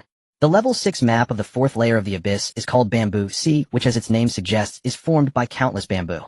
Unlike the bamboo of the real world, the bamboo here is mostly purple and incredibly stout, each one as thick as a tree. Hence this map is also referred to as the Purple Bamboo Forest. The wild monsters in the Bamboo Sea are of only one kind, namely the iron-eating beast, the panda of the real world, a national treasure before the apocalypse. Of course, these are not the same as the pandas of the real world. Instead of black eye circles, they have purple ones, and their bodies are massive, wild, and extremely fierce. Flying over the Bamboo Sea and gazing at the towering bamboo forest, Zhao Yuan flew towards the southeast, where, according to the monster grinding guide, elite monsters were more abundant. However, the southeast was vast, and Zhao Yuan was uncertain, looking down to find a place to descend. After all, the bamboo leaves were dense, making it hard to see the wild monsters. Just as Zhao Yuan was looking down, he suddenly heard a whoosh as something pierced through the air. He quickly dodged, as a bamboo shot past him, flying rapidly into the sky with a chilling aura. Zhao Yuan's expression turned cold. Had he not dodged quickly, he might have been pierced by the bamboo. A black and white figure dashed through the gaps in the bamboo forest below. "Looking for death. I didn't trouble you, yet you dared to trouble me first." Zhao Yuan flew downward, reaching out with a giant bear towards it. The bear exploded in the sky, crashing down like a small mountain in front of the iron-eating beast, causing it to quickly evade, while 6 giant horn ants rushed forward and swiftly climbed onto its body. Moments later, the entire iron-eating beast was gruesomely dismembered. Zhao Yuan walked over and kicked the corpse of the iron-eating beast. "Dare to sneak attack again?" Zhao Yuan shouted angrily. He decided to start grinding right there, and soon the corpse of the iron-eating beast began to disappear. Zhao Yuan began grinding monsters, and soon an iron-eating beast appeared and quickly died. "The numbers are a bit low," Zhao Yuan muttered to himself. The quantity here was too small, so small that the giant horn ants dealt with them without the need for the void butterfly to intervene. At that moment, another video call popped up. As Zhao Yuan saw, it was Tang Xuanju again, sighed, and clicked to answer. "Why did you hang up on my video just now, eh?" Tang Xuanju said angrily. "I was about to enter the teleportation array," Zhao Yuan explained. "Then why didn't you call me back?" Tang Xuanju questioned. "I didn't want to." Zhao Yuan's tone grew cold. "You? Are you grinding monsters in the Bamboo Sea?" Tang Xuanju's tone softened. "Yes." Zhao Yuan nodded. "How about I join? My team hasn't leveled up yet, and I still have to wait a few months. Why don't we team up?" "No, I prefer grinding monsters alone," Zhao Yuan replied without a second thought. He no longer wanted to stay beside someone with a higher divine level than him. "You? Zhao Yuan, you're too much. I cared so much about you for nothing." Tang Xuanju shouted angrily. "Alright, I need to level up. We'll talk later." Zhao Yuan reached out and hung up the call. In Peach Blossom City, Tang Xuangju kicked a tinder bud off a peach tree. Such as Zhao Yuan treating me like this. Watch me not deal with you, she said as she flew out of the city planning to give Zhao Yuan a beating. Before she could fly out, she suddenly stopped, her face filled with deep disappointment. He and I are not related, so it's normal for him to reject me. What reason do I have to deal with him? Tang Xuangju mumbled to herself. Forget it, if he doesn't want it, why should I be sentimental? Tang Xuangju felt a deep ache in her heart as peach blossom petals fluttered by. She waved her hand, and a cold glint flashed as a dagger sliced the petals in half. In ancient times there were those who cut ties. Today, I Tang Xuangju sever my feelings for these flowers, and Zhao Yuan shall never contact me again. Tang Xuangju declared fiercely. With her eyes slightly moist, she realized that no one had ever treated her this way throughout her life. She turned and flew back to Peach Blossom City. In the purple bamboo forest, the iron-eating beast fell under Zhao Yuan's slaughtering blade. Initially, he felt quite satisfied after taking down a few, but soon it began to lose its flavor. But who is Zhao Yuan?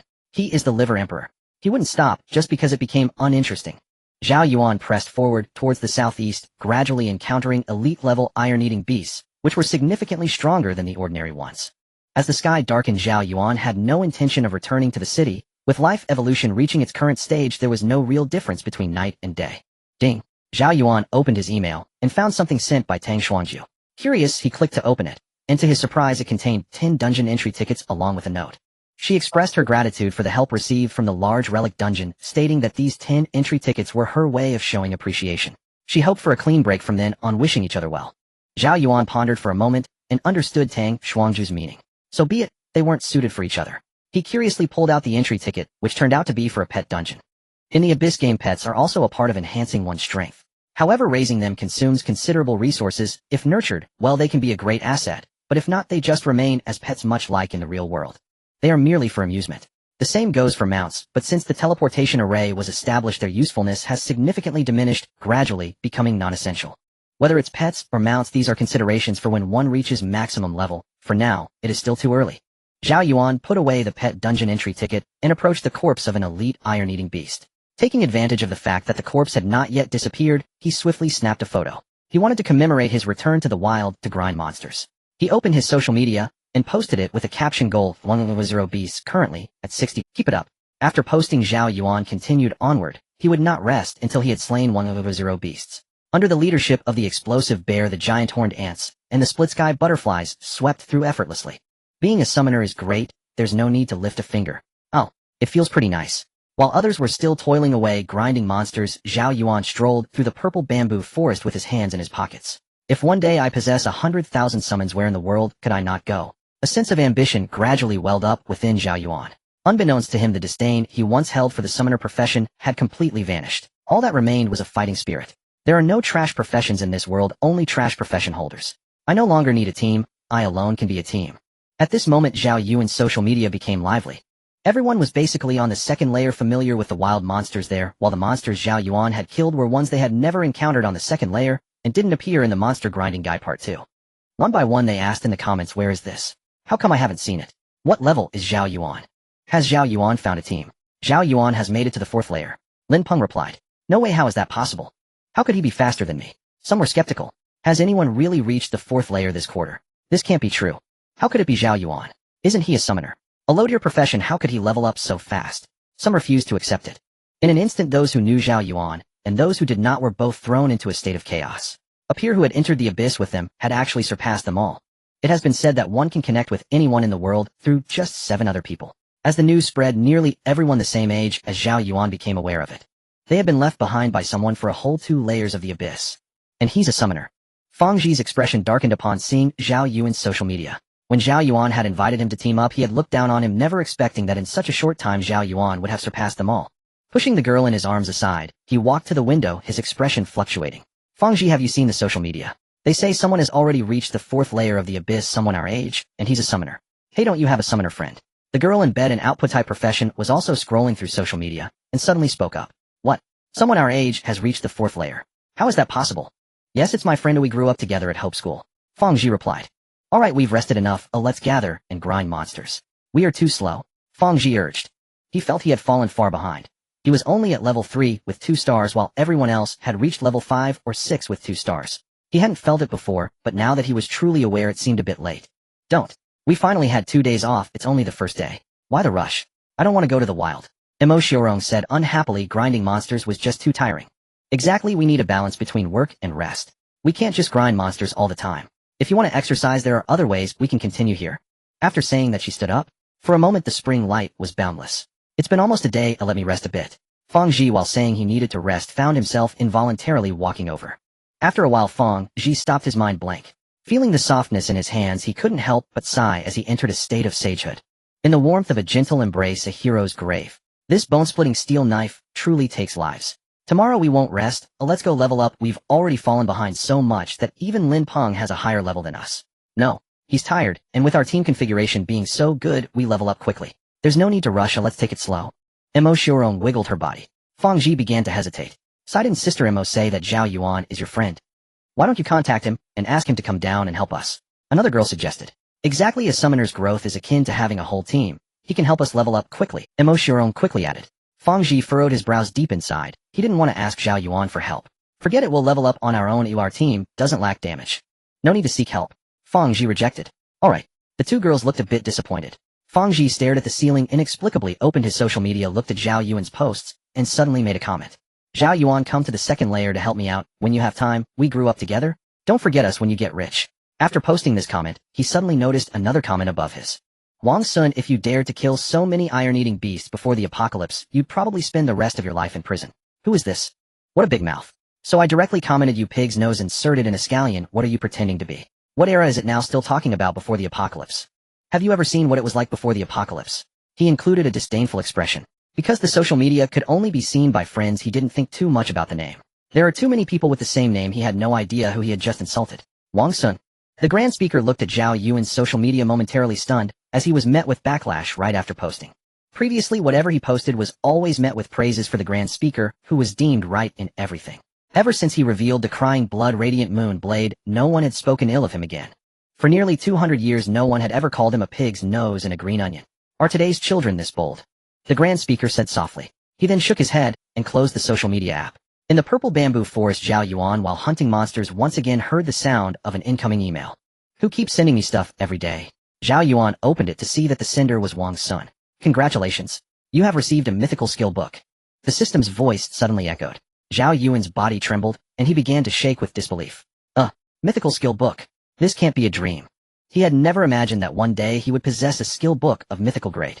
Flame god type summoning quality, mythical skill description, flames born from the void, flames forge myths, summoning the flame god from endless fire.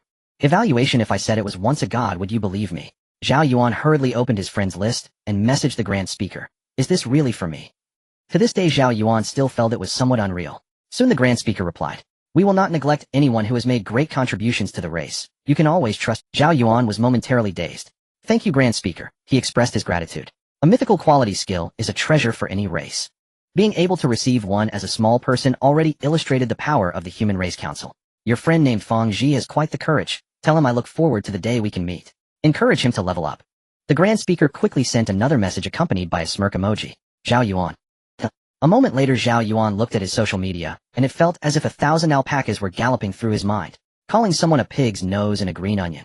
How well did you learn that saying from before the apocalypse? Zhao Yuan sighed, and opened Feng Zhi's friend request, initiating a video call. Soon Feng Zhi appeared on the screen. "Where are you?" Zhao Yuan asked, puzzled as he saw Feng Zhi surrounded by swirling mist and steam. "I just got out of the shower." Feng Zhi awkwardly replied. He curiously looked at Zhao Yuan's background, and said, "Is this the fourth layer of the abyss?" Zhao Yuan nodded and turned the camera around, showing that his summoned creatures were still faithfully hunting the iron-eating beasts that approached him. "Are you planning to come back and take me with you?" Feng Zhi asked with a smile, testing the waters. Zhao Yuan shook his head. He saw Feng Zhi's comment, and said, "That won't work, the level gap is too large. I need to report to the Human Alliance's main city before going to the second layer of the abyss, and the reason of taking you to level up won't pass." A hint of embarrassment flashed across Feng Zhi's face as he adjusted the camera to make it smaller, seemingly reluctant to let the nearby person see. "Alright then, I'll just work hard on my own," Feng Zhi said flatly. "Feng Zhi, did you just insult someone in my social media?" Zhao Yuan hesitated, unsure of how to phrase it. "What's wrong?" "Zhao Yuan, now that your level has gone up, can't my friend speak in your social media anymore?" Feng Zhi replied, angrily, a bit upset. Feng Zhi felt that Zhao Yuan was mocking him. When they were on equal footing they could joke freely, but now that the levels had diverged, Feng Zhi sensed Zhao Yuan's words implied something deeper. He didn't know when their relationship had become sensitive and fragile. Perhaps it was when Fang Ji rejected Zhao Yuan during the abyss. Maybe Zhao Yuan didn't think too much of it, but Fang Ji remembered. He began to feel that Zhao Yuan was retaliating against his initial refusal.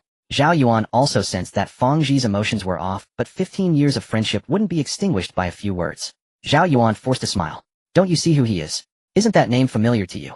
Who is he? Always mentioning the pre-apocalypse, he thinks he's the big Wang Sun. Suddenly Fang Ji seemed to realize something. Wang Sun. Isn't he the greatest leader of the human race? The Grand Speaker. No way. How am I in Wang Sun's friends list? These are two completely unrelated people. No. It can't be. How could you have his friendship? Fang Ji stuttered. Zhao Yuan helplessly nodded. Why didn't you say it earlier? Fang Ji panicked. At the same time Zhao Yuan heard two surprised female voices coming from behind Fang Ji. Clearly they were also listening. You're really playing with fire. Alright, he asked me to tell you to work hard and level up. He looks forward to meeting you. Zhao Yuan said. What should I do? Did I cause trouble? Fang Ji was somewhat flustered. It's fine, he's just joking, you don't have to take it too seriously. Just focus on leveling up. Zhao Yuan comforted him a few times before hanging up the video call. As time passed, some relationships seemed irretrievable. Zhao Yuan sighed, his gaze becoming resolute. Only by becoming stronger can everything else improve. Zhao Yuan used a skill expansion stone to learn the mythical skill book. Come forth, Flame God. Zhao Yuan waved his staff. A wave of overwhelming heat surged forth and a dark figure appeared amidst the flames. Under the flames, all beings shall be annihilated. A commanding voice echoed. Wow, no wonder it's a mythical skill, it even has a special voice. Zhao Yuan couldn't help but marvel at the summoned creature named Flame God. What on earth is this thing? It was entirely engulfed in flames, its body pitch black resembling a human shape, but lacking any human features, entirely made of fire, and as it appeared the ground beneath it began turning into magma. The sound of explosions erupted. The bamboo around began to catch fire. A terrifying heat wave swept through in all directions. At this moment the iron-eating beasts that had just been cleared by other summoned creatures respawned. Before the other summons could act, a black claw emerged from the flames, and as it extended streams of magma surged like a tidal wave from its feet in all directions. Wherever it passed, everything was melted by the magma, and the iron-eating beast let out a scream as it sank into the magma. Just when Zhao Yuan thought it was over, he saw its outstretched claw suddenly clench tightly. Instantly the sky above Zhao Yuan's head began to darken. Zhao Yuan looked up. Oh my goodness! The sky above was obscured by a sea of flames, and then it began to rain fire. Magma stones the size of a head ablaze with fire rained down in torrents. In an instant Zhao Yuan heard countless screams from the iron-eating beasts. Bamboo groves vanished in the flames. The iron-eating beast that triggered this attack was reduced to ashes. This was simply using a cannon to kill a mosquito. Zhao Yuan stood on the lava gazing at the apocalyptic scene around him, his heart filled with ecstatic joy. Myths are indeed myths, they are simply invincible. But it seems to not quite match my talents. What more could one desire? The flame god was scorching the surroundings with its intense flames, resembling a holy spirit amidst the fire. Fortunately this is my summoned creature, otherwise I would be incinerated just standing next to it. Zhao Yuan soared into the sky, looking at the vast bamboo forest in the distance with a sense of grandeur. Let us destroy this bamboo forest. Ha ha. Zhao Yuan laughed heartily. As Zhao Yuan flew into the air, the flame god followed suit, which made Zhao Yuan's eyes light up. Even in midair, he could see lava beginning to appear in the void. Zhao Yuan's heart stirred as he pointed to a direction and instructed the flame god, bombard over there. With a mere gesture, the flame god extended its claws toward the direction Zhao Yuan pointed, and countless streams of lava erupted, covering an area of several thousand meters. In the lava's path, numerous purple bamboos fell. Then with a grip, a sea of flames appeared above the lava, and countless fireballs rained down. The iron-eating beasts were utterly annihilated. Impressive. As Zhao Yuan continued to point, the flame god relentlessly bombarded, and soon the entire bamboo forest was devastated, leaving behind patches of emptiness. With Zhao Yuan's advance, a massive sea of fire appeared in the southeast direction of the bamboo forest, as if plowing a path straight through it. While Zhao Yuan wreaked havoc in the bamboo forest, others began to suffer. A 6-member squad was hunting monsters in the bamboo forest, with the front line quickly attracting the distant iron-eating beasts, gathering them together, dealing damage, while the support occasionally shielded the front line and boosted the damage output. They were chatting and laughing as they leveled up. There are quite a few elite monsters today. If we keep this up for another half-month, we should be able to reach the level 7 map. The team leader took a sip of red wine from a water bottle. Hey team leader, what's with your taste? Red wine in a water bottle. What does that even mean? The support remarked, smelling the wine, speechless. Shouldn't you drink that from a fancy glass while lounging on a comfortable sofa? Isn't that just ridiculous? What kind of world is this still talking about that? I drink how I wanna. The team leader took another swig. The support shook his head, reached out to shield the front line nearby, and healed a bit, casually saying, lately our gains have been poor, we haven't even seen a legendary item drop. It doesn't matter, leveling up is what counts. The drops aren't worth much anyway. It's better to keep up with the main force. Earning money will be much easier then. The team leader said, pulling out a large machete from his back. Having rested enough, he was ready to help. The support nodded but suddenly frowned, puzzled. Do you feel it getting warmer around us? The team leader paused, carefully sensing raised an eyebrow, and said, now that you mention it, it does feel a bit warmer. Huh. Why is it getting hotter? Turning around, the support followed suit, only to see countless streams of lava flooding through the gaps of the purple bamboos. Where they passed, the bamboos collapsed in droves, turning to ashes. A wave of heat rushed over them as the lava suddenly reached their side. The support swiftly shielded everyone, and the lava flowed beneath their feet without harming them in the slightest. However, the front line, who had been struggling to pull the monsters, were not so lucky. Countless streams of lava surged over, instantly engulfing the iron-eating beasts, and a scream echoed as the front line watched the iron-eating beasts turn to ashes with arcs of electricity flashing through, crackling. My monsters! The front line was furious. Who the hell stole their kills? What bamboo forest was left in sight? It all turned into lava, and the sky darkened as fireballs bombarded down, splattering the lava everywhere. A stream of lava splashed directly on his face. Although in peace mode, it wouldn't cause damage. The searing heat of the lava instantly surged into his body. The front line's roar abruptly ceased. Big shot, the damage overflowed. The corpses are burned to ashes. There's no need to loot, a frontliner said quietly. The entire squad halted, their attention drawn to the lava and the countless fireballs plunging from the sky. Which big shot has descended here? A damage dealer muttered to himself. Being a mage, his damage paled in comparison. At that moment, a figure soared overhead, enveloped in a human-shaped flame. Wherever it passed, not a single piece of bamboo remained intact. A wide river of lava split the bamboo forest in two. This shocking scene rendered the six of them silent. Is that a high-level player? The team leader suddenly asked. The support shook his head, surveying the surroundings. Though he wanted to agree, it was clearly impossible. There's no divine level pressure, and besides, what would a high-level player be doing here? It's meaningless. This is only a level 6 map. Who would come here for leisure? Surely there aren't that many idle people. So does that mean he is also a 4-star level 6? The damage dealer murmured. The gap between people is truly vast. The team leader said, while stroking the large knife in his hand helplessly. Looking at the scene, it seems there aren't many monsters left. The front line scratched his head. Let's wait for the respawn. It should be back in about 10 minutes, the support said. Forget it, let's head back to town. Oh, I suddenly have no mood for this. A damage dealer suddenly spoke up. The others glanced at him. Well, he must have been the most affected by the incident. Being a mage too. It's hard to express. Alright, let's go back. We haven't completed the Human Alliance's quest. We might as well take a day off. The support chimed in, providing a way out for everyone. Those in the Human Alliance have too many trivial matters to deal with in a day. What use is it for us at our level to contribute? The frontline player clashed his axe and shield together, buzzing. Shut up. You talk too much. The higher-ups have their plans, we just follow their instructions. If you complain about such trivial matters, can you fight on the front lines? The team leader shot him a glare. Isn't it because my level is too low? Otherwise I would go too. The front line muttered quietly. Alright, since that's the case, let's head back to town and take a day off. The team leader pretended not to hear the front line's grievance and made the decision. After saying that, he soared into the air, leading the squad back in the direction Zhao Yuan had come from. At the same time, in the southeastern part of the bamboo forest, those who were hunting monsters began to either angrily head back to town or curse as they went in. Yet no one took the initiative to find Zhao Yuan. News began to spread throughout the fourth layer of the abyss that someone was setting fire throughout the bamboo forest. The damage far exceeded that of others of the same level, leading to widespread discussion. Just which fire mage could deal such terrifying damage? During Zhao Yuan's relentless grind to level up, a notification from the Human Alliance shook everyone. To all humans, dear compatriots, it has been 273 years since the Abyss emerged. Since the establishment of the Human Alliance, we initially focused on cultivating frontline and support classes to improve our margin for error and reduce fatalities. As time passed, our support and frontline classes have flourished, significantly lowering the mortality rate among humans. However, the Abyss game is not just a survival game, it is also a challenge. We need to not only defeat bosses, but also complete main quests. Moreover, we need to ensure a sufficient reserve of talent for the future. Therefore, we previously called upon everyone to contribute their genes for the tribe, and we received widespread support. On behalf of the Human Council, I would like to express our gratitude for your contributions. As time is running short and victory is within reach, the boss defenses and health points are multiplying. Our previous strategy of grinding the boss has become less efficient, and we no longer have the luxury of time to wear it down. Thus, we need more damage-dealing classes to step up.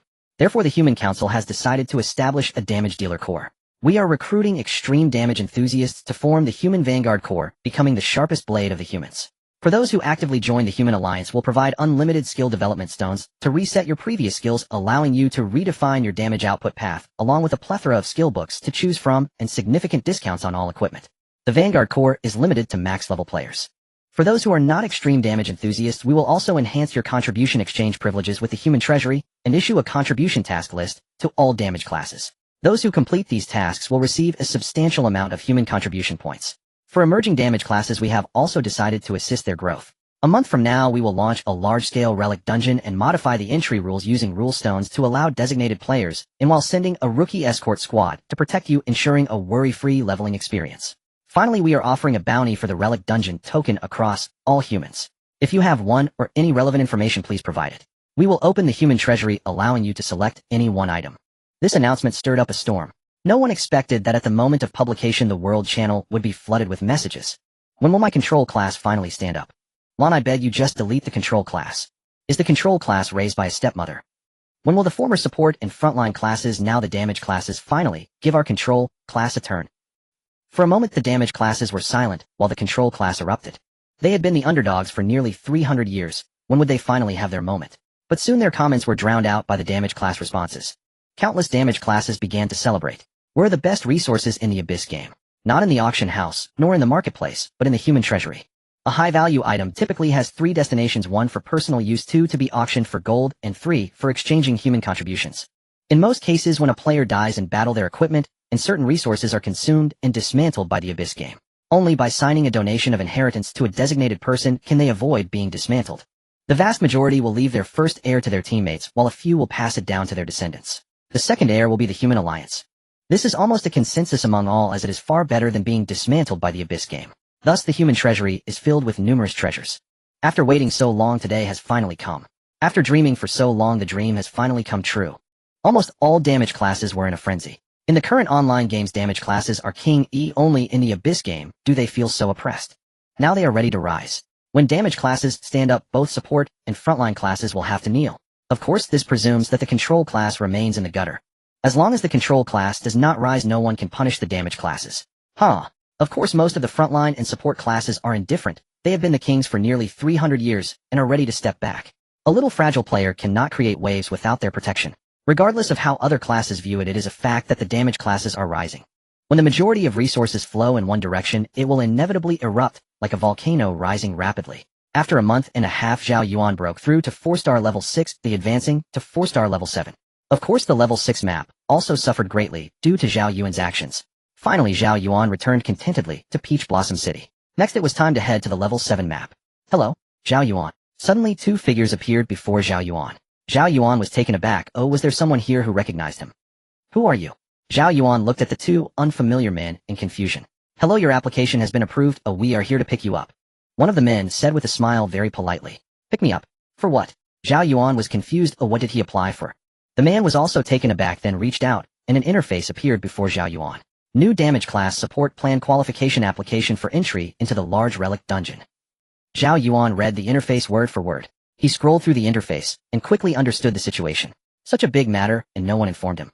It seems that being all alone has its drawbacks. If one does not pay attention to the world channel in the wild, information can become somewhat isolated. But when did I apply? Zhao Yuan continued to scroll through the interface and finally saw it. Qualification approver Wang's son. Oh, it seems this big shot signed me up. Let's go quickly. Oh, we've been waiting for you for a few days. If we don't find you soon, we were planning to enter the map to look for you, the man said with a beaming smile. If it weren't for the cumbersome application process required for high-level players to enter low-level maps, they would have gone in to find Zhao Yuan long ago. The law enforcement office does not care whether you are a member of the Human Alliance, as long as your paperwork is not complete. If you dare to enter, they will act, and killing you wouldn't even be considered unjust. Thank you for your trouble, Zhao Yuan said politely. Alright, let's go. The man led Zhao Yuan toward the teleportation array.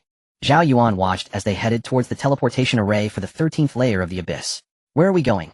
Zhao Yuan stopped in his tracks and began to withdraw.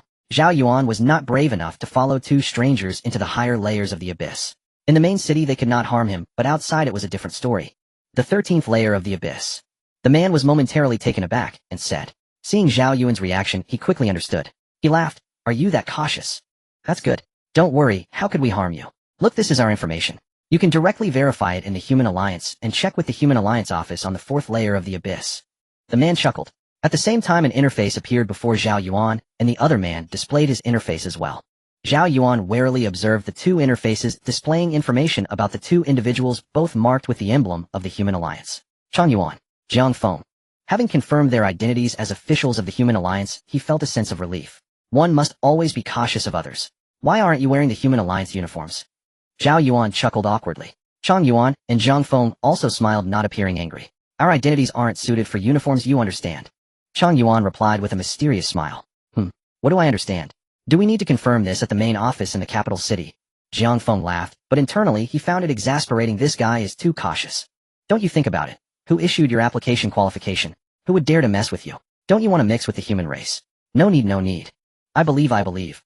Zhao Yuan claimed despite a large camera appearing above his head. Snap. Let me take a photo of you too and post it on my friend's circle. If I go missing, it must be your doing. Zhang Yuan and Jiang Feng's smiling faces suddenly froze. Countless wild horses of doubt galloped through their minds. This guy is overly cautious. Let's go. Zhao Yuan led the way toward the 13th level of the abyss. Zhang Yuan and Jiang Feng exchanged glances and shook their heads helplessly. If it were anyone else, they'd get a beating first. But this one, let's skip it. Exiting the teleportation array, the three arrived at Tongtian City, one of the main cities of the human race's 13th level of the abyss. Along the way, Zhang Yuan guided Zhao Yuan in a particular direction. Zhao Yuan, do you know the Grand Speaker? Jiang Feng hesitated for a long time before suddenly asking. Zhang Yuan, who was leading the way, furrowed his brow slightly, but did not stop as he too wanted to know. What right does a mere summoner have to attract the Grand Speaker's attention? It's worth noting that other approvals are handled by the Human Alliance, whereas Zhao Yuan's was issued directly from the highest council. At that time it stirred up many people. They found out that Zhao Yuan hadn't even submitted an application before being approved directly. This was unprecedented. I know him. I was fortunate enough to have been received by the Grand Speaker. Zhao Yuan replied. No way. Both men were suddenly taken aback. A meeting. Their brother had been in the abyss for nearly 200 years and had never met the Grand. This guy has met the Grand Speaker. Something feels off. Zhao Yuan, how long have you been in the abyss? Zhang Yuan asked nonchalantly. For about a year now. Zhao Yuan responded. Oh, then you've leveled up quickly already at the 4th level of the abyss. Not bad, just a bit lucky. Zhao Yuan said modestly. Do you know where your paternal bloodline comes from? Zhao Yuan was taken aback. How did this come up? Zhao Yuan casually replied. I know a bit, seems to be the surname Wang. Rip. Two gasps sounded. Zhao Yuan was taken aback and immediately reacted. No way. Old Wang. No. Zhao Yuan quickly shook his head, thinking too much. It was due to his encounter in the celestial realm that he was received. It had nothing to do with bloodline. Moreover, as the strongest in the human race, the Grand Speaker's bloodline must have been spread far and wide by the Human Gene Hope Project long ago. Surprisingly, it might really be possible. No. Having met Old Wang, his tone of speech was too different. Old Wang, in terms of pre-apocalypse language, was just a loser. And the Grand Speaker, the strongest of the human race. Zhao Yuan quickly dismissed the wild thoughts in his mind. Seeing the two look shocked, he quickly explained, don't think too much, it's not the kind of relationship you're imagining. Zhang Yuan and Jiang Feng hurriedly nodded in unison. We aren't thinking too much. Really not. Looking at the two, Zhao Yuan said helplessly. If this got out, what would it sound like? The two kept nodding, saying, not.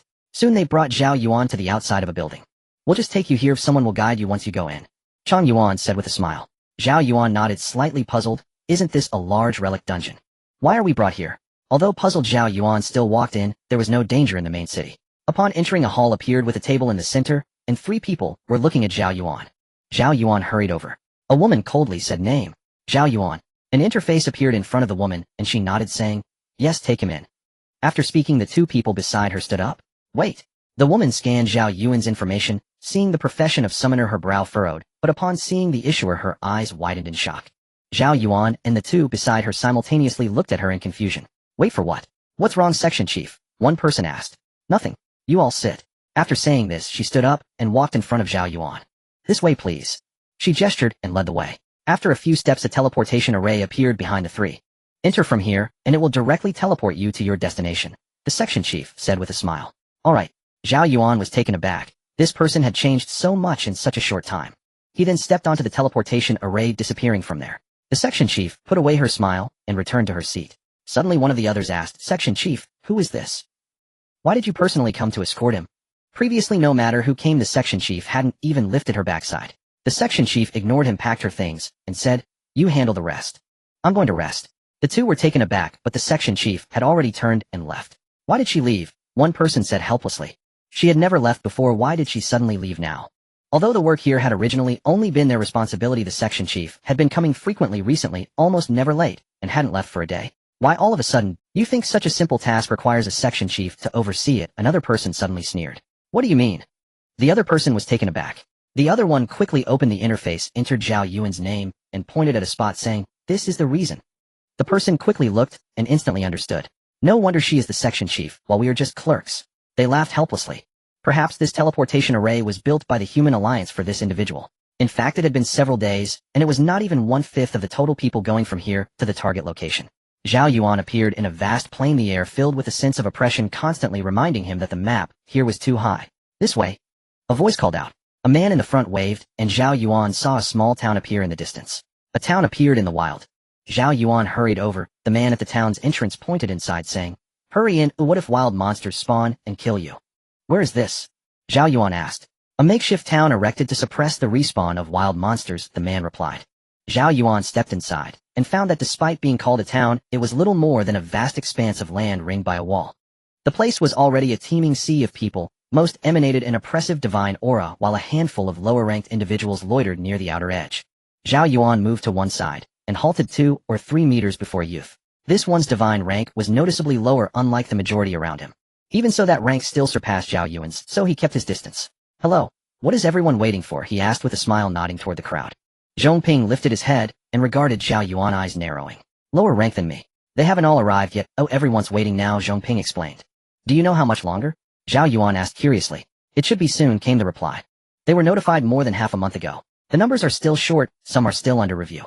I'd estimate at least another week," Zhong Ping said, casting a cool glance at Zhao Yuan. Although this was billed as a newbie support program, those selected were mostly 10-star and above. Genuine rookies were virtually absent, for even one run of a major ruins instance rarely let them keep pace with the main forces. Only those of middle to upper tiers made the cut. Zhao Yuan, 5-star level 9, had entered only because the instance token and its quest had been triggered by him. "What is your class?" Zhong Ping asked with curiosity. What profession could be so remarkable yet possess a lower divine rank than his, and still be chosen? "Summoner." Zhao Yuan answered, scratching his head in embarrassment. "Oh, what a coincidence, we're more or less alike." Zhong Ping laughed. "You're a summoner too." Zhao Yuan's eyes lit up.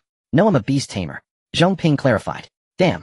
They were similar indeed, yet worlds apart. At the very least, a beast tamer was not derided as gutter trash. Open the Rinzhu Alliance official forum. Everyone's discussing this. "Have a look if you're bored," Zhong Ping suggested. Zhao Yuan nodded. If he had known they would send him here a week early, he would have farmed monsters another week. How much better that would have been.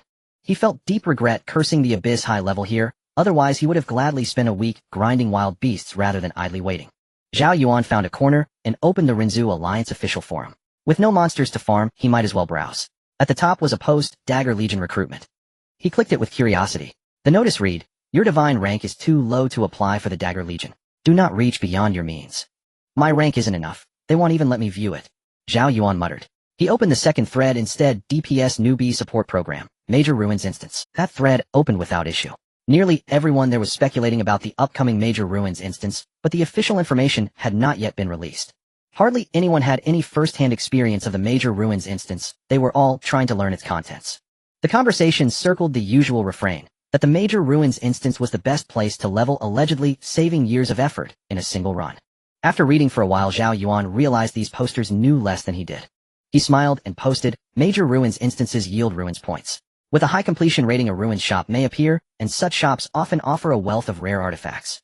Such basics would likely be announced by the Alliance in a few days," so his remark was not earth-shattering. "Really? How do you know?" someone asked. "It's not very useful. For us, ruins points are better spent on leveling," another replied. "Indeed. The Rinzhu Alliance opened the Major Ruins instance to help us level up. If we squander points on artifacts, the Alliance will be disappointed," someone else argued. "Trust me, leveling must be the first priority." Many comments quickly followed under Zhao Yuan's post. He nodded. Everyone seemed prudently minded. But Zhao Yuan noticed an intriguing thread. The Rinzhu Alliance guaranteed that this run would let them level up without worry. How could such a promise be made? Every Major Ruins instance involved blazing a trail. Without sufficient instance data, how could one promise a worry-free experience? Still, if the Alliance declared it, they must possess absolute confidence. Another thread caught his eye. Whether using rule stones to alter the instance rules for this opening would be a case of gains outweighed by losses. Everyone knows rule stones can tweak certain abyss rules. Is deploying such a precious item to nurture newcomers an overreaction? Someone asked. Yes, though I want to level quickly, spending such a price seems unjustified. Indeed, it's wasteful to use them on training us, others chimed in. You know nothing. Rule stones can alter abyss rules, but only by the smallest margins. It's exploiting loopholes in the abyss system. Over the past 3 centuries, those loopholes have narrowed. It's not like the old days. Even if rule stones exist, have you seen the Alliance use one in recent decades? An angry youth spat. It's not that they're unwilling to use them, it's that such gaps are increasingly rare. With only 27 years left, if they don't use them now, will they wait until our race is on the brink of extinction? Is that better than spending them on us? Someone shot back. Are you wiser than the Alliance's leaders?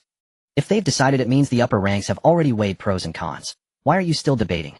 Fine, let the Alliance leaders send you eat another's rations while worrying for the whole race. You're fretting over idle matters. The Alliance's staff and think tank together outnumber those entering the instance. Do you think they cannot do the arithmetic? They'll watch in silence. Carry on with your quarrel. At the city wall, two silhouettes gazed across the desolate expanse. One stood atop the rampart in silence while the other sat on the wall swinging his legs and munching an apple. Ha ha ha, this is priceless. These rookies are arguing over whether rule stones should be used on them. And now they are fighting about it. Chu Linglong laughed as she scanned the forum momentarily forgetting the apple at her lips. This time the Rinzhu Alliance has pulled 15 entire squads from the top 100 human teams. Ostensibly to escort the newcomers, but in truth, to let us seize vast quantities of rare artifacts to bolster our strength. The newbies are merely incidental, and yet they quarrel. Funny, isn't it? Chu Linglong bit into her apple and looked towards Xiaomingzi. Eat your apple. You're over 200 years old and still amused by a bunch of rookies. Aren't you bored? He Tianxiong glanced at Chu Linglong. He Tianqiang's black hair flowed like a waterfall as he stood atop the city wall, the strong wind causing his long hair to fly wildly. Hearing Chu Linglong's laughter, he felt a sense of helplessness. At 200 years old, she was still so immature. This time the Alliance will tilt resources towards the output system. Within a few years, a large group of damage dealers will have emerged, making the dungeon clearances much easier. He Tianxiong said solemnly. By the way, when the Alliance was established, someone proposed forming a legion, but wasn't that rejected at the time? How come it passed this time? Chu Linglong asked curiously. The formation of legions wasn't completely rejected, it was simplified into the enforcement department. In fact, the Human Alliance has been developing legions all these years, just not openly. Basically, all human players are part of a legion. Didn't you see how we were summoned by the Human Alliance without any notice? He Tianxiong said. Alright, you are the boss, so whatever you say is right. Chu Linglong tossed away the apple core and stood up. The Human Alliance was very efficient. On the third day after Zhao Yuan's arrival, the list of newcomers was announced. Why are there 20000 this time? Zhao Yuan looked at the list issued by the Human Alliance somewhat puzzled. Last time the large-scale relic dungeon he opened only matched 20,000. This time it was a tenfold increase. Were the rules modified, or was this dungeon special? Why are there summoners included this time? And at such a low level. Suddenly a comment appeared, causing Zhao Yuan's expression to darken. How did you find me among 20000 people? Indeed rare. This makes it hard for those who didn't pass. Who is Zhao Yuan? It's said that some people have. You all understand the ways of the world, it's inevitable. Without support and frontliners, the summoners who rise up are the true masters. Oh, what are you professionals worth? True, those who can pass definitely have their strengths. Why are you all so bitter? One day, I will make you all realize the power of summoners. Zhao Yuan shut down the forum with a dark expression. Out of sight, out of mind. It was just like that year at 16 I stood as a minion. Zhao Yuan leaned against the wall, closed his eyes, and sought to calm his inner turmoil. In the distance, Zhongping glanced at Zhao Yuan and sighed softly. As a beast master, his status was much higher than that of summoners. His subordinates were all clever and charming, and they could speak. As a profession that was somewhat similar, he didn't think that summoners were all that inferior. One should not judge solely by the early stages. In the later stages, professions like theirs would thrive through sheer numbers. When surrounded by 10,000 troops, it would be like having no way to escape. It's just that the early stages are tough. In this environment, it's not very friendly to summoners. This has also led some weaker individuals to slowly give up and shift to logistics. The strong are lonely. If one cannot endure it, they can only fade into obscurity. Hello, can we chat? Zhongping walked over, thinking that since a summoner could pass the review, it surely couldn't be just about connections. Zhao Yuan opened his eyes and looked at Zhongping, puzzled. Chat about what? Since we're both idle, let's have a little chat. Zhongping replied. Zhao Yuan nodded. How many summoning skills do you have now? Zhongping asked. 4. Why? Zhao Yuan was somewhat confused about why he was suddenly asked this. Too few. Zhongping shook his head, realizing this young man hadn't thought things through yet. As long as it's enough. Having more feels unnecessary for now. Zhao Yuan pondered before replying. Zhongping shook his head, somewhat speechless, and said, you just haven't needed more yet. Right now you think 4 is enough because the Human Alliance has been protecting newcomers so well, but what if you encounter difficulties and all 4 of your summons perish? You must first consider defeat before you consider victory. Blindly stacking numbers to form a summoner army is the way forward for summoners. Zhongping reminded him. He kindly warned Zhao Yuan to prevent him from being criticized and pushed into logistics. He had also noticed some comments in the forum. Zhao Yuan suddenly understood if indeed he had been focused solely on the elite route and had completely ignored that numbers were the essence of summoners. No, only children make choices, adults want it all. Isn't it just a matter of spending money? Don't I have over 10 billion sitting in my backpack gathering dust? If I really want to do it, I still need more money. Being poor is the biggest obstacle. I must make money. I must make money. Thank you. Zhao Yuan suddenly smiled, the sunshine brightening his heart as the gloom lifted. Don't worry about others' mockery. It's most important to follow your own path. Only by crossing the valley can you ascend to the peak, Zhongping said. Haha, I've managed to enlighten another young person. That's fantastic. At that moment, a small blue snake crawled out from his collar and onto Zhongping's shoulder. Zhongping, you are showing off again. You're a 5-star level 9. How dare you teach others? Aren't you afraid of leading them astray? The blue snake turned its head to glance at Zhao Yuan, looking down at Zhong Ping with disdain. The little snake was so anthropomorphic that its expressions of contempt were completely uncharacteristic of a snake. Enough, the little brother with the sweet voice has finally woken up. What is this? Zhao Yuan curiously looked at the little blue snake on Zhong Ping's shoulder. Haha, forgive me, this child has been spoiled in the egg liquid since childhood, just ignore it. Zhong Ping, unflinching, grabbed the little blue snake from his shoulder, tied it up in front of Zhao Yuan, and then kneaded it into a ball and stuffed it into his pocket. Zhong Ping, you bastard, quickly untie me. The blue snake was immediately furious and shouted incessantly. Brother Zhong Ping has rebelled, come out, and save me. In an instant, shadows began to appear around Zhong Ping, looking curiously at the surroundings. Some were indifferent, some were angry, and some looked completely confused, as if they hadn't woken up, while a big green frog laughed and patted its belly. Zhong Ping's face visibly darkened. He took out the little blue snake, which was tied in a ball, from his pocket. Zhong Ping, you bastard, quickly untie me. The blue snake glared at Zhong Ping, furious that this little brat dared to make him look foolish in front of others. Yet Zhong Ping seemed to ignore this, and directly pulled the little blue snake's tail and shoved it into its angry mouth. The blue snake's angry rant was abruptly silenced. Zhong Ping threw the ball of blue snake into the air and kicked it mid-flight. Get lost. After finishing all this, he clapped his hands and glanced at the surrounding shadows. In an instant, all the shadows scattered in fright. Bro, pardon me. Zhong Ping smiled at Zhao Yuan. For a moment, Zhao Yuan felt as if he had just experienced an illusion. Oh, will there be any problems? Zhao Yuan pointed blankly at the direction the little blue snake flew off to. No worries, it's already used to it. No need to worry. Zhong Ping said casually. After flying a distance, the little blue snake exploded like fireworks, scattering specks of light that appeared and then Are those your beasts? Zhao Yuan asked curiously.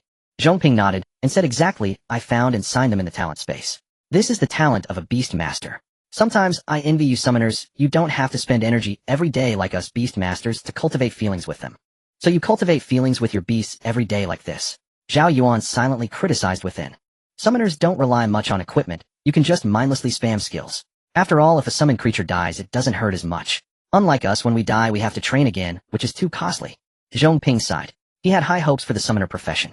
This is only the first version, and as such it's essentially a novice village. Discussing the strengths and weaknesses of professions here seems a bit ridiculous.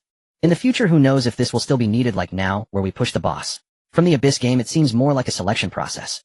As time passed, the notification time from the Human Alliance grew nearer, and everyone awaited eagerly. On that day, a divine pressure swept through, startling everyone. Everyone, the time has come. A voice rang out. Everyone looked up to see a man standing in the sky with his hands behind his back. As he spoke, 15 teams quickly assembled in the distance. They stood orderly on either side of the man, gazing down at the newcomers. Wow, they're all big shots, someone exclaimed. Indeed, it's a top-tier team. No wonder they said they'd take me for a worry-free upgrade. With this lineup, I feel like we could take on a world boss. You were just imagining things. They're all genuine big shots, not just a bunch of max-level scrubs. The newcomers below were buzzing with discussion, their eyes filled with enthusiasm. This ace team contained some of the most elite individuals among all humanity. Alright, quiet down. The man frowned, stamping his foot in midair. A wave of force suddenly appeared, causing everyone to shake and immediately cease their chatter. You may have some understanding of the relic dungeons by now, but I still need to say that each relic dungeon is different. No one knows what you will encounter. Although it's said to be a worry-free upgrade, that's just talk, mere formalities. There will definitely be casualties, so don't slack off expecting someone to protect you the whole time. I'll give you a chance to back out. Oh, anyone who wants to can step forward now. The man's lips suddenly curled into a smile. Chi Wei always likes to undermine the alliance. No wonder he hasn't managed to become a single council member in all these years. Chu Linglong whispered in He Tianqiang's ear. A teammate behind her tugged at her, and she looked up to see Chi Wei glance at her. Chu Linglong straightened her posture without changing her expression. At this moment, no one would dare to back down. Given the current social atmosphere among humanity, wouldn't retreating be social suicide? Seeing no one step back, Chi Wei felt slightly disappointed. Why isn't there a single Ironhead one? Shall we begin? Zhong Ping, is it? Come on up. Chi Wei shouted loudly. In an instant, Zhong Ping rose into the air from not far away, flying upwards. He is the initiator of this dungeon. Zhao Yuan was somewhat surprised, having not anticipated this. Zhong Ping flew to Chi Wei's side and took out a finger bone resembling a claw from some creature. As he released it, the claw floated in midair, and a black and white gas began to emerge, swirling around the finger bone. It seemed as if some kind of rule was triggered, and in an instant the black and white energies surged forth, enveloping everyone. The large relic dungeon. The grief of the ancient beast has begun, and random matching is in progress. The system's voice echoed. Chi Wei quickly took out the rule stone, and it instantly melted into a stream of 7-colored light rushing into the finger bone. Selecting the designated area, players beginning teleportation. The game rules were altered, and a flash of light passed, causing everyone to vanish in an instant. In a certain space, a colossal ancient beast opened its eyes. Has it begun? Its massive voice shook the stars. A giant claw extended, blocking out the sun and the universe and turning countless stars into ruins. Roar! You have entered the large relic dungeon. The grief of the ancient beast. Currently, only the ancient beast camp exists, and you have automatically joined the human camp. Main quest, defeat the ancient beast, has begun. The system's voice rang in Zhao Yuan's ears, and when he saw the light again, he found himself in an ancient forest. The gigantic ancient trees blocked out the sky and the dense woods stretched endlessly. With 20,000 people scattered here, hardly a sound could be heard. You all upgrade on your own. First, be careful not to get separated. Explore in groups, and let's check on the main quest situation. Shi Wei's voice echoed in everyone's ears. He then looked at the 15 teams beside him and said in a low voice, "Your task is to find the ancient beast first. I will stay here to watch over these newcomers. Once found, eliminate it quickly to complete this dungeon." What about Zhong Ping? As the dungeon initiator, he should have some insider information, someone asked. He should still be in the exclusive task space. Once he comes out, I will relay the information to you immediately. Shi Wei said. Time is tight, and the tasks are heavy. You all set off first. Others nodded. This time the Human Alliance had offered bounties to everyone, and had already collected several large relic dungeon tokens. So swift progression was the key. The 15 teams quickly turned and rushed in various directions. They chose not to fly in unfamiliar territory. Flying would easily expose them. After distancing themselves from the crowd, they quickly cleared the large wild monsters around them to avoid alarming them once the crowd stirred, causing mass casualties among the newcomers.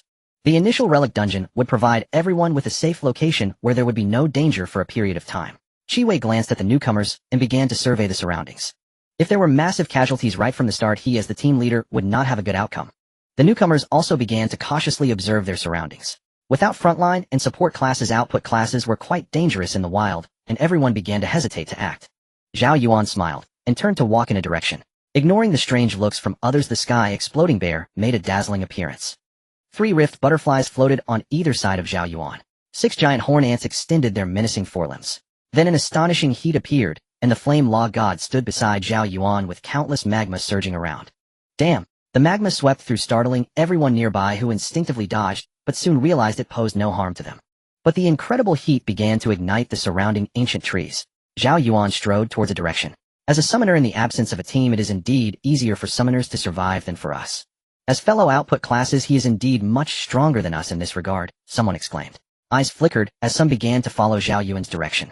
Having a summoner leading the way is much safer than exploring alone.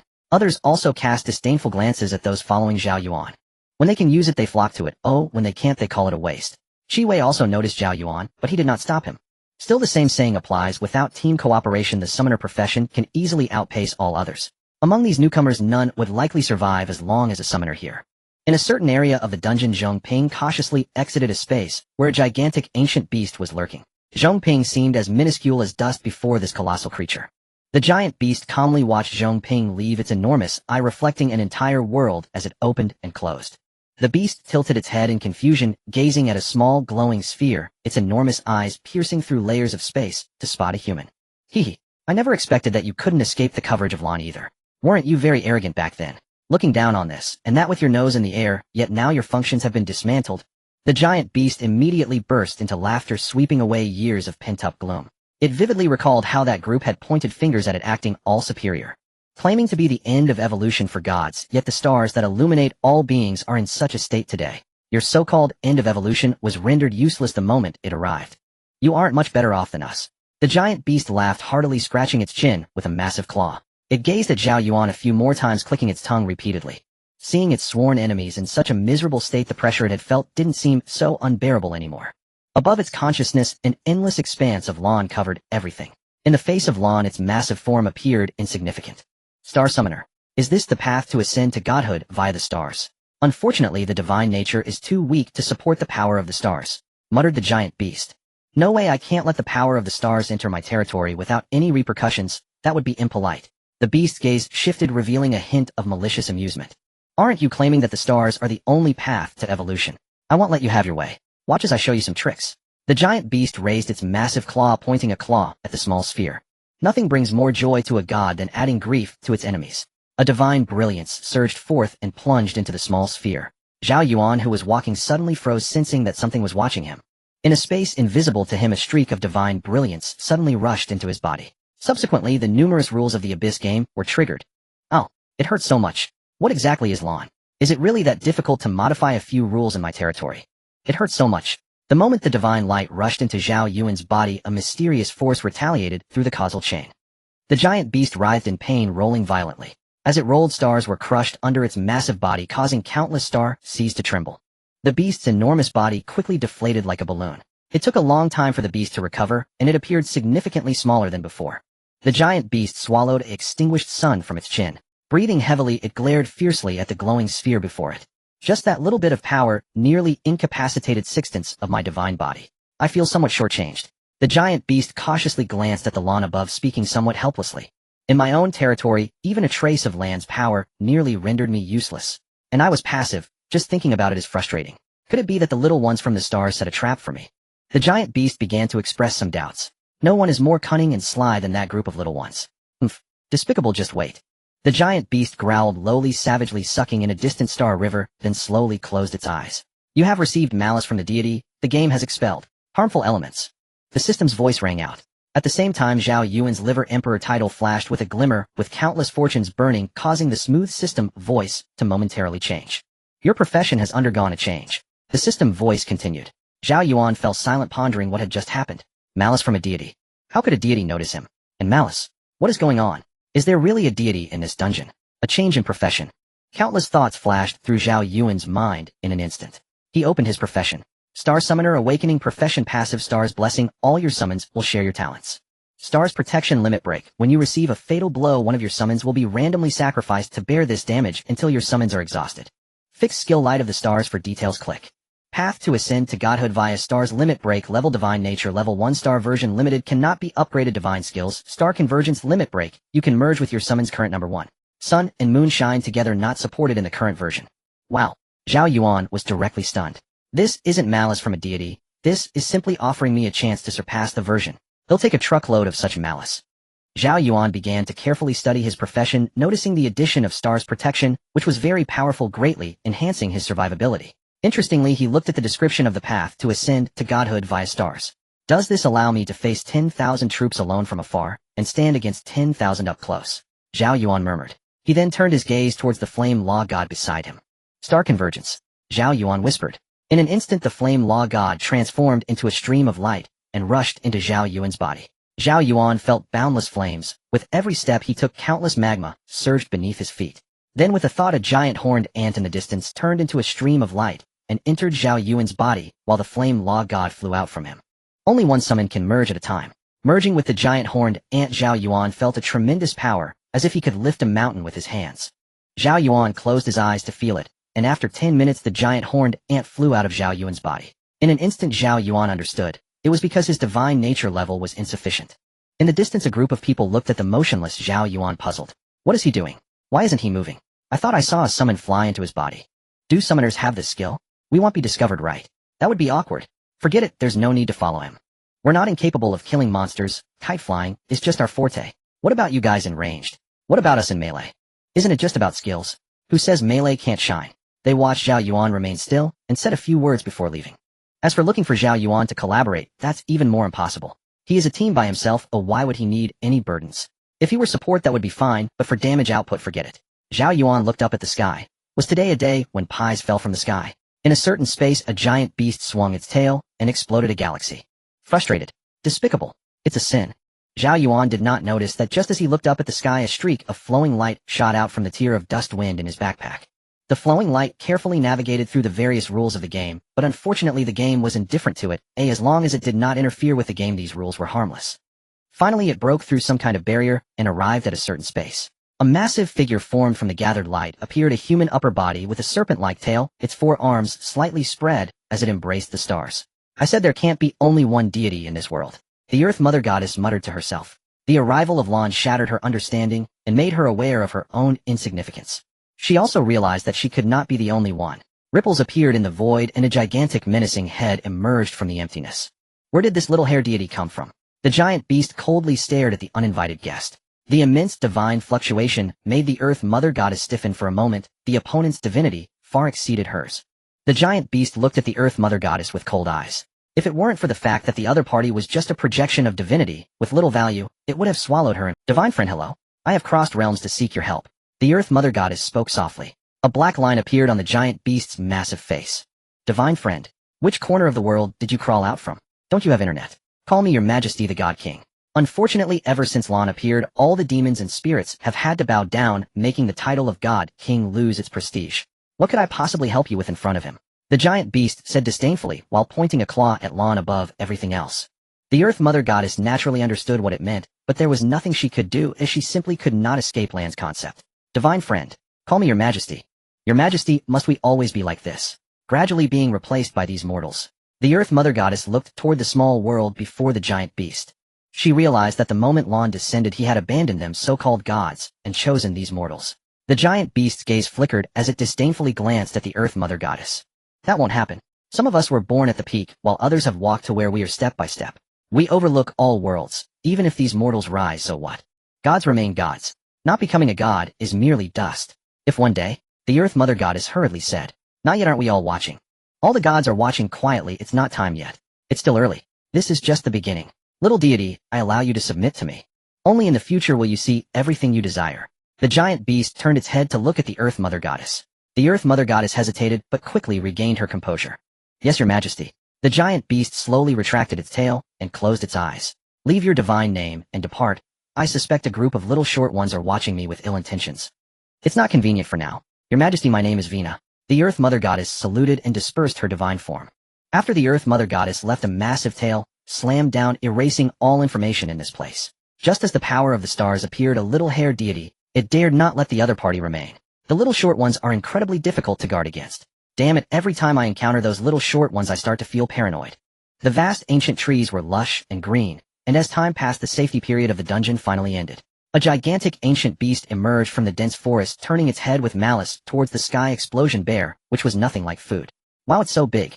Zhao Yuan was astonished. Are the monsters in this relic dungeon all this large? The opponent was like a small mountain. The 10-meter-tall sky explosion bear resembled a child encountering an adult.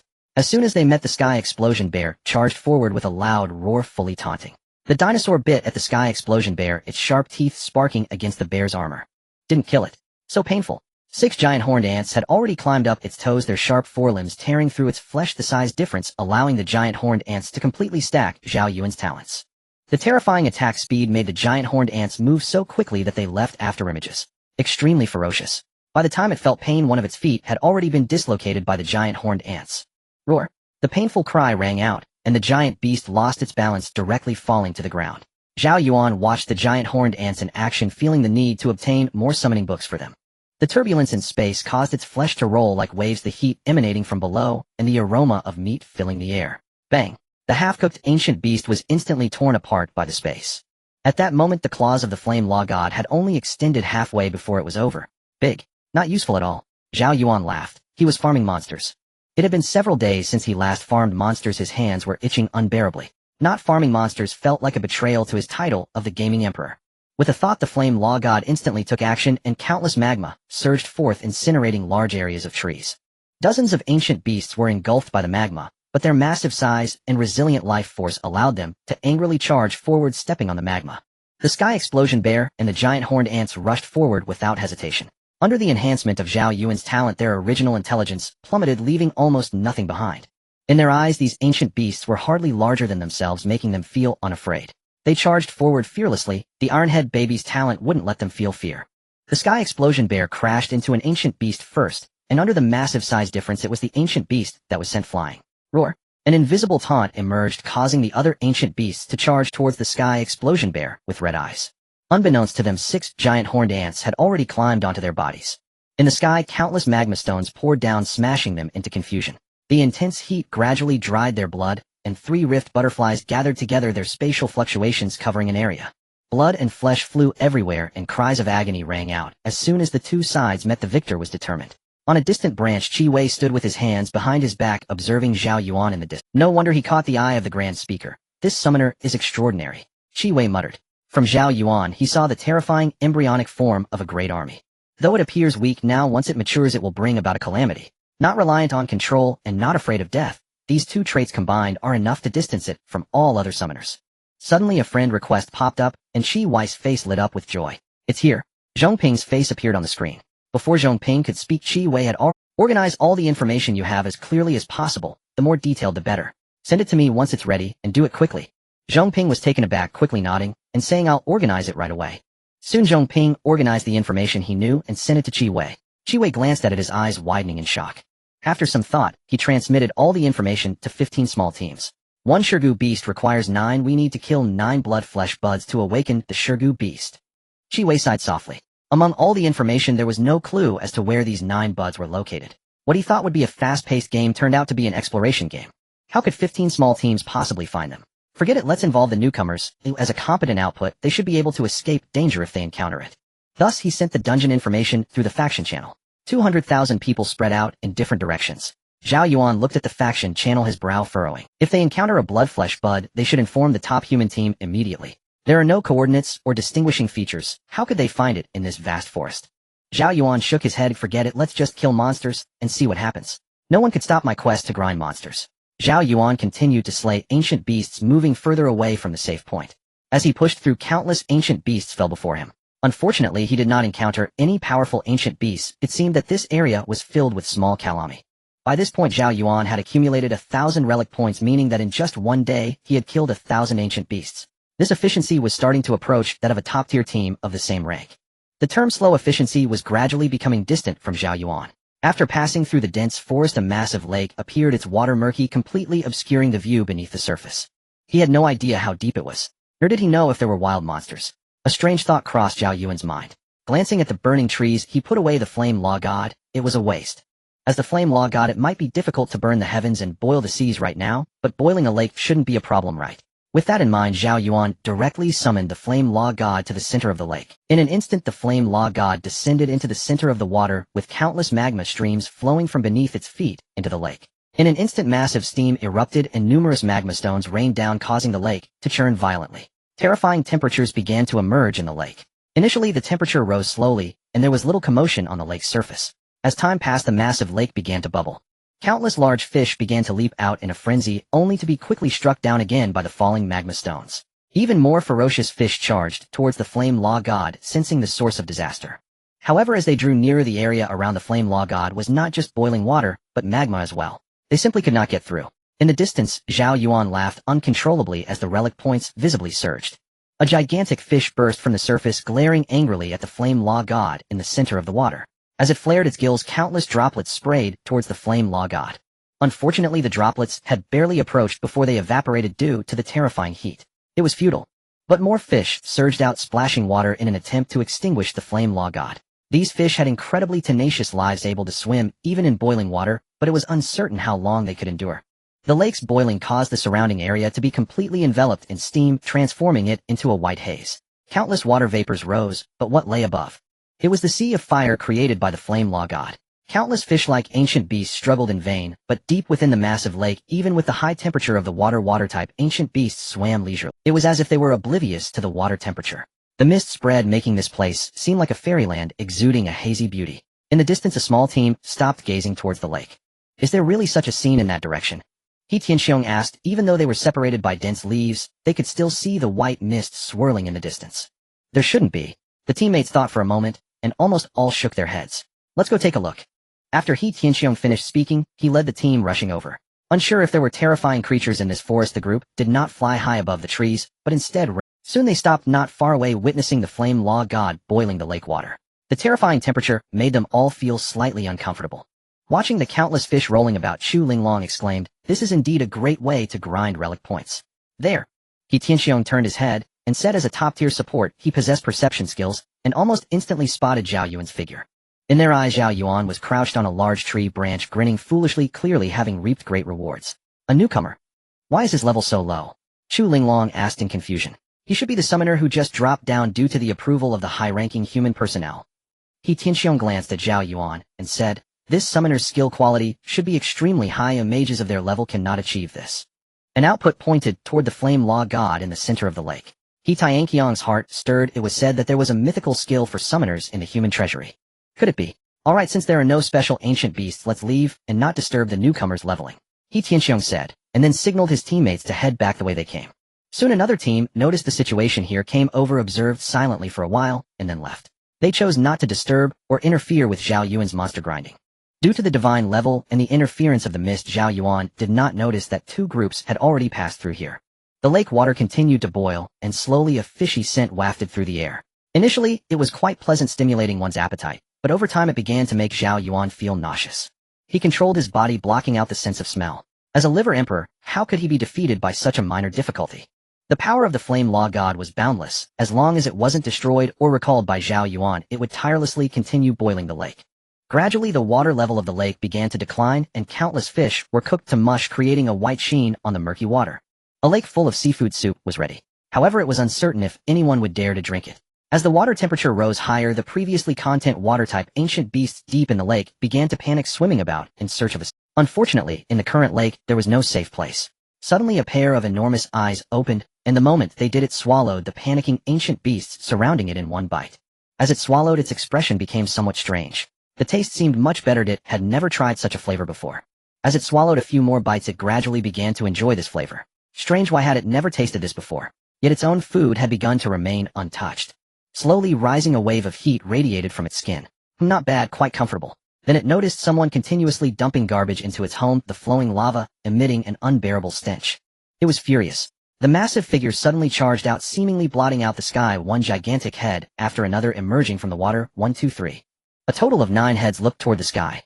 The enormous heads were no smaller than a 4-story building, and with all 9 appearing together, there was no longer any space in the sky. Roar! The 9 heads shouted to the heavens, resembling 9 colossal dragons. In an instant, the winds rose, and clouds swirled, and the terrifying sound waves extinguished Then slowly lowering their heads, they gazed at the flame law god with cold, ruthless eyes. Had the ancient beasts of this lake forgotten its notorious name after it had not emerged for so long? If an ordinary creature were to be stared at by these 9 heads, they would likely be terrified to death. Unfortunately, the flame law god, with its weakened intelligence enhanced by Zhao Yuan's talent, had long since diminished. As the massive heads appeared, they triggered an invincible passive. The enormous heads began to shrink until they were not so large anymore. Fear. Not a chance. While the 9-headed beast focused on how to cruelly eliminate the flame law god, it extended its claws, and instantly countless lava streams surged toward one of the head's mouths. The scorching lava surged down its throat, inflicting intense damage upon the beast's head. Roar! The massive neck writhed, and the lava was spewed out. That head immediately turned red, burning me alive. It opened its mouth and swallowed the flame law god whole. This was not good. Its skin could withstand the flames, but its throat could not. Soon the flame law god burst through its neck, burning its way out. You fool! Did you just charge into its stomach? Zhao Yuan muttered in disbelief from a distance. The talent's intelligence reduction was quite detrimental. Would all his future summons become just as foolish? One could see the flesh and blood on the head that had been burned through, recovering at a visible speed. Super regeneration. One of the 9-headed beast's heads had restored itself, but the pain was no illusion. Just as the flame law god burst out, the other heads moved. 8 heads began to angrily tear at the flame law god. This time they had learned their lesson. Instead of swallowing, they began to rip apart. The flame law god stubbornly poured lava into the mouth of the head, causing the scales on the head to crack from the falling lava stones. However, the gap between them was still too great. Zhao Yuan, in order not to expose himself, did not summon any other creatures. If his summons died, they would die. He could just summon them again later. The small size of the flame law god proved advantageous. Only one of the 9-headed beast's heads could bite it at a time, unable to do so simultaneously, while the other heads could only watch in frustration. Dare not swallow, just bite, and pour lava into your mouth. The 9-headed beast was in agony. Although the flame law god appeared to be a mass of black lava, it was extremely resilient. One head simply could not kill it. Soon one of the 9 heads began to encircle the flame law god, attempting to crush it with immense pressure. Quickly the 9 heads completely enveloped the flame law god. Countless lava streams flowed from the gaps in the 9-headed beast's neck. The flame law god continued to resist. No wonder it was summoned with a mythical quality skill. It was powerful. The 9-headed beast continued to exert force until there was hardly a gap left. The anguished howls of the 9-headed beast echoed across the land, its body engulfed in a fireball. Even it suffered painfully. But cruelty was its nature. It still tightened its grip, unwilling to give up. If it wasn't cruel, it couldn't become the ruler of this small piece of land. After a long while, Zhao Yuan sensed the flame law god's dissipation. The 9-headed beast slowly loosened its neck, revealing that the neck that had first wrapped around the flame law god was now burned down to just a strip of skin, with the flesh charred to black coal. The other 3 heads also sustained varying degrees of burns. One of the 9-headed beast's heads bit down on the charred head, flinging it away, and then swallowed it whole. Roar! The remaining 8 heads immediately howled at the sky, declaring that it was the true master of this lake. After a cold glance around, it slowly sank into the lake. Zhao Yuan assessed the gap, but did not retreat. After 10 minutes, as the skill cooldown reset, Zhao Yuan once again summoned the flame law god into the center of the lake. Endless lava surged back into the lake and countless lava stones fell from the sky, causing the temperature of the still warm lake water to rise further. The nine-headed beast still patrolling the lake charged out once again. 8 heads filled with shock and confusion. It doubted whether it was seeing illusions that had paid the price of 1 head to kill the flame law god, and now so soon another had appeared. But this was its territory, it could not give up so easily. It immediately wrapped around the flame law god, even if it meant sacrificing another head. With its vitality, it could grow back in a day. While it endured the pain of wrapping around the flame law god, it failed to notice a bear crashing down from the sky, landing directly on one of its heads. The sky explosion bear smacked its chest, roaring in anger, activating taunt, and began to pound on the giant beast's head. The effects of the taunt were evident as the other 7 heads turned to attack the sky explosion bear. The flame law god seized the opportunity to crazily cover the giant beast's body with lava. 6 giant horn ants also climbed onto one of the heads, quickly tearing through the flesh and burrowing inside. Suddenly one head charged over, snapping at the place where the giant horn ants had entered, tearing away a large chunk of flesh, sending the ants flying.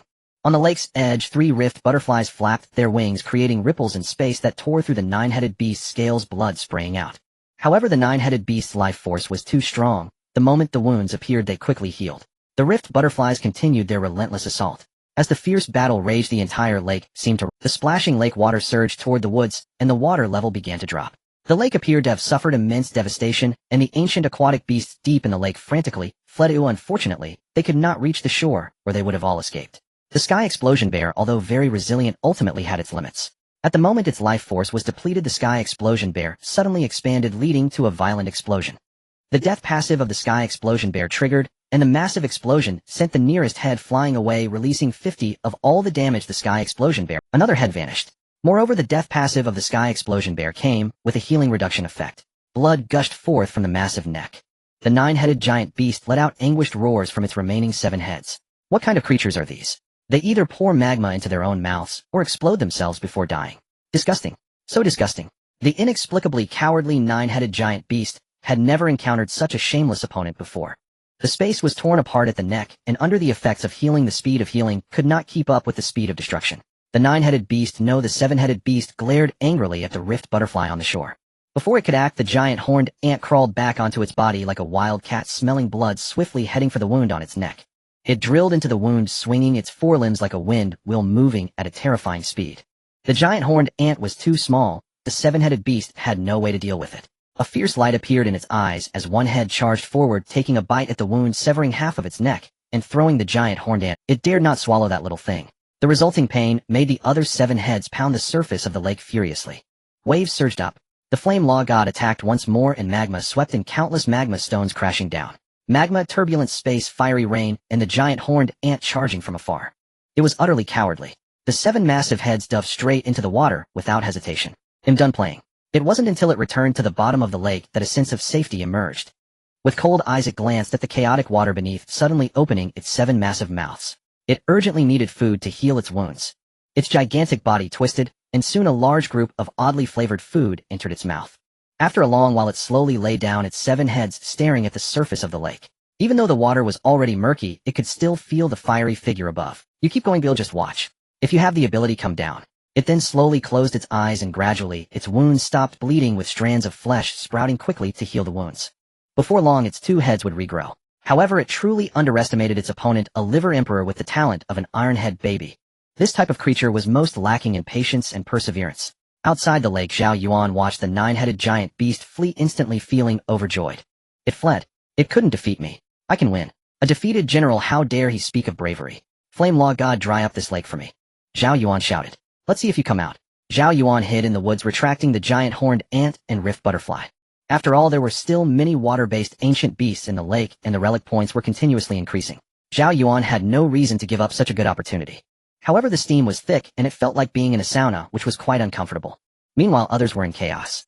Without frontline players to draw aggro or provide support, they could only rely on their longer reach, dodging back and forth, displaying impressive maneuvers, but looking quite flustered. From a distance it looked as if they were being chased by ancient beasts like dogs. In close combat they had flexible movements like the happy wind man, darting among the ancient beasts, but they didn't know when a single mistake could lead to their demise. In comparison, the assassins were much sneakier. They hid in the ancient beasts' blind spots, performing strange actions while stacking their own buffs. Once fully stacked, they would rush toward an ancient beast. In the astonished eyes of other ancient beasts, they would dismember their companions and by the time they reacted the person had already disappeared. Everyone showed their skills, but unfortunately as days went by no one discovered what the flesh sprouts were. Qi Wei's expression grew darker by the day, and he felt increasingly anxious. With time tight and the task heavy, he had never worried about his inability to defeat the opponent, but he never thought he would be unable to find it. Days passed. Not a single good piece of news emerged, it was simply a bad omen. Around the lake the mist grew thicker day by day, and rain occasionally fell from the sky, nurturing the surrounding trees. The water level in the lake dropped rapidly day by day, and one by one water-based ancient beasts began to jump toward the shore, each half dead. They were effortlessly eliminated by the summoned creatures guarding the area. The nine-headed giant beast repeatedly extended its heads to observe the flame law god, refraining from initiating any attacks. As the frequency of its appearances increased day by day, it was evident that it was gradually becoming panicked.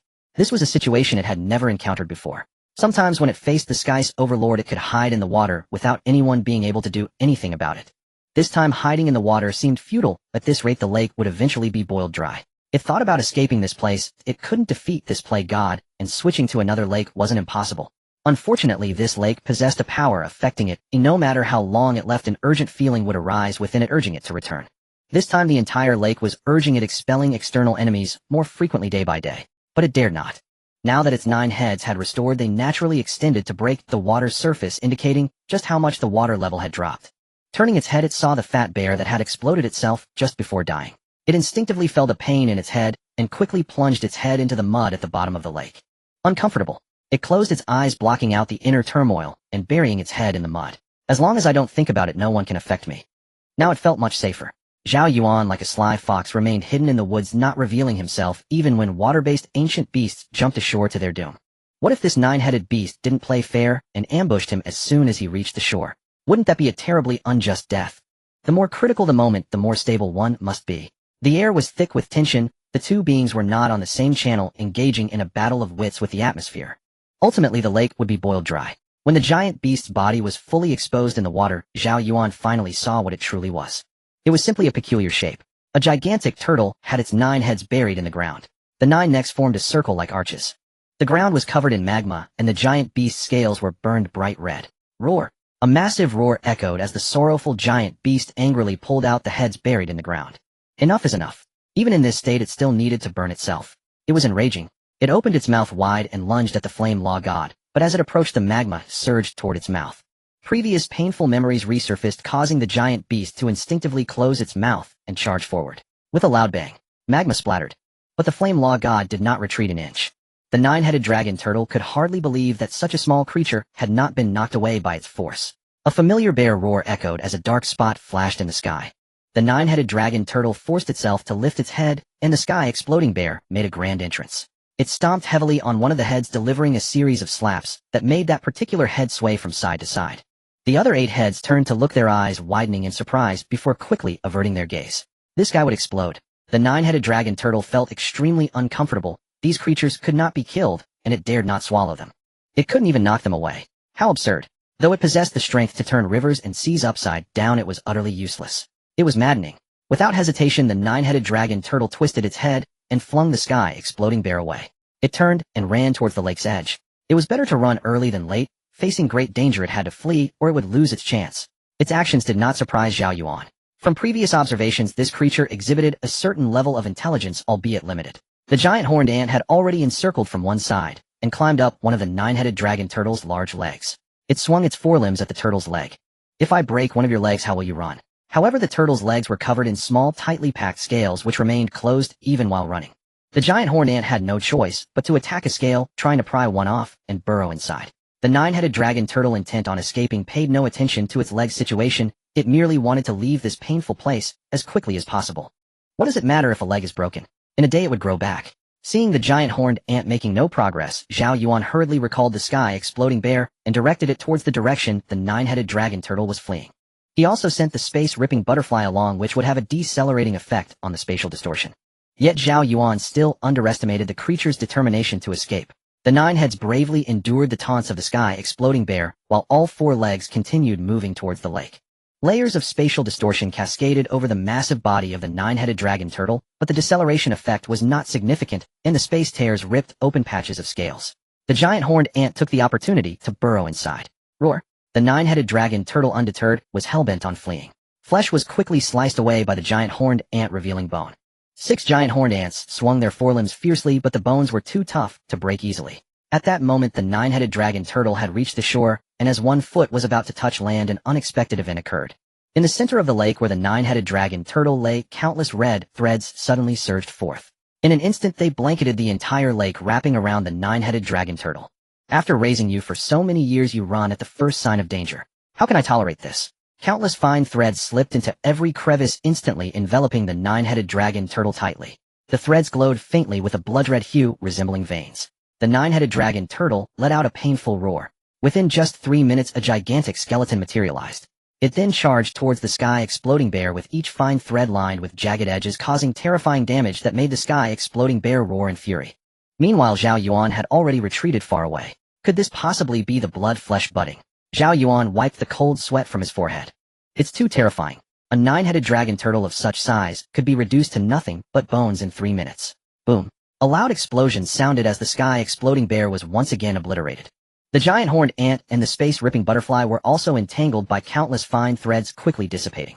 The massive shockwave sent numerous threads flying, but soon they regrouped, starting to swim in the magma.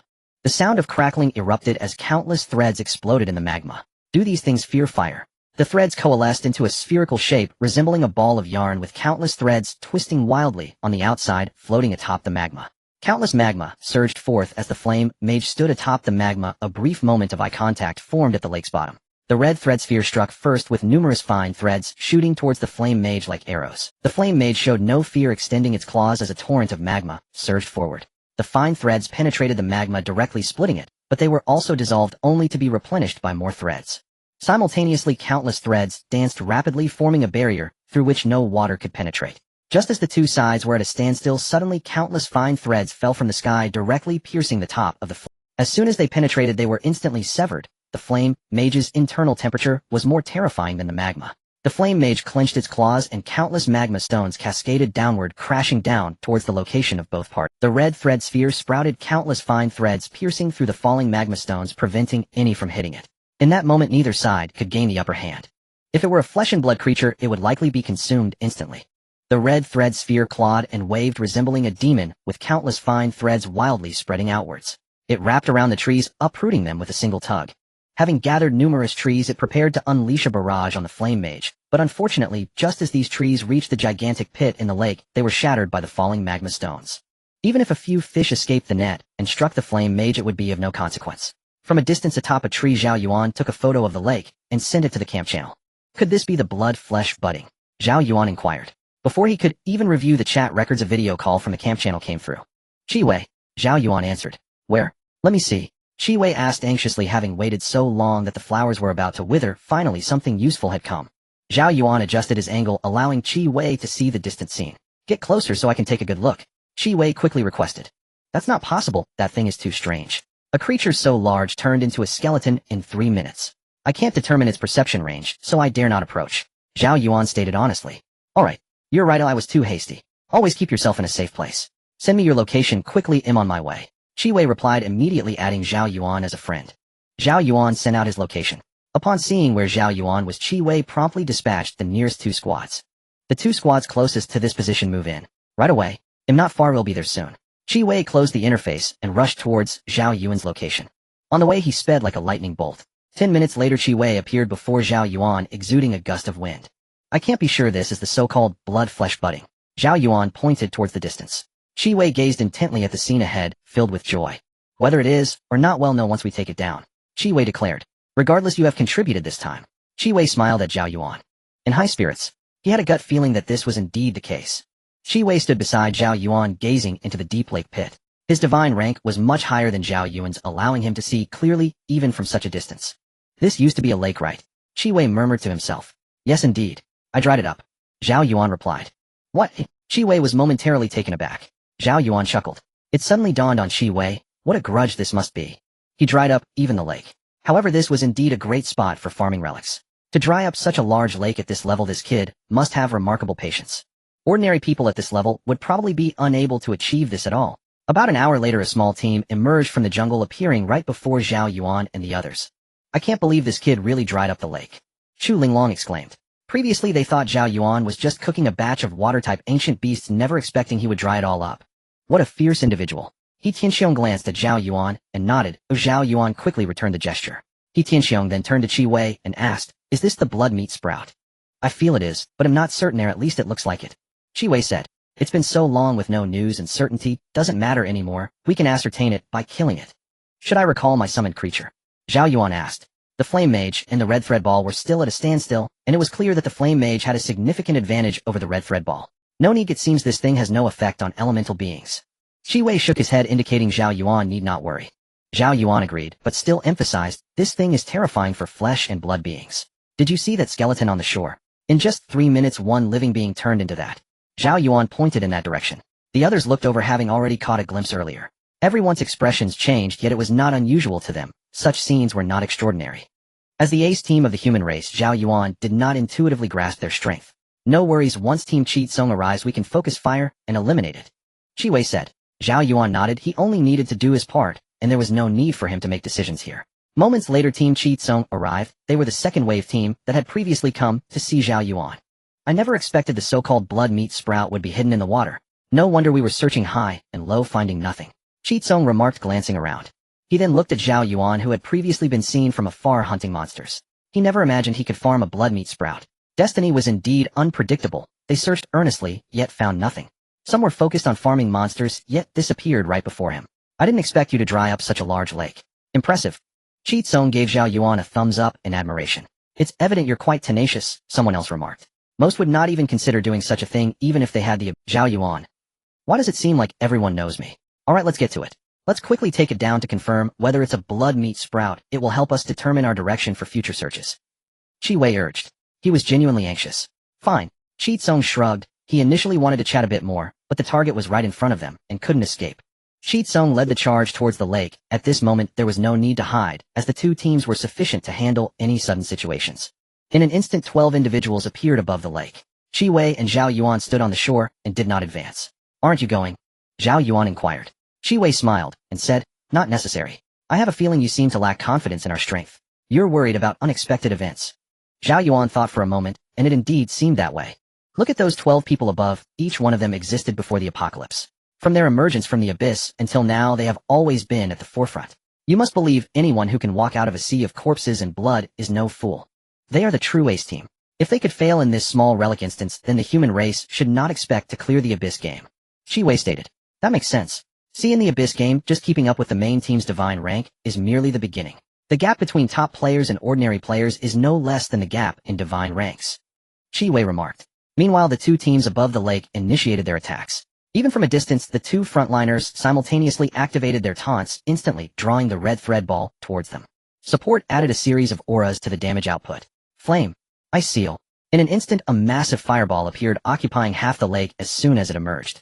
On the other side, the ground began to freeze. The terrifying chill caused even the magma of the Flame Mage to freeze in an instant.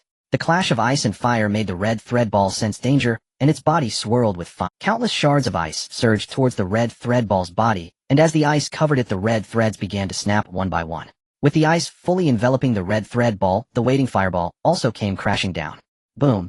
The alternating cold and heat created a terrifying explosion, and a fierce wave instantly tore apart the Flame Mage. Oh no. The onlookers were the first to perish. "You have received Qi Wei's auxiliary skill shield." In an instant a shield appeared around Zhao Yuan, and the surging pressure struck the shield, erupting with a massive sound. Qi Wei reached out, preparing to pull Zhao Yuan back from being knocked away. He could withstand this force. Newcomers would likely be sent flying. Yet unexpectedly Zhao Yuan remained motionless, prompting Qi Wei to lower his hand. Qi Wei's eyes lit up. He initially thought Zhao Yuan could resist control effects, but he didn't even get knocked back. Zhao Yuan's innate passive activated directly, granting him immunity to knockback effects, while the damage from the shockwave was completely blocked by the shield. "It seems controlling you will be a headache in the future," Qi Wei smiled. A damage dealer who is immune to control effects is certainly formidable. However, whether control was a headache or not had nothing to do with him as a support. Qi Wei turned his gaze to the center of the battlefield. As ice and fire collided, the Red Thread Ball let out a ferocious roar. "Thunderstorm come." Suddenly the sorcerer beside He Tianxiong raised a hand. With his words, the sky suddenly changed color, and a fierce wind arose. Countless bolts of lightning converged, and a streak of lightning appeared from the dark clouds. The violent power of thunder clashed in the air, creating intense sparks, directly crashing into the red thread ball, followed by a barrage of lightning filling the entire lake. This scene was even more terrifying than the apocalypse. Blade storm. A male voice called out and countless sword energies burst forth from its pores, flashing amidst the thunder. The ground was plowed into bottomless fissures. The red line ball was engulfed in flames, ice thunder, and sword energy, emitting black smoke all over its body. It was seconds away. The red line began to turn black, then gradually disintegrated into ashes. In the next moment, smiles appeared on everyone's faces. You have slain the flesh bud, severing the supply of the primal beast, achieving 1/9 of the goal. The system's voice sounded. Good. Very good, we have finally identified what the flesh bud is. It will be much easier from here on out. Shi Wei was somewhat excited. It seems that this creature is likely hiding underwater. He Tianxiong led the way down. As long as we find a lake, we should be able to eliminate them all quickly. Shi Tsung landed beside He Tianxiong. Lakes are easy to find. I've seen 4 or 5 along the way. Wait, there are too many lakes, they can't all have them, can they? He Tianxiong reacted. That's indeed a problem, but it's not a big one. After thinking for a moment, Shi Wei took out an item. Celestial Traveler Frog. Type item. Effect: when you clearly point to a location or direction, you can ask a simple question. If it croaks once, it means yes. If it croaks twice, it means no. If it keeps croaking, it might be cursing you. Cost: when it doesn't want to answer a question, you must kiss it for it to respond. Evaluation: sometimes the celestial being has a wicked sense of humor, you can't even imagine. Shi Wei had used this item before. For example, if you pointed in a direction and asked where the flesh bud was, it would ignore you and even spit at you. Only by specifying a clear range would you receive an answer, and that range isn't large. This situation is perfect for it. I have one too. A man from Chi Tsung's team stepped forward, pulling out a toy bow with heart-shaped arrows. Others immediately looked at him with strange expressions. Cupid's heart arrow. Type item. Effect: when you ask a heartfelt question and shoot the arrow, it will hit the target within a certain range. If the target does not love you, they will not hesitate to kill you. Cost: regardless of whether you hit the target, you will enter a state of excitement. If the target does not love you, you will fall deeply in love with all nearby non-target creatures. If you use it too many times in a short period, you will directly enter a frenzy of passion. Evaluation: oh, I forgot to tell you, the arrows of the god of love do not discriminate by species. Wow, what a terrifying item. Zhao Yuan glanced at it, instantly shocked. He Tianqiang's team quickly distanced themselves from this item. Even the members of Chi Tsung's team rolled their eyes. If you guys don't know how many times the higher-ups of the Human Alliance begged me to donate this item to the Gene Hope Project, I never gave it. Lu Feng said with feigned dissatisfaction. Come on, stop bragging. I've heard about this. After it was exposed, someone seemed to have been hammered dozens of times in a single day. After that, they didn't even dare to go out alone. Shi Wei scoffed. Don't think I don't know. Among those who hammered him, you must have been a few of them. Lu Feng glared angrily at everyone around him, including his own teammates. If there weren't any traitors, he couldn't believe his position was exposed so quickly and accurately every time. Everyone turned their heads to look at the sky, avoiding eye contact with Lu Feng. Even now, I still occasionally receive a few anonymous threat letters warning me that if I give this item to the Human Alliance in any form, I will be hammered every time they see me. I am very angry. If you have the ability, come at me, Hedon. Oh, what kind of skill is it to sneak up and hit me from behind? Lu Feng almost pointed Cupid's heart arrow at Shi Wei's nose. Shi Wei silently pushed the Cupid's heart arrow towards He Tianxiong. He Tianxiong quickly pushed it back towards Shi Wei and pressed it against Shi Wei's face. Ahem. Let's not do this, there are newcomers here. Let's not bring up the embarrassing stories of our generation. Shi Wei pushed down the Cupid's heart arrow. Lu Feng lowered his hand and glanced at Zhao Yuan. Zhao Yuan was getting into the mood, but upon hearing Shi Wei's words, he immediately turned to the side, giving Lu Feng no opportunity to make eye contact. Alright, let's not waste time. You all act now. Shi Wei handed the item in his hand to He Tianxiong. I will notify the other teams, you can take action ahead of schedule. He Tianxiong and Chi Tsung nodded. After Chi Tsung signaled to his teammates, they headed towards the original direction where they had encountered a few lakes along the way. You come with us. We will leave you the lakes without flesh buds. Your method for farming monsters is very efficient. He Tianxiong looked at Zhao Yuan. Sure, this kid has great potential. As long as he levels up, it will greatly help us in the future. Shi Wei nodded in agreement for Zhao Yuan. Thank you. Zhao Yuan hurriedly expressed his gratitude, knowing that finding lakes like this without their help would take considerable time. Goodbye. He waved goodbye to his teammates, and in the blink of an eye they disappeared from Zhao Yuan's sight. Zhao Yuan watched them depart, and turned his gaze towards the lake. He knew he had to work hard to continue leveling up. In this matter of upgrading, no one could assist him. He summoned the Flame Law deity to the center of the lake, commencing the familiar task. The scorching heat evaporated the lake water, creating a haze of steam. The lake instantly resembled a fairyland. As the water temperature rose, the ancient beasts in the river frantically fled, and the number of relic points began to increase. Zhao Yuan waited leisurely in the shadows. This method of increasing the number of relic points without exerting effort depended on the summoners. Under Chi Wei's arrangement, 15 teams quickly began searching the lake. Everyone had a rich background with all sorts of bizarre items. In just a few days they discovered 5 flesh buds. Against high-level combat power, these seemingly terrifying creatures couldn't hold on for long and were swiftly eliminated. However, the world was still too vast, and the remaining 3 flesh buds were nowhere to be found. Could they be outside the lake? Chi-Wei pondered, then shook his head. Let's keep searching, or we should test all the lakes we can find first. With no other choice, he had to venture further afield. Zhao Yuan had no time to worry about this, focusing instead on diligently grinding for relic points. Meanwhile, a giant beast in a certain space began to stir restlessly. The inheritor of the power of the stars could not tolerate the thought of someone plundering its power so comfortably on its territory. Unpleasant memories occasionally resurfaced. In large relic dungeons, the relic points were essentially the divinity of deities transformed into divine points through the mechanics of the game. This divine essence meant little to a god; they could afford to spend it. Let alone for the giant beast, which probably consumed more energy just to breathe than these divine essences provided. Yet regardless, it was still its power. Even if it were to feed it to a dog, it was better than having it taken away by its mortal. However, it was utterly incapable of crossing the game mechanics to harm its opponent. Hatred. Seeing the opponent frolic right under its nose, the giant beast could not ignore it. It could never let go of its grudge against the little brat. As for other matters within the dungeon, it had no interest at all. Ever since Zhao Yuan appeared, all that remained in its eyes was him and the stars behind him. I am a god king. How can I endure such indignity? It's me who I can't stand it. Suddenly a thought surged into the giant beast's mind. Suddenly a fierce glint appeared in the beast's eyes, and a terrifying killing intent boiled within it, radiating divine brilliance from its massive form. With a colossal claw, it tore apart the fabric of space, shattering a realm. A swirl of dark energy dispersed, and the familiar scent made the giant beast swell with excitement. Shinshai, how dare you come? The beast roared in disbelief. Countless timelines began to fragment, time instantly reversing within a certain range, and a black figure crouched aside. Beast God King, don't be so angry. I'm just here to take a peek. You don't have to mind me. Shinshai hastily said, quickly stashing away the small notebook in his hand. He regretted his earlier words. As soon as he sensed explosive news, he was discovered. The furious giant beast swiped down with a claw. Seeing he had been spotted, Shinshai helplessly stood up, bracing himself for the claw. Go ahead. Kill me. It's not my real body, I'm used to it by now. Everyone shouted for him to be killed, which was truly helpless. Sigh. The giant divine power instantly obliterated the shadow completely. Damn, this is too damn much. Why are these tumors all targeting me? The beast's eyes erupted with flames, and divine brilliance repeatedly explored all dimensions it occupied. Naturally, when it encountered land's portion, it decisively ignored the past, as there was no need to investigate. Indeed, as it continued to probe, Shinshai's figure was once again discovered in a dimension. This time it's really an accident. Do you believe me? Shinshai defended. Go die, you beasts. You are utterly unworthy of being gods. The giant beast paid no heed to the explanation and delivered another heavy blow, directly blasting the dimension where Shinshai resided. The beast continued to investigate time and again, and after countless attempts it finally came. Countless divine lights appeared as the giant beast directly enveloped its own world. I said that once the stars appear, no good things will happen. Damn it, could it be that the 3 major tumors of the worlds have targeted me? The beast furiously destroyed the universe it inhabited. Countless lives perished unknowingly.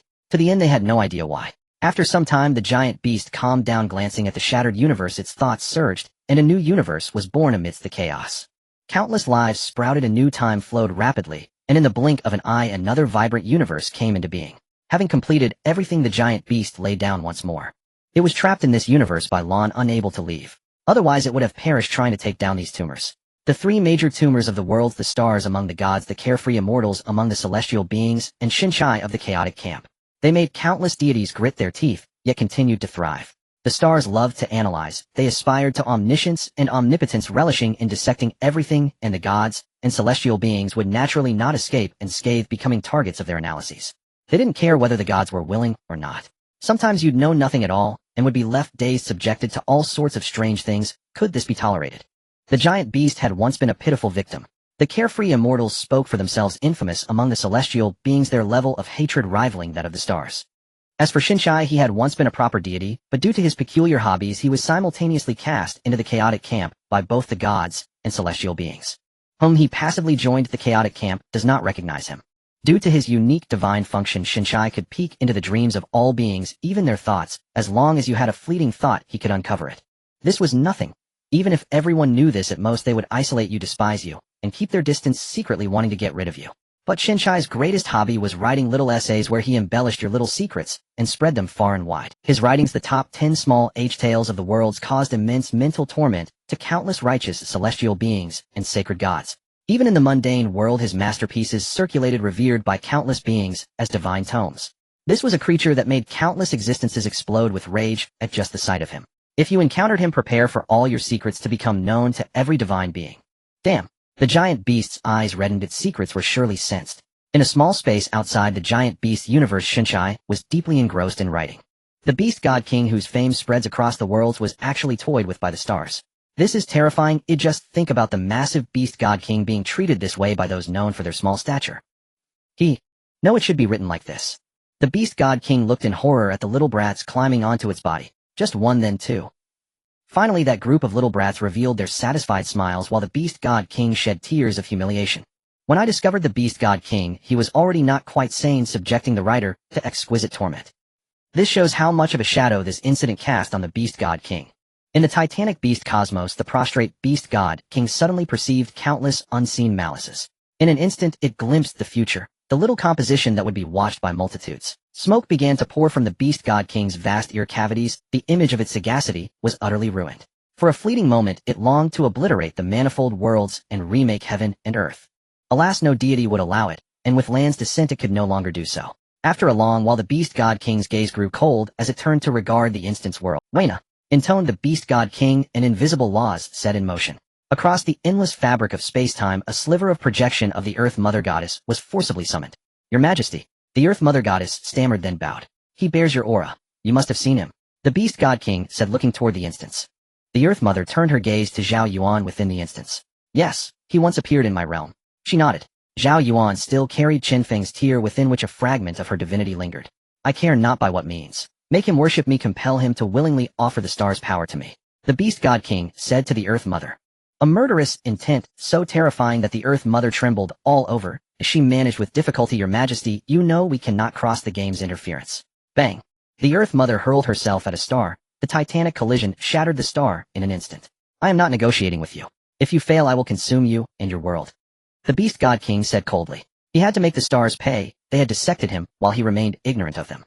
The mortal before them was the best opportunity. If they could seize the stars' power and locate them, the gods and the celestial immortals would not hesitate to strike into their lair. Slay them all. The grudges of countless years shall finally be washed away. Yes. The Earth Mother rose, stepped before the Beast God King, and bowed with reverence.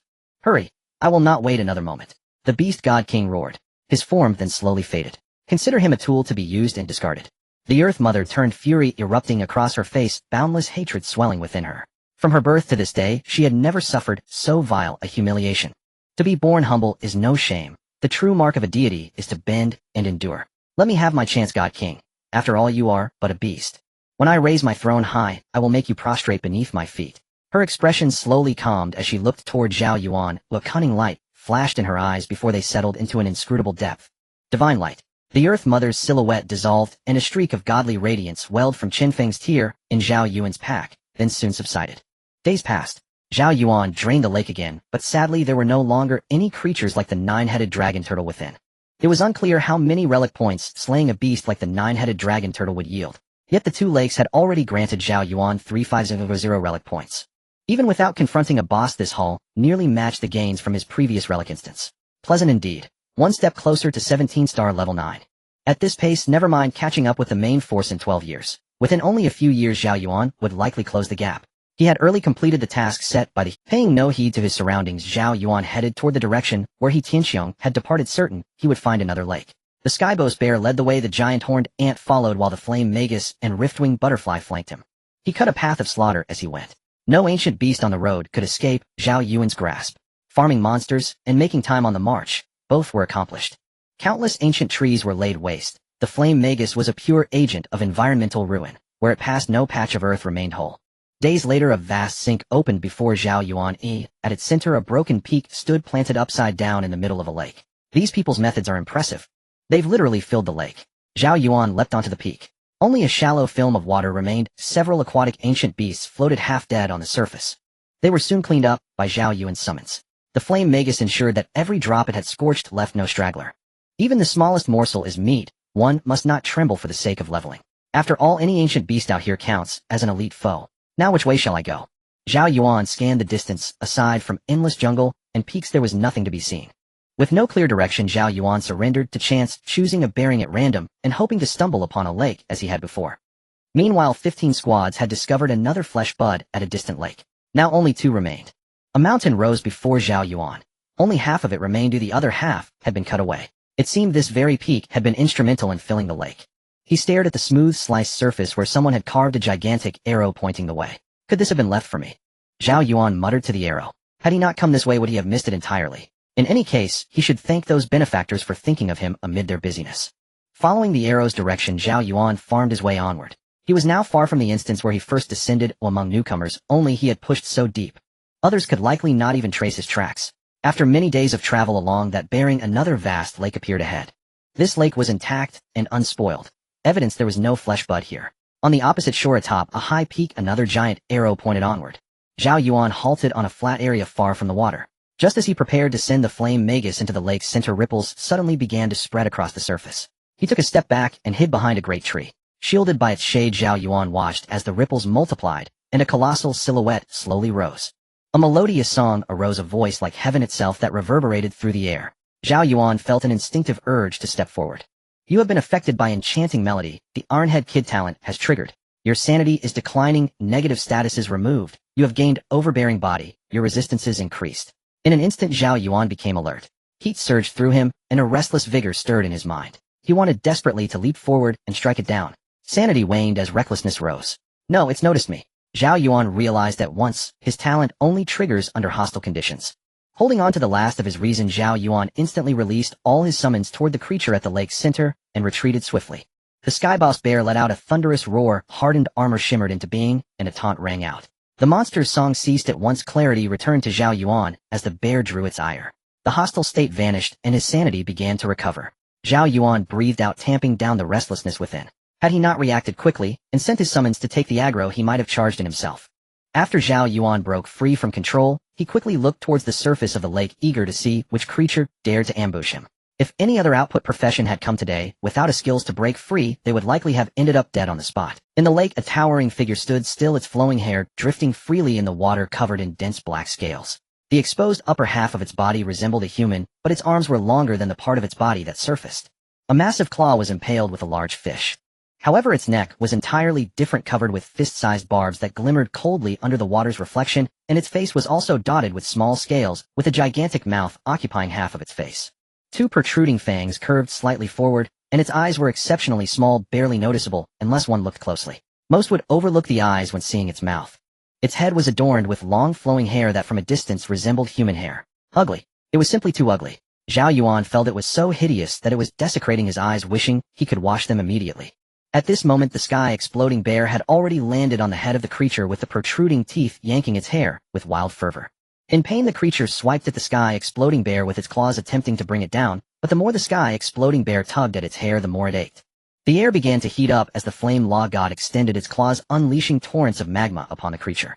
The thick magma instantly enveloped the creature's head, severing countless strands of hair, drenching both the sky-exploding bear and the creature, causing the hair the bear was pulling to be burned off.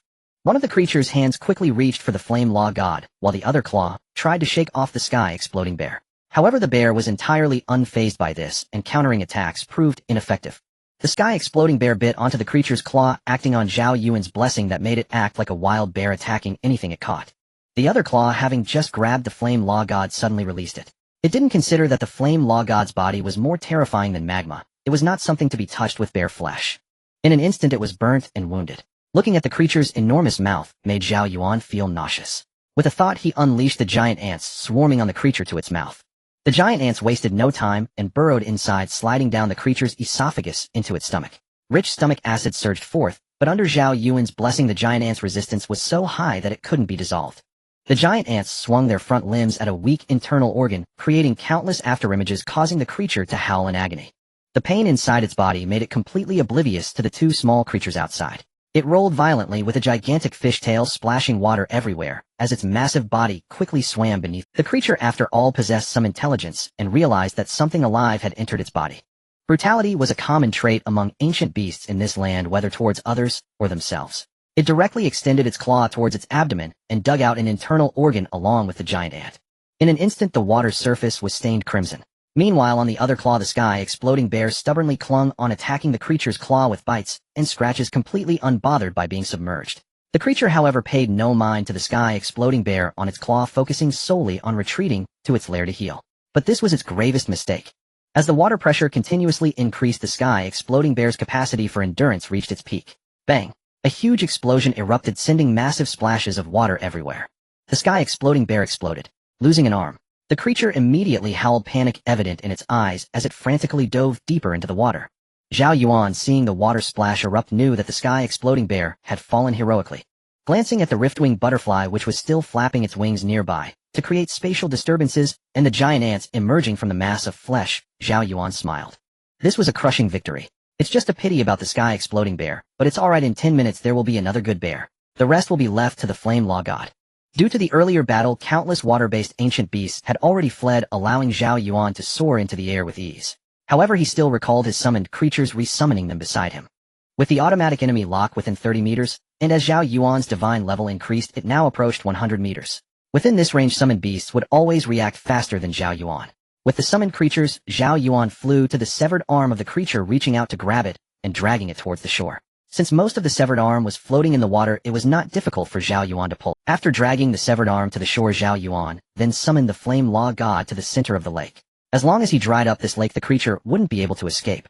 Countless torrents of magma surged down into the lake, causing an explosion of steam. The rest was left to time. Drying it up was all that was needed. Estimating the severed arm, it was at least 50 to 60 meters long, and when thrown on the ground, it was taller than Zhao Yuan. It looked incredibly spectacular. Blood continued to seep from the severed arm, and soon a strong fishy smell wafted through the air. Zhao Yuan was very satisfied. This was the effect he wanted. It wasn't a bizarre quirk, but a plan to use this as bait. The flame law god would need time to dry out the lake. He couldn't let the other summoned creatures remain idle. This severed arm was just right to attract some land-based ancient beasts. Wouldn't this mean double the income? It truly lived up to his title as the Liver Emperor. White steam enveloped the surroundings as Zhao Yuan found a suitable hiding place. Now all he had to do was wait. The smell of the severed arm grew fainter as time passed, and gradually many ancient beasts began to arrive, drawn by the scent. They thought it was a feast, but it was a journey to death. Time passed. Watching the increasing number of ancient beasts nearby, Zhao Yuan did not act immediately. The ancient beasts following the scent arrived at the severed arm and instantly became excited. Such high-grade food was something they had never tasted before, but the aroma was tantalizing, constantly telling them that eating it would make them stronger. Without hesitation, ignoring the other ancient beasts eyeing them nearby, they pounced onto the severed arm, tearing into it with fervor. Zhao Yuan smiled from a distance. This improvised idea was quite effective. It was time to act. The sky-exploding bear made its grand entrance with a roar, triggering the taunt. It forced all the feeding ancient beasts to lift their heads. Their evolutionary levels were not high, resulting in a significantly prolonged taunt effect. They charged angrily at the sky-exploding bear. The sky-exploding bear roared back, charging towards them. Would the brave prevail in a narrow encounter? No. Behind the sky-exploding bear, the rift-winged butterfly spread its wings. Spatial vibrations erupted. Cracks in space burst forth from the ancient beasts. Rows of ancient beasts began to fall. The smaller ones were easily dispatched, while the larger ones struggled. This is called a monster gathering wave. As Zhao Yuan executed his plans, many ancient beasts that had arrived hesitated. Though their intelligence was low, they were not devoid of wisdom, and the overwhelming stench of blood made them cautious. Zhao Yuan was not in a hurry. Regardless of the species, there would always be bold individuals. They believed in seeking fortune through peril, and they would have no regrets until the moment of death. Sure enough, one cautiously approached, ignoring the corpses of its kind around. It lunged for the severed limb. Zhao Yuan did not intervene. He needed to wait a bit longer to catch more fish with his long line. With the first one, others slowly followed suit. This is how the chives are harvested. As more ancient beasts surrounded him, Zhao Yuan finally took action. A familiar routine ensued, leaving corpses strewn about. Days passed, and the elite team found another source of flesh. Now there was only one left, and the ancient beast would soon be found. By the shore, the blood soaked the earth, turning it crimson, while the severed limb was reduced to mere bones. Distant diners, after devouring the severed limb, did not spare their companions. Only when the area was completely quiet did the diners cease to arrive. A heap of white bones accumulated, with water droplets occasionally falling from the misty vapor, mingling with the blood-red ground. Zhao Yuan stood on a branch's back to the white bones, gazing at the center of the lake. Thanks to the efforts of the flame law god, the water level had nearly dropped to the bottom.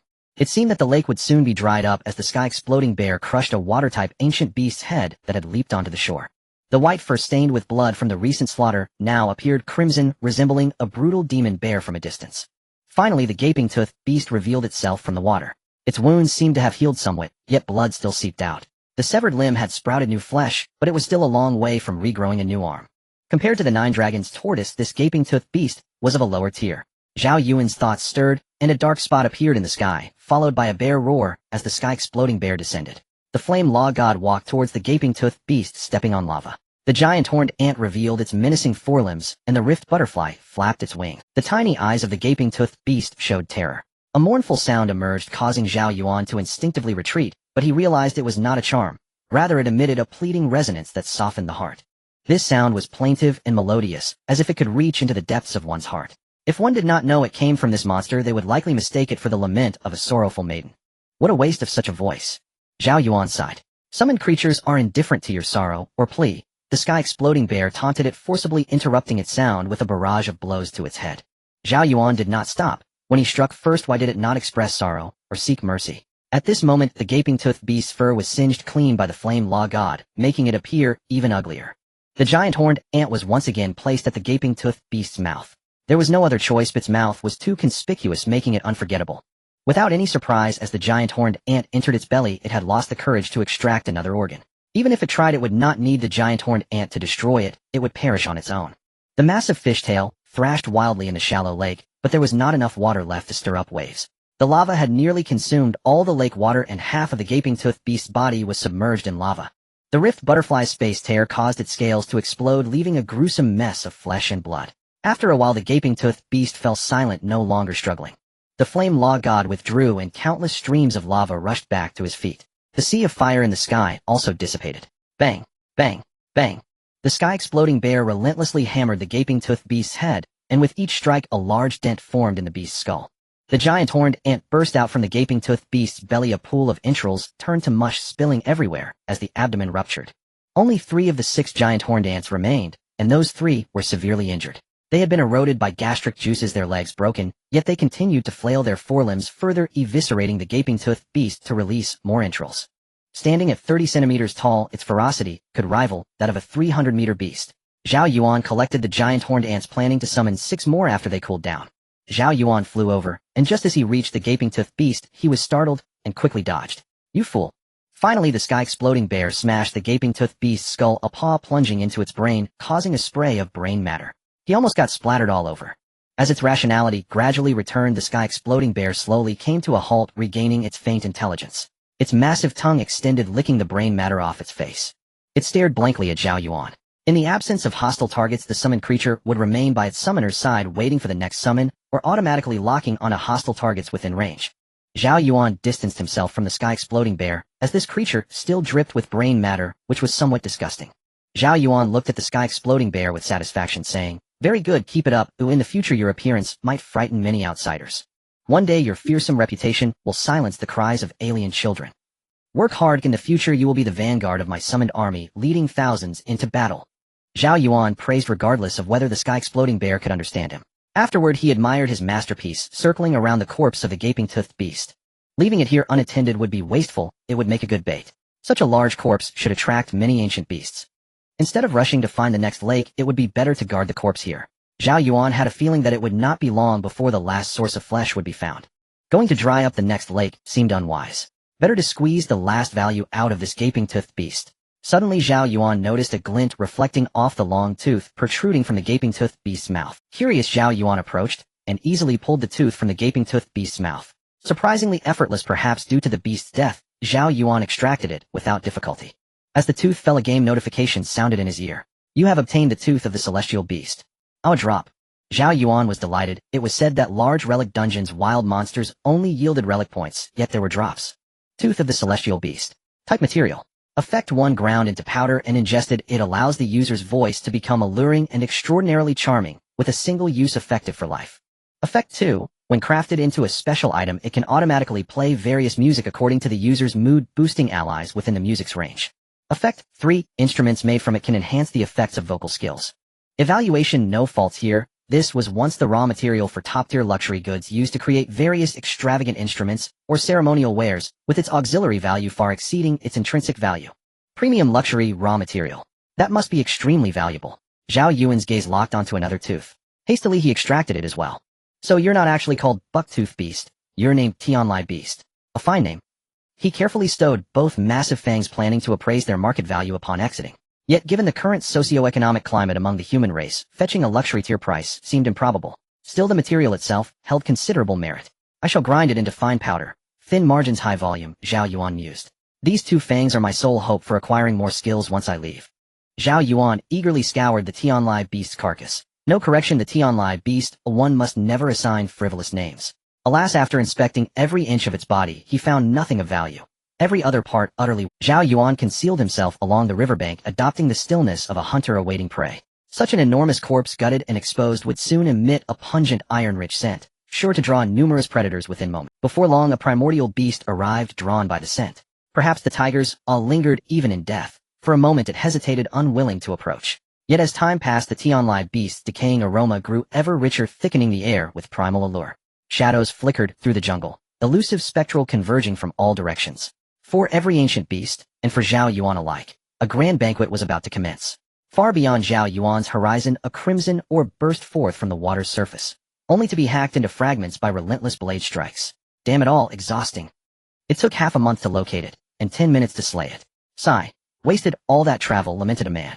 His teammates nodded in weary agreement. Lately they'd spent little time resting, either en route or searching for the next path. Dozens of lakes had yielded nothing, until ironically success appeared where hope had long since faded. Notify Chi Wei. The final one has fallen. The squad leader exhaled in relief. Not from fatigue. As a support specialist, his purification art effortlessly dispelled bodily weariness, but from sheer anxiety. Chi Wei's relentless 10-minute check-ins had grown unbearable. Chi Wei truly was desperate, juggling novice mentoring with relentless efficiency demands. No need to notify him. We'll show him instead. One teammate suddenly interjected, gazing upward. Others instinctively followed his gaze skyward. The formerly cloudless firmament now churned with roiling black clouds crisscrossed by countless scarlet filaments. As the storm mass deepened, thunderbolts tore across the heavens, casting the world beneath in palpable suffocation. In that instant, every living creature in the jungle lifted its head, beasts and humans alike, frozen in identical reverent stillness.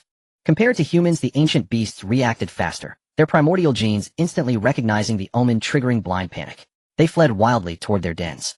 Some collapsed flat, burying their heads in the earth, trembling violently.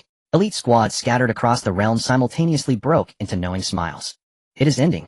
A pillar of blood-red light erupted skyward, piercing the storm clouds like a divine lance, sunlight cascading down through the breach.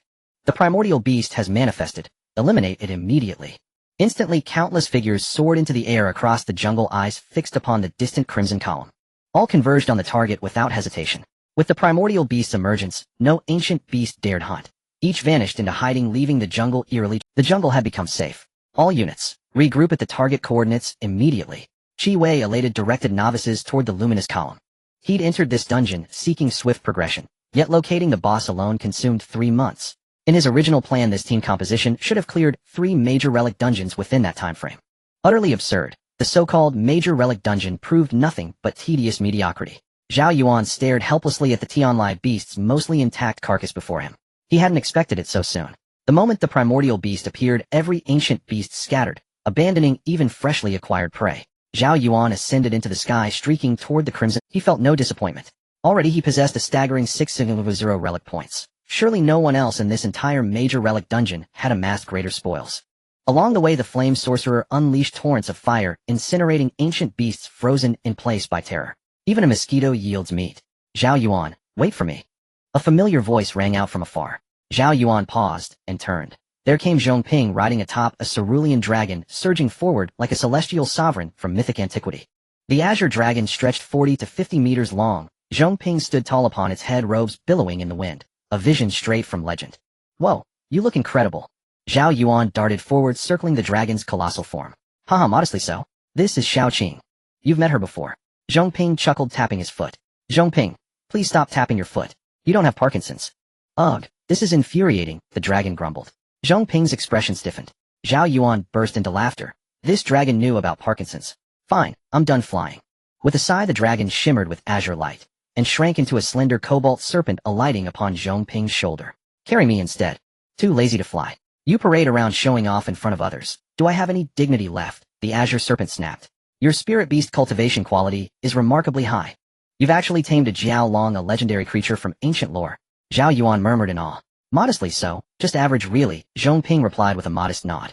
Huh, they're praising me. What does that have to do with you? The serpent coiled tightly around Zhongping's neck, threatening to strangle him. Enough. Zhongping gently uncoiled the serpent and turned toward Zhao Yuan's flame sorcerer. Molten lava surged beneath its hooves, blackened limbs radiated searing heat. Even from several meters away, the blistering waves struck their faces. This is your summoned entity. Truly extraordinary. Zhong Ping praised. Modestly so, just average really, Zhao Yuan echoed, mirroring Zhong Ping's earlier words. Haha, let's go. It still looks far off, Zhong Ping urged. Agreed. Say, have we fallen behind everyone else? Zhao Yuan asked. Not really, we took a more remote route. They soared upward together, bantering lightly, neither mentioning quality again. After days of flight, they finally glimpsed the main force. Zhao Yuan and Zhong Ping hurried to join them. Someone noticed Zhao Yuan, the lone summoner who'd broken away from the group to grind monsters solo. 3 months had passed, and he remained unscathed, earning their envious admiration. Most others had clung tightly to their squads, venturing no farther than safety permitted, afraid of mishaps with no allies nearby to aid them. Qi Wei invites you to join the team. Zhao Yuan accepted, and instantly heard Qi Wei's urgent voice in his ear. Everyone accelerate. We're nearing the boss. Slay it swiftly and exit the dungeon. This has dragged on far too long. Who even picked this dungeon? Terrible luck. Top-tier players and novices held divergent priorities to them. These 3 months represented pure, irreplaceable waste. Qi Wei urged them on anxiously, as everyone quickened their pace to follow the crowd. Zhao Yuan and Zhong Ping fell behind, and Zhao Yuan suddenly asked, you don't know, it was quite a flattery session, or I felt a bit embarrassed. However, they did promise me a valuable item from the human treasure vault. Zhong Ping said with some excitement. Anyway, since large relic dungeons require random matching of people, it's better to donate to the Human Alliance. Let them handle it, and I can still participate. Why not benefit from it? Zhao Yuan nodded. He also had an item of faith. Once this was over, he would donate it to the Human Alliance, and see what good skill books the human treasure vault had. The group flew for a good half a day, and finally arrived at their destination. 15 squads had already gathered, chatting in the air, while waiting for the newcomers. Seeing the newcomers arrive, they seamlessly entered the team. How is it? Can we start now? Qi Wei asked. We are fine to let them rest for a bit, we are not short on time. Qinsong said. The newcomers were of varying divine levels, and their flying speeds differed. Qi Wei led the way, and everyone was pushing themselves to fly faster, while some were panting and pale. Rest for an hour first, and we will start the boss fight after that, Qi Wei said in the team voice channel. Immediately a group of newcomers began to descend, needing a moment to catch their breath. Qi Wei led the 15 squads to the top of a mountain peak, and looked towards the red light. The red beam was calm at this moment, and as they got closer they realized that the so-called red beam was not a beam of light, but rather red lines intertwined connecting to the sky, filled with red threads. At the base of the red lines, countless red threads were emerging from the ground, like a swarm of snakes rushing out. Is this the ancient beast? Qi Wei was somewhat surprised. He did not expect the ancient beast to look like this. The others had arrived first, and had seen this scene before, although surprised it was not unexpected. Over the years they had encountered many bizarre monsters. What do you think these red lines are? He Tianxiong pondered for a while, and asked. When we killed the blood flesh bud, it hinted that they were providing nourishment for the ancient beast. I guess they must function like blood vessels. Someone spoke up. Looking at the red lines emerging from the ground, rushing into the sky in all directions, Qi said, do you think these red lines are looking for the blood flesh buds we killed? Not likely. Let's not think about it. We'll know once the boss starts. Qi Wei shook his head. The group did not notice, or perhaps even if they did not care, that there was not a single ancient beast on the land beneath them. In the distance out of sight, countless red lines spread out, constantly hunting ancient beasts. Once the red threads were taut, they shot down from the sky like arrows. Thousands of arrows rained down, piercing nests and embedding themselves into various ancient beasts. In a matter of seconds, skeletal remains appeared with the marrow completely drained. Interestingly, not all ancient beasts were attacked. Some smaller or younger ones were ignored by the red lines. This land was essentially a breeding ground for the ancient beasts, where blood flesh buds hunted various ancient beasts to provide necessary sustenance for the ancient beasts. However, once the blood flesh buds died, the starving ancient beasts would hunt for themselves. The starving ancient beasts would devour over 90% of the various ancient beasts on this land before falling into slumber again, waiting to be awakened by hunger. An hour quickly passed, and some people had already started to rise from below. Let's begin. Qi Wei's voice rang out in the team voice channel. Everyone's expression turned serious. Still the same thing, hit what you can hit, and don't be greedy for damage. As long as you participate in killing the BOSS, you'll earn plenty of relic points. There's no need to take risks, leave it to us. Qi Wei turned to the newcomers. Although everyone was referred to as newcomers, they were not all like Zhao Yuan. Some had been in the Abyss game for over 10 years. It is said that participating in killing the boss will at least earn over 100,000 relic points, and with the relic points obtained previously, everyone here will likely level up by 1 or 2 stars. You should have better gains as a summoner. Do you have 200,000? Zhong Ping looked at Zhao Yuan and asked. Zhao Yuan nodded. It was more than 200. He already had 600, but he did not say this out loud. What about you? Zhao Yuan asked, as a beast master wouldn't be too far behind. I have 2900. Give me a little more time, and I can get more. Zhong Ping was somewhat excited, yet a bit regretful. Large relic dungeons were indeed a leveling paradise. Once inside, everyone almost didn't want to stop. Watching his relic points increase gradually was like seeing his divine level rise slowly. Who wouldn't be excited? However, it was impossible to keep grinding forever. Without clearing the dungeon, they couldn't exit. Once the divine level reached 17 stars and 9 levels, additional relic points would be of no use, and they would eventually be trapped in this. At the forefront, Chi Wei looked at the ace squad. Everyone nodded, indicating all was well. I'll go first. A man shot into the sky drawing a long knife, and the knife energy spread like an ocean, slashing towards the high red lines. Others focused on the ground. The knife energy surged, and a large section of the red lines snapped instantly. The light beam trembled, but did not fall. Then he slashed at the red light beam, the sharp knife light instantly severing the red line beam. The light beam suddenly trembled, and then like a kite string cut, it began to fluff out, and subsequently collapsed. The multitude of red lines wilted, and the distant red lines that were devouring ancient beasts suddenly halted, then snapped, turning to dust. With the severing of the light beam, a terrifying roar erupted. The ground shook violently, mountains began to collapse, and the earth cracked open with massive fissures. Chi Wei and the others flew up from the mountain top, as the peak rapidly crumbled. Roar, roar, roar. A series of enormous roars erupted from the ground, filled with rage and hunger, like a starving dog that had not eaten for days being robbed of its food. The cracks in the ground widened until a chasm appeared. All vibrations ceased. Bang! A massive hand stretched out from the abyss, gripping the edge. The pitch-black arm was covered with red hair, and one of its arms was almost wider than a river. Then a second arm appeared. As the two arms exerted force, cracks appeared at the edges they gripped, and then a shadow resembling a mountain leaped out from the abyss. The boss is out. It's so huge, someone whispered. It was enormous. At the moment it leaped up, the sky was obscured, its entire body covered in red, first stirring up a whirlwind of dust. It burst from the ground, and let out a tremendous roar towards the sky, scattering the clouds for miles in an instant. The master of this land had appeared. In the profound silence, only a towering figure stood between heaven and earth. Red fur danced wildly in the wind. Is this guy shedding? Someone nearby shot a glare, finding it too disruptive to the atmosphere. The Shirgu beast resembled a massive monkey magnified countless times, with the only difference being the blood-red lines on its head resembling a blooming chrysanthemum. After the Shirgu beast finished roaring, it slowly lowered its head, its massive body resembling a mountain as it did so. Sunlight poured down from behind its forehead, as if enveloping it in a halo of light. Like a deity descending to the world, the Shirgu beast looked at the people flying in the air, who were as high as its feet, with boundless fury. With a snort, 2 flames erupted from its eyes. A health bar appeared, 3 billion health, surprisingly low. Given its size, one would expect at least hundreds of billions. The health seems unexpectedly low. Chi Wei took a deep breath. Let's go. Take it down, he commanded. He'll handle it. Chu Linglong stepped forward, wielding a purple hammer wreathed in flames, launching herself at the Shirgu beast. Raising a hammer taller than herself, she was enveloped in a series of speed and shield enhancements, instantly boosting her speed several times. Take this hammer. Chu Linglong shouted, striking down on the knee of the Shirgu beast, activating her taunt. With a loud bang, sparks flew as the forced taunt made the Shirgu beast turn its gaze towards the tiny figure attacking its knee, indifferently raising its foot to stomp down, deeming such a small creature unworthy of being devoured. With the taunt successful, the others sprang into action. Divine blessing. He Tianqiang's voice took on a sacred tone as rings of light spread to everyone. In an instant, everyone was surrounded by a halo. You have received the divine blessing halo, increasing all damage by 37 and attack speed by 18. Zhao Yuan noticed his enhancements. Divine gift. Holy. Unforeseen halo. As he Tianqiang made his move, all 15 squad leaders activated their powers simultaneously, unleashing countless halos. You have received damage increase. You have received speed boost. You have received armor penetration. You have received damage reduction. You have received life recovery. You have received frenzy halo. You have received collision immunity. You have received elemental enhancement. You have received shield support. The system's notifications rapidly flooded in, overwhelming everyone with enhancements. Zhao Yuan felt an overwhelming surge of power coursing through him. Among the supports, Halo Assistance was indisputably the strongest. Other supports either had singular effects or were limited in number. Only the Halo support skills could affect all teammates regardless of whether the number was 10,000 or 100 million. Its powerful assistance effect was key to humans defeating bosses in the early stages. Especially when facing billions of players attacking a boss, the collision immunity effect could be considered a divine blessing. However, Halo support professions were exceedingly rare. Among hundreds of thousands of supports, there might not even be. At this moment, a relic dungeon had appeared with 15 Halo supports, and each one had been established for quite some time. Massive enhancements could directly boost the damage of a single DPS class several times over.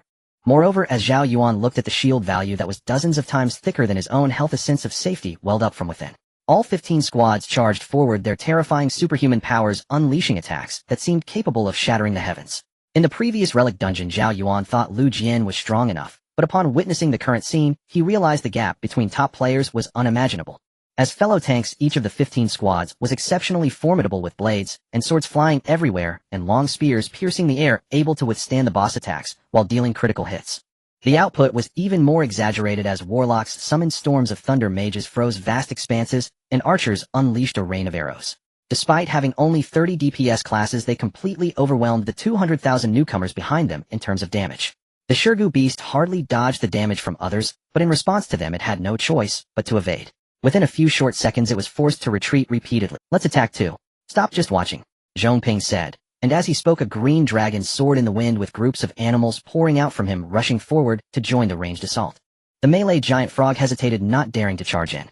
With heightened intelligence, fear naturally set in. "It's my turn," Zhao Yuan said softly. He released the sky-exploding bear towards the distance. The moment it appeared, it let out a thunderous roar and charged fearlessly at the Shirgu beast, which was many times larger than itself.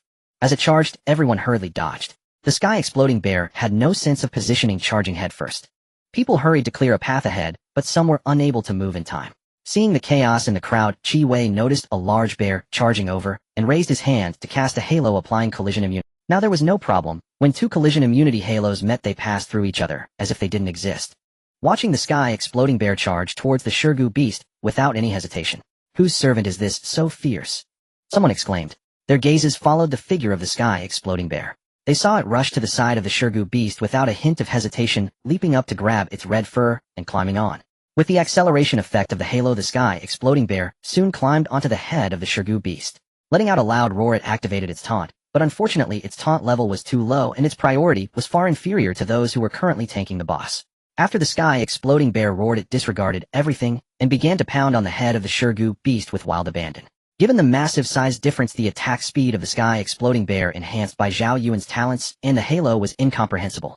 Countless afterimages of bear paws appeared, and the red fur of the Shirgu beast flew wildly with the red lines standing on end. Everyone watching was left stunned. "Is this bear insane?" Chu Linglong, who had just changed positions from afar, exclaimed in surprise. This bear radiated a sense of ferocity and fearlessness, as if it wanted to rip the Shirgu beast's head off. It felt like nothing could stop it. It just kept pounding wildly, even breaking through the skin of the Shirgu beast. Many noticed the 6 giant horned ants beneath the Shirgu beast, their forelegs flailing quickly, stripping the fur off its feet. An endless stream of lava poured onto the Shirgu beast's backside. Countless lava stones rained down from the sky. The fire mage was indeed of mythical quality. As the lava poured down, the Shirgu beast hurriedly covered its backside, its eyes widening in shock. The rift butterfly fluttered beside Zhao Yuan, eager to join the fray. "Are these 4 summoned creatures really what you mentioned?" Zhong Ping stiffly turned his head towards Zhao Yuan. Zhao Yuan stood with his hands clasped behind his back, while everyone instinctively paused and turned to look at him. "What powerful summoned creatures?" Zhao Yuan received the gaze of 200,000 people for the first time, their eyes filled with shock and disbelief. It felt as if he was seeing a summoner for the first time. Their gazes ignited a flame like fire within the river of destiny. If the human race's luck had previously been a trickling stream, it had now transformed into a great river. In a sense, this was a small-scale recognition of a group. If the heavens were speaking at that moment, they would undoubtedly witness a golden dragon of luck breaking free from Zhao Yuan. The luck of the human race was reflecting back, eager to make a bold move. Zhao Yuan's title radiated a dazzling light in the unseen world. The beast god king glanced at the dungeon world and turned away, unwilling to look. Damn it! Suddenly a thunderous roar interrupted everyone. It was likely that the magma of the flame sorcerer had burned a sensitive spot on the primordial beast. The hungry primordial beast let out a furious roar. Its massive hand swung down repeatedly, as if swatting a fly targeting the flame sorcerer. Chu Linglong rushed forward quickly, her hammer growing larger in the wind. "Give me power," she shouted loudly. In an instant, dozens of halos surrounded her. "Take this." A beautiful woman swung the massive hammer, striking the wrist of the primordial beast. The primordial beast's enormous hand trembled violently. Almost instinctively, it swung back at Chu Linglong. Without needing her to say more, a series of shields appeared around her. "Come on." "Good," Chu Linglong exclaimed excitedly as she swung her hammer again. But the next second, both she and the hammer were swatted away, crashing into a mountain. The mountain collapsed with a resounding crash, but Chu Linglong emerged again, her hair disheveled, yet unscathed. She charged forward with her hammer once more. At this moment, others were also attacking, unleashing various skills that inflicted pain on the primordial beast. As for the culprit that burned its rear, they couldn't care less. The primordial beast was enormous, and with so many halos assisting, the 200,000 newcomers surrounded it, delivering frenzied assaults. In contrast to them, the output from the top 15 teams was even more terrifying. Every attack forced the primordial beast to defend, especially those with percentage damage that seemed to strike at its main arteries. Newcomers, on the other hand, felt helpless. their assaults merely scratched the surface, dealing minimal damage to the primordial beast. Compared to others, the Skyboost bear was rather solitary, a single bear relentlessly pounding on the head of the primordial beast. Its attack power was low, but after a prolonged assault on one spot, even the primordial beast couldn't withstand it, feeling both itchy and painful in its head. Finally, it freed a hand and reached for the Skyboost bear sitting atop its head. In comparison to its giant palm, the bear's 10-meter height was no wider than a single finger. The bear was caught between its fingers. Facing the sudden situation, the Skyboost bear showed no fear, biting at the primordial beast's palm while scratching wildly, leaving deep gashes. Before the primordial beast could comprehend what it held, Chu Linglong appeared from nowhere, swinging her hammer and striking its left eye. Despicable. The primordial beast hurriedly raised its palm to cover its eye, inadvertently pressing the Skyboost bear against it. The bear attacked whatever it could reach, its paws pounding against the primordial beast's eye. The intense pain drove the already furious primordial beast into a frenzy. It directly shoved the Skyboost bear into its mouth, and the sharp teeth triggered the bear's passive skill. A 10% true damage effect activated. The bear's passive was usually insignificant, but against a colossal monster its impact was considerably pronounced. The invisible force erupted from the primordial beast's mouth. Teeth flew out in all directions, and a massive wound appeared on the primordial beast's face, blood gushing out like a flood. A tremendous amount of damage was dealt, causing the primordial beast's health to plummet sharply. The Skyboost bear was expelled from its mouth along with the beast's blood. What did I just see? Someone exclaimed in astonishment. The primordial beast's mouth suddenly split open, resulting in a massive damage output. Good bear. Truly an excellent bear. Chi Wei, acting as the commander, surveyed the situation and couldn't help but exclaim loudly. Others were too busy dealing damage to notice what had happened, but the decrease in health was undoubtedly a good sign. The Skyboost bear fell to the ground, then got up, and without looking back grabbed the red fur of the primordial beast and charged forward again. Your bear is so fierce. Are all your summons like this? Zhong Ping asked quietly, his tone filled with skepticism. This was not what he envisioned a summoner to be. Only the two of them in their profession could afford to slack off while chatting. Don't your beast masters have their beasts do the same? Zhao Yuan replied with a smile. Zhong Ping turned his head, unwilling to engage with Zhao Yuan. In front of him, the frontline giant frog lagged far behind a group of attackers, lazily sticking out its tongue to attack from a distance. What a disgrace. Zhong Ping covered his eyes. He couldn't bear to watch, fearing his heart couldn't take it. The monsters he usually faced were too weak, leading him to think this giant frog was a reliable tank. Yet when faced with a significant difference, it became timid, not even daring to step forward. At least pretend to be tough, don't let others compare me unfavorably. Zhong Ping urged the giant frog through the special contact method for beast masters, insisting it put on a brave front. He didn't want to be embarrassed. To his surprise, the giant frog pretended not to hear, infuriating Zhong Ping to the point of nearly spitting blood. Although the Skyboost bear's earlier action was impressive, Zhao Yuan's 4 summons were mostly just scratching the surface.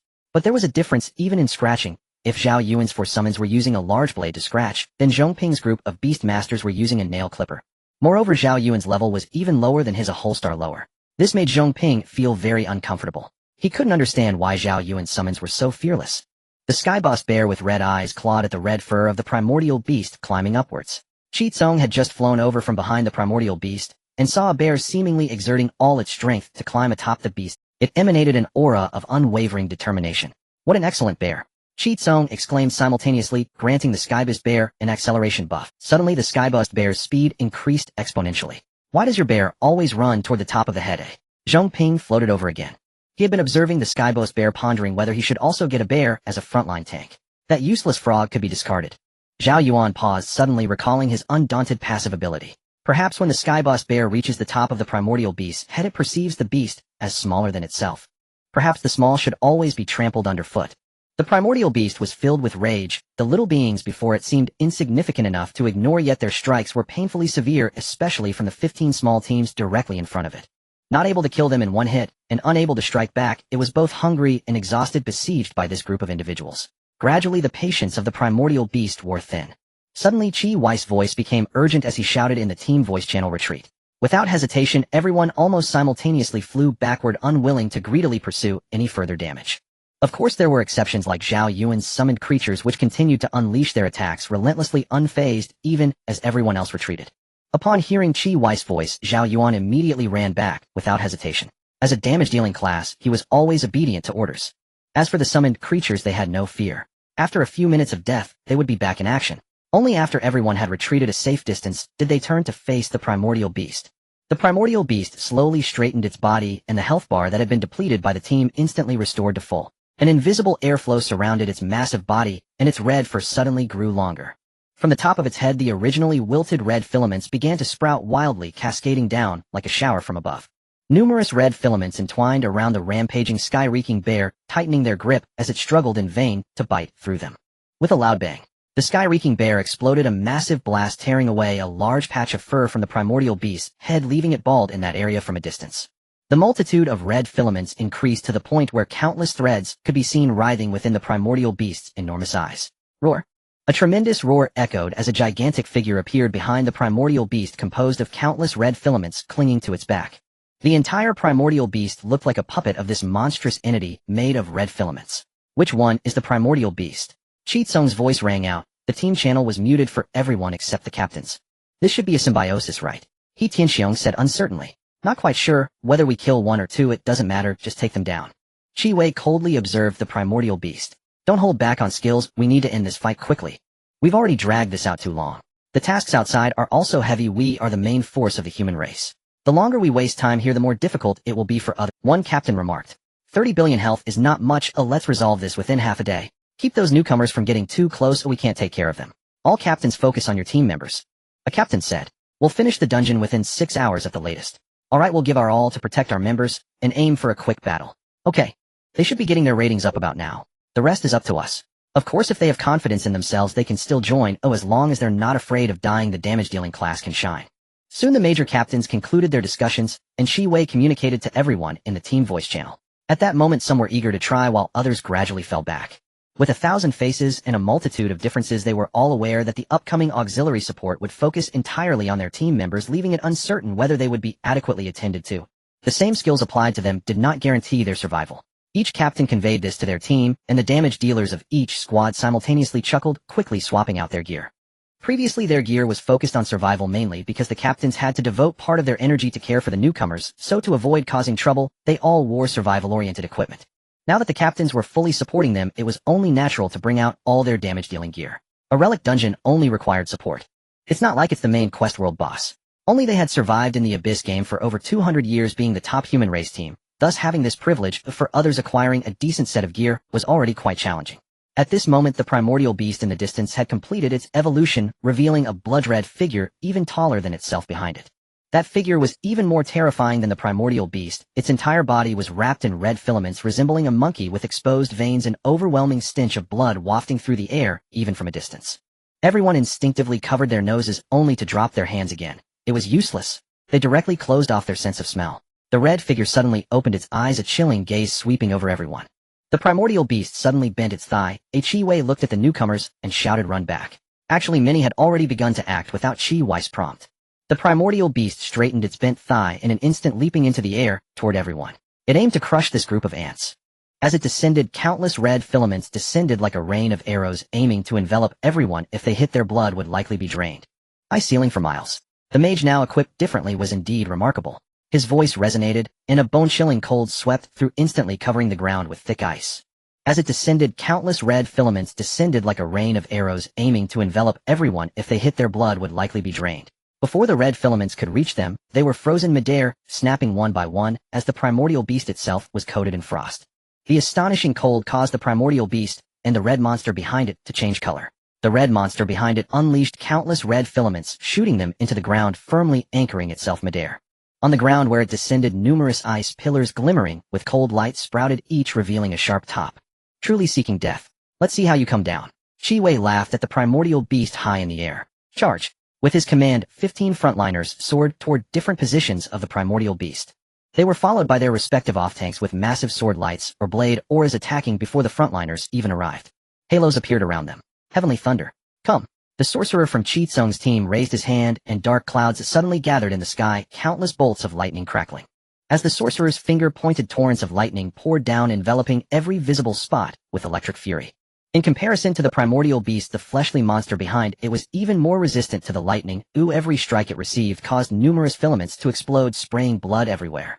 The entire primordial beast was drenched in a sea of thunder. Compared to ice, lightning was far more violent. As it descended, it shattered the ice on the ground, and within the area engulfed by the thunder, a mountain covered in ice vanished in an instant.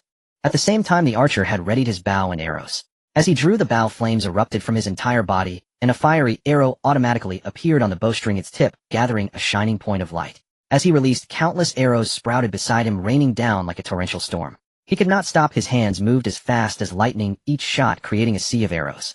Not far away, a man and a woman dressed in robes floated into view. The male mage's staff emitted a radiant glow as he suddenly opened his eyes. Meteor falling. With his voice, a beam of light flashed in the sky as a massive meteor appeared from nowhere, descending with terrifying speed, followed by a barrage of meteors. The meteor carried a horrific aura of destruction, forcing the primordial beast to raise its head. At the same time, the female mage's staff also burst forth with light. Darkness devouring. Before the meteors even struck, an endless dark space surged beside the primordial beast. A gigantic mouth opened wide, swallowing half of the beast's body in one bite. In an instant, the beast erupted into a terrified roar as its body was severed in half by the massive jaw. Countless strands flowed out from the primordial beast, quickly repairing its broken body, and in a flash it was restored, though its health had noticeably decreased. In the next moment, a meteor comparable to the size of the primordial beast's head smashed down one after another, sending the beast crashing to the ground. Sharp ice spikes pierced through the primordial beast's body. Countless red threads shot out from the red monster, lifting the primordial beast up. Countless red threads wove through the primordial beast's body, stitching it up. The air crackled with intense heat as flames burned wildly, and a fire mage extended their staff. Despairing fire sea. A massive flame erupted from the ground, igniting the very air itself, as the intense fire caused the red monster to howl in agony. Sword Chi Lotus. At this moment, the melee assassin entered the fray, their figure moving like lightning. As they arrived, golden lotuses floated into the sky, spinning continuously. The instant they made contact with the primordial beast, the sky full of golden lotuses suddenly halted, followed by a torrent of sword energy erupting forth. In an instant, only white flashes remained in the sky. Countless sword energies surrounded the primordial beast from all angles, executing a deadly onslaught. 3 seconds later, the lotuses vanished, and the assassin's figure had already disappeared. Crescent Moon Slaughter. A bright female voice rang out as a young woman wielded a curved blade, summoning a waning crescent moon that illuminated her face, with its radiant light surging with magical energy. The heavens split in two, revealing only the half-crescent moon. As the crescent flashed, a massive rift appeared on the primordial beast, blood gushing forth. With the crescent's flash, the woman's figure vanished. After the damage dealers changed their equipment, their output became dramatically stronger. At this moment, they truly were the elite squad of humanity, dominating the abyss for nearly 300 years. They represented the highest damage output among humans, and were the sharpest spear for humanity's advancement. Zhao Yuan and Zhong Ping hid atop a distant mountain, gazing in shock at the apocalyptic scene before them. Zhao Yuan's summons had mysteriously perished, awaiting revival. Iron Han Han had no idea how to evade. If this scene were to occur in the real world, it would mean national slaughter and destruction. Zhong Ping stood on the solid ice, observing the flames raging around him, a stark contrast of ice and fire. The meteors continuously falling from the sky had turned the area where the primordial beast resided into a massive pit. Despite being so far away, they could still feel the shockwaves of the attacker's strikes. Without the team's damage mitigation effects, they would have long since turned to ash. "This is terrifying," exclaimed Zhong Ping, the frog on his shoulder incessantly flapping its mouth. "We are still far behind these top damage dealers." Zhao Yuan sighed. "It's okay, we're still young. One day we'll be just like them," Zhong Ping said with a hint of excitement. 300 years in the abyss, it's coming soon," Zhao Yuan muttered. This scene caused the eager newcomers who were ready to showcase their skills to settle down. Just observe. The front line was constantly pulling the primordial beast's attention, forcing it to deal with them first, leaving the distant damage dealers largely ignored. Every time it attempted to attack, it was met with relentless taunts. The enforced taunts prevented the primordial beast from breaking through the front line to strike the back line, and by the time it escaped the taunts, the damage dealers had already created a significant distance. The warlock's thunderous attacks effectively suppressed the red monster. Any red thread that surged out was quickly cleared by the thunder, not to mention the icy and fiery attacks following. Zhao Yuan summoned his minions once more and turned to Zhong Ping, asking together. Zhong Ping's expression darkened as he glanced at the large frog on his shoulder, which seemed to have anticipated his actions, synchronously turning with him. Zhong Ping looked at his summoned creatures. Everyone instinctively averted their gazes. Only the little green snake gaped, preparing to spray Zhong Ping with saliva. "Why don't you go?" In an instant, Zhong Ping had a stroke of inspiration, quickly inserting his finger to block the little green snake's words. Ignoring the snake's furious glare, he calmly told Zhao Yuan, "No thanks. Let's not embarrass ourselves with our output," he thought, yet his mind was raging. "Do you think I don't want to? Every strike I miss is a loss of ruins points." However, the seated generals were all hesitant. Seeing Zhong Ping's unwillingness, Zhao Yuan did not force the issue and immediately launched his own summons. The damage would count towards the scoring, ultimately converting into such a good opportunity could not be wasted. Even if he died, it would be fine, or as long as he survived, they would be heroes again in a few minutes. As soon as the sky bear appeared, it charged towards the distant primordial beast, followed closely by the giant horn ant, and the flame mage walked on lava at the back. Zhao Yuan did not summon the rift butterfly, but instead let it flutter beside him. As a summoner, a fragile creature must always remain to protect oneself. This place was too far from Qi Wei and the others, who knew if something unexpected would happen. One must always be wary. The three summoned creatures marched forward with steadfast steps, confidently approaching the primordial beast. The onlooking newcomers naturally witnessed this. They couldn't help but feel a sense of tragic grandeur, like the winds howling through the cold waters, knowing the heroes might never return. "These guys are so stubborn," someone suddenly exclaimed. It seemed to be true. Their abruptness turned the somber atmosphere into a comedic one. "What kind of summoner is this? They feel different," someone muttered. Although summoners were rare, there were always a few each year. Typically, summoned creatures possess low intelligence and act on instinct. They usually won't attack unless forced to sacrifice themselves by the summoner. In high-risk situations, they rarely act proactively. However, these creatures showed no passive tendencies. Instead, they charged in eagerly, seemingly to feast. It was baffling. The sky-exploding bear charged forward with its brethren. At that moment, the battlefield was filled with combatants high in the sky. Everyone was fixated on the massive form of the ancient beast, oblivious to the scene below except for Qi Wei. Qi Wei surveyed the situation, identifying gaps and remaining vigilant for unexpected events. He glanced at the sky-exploding bears, knowing they wouldn't pose a threat to anyone, thus he wouldn't intervene. In an instant, he understood that they were there to gather relic points, and he felt satisfied with Zhao Yuan's approach. It was essential to upgrade without reservation and seize every opportunity. This was the spirit advocated by humanity. The ancient beast wailed in despair. Even with its boundless might, it was powerless now. It was destined to face death. Each movement of its colossal body shook the earth, but what difference did it make? It and the red monster were both in a passive state. Their attacks were either dodged by the small beings or shattered by overwhelming extraordinary power. Especially the red monster, which thought its presence could help the ancient beast quickly eliminate these provocative ants. Yet it found itself nearing its end, unable to unleash its full capabilities under the relentless assault of thunder. Unbeknownst to it, the sky-exploding bear climbed back onto the ancient beast's head, hesitating slightly, this time sensing that this wasn't the highest point, as there was still a red monster behind. Without a moment's hesitation, it leaped onto the red monster's body. Ignoring the slick red threads, it focused on climbing upward. Unlike the ancient beast, the red monster was composed of countless red threads. As soon as the sky-exploding bear climbed up, numerous threads shot out from the red monster, targeting the sky-exploding bear. Unfortunately, the area was filled with thunder. The moment the red threads emerged, they were swept away by the lightning. Yet the sky-exploding bear found itself unable to move, as every point of contact with the red monster had become sticky. The threads seemed to have countless mouths gnawing at the sky-exploding bear. Realizing it couldn't move, the sky-exploding bear grew anxious and began to bite at the red monster, with each bite resulting in a spray of blood. The flame mage and the giant horn ant did not aim to ascend too high. The giant horn ant directly attacked the ancient beast's feet upon encounter. Meanwhile, the flame mage surrounded the ancient beast, pouring magma onto it. As time passed, the battlefield between the ancient beast and humanity expanded, affecting countless ancient trees and hidden ancient beasts leaving the ground. The sky-exploding bear exploded time and again, only to be released by Zhao Yuan each time. Soon the ancient beast's health reached zero, and the red monster behind had lost its original form. Its threads dimmed and turned gray. 3 assassins charged up with their statuses stacked. At the same time, support maxed out all statuses and damage dealers unleashed all their skills. A cry of pain erupted as the red monster emitted a tortured roar, its body turning black and then disintegrating into ashes. Without the red monster, the ancient beast was even more helpless. It collapsed directly. The ancient beast could no longer stand, and a bright sword light appeared. The ancient beast's massive head was severed, tumbling down like a giant stone. With a thud, its body crashed to the ground, blood gushing from its neck like a river, forming a blood pool on the ground. The large relic dungeon, the lament of ancient beasts, has been cleared. The system's voice was as punctual as ever, ringing out with the ancient beast's fall. Qi Wei let out a sigh of relief, but was finally over. The sky began to brighten, and the newcomers following from afar rushed over.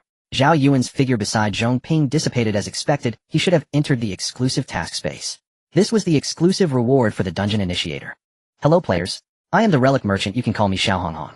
Congratulations on clearing the relic dungeon. I have prepared a plethora of items for you all. Feel free to take a look. Of course, I also need your relic points. If you have no relic points, I'm afraid I can't welcome you. A creature resembling the red monster suddenly appeared, its body swirling with red threads, wearing a familiar smile as it addressed everyone. Relic merchant. The 15 small teams instantly broke into smiles. They had come here precisely for this. They rushed into the light gate, leaving Qi Wei helpless. Qi Wei watched the eager crowd rush, and turning to face the newcomers, his task was not yet complete. Alright everyone, don't rush in. The relic shop doesn't hold much value for you. Your meager relic points won't buy anything. Be honest and use them for upgrading. Leveling up is the key. Qi Wei spread his arms, blocking the rushing newcomers. Boss, we won't buy strange items. We just want to take a look, someone said excitedly. Yes, let's just go in and take a look. It's our first time encountering a relic shop. How could we miss such an opportunity? I've said all I needed to, the rest is up to you. Shi Wei did not stop them, nor was there a need to. He had explained the stakes, and how they chose to proceed was beyond his intervention. Turning to step into the light gate, he also wanted to buy some strange items, as such opportunities were rare for him. Watching Shi Wei enter, a crowd followed suit. Zhao Yuan decisively stepped back, clicked to exit the dungeon. He was afraid that if he entered, he wouldn't be able to resist buying. Now he only wanted to level up. Looking at his 950 relic points, Zhao Yuan was overjoyed. A flash of light passed, and the dungeon began to solidify as Zhao Yuan exited. In a certain space, the giant beast opened its eyes wide, watching Zhao Yuan's figure fade away. He was about to completely leave its territory. It repeatedly raised its claws, wanting to strike, but restrained itself again and again, fearing that if it struck down and didn't kill this wielder of star power, it might instead be killed by Lan. In the end, it could only watch as Zhao Yuan completely left the dungeon. The stars are the enemies of the gods. Having gained their power, you are destined to be remembered by all deities. Mortal, you cannot escape your fate. The giant beast slowly closed its eyes. Just after exiting the dungeon, Zhao Yuan shook his head in confusion. It seemed there was some voice ringing in his ears. Reflecting seriously, he heard nothing. Was it an illusion? Zhao Yuan murmured, then felt a surge of immense joy within his body. The 950 relic points transformed entirely into divine points as Zhao Yuan left the dungeon. An invisible force surged within him, unlocking numerous human shackles, and his genes were evolving wildly. 4 stars, 5 stars, 6 stars, 7 stars. The gains from this relic dungeon were enormous. Not to mention the 35 relic points from the ancient beast at the end. Just the rewards from making fish soup earlier alone amounted to 6, a bountiful harvest. With such a large number of relic points, it is estimated to be only slightly fewer than the 15 elite teams, but significantly more than the other newcomers who entered at the same time.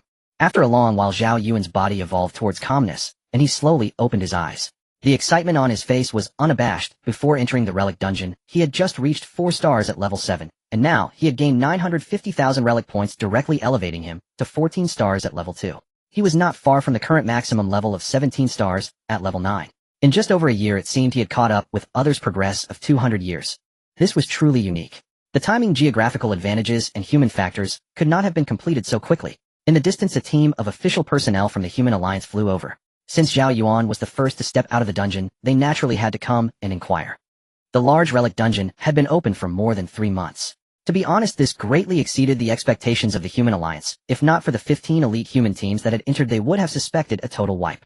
It is important to note that this was not a random match, but an organized action by the Human Alliance with a lineup that could be described as extraordinarily luxurious. Even the scarce support classes like Aura Assistants had 15. If there was still a mishap, wouldn't that be a slap in the face for the Human Alliance? But as time dragged on, exceeding expected timelines, many began to feel restless. If not for the detection items indicating that nothing had gone wrong, the Human Alliance would have likely used their foundational artifacts to break open this relic dungeon. Not to mention the 200,000 newcomers. Even the 15 elite teams were a significant loss for the humans at this critical moment. Hello, has the dungeon ended? Is everyone alright? A man rushed over, leading the group. There was no choice, since it exceeded expectations. He had been waiting here for nearly 2 months, being urged daily by countless people wanting to know the situation. Recently, even the speaker had inquired, how could he not be anxious? It's over. Basically everyone is fine. In this dungeon, Zhao Yuan had indeed not seen any casualties. Of course, this was limited to the boss battle. Before the boss battle, everyone had separated, and Zhao Yuan was not entirely sure about any major casualties. Hearing Zhao Yuan's words, the man finally breathed a sigh of relief. That was great, not the worst scenario. Why did this relic dungeon take so long? Was the boss extreme? The man continued to ask. Seeming to realize he was a bit too anxious, he calmed down and said, I forgot to introduce myself. Oh, I am the Deputy Director of the Law Enforcement Department of the Human Alliance, and also the head of the Rookie Guard Enforcement Team. My name is Qin Shaoling, Deputy Director of Law Enforcement. That is already a high-ranking position within the Human Alliance. Zhao Yuan's thoughts quickly turned, and he hurriedly replied, Hello, Deputy Director Qin, my name is Zhao Yuan. This time the boss was not too strong. It was resolved in less than 10 hours. Upon hearing Zhao Yuan's name, Qin Xiaoling's eyes flashed with a glimmer. He was naturally familiar with this name, as Zhao Yuan had been frequently mentioned among the high-ranking members of the Human Alliance recently, but this was his first time meeting Zhao Yuan, and he discreetly scanned Zhao Yuan from head to toe. He seems a bit familiar. 10 hours. Then why did it take so long to come out? Qin Shaoling took a deep breath and said angrily, initially he thought it was Qi Wei's irresponsibility deliberately delaying time, but then realized that was impossible. Who was Qi Wei? A famous hothead among the humans. Even before the apocalypse, he was a quintessential rebel. He often criticized some decision-makers of the Human Alliance. He might cause trouble over trivial matters, but in such situations he should be more proactive than anyone else. Although Zhao Yuan did not feel that the time for this dungeon was particularly slow, seeing Deputy Director Qin so anxious, he imagined that others might think differently. Although the boss only took 10 hours, it took 3 months to find the boss. Zhao Yuan explained. Upon hearing this, Qin Xiaoling's face darkened. He had chosen this large relic dungeon himself. Without a doubt, he would soon be bombarded by the human critics. After all, the initial decision was to push quickly, and to ensure efficiency, they had dispatched 15 elite teams. Soon he envisioned the scene of Qi Wei pointing at his nose and scolding him. Why are they still not out? Qin Xiaoling changed the subject. They have entered the relic shop, and they should come out soon. Sure enough, with Zhao Yuan's words, figures began to appear. In fact, many people were simply curious. They took a quick look inside, and hurriedly exited. When it came to spending relic points on rare items, many were reluctant. Another reason was that good items were truly too expensive. Qin Xiaoling also noticed others appearing out of the corner of his eye. Seeing that Qi Wei and the other 15 teams had not yet emerged, he did not rush to leave, but planned to chat a bit more with Zhao Yuan. Why did you come out so quickly? Aren't you going to check out the relic shop? Qin Xiaoling casually asked. No, leveling up is the most important thing. Zhao Yuan said seriously. You are right, it seems you have a clear understanding. Rare items are indeed good, but they cannot compare to the importance of divine rank. Qin Xiaoling smiled, and said, this young man was indeed impressive, not blinded by immediate benefits. Rare items are good, but if one's divine rank is behind, no matter how good your rare items are, wouldn't they still be crushed by divine rank? You've reached 14 stars at level 2. It seems your gains from this dungeon are immense. Well done. It was worth it for us to use the rule stones to send you in. Qi Wei noticed Zhao Yuan's level and couldn't help but feel pleased. This was his achievement.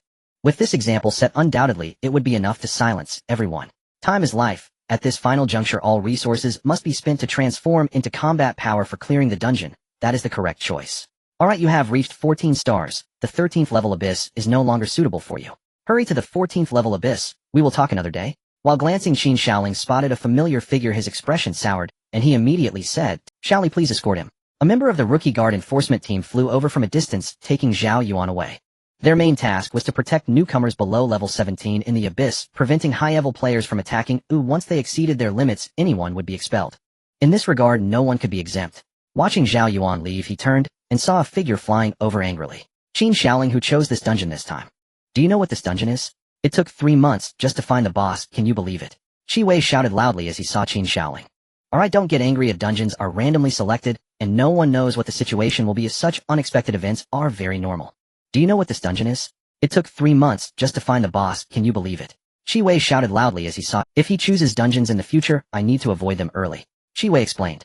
Qin Xiaoling's expression stiffened. This was even more something he could not reveal.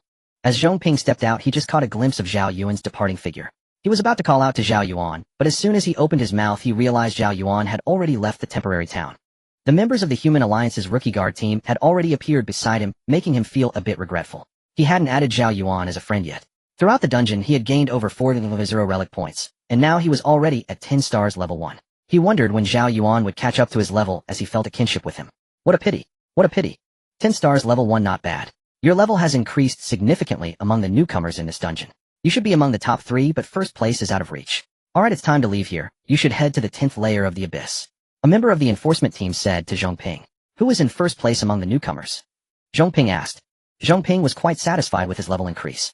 Going up 4 stars in 3 months was unimaginable in the past. Hearing that he was not in first place, Zhong Ping was taken aback. Before the boss battle, he already had 2,000 relic points, which was significantly faster than other professions. How could that output class surpass his? The shadow of Zhao Yuan unconsciously surfaced in his mind. Could it be him? It's a summoner who directly leveled up to 9 stars. Summoners do indeed have an advantage in this situation, but to achieve such a feat in just 3 months is quite astonishing. It seems to have created history. 9,000. Zhong Ping was startled. Alright, don't linger here any longer. I need to ensure you leave the 13th layer of the abyss safely, or you might get killed by wild monsters. The enforcement member urged, as there was only one person heading to the 10th layer of the abyss. He hurried to send him to the teleportation array as he had other matters to attend to. In a flash of light, Zhao Yuan appeared in the 14th layer of the abyss. Looking at the 14th layer of the abyss, Zhao Yuan sighed. Before entering the abyss game, he would never have imagined that he would reach the 14th layer in just over a year.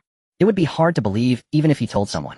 Zhao Yuan headed towards the human main city of the 14th layer, where the nearest city, Wangtian City, was just ahead. Wangtian City was built on a high mountain. To be precise, Wangtian City was a large mountain. It was here that humans once observed the world boss, the Heavenly Fury Thunder Python, at the 14th layer. Later, when the Heavenly Fury Thunder Python was defeated, people hollowed out this mountain and established the third main city of the 14th layer of the abyss, Wangtian City. Zhao Yuan flew over and entered Wangtian City. This time, he did not look for a hotel to rest. Now that he had evolved to 14 stars, resting was no longer necessary unless his divine essence was severely depleted. Normal activities no longer required rest. He opened the map to find the life profession hall, and the route was marked out. Zhao Yuan flew along the path, weaving through tunnels with sunlight streaming through holes in the side walls, illuminating the passage brightly. For extraordinary professions, hollowing out a mountain was not difficult, and Zhao Yuan could do it now. The entire tunnel was wide, and compared to the 4th layer of the abyss, there were significantly more people at the 14th layer. There were remnants of people who had not leveled up for various reasons. The higher the layer, the more people chose to pursue life professions. Not everyone could charge boldly forward. There would always be a small portion of people who gave up and turned to life professions. In this regard, the Human Alliance neither encouraged nor opposed it. Although the Human Alliance needed more people to enter the front line to complete main quest, logistics were indispensable in any war. Soon Zhao Yuan arrived at the life profession hall, where he could almost learn all life professions, whether provided by the Abyss game or inherent to humanity, and even those he invented himself were recognized by the Abyss game. After a glance around the hall, Zhao Yuan had no intention of changing to a life profession. Moreover, he did not possess any life professions. He looked towards the side of the hall and walked in. On a long street, various shops were densely distributed on both sides. Here no one sold anything. Valuable items in the Abyss game were primarily traded in game markets and auction houses, so very few people set up stalls. However, this was a shop run by life professionals, and most of them operated on a custom order basis. Zhao Yuan observed as the shop owners introduced their stores. Unlike the tense preparations for war outside, the people here appeared particularly relaxed, embodying the feeling of retreating to a small building to become unified, indifferent to the changing seasons. Zhao Yuan stopped in front of a shop that specialized in crafting various musical instrument equipment. He walked inside, where a beautiful woman was completely focused on crafting an instrument resembling a flute at her workstation. As she worked, the flute slowly changed from blue to yellow. Unfortunately, before the blue could fully transform into yellow, a crisp sound was heard, and the flute shattered. What a pity, so close. Zhao Yuan said with some regret, just a bit more, and she could have crafted a high-quality flute. Currently, the highest quality items that human life professionals could craft were of good quality. It was said that legendary and mythical qualities were unattainable for humans, as if there was an invisible shackle that no one could break through. Zhao Yuan looked up at Zhao Yuan and walked over with a smile, saying, "Hello, do you need anything? Can you craft a device that plays music autonomously? Make it a bit smaller, but the sound should be louder," Zhao Yuan replied. Zhao Yuan's expression became somewhat strange as she turned and brought out a large box from the side. MP12, mobile phones, speakers, various Bluetooth devices, all here. You can pick whatever you like. Such things from before the apocalypse are indeed hard to find now. There's hardly any demand. You'll need to find someone with lightning attribute powers to charge them. Zhao Yuan said with some regret. She had loved music since childhood and had collected various contemporary music. Unfortunately, her talent determined her profession. If only she had become a sound-supporting musician or a performing output class instead of a useless control type, she wouldn't be here idling away. No, I don't want this kind of electronic device. I meant to craft a quality piece of equipment or item. Zhao Yuan explained, looking at the large box of electronic devices in front of him. Oh, I see. It's not that it can't be done, but instruments with extraordinary attributes require extraordinary materials. To be honest, you might as well just buy equipment directly. The quality is much stronger than anything artificial. Zhao Yuan advised, thinking Zhao Yuan was a music-type professional. Zhao Yuan was too lazy to explain and directly took out the tooth of the celestial beast. In an instant, a gigantic tooth filled the entire shop, with a part already sticking out of the store. For a moment, heads popped out from the shops along the street, and some people curiously walked over. Seeing this enormous tooth radiating extraordinary power, Zhao Yuan was stunned. Immediately, Zhao Yuan hurriedly opened the spatial adjustment in the store, and in an instant the space within the shop folded. The entire shop expanded several times, and then she walked to the entrance, blocking the curious neighbors outside, waving a sign in front of the door, which displayed a line of characters. Temporarily closed. An invisible wave appeared, forbidding any outsiders from stepping inside. After completing this, Zhao Yuan excitedly walked up to the giant tooth, carefully stroking it. The whole tooth was pearly white, round and smooth, with streams of light flashing across it, indicating that it was no ordinary item. The appraisal technique emerged, and soon the information about the heavenly melody beast's tooth was revealed. "Is this material acceptable?" Zhao Yuan asked. "Of course. This material is simply the top-tier material for crafting musical instruments. I haven't seen anything this good in years." "That's amazing. What kind of instrument do you want to craft?" Zhao Yuan quickly inquired, as a musical instrument maker being able to use such excellent materials was a rare opportunity. Not an instrument, but a device that can automatically play various types of music. Zhao Yuan was not swayed by Zhao Yuan's words. He was not looking for any instrument. He completely did not understand musical instruments. Isn't that a waste? Just think about it, crafting an instrument from this material would be exceptional, a rare treasure for voice-related professions. Zhao Yuan attempted to change Zhao Yuan's mind, and directly pushed a large box of electronic devices on the table towards him, saying, "This is a gift for you." Looking at these old antiques, Zhao Yuan was both amused and exasperated. What would he do with these? However, the shopkeeper's words reminded him that perhaps he could craft instruments from this tooth and sell them for a decent. He currently needed a lot of money to assemble his summoning army. It's not that I can't do it, but first you need to make a batch of playback devices according to my specifications, and then we can consider what you mentioned. Alright, just tell me your requirements. Zhao Yuan's lips curled slightly upward. Her goal had been achieved. Make it the size of a bell, and record some passionate songs inside. Remember, it has to be energetic, the kind that makes you want to charge forward immediately, not those weird romantic. Don't worry about that. Just make sure you don't compromise the amplification effects of the material. Zhao Yuan said, feeling uneasy. Zhao Hui rolled her eyes at Zhao Yuan and said, the highlight of this material is its amplification effect. Why would I ever undermine that? Rest assured, I'm a professional. A size of a bell. Bells come in many sizes. Are there any specific requirements? Just do as you see fit. Oh, it should be fine. Make about 100 of them for me. 100. Why do you need that many? Zhao Yuan's mouth dropped open, her face full of disbelief. I am the customer. You should be more professional. Zhao Yuan said, a bit irritated. Alright, my apologies. That was my mistake. Zhao Hui realized she had overstepped. She shouldn't have questioned the customer's purpose. Also, the music must be synchronized. It shouldn't play independently. Zhao Yuan reminded her. When the army strikes, they can't be playing independently, right? Alright, that's simple. The requirements should be about these. I imagine there will still be plenty left from this tooth. Zhao Yuan pointed towards the heavenly melody beast's tooth. Hearing this, Zhao Hui perked up, nodding repeatedly. This tooth was indeed too large, and 100 bells wouldn't consume much of it. She was unaware that Zhao Yuan had another one. What do you plan to craft with the remaining material? As soon as the topic shifted to her expertise, Zhao Yuan's eyes lit up. It doesn't matter, he'll craft whatever instrument sells. Zhao Yuan said directly his goal was simply to make money, and he didn't care what kind of instrument it would be. Such a simplistic view was infuriating to Zhao Hui, but she quickly suppressed her anger. He was the customer. Zhao Hui silently chanted 3 times in her heart, still keeping a smile on her face. If it weren't for how excellent Zhao Yuan's materials were, she would have wanted to kick him out. What's the price? Zhao Yuan asked, as he was not familiar with the market. I will take a commission, Zhao Hui said decisively. A commission? Zhao Yuan hesitated. He hadn't done his homework beforehand, and he had taken things too lightly, leading to his passive position now. He was not skilled in bargaining. Don't worry, I've been running this shop for nearly a century. Calling it an old establishment is no exaggeration. My reputation is guaranteed. Many people come for my credibility. In her view, Zhao Yuan must have heard of her reputation before seeking her out. After all, such excellent materials. When it comes to crafting musical instruments, she might be exaggerating by claiming to be the best among the human race, but saying she is in the top 10 is still quite humble. But in reality, Zhao Yuan had never even heard of her. Hearing her words, Zhao Yuan thought for a moment, no longer hesitating, and said, Alright, how much commission? 1%. It sounds like a small amount. Zhao Yuan nodded, reluctantly accepting it. After all, he still had another tooth. If this person cheated him, he absolutely wouldn't come back for the next one. In fact, this price was quite fair, and Zhao Hui would make a small profit. For such materials, the differences in craftsmanship would not be significant. She was just striving for perfection. Alright, it needs to be quick, Zhao Yuan said. Zhao Hui shook her head and said, let me put it this way, if you want to sell at a good price, you'll definitely need to promote it, and promotion will take time. It can't be done very quickly. She made a valid point. Then let's do this first, get the bells ready, and for the rest, do it as quickly as possible. Let me put it this way, I have another tooth. If you can satisfy me, I will come to you for the next one. Zhao Yuan pointed at the heavenly melody beast's tooth as he spoke. Upon hearing Zhao Yuan's words, Zhao Hui nearly jumped up. There's another one. This is simply fantastic. Rest assured, I will ensure you get more value than you pay for.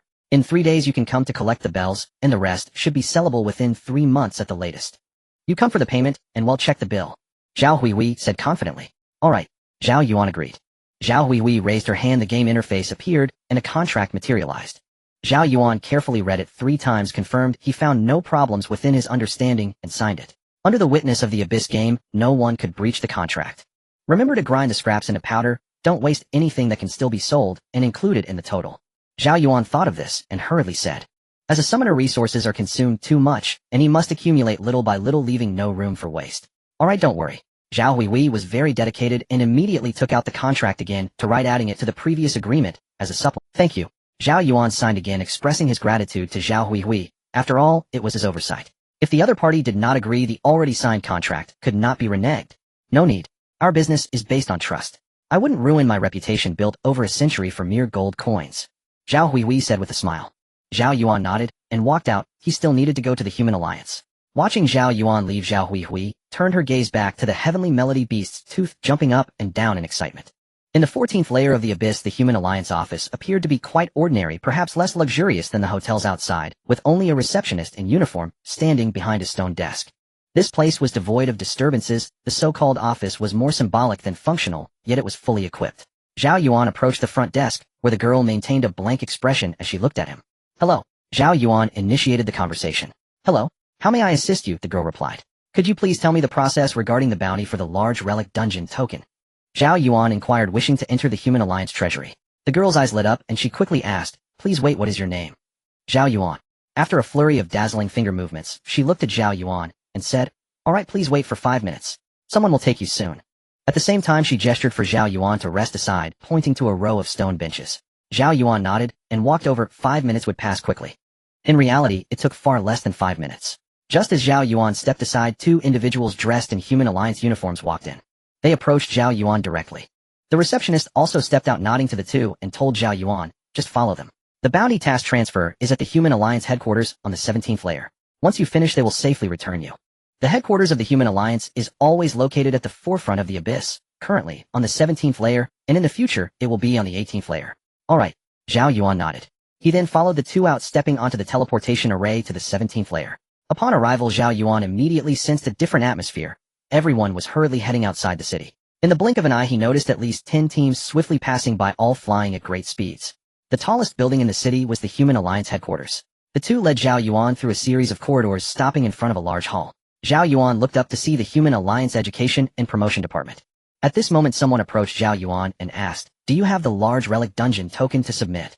Seeing Zhao Yuan nod, the person's face broke into a smile as he said, follow me. Zhao Yuan followed into an office where several others were busy. Upon entering, they glanced at Zhao Yuan before continuing their work. Over here, place the token on the stand. A man pointed to a triangular holder on the table. Zhao Yuan placed the lost chapter onto it. And as soon as he let go, the moment the token was set down, the triangular stand emitted a spectrum of colors accompanied by a voice. Exclusive task item: the lost chapters of a vanished civilization. Exclusive task item. The man's brows furrowed, a mix of helplessness and excitement apparent. What's wrong? Isn't it the large relic dungeon token? Zhao Yuan asked, puzzled. Yes, it is, but it's an exclusive task item, not just a simple token. Get is a task, and only then is it a token. Let me put it this way, as long as there is a token, whoever holds it can complete the specified ritual to open the large relic dungeon from matching, which counts as a multiplayer dungeon, while the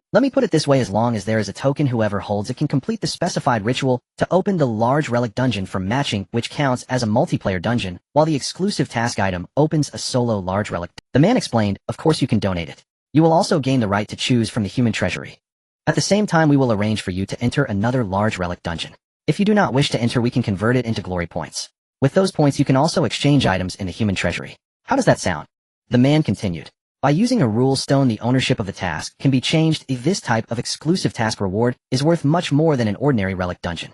Alright, you don't need to donate. Just as Zhao Yuan agreed, a voice interrupted their conversation. As he consented, a man wearing a gray mage robe walked in. Minister, you are back. Everyone in the office stood up. Even the man who was speaking to Zhao Yuan respectfully stepped aside. Zhao Yuan's eyes widened. He recognized this person. When he first entered the Abyss game, this individual had introduced him to the Abyss situation. The Minister of the Human Alliance Education and Promotion Department, Su Tianjiao. You are Zhao Yuan. Su Tianjiao remarked. Hello, Minister. Zhao Yuan saluted, knowing that a ministerial figure is among the highest ranks below the speaker, being a notable figure among the counselors. Follow me. Su Tianjiao gestured and a force enveloped Zhao Yuan, instantly lifting him away. On the rooftop, Su Tianjiao set Zhao Yuan down and smiled at him. Zhao Yuan, I have often heard your name over the past 6 months. Zhao Yuan awkwardly smiled, not expecting any connection with this minister. The summoner gear worn by Feng Wujin was requested by me for you, Su Tianjiao stated. The legendary summoner equipment of Feng Wujin was initially intended for display in the Human Memorial Hall, which housed the belongings of fallen human warriors. Feng Wujin died during the most difficult time for humanity, when the Abyss game had just begun. As time passed, humanity overcame numerous crises to reach the present. That set of equipment changed hands several times. It's level too low to keep up with the main force, but it still holds great commemorative significance. It was one of the first complete sets of legendary equipment for humanity proposed to be placed in the Memorial Hall. I had insisted on awarding that set of equipment to Zhao Yuan despite opposition. Thank you. Zhao Yuan hurriedly expressed his gratitude. It was directly mailed to him. He only knew it was a reward from the Human Alliance, not realizing it was personally requested by this minister. I thought this equipment would be sufficient for you for several years, yet it has only been a little over half a year, and you have already reached 14 stars. In the past 300 years of humanity, your speed is truly unparalleled. Perhaps it's due to being in the right era. Zhao Yuan also remarked with some sentiment. His rapid advancement was largely due to the large relic dungeons. Without these 2 dungeons, he might still be stuck on the second layer of the Abyss like Feng Ji and the others. Many have entered the large relic dungeons, for instance this time. Although you improved to 9 stars, you are the only one. Su Tianjiao praised. Regardless of the reason, the first time could be considered a coincidence, the second time too, but what about the third time? Recently, he has been present in almost all major events of humanity, titles a complete set of legendary equipment, foreign beings, mythical skills, discovering blood and flesh sprouts, and now an exclusive task item. Too many reasonable coincidences. It seems this child is riding the wave of the times. Your title should be quite special. The Liver Emperor, just a single emperor, makes one ponder. Su Tianjiao remarked. In ancient myths, emperors and kings often held unique statuses. Before the apocalypse, people viewed myths as a fantastical story, but when gods appeared, some stories became impossible to ignore. Zhao Yuan did not answer Su Tianjiao's question. The heavens have said that titles are the most important thing in every game, and until one has the ability to protect oneself, no one can disclose this information. A streak of luck at 10 o'clock is terrifying. Seeing Zhao Yuan unwilling to answer this question, Su Tianjiao chuckled and shifted the topic. Qi Wei applied for a reward for you, stating that you made a significant contribution in the dungeon. Without you, they wouldn't know how long they would have to spend in there. What reward, oi? Zhao Yuan's spirit jolted. He was currently in need of money to buy skill expansion stones and skills. You can choose any item from the human race treasury. As Su Tianjiao spoke, a sudden realization struck him. He had elevated the initial reward. That's great. Zhao Yuan became excited, never expecting that the chance he failed to obtain through the large relic dungeon would actually come from a twist of fate in the previous dungeon. Indeed, what one desires is not always life, it is the twists and turns of life that truly matter. Why didn't you let me donate the dungeon token earlier? Having finished his excitement, Zhao Yuan remembered the earlier conversation and hurriedly asked. This way he could choose 2 items. There's no need, the exclusive task item is for your own use. You should understand that part of our reward for the large relic dungeon token is to cultivate you, and you are one of the objects of cultivation. Isn't it more fitting for you to use it yourself? There's no need, the exclusive task item is for your own use. You should understand that part of our reward for the large relic dungeon token is to cultivate you, and you are one of the objects of cultivation. Isn't it more fitting for you to use it yourself? Seeing Zhao Yuan's expression, Su Tianjiao knew he was unaware of what an exclusive task item was. However, he did not offer an explanation, thinking that Zhao Yuan would understand once he entered. Noticing that the conversation was wrapping up, Su Tianjiao decided to stop talking. He had returned from the front lines for other matters and happened to encounter this recently dazzling newcomer of the Human Race Alliance, so he just chatted a bit. After Zhao Yuan left, a figure appeared behind Su Tianjiao, the minister's assistant, a big shot whose status was second only to the deputy minister in a certain sense. Minister, want the reward be too high? The human race treasury requires at least 1 speaker's approval to pass, and you know very well how valuable exclusive task items are. How can? The assistant hesitated, unable to hold back his question. Don't worry, the speaker will definitely approve it. Since they have given a mythic skill, how can they be stingy with anything else? Otherwise, what would be the point of granting a mythic skill? Su Tianjiao said lightly. He understood very well that once the Human Race Council had given Zhao Yuan a mythic skill, for whatever reason, they had to ensure Zhao Yuan could unleash the value of that mythic skill. The larger the opening, the greater the resources that will pour in. They needed to maximize the value of this mythic skill, so they had to let Zhao Yuan grow as quickly as possible. Any factors that hindered Zhao Yuan's growth would be eradicated by the Human Race Council. If you don't believe it, take a look. Su Tianjiao opened the friend information. There was only 1 line from the second speaker's approval. They've given a mythic skill, what's stopping them from granting this? All this. In that moment, the assistant completely understood the Human Race Council's attitude towards Zhao Yuan. You only see him as a lucky one, and not as a fledgling eagle that is slowly spreading its wings. He is about to soar into the sky. Su Tianjiao murmured. The current trend of the human race is to spare no expense in cultivating newcomers. He just happens to be riding this wave of the trend, and his luck is exceptionally good, gaining maximum benefits from one event after another. First the title, then the mythic skill, and finally, due to external factors, the Grand Speaker clearly has high hopes for him, even directly using privileges to send him into a large relic dungeon for upgrades. These are things that others could only dream of. With the right timing, location, and harmony among people, he occupies all of these. As long as nothing unexpected happens, he will soon become another pillar for the human race. Right now, he is like a kuin in the water, about to leap out of the surface, spreading its wings and soaring upwards. Su Tianjiao said with emotion. Will this cause dissatisfaction among others, hey? The assistant hesitated. It won't. Perhaps at another time it might be a possibility, but at this moment it is no longer a possibility. Everyone understands that we are out of time. We must continuously expand every potential, no matter how slim that potential may be. No one will let it slip. Under the pressure of life and death, everyone can only choose this way. This is the choice of the times, not up to individuals. The others here refer to the big shots who are not formal members of the Human Race Alliance, those peak teams. Hearing this, the assistant said no more. It was indeed the choice of the times and trends. If it were anyone else here today instead of Zhao Yuan, it would be the same. On a day when the great rock flies with the wind soaring straight up 90,000 miles, what we need to do is to let every kunpung that emerges from the vast sea of the human race spread its wings, allowing their wings to grow larger, letting the winds across the sea blow stronger and stronger until they can all soar upwards, fully unfolding their wings that can protect our race. Su Tianjiao spread his arms, feeling the strong wind on the terrace as the wind grew stronger, making their robes flutter. Ha ha ha! Su Tianjiao and the assistant burst into laughter together. For 300 years in the abyss, the sky has opened its initially smallest wings. Later, the speakers unfolded their wings, protecting the later generations' growth, and now later generations are spreading their wings, shielding even later people. One day, everyone's wings will connect into one, covering every space that people can see. Zhao Yuan flew down from the terrace, and beside him flew the man who first received Zhao Yuan. The man looked at Zhao Yuan with a strange expression and said, "You have gained the right to choose from the human race treasury. We have already opened the access to the human race treasury for you. You can enter and choose yourself later." "Good. Thank you." Zhao Yuan was extremely happy. The efficiency of the Human Race Alliance is indeed fast. As soon as Minister Su agreed, someone immediately informed him that he could choose directly. He thought there would be some procedures to complete before he could receive it. Additionally, the minister said to send someone to assist you in entering your exclusive task. The man continued, though inside, he felt somewhat dazed at what exactly had happened.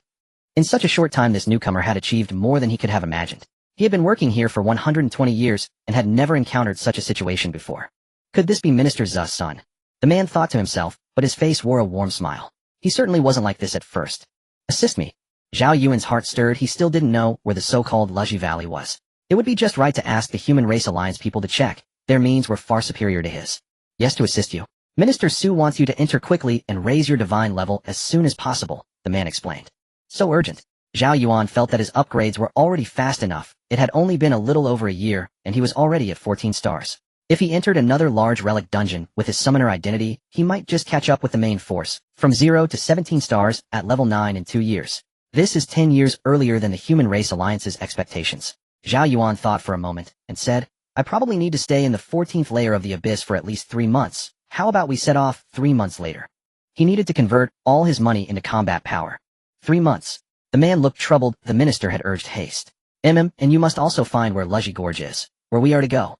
Zhao Yuan nodded. "Very well." The man, seeing Zhao Yuan's firm resolve, reluctantly agreed. He escorted Zhao Yuan to the door where the 2 men who had brought him were already waiting. Soon under their guard, Zhao Yuan returned to the 14th layer, Wangtian City. In a hotel within Wangtian City, his heart pounding, Zhao Yuan opened the Rinzhu treasure vault. "You have opened the Rinzhu treasure vault. Your honor points are 0. The system detects you possess 1 free selection from the Rinzhu treasure vault. Do you wish to use it?" The system window appeared. Zhao Yuan naturally chose yes. Instantly, another smaller interface popped up. "Hello, human Zhao Yuan. You currently have 1 free selection opportunity. We advise you to choose items that enhance your survival or damage output rather than value. Items selected from the Rinzhu treasure vault may not be traded privately or listed in the auction house. If detected, we will reclaim your chosen items. Please prioritize personal needs." Seeing the in-game reminder, Zhao Yuan felt disappointed. Clearly, getting rich from this opportunity was impossible. His original plan had been to pick something valuable, sell it, and use the proceeds to buy skills. Summoner skills were relatively cheap compared with other classes. He had not expected that path to be blocked. Suddenly, the value of the Rinzhu treasure vault selection to Zhao Yuan shrank considerably. With no other choice, Zhao Yuan abandoned that idea. After several clicks, he entered the skill vault to see what summoner skills the Rinzhu treasure vault offered. So many. When Zhao Yuan set the quality filter to legendary, countless skill descriptions flooded the screen. Zhao Yuan skimmed through them. Ever since his class had broken its limits in the last dungeon and acquired the shelter of the constellation skill, he had understood his path. He decided to favor quantity above all. Every extra summon was another life. Why hesitate? For a rare class like the summoner, skills were hard to sell. Many players, when not urgently needing money, exchanged them for honor points. Over nearly 300 years, few had redeemed them, creating a huge backlog of summoner skill tomes. Zhao Yuan roughly counted and found well over 1,000, far more than the auction house held. He rifled through them casually until one skill book made his eyes brighten. Gate of Hell Insects. Quality legendary. Skill description: ancient legends speak of a place called Hell where vast evils converge and boundless malice gathers. You open the Gate of Hell Insects to summon a brood of hell insects. The more slaughter you cause, the greater the number of insects you may call forth. Evaluation: hell concentrates all corruption, so these creatures know no loyalty and hate all existence. As their numbers grow, their intelligence increases, making them more prone to turning on you. Summoners must control their numbers, or they will fixate on you. Zhao Yuan pondered the book. Interesting, very interesting. Generally, as summoners, minions rarely attack their master unless under external control. That problem was not grave. Zhao Yuan was not afraid of being controlled, and his talent reduced his intelligence. What good would greater intelligence do him? If something ever did seize control of the brood, and they turned hostile, it would trigger Zhao Yuan's passive. Then things would be delightfully chaotic. He continued reading this tome, maximized summon numbers. Its value was the highest. He did not pick it immediately. He exited the Rinzhu treasure vault, and searched the auction house. If he could buy or sell it for money, he preferred to sell, so he could use the vault selection for something else. He opened the auction house. Summoner skills remained scarce, and appeared to be mostly frontline summons. After a moment's thought, Zhao Yuan closed the interface. He took out the 6-star Angel's tier which he had reserved, to save his life. Now with the shelter of the constellation skill, the Angel's tier meant less to him. After consideration, Zhao Yuan decided to sell it to buy skills. If his summon numbers were large enough, he would not fear death. Besides, he still had the Yueluo Pearl. Without hesitation, he listed the 6-star Angel's Tear on the auction house. A 4-star had once sold for over 40 billion, a 6-star should fetch at least 60. Having done all this, Zhao Yuan opened the world channel, and spammed a long message, buying high-quality summoner skills. Message me privately. He set the message to auto-send 10 times every half hour. Then he left to grind monsters. He would wait 3 months for Zhao Yuan's results. If all went well, he would soon harvest a large batch of skills. Zhao Yuan was not one to wait idly. As a relentless grinder, ceaseless farming was his pleasure. He would not waste a moment. Although his divinity rating had reached 14 stars, his peak level was only 400. Peak level had limited use, but every small gain mattered. Accumulated advantage always added up. As Zhao Yuan set out, the world channel exploded. Another Angel's tier had been listed, and it was also 6-star. Once the auction house averaged one such item a year, now 2 appeared within a year. Who would be so generous as to sell a 6-star life-saving Angel's tear? Not keeping it for oneself. Foolish, people mock, yet their hands did not stay idle. Messages requesting loans shot out. A deluge of messages soon drowned out Zhao Yuan's half-hour announcements. Although the Angel's Tear caused a sensation, voice-based classes were drawn to another development.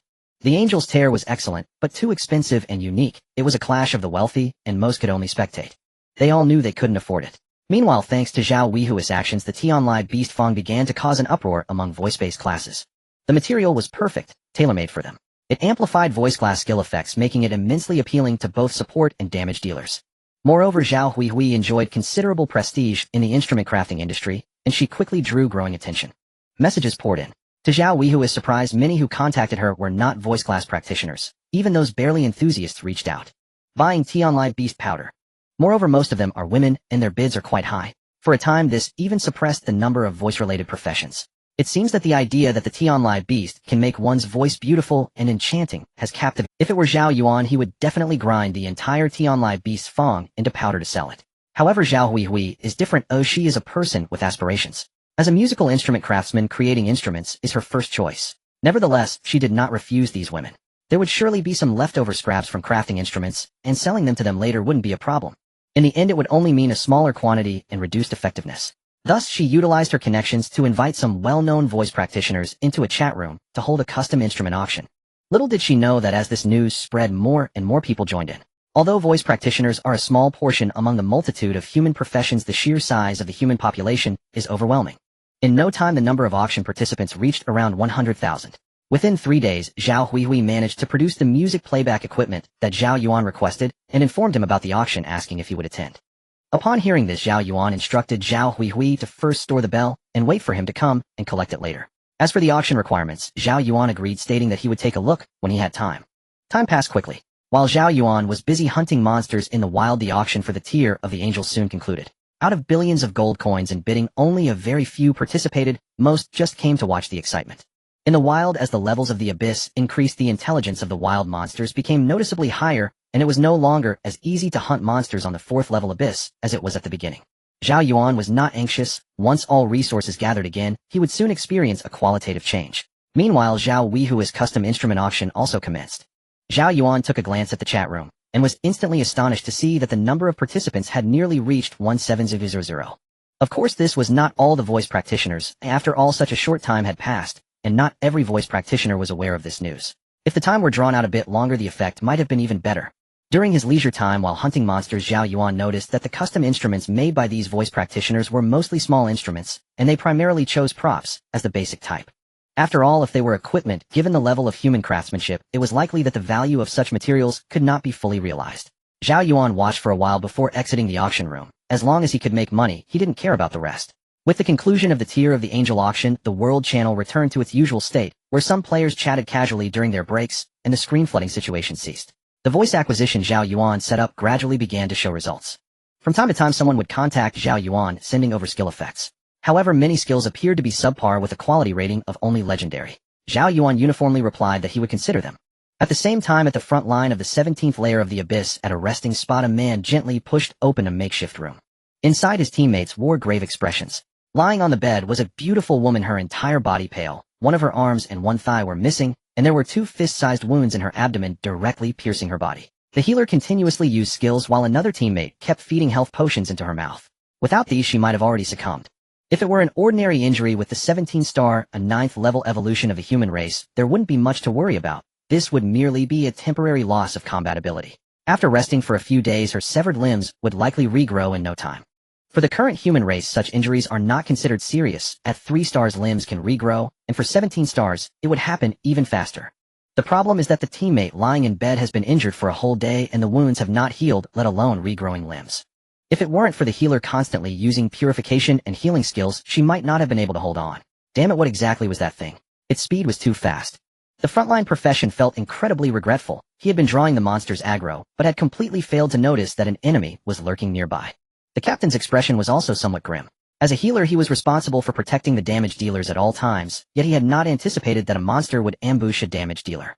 If it weren't for his quick reaction, that teammate would likely have been taken out instantly. They had all worked hard to reach this point. Every teammate was the most important person to them, and losing any of them was unacceptable. What is happening?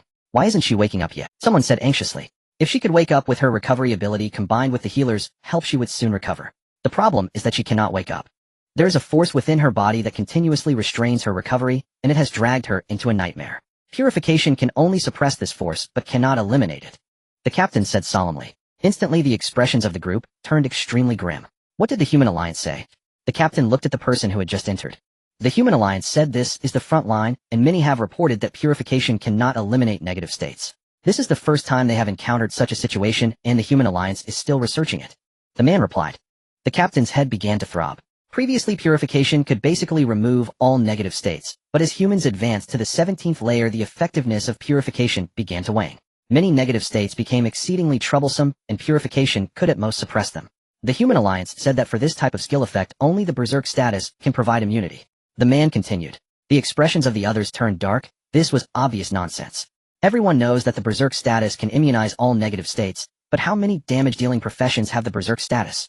Those who possess it are usually powerful. Say something useful. The captain interrupted the man directly. Well, the good news is that there is an item that can effectively eliminate this state, but it has been hard to come by lately and many people are hoarding it. I contacted someone, he wants at least 100 million gold coins, the man said. Okay, contact him and buy it. The captain decisively ordered. 100 million may be a lot, but compared to a teammate's life, it's nothing. These people are truly disgusting, all they do is hoard supplies, someone muttered. There's no choice. Ever since purification's effectiveness dropped, the price of these life-saving items has naturally skyrocketed. Somewhat helplessly, someone said.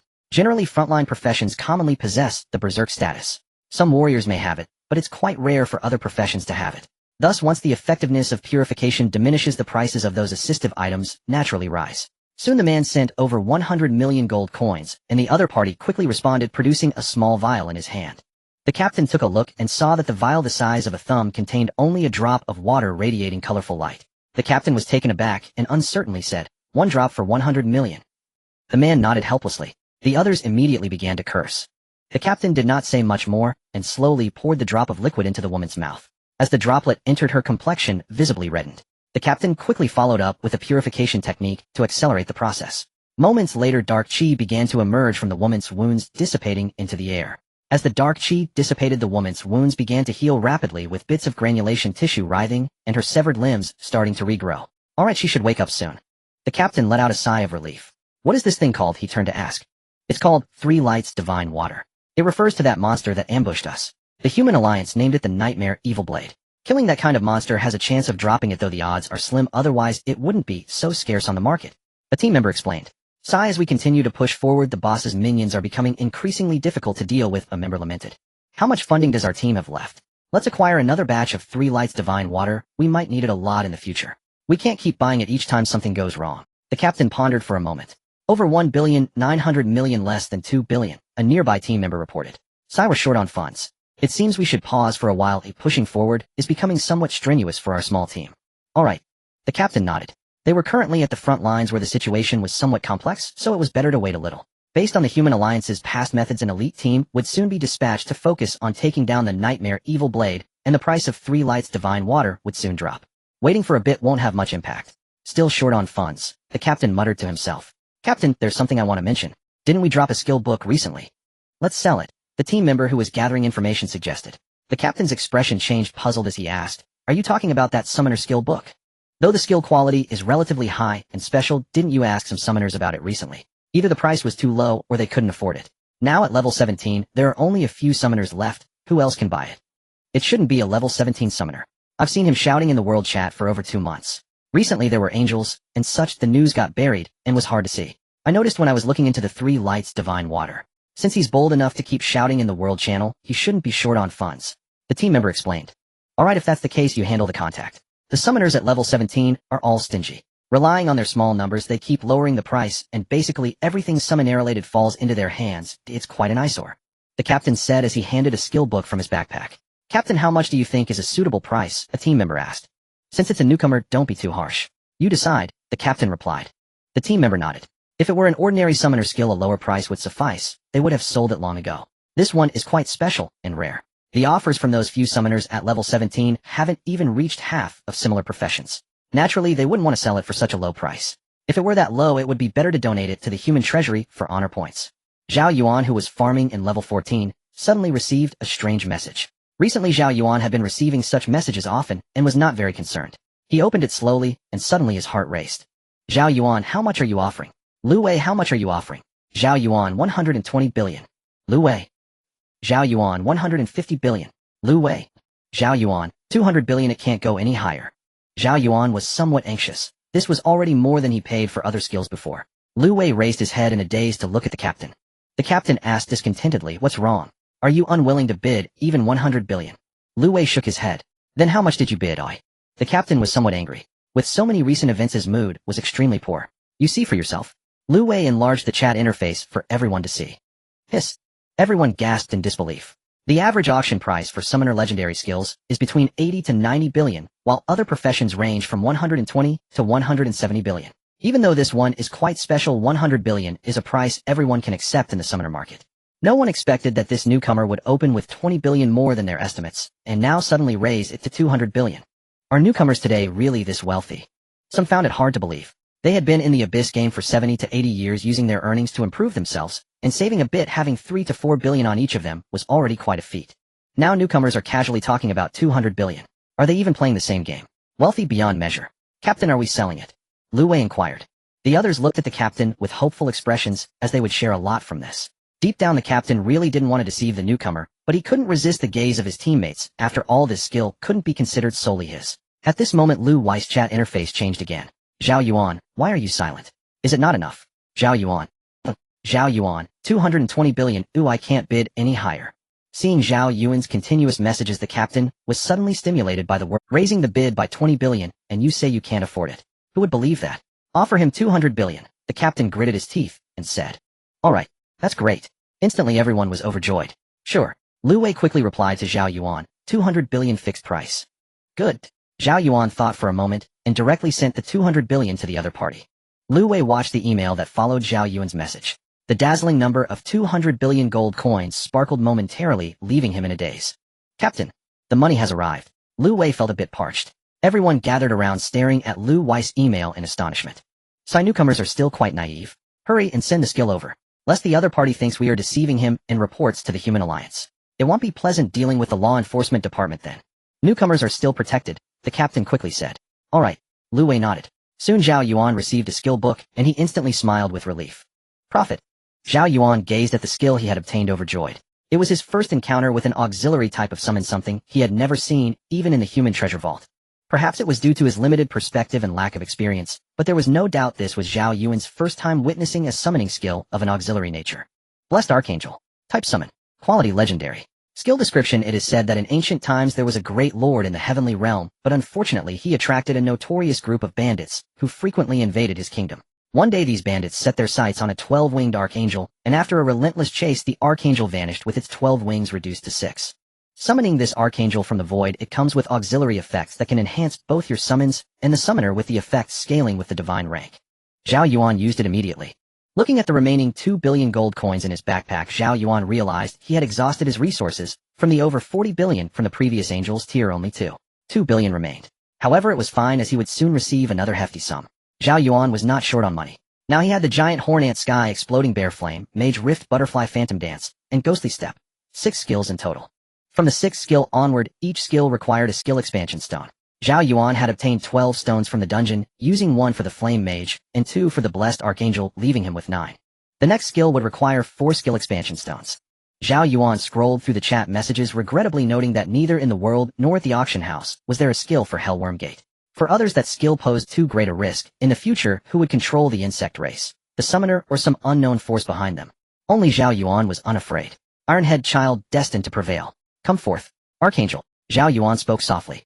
White feathers filled the sky as a pair of long legs appeared in the void. Among the swirling feathers, a tall figure emerged. 6 pairs of pure white wings unfurled, and radiant halos appeared behind it, exuding a beauty that transcended the mortal realm. Zhao Yuan's gaze traversed the flawless jade-like legs past the towering peaks, and rested on its wings where gruesome wounds appeared, blood staining the pristine feathers. From the marks, it seemed that some creature had violently torn them away, and one could only imagine the agony it must have endured at that moment. Unfortunately, no matter how beautiful a creature might be, once it becomes a summoned entity, its past loses all significance, especially as Zhao Yuan's summon. The beautiful angel had transformed into an ironhead angel. Zhao Yuan looked into the archangel's eyes, which shone with a faint light. Even that faint glow conveyed an overwhelming majesty. The flame mage appeared, having eliminated a wild beast, and returned to Zhao Yuan's side. Its presence forcibly occupied the nearest spot to Zhao Yuan, pushing the archangel aside. The archangel fluttered its wings, instinctively bowing slightly to the flame mage, who ignored it, staring blankly into the distance, awaiting its next strike. Zhao Yuan pondered. The flame mage had once been rated as a deity, and the archangel as a 12-winged angel of heaven surely held a high status as well. He did not expect the archangel to bow its head in the presence of the flame mage. No wonder one was of mythic quality, while the other was merely legendary. Perhaps he had yet to fully unleash the flame mage's power, even if it had once truly been a deity. Now it was like a plucked phoenix, not as good as a chicken. However, Zhao Yuan did not mind. He believed that as his divinity increased, one day the flame mage would become a true deity once more. As the next wave of wild beasts appeared, all the summoned entities moved into action. Zhao Yuan looked at the archangel, who flapped its wings, and halos of divinity appeared around all the summoned beings, including Zhao Yuan. You have received the acceleration halo, increasing your movement speed by 45 and ignoring unit collisions. You have received the lightness halo, increasing your movement speed by 25 and attack speed by 35. You have received the divine gift halo, increasing your damage by 25.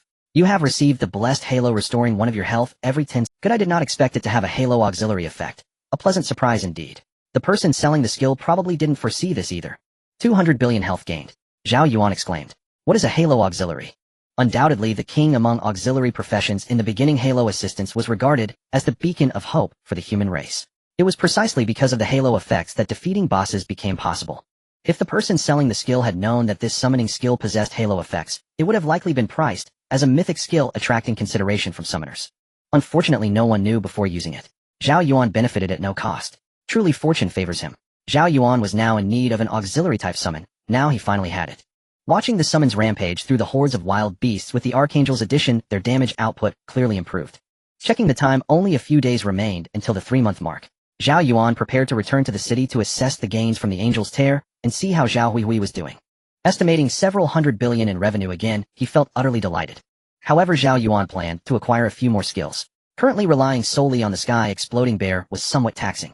Against some major bosses, the sky exploding bear could only explode, and as an exploding bear it wasn't bad. With a few more, the explosions would be even more spectacular. Zhao Yuan was not short on money. Rather than facing an inexplicable death that left behind a pile of gold coins, that would be the real loss. There is a saying from before the apocalypse: the greatest tragedy in life is that a person dies without spending all their money. As Zhao Yuan took flight, the flame mage and the archangel stood on either side behind him, while 3 rift butterflies danced gracefully. The sky exploding bear, now nearly 20 meters tall, followed closely behind Zhao Yuan, and the giant horned ant was so small it was hardly visible.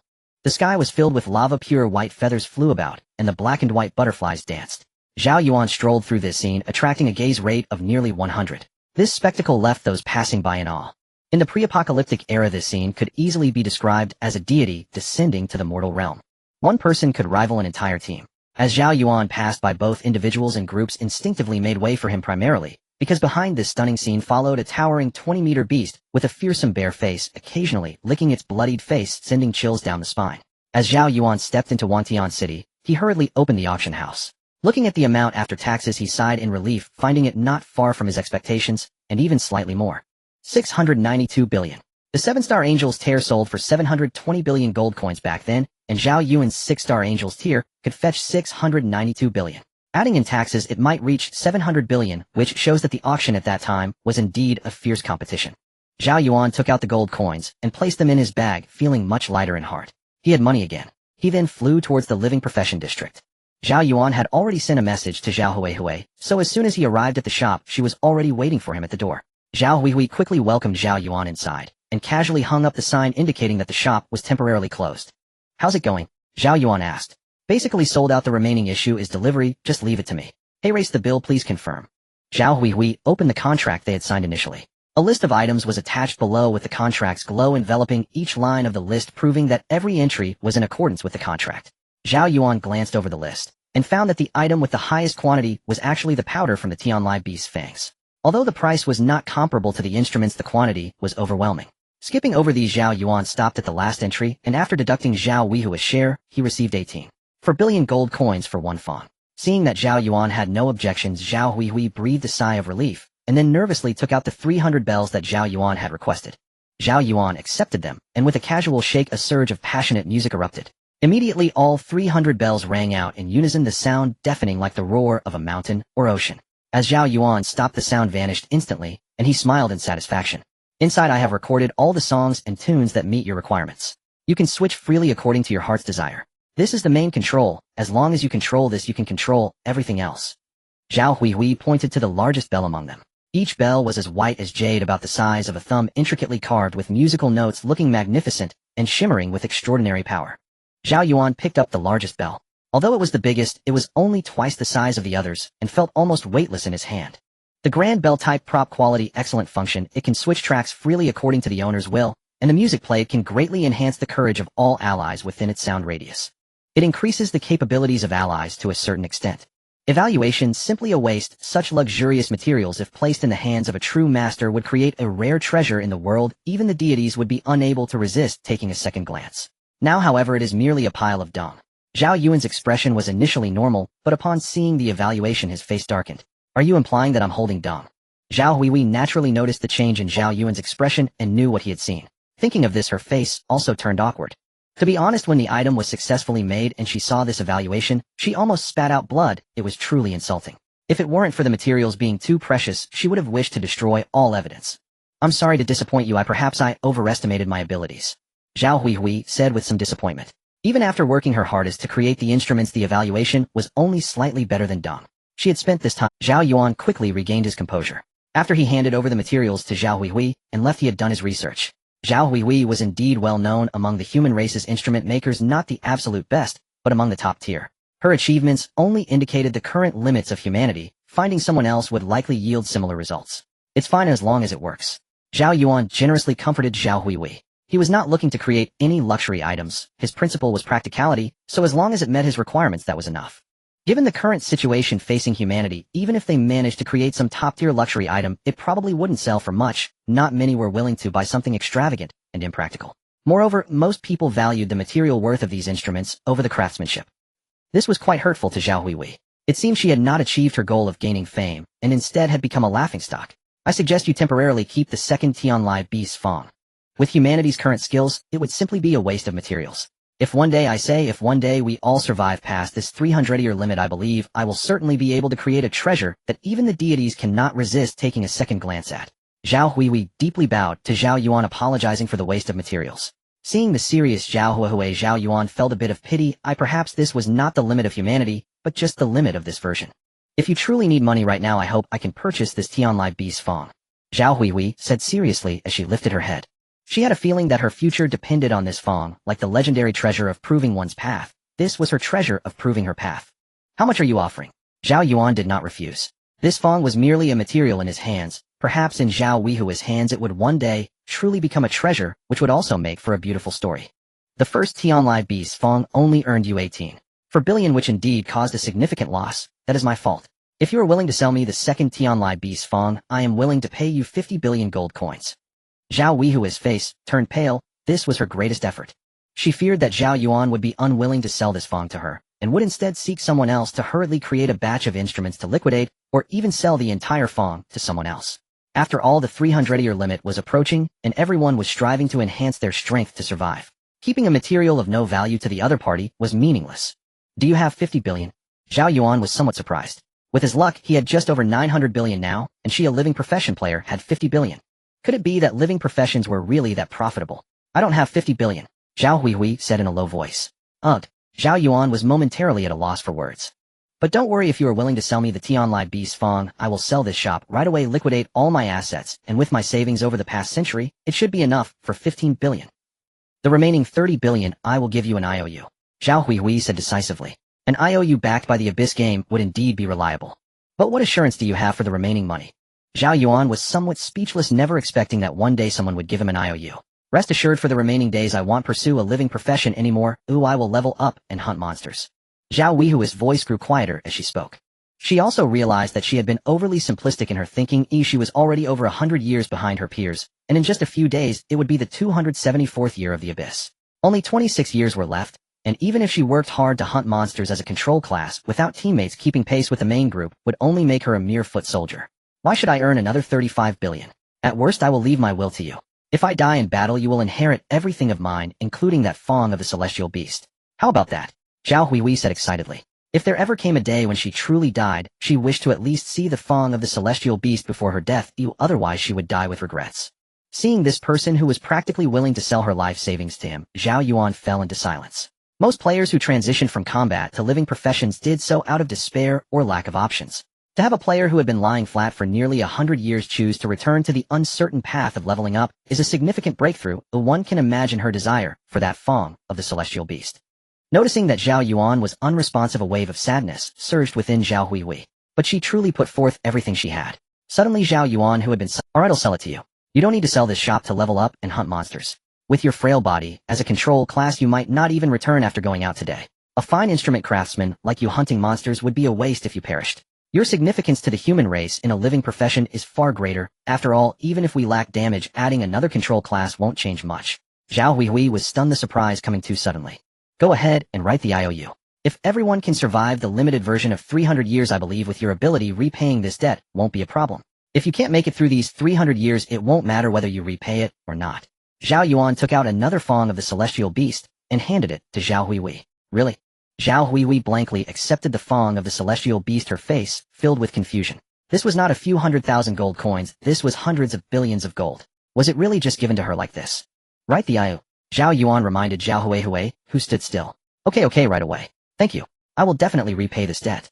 Zhao Huihui said earnestly as she looked at Zhao Yuan. Zhao Yuan smiled and nodded. Zhao Huihui took out all 5 billion gold coins she had. This was all her savings from nearly 100 years of living profession, and she wrote an IOU for 45 billion in the Abyss game to Zhao Yuan. If she didn't sell this shop and her collection, this was all she could produce.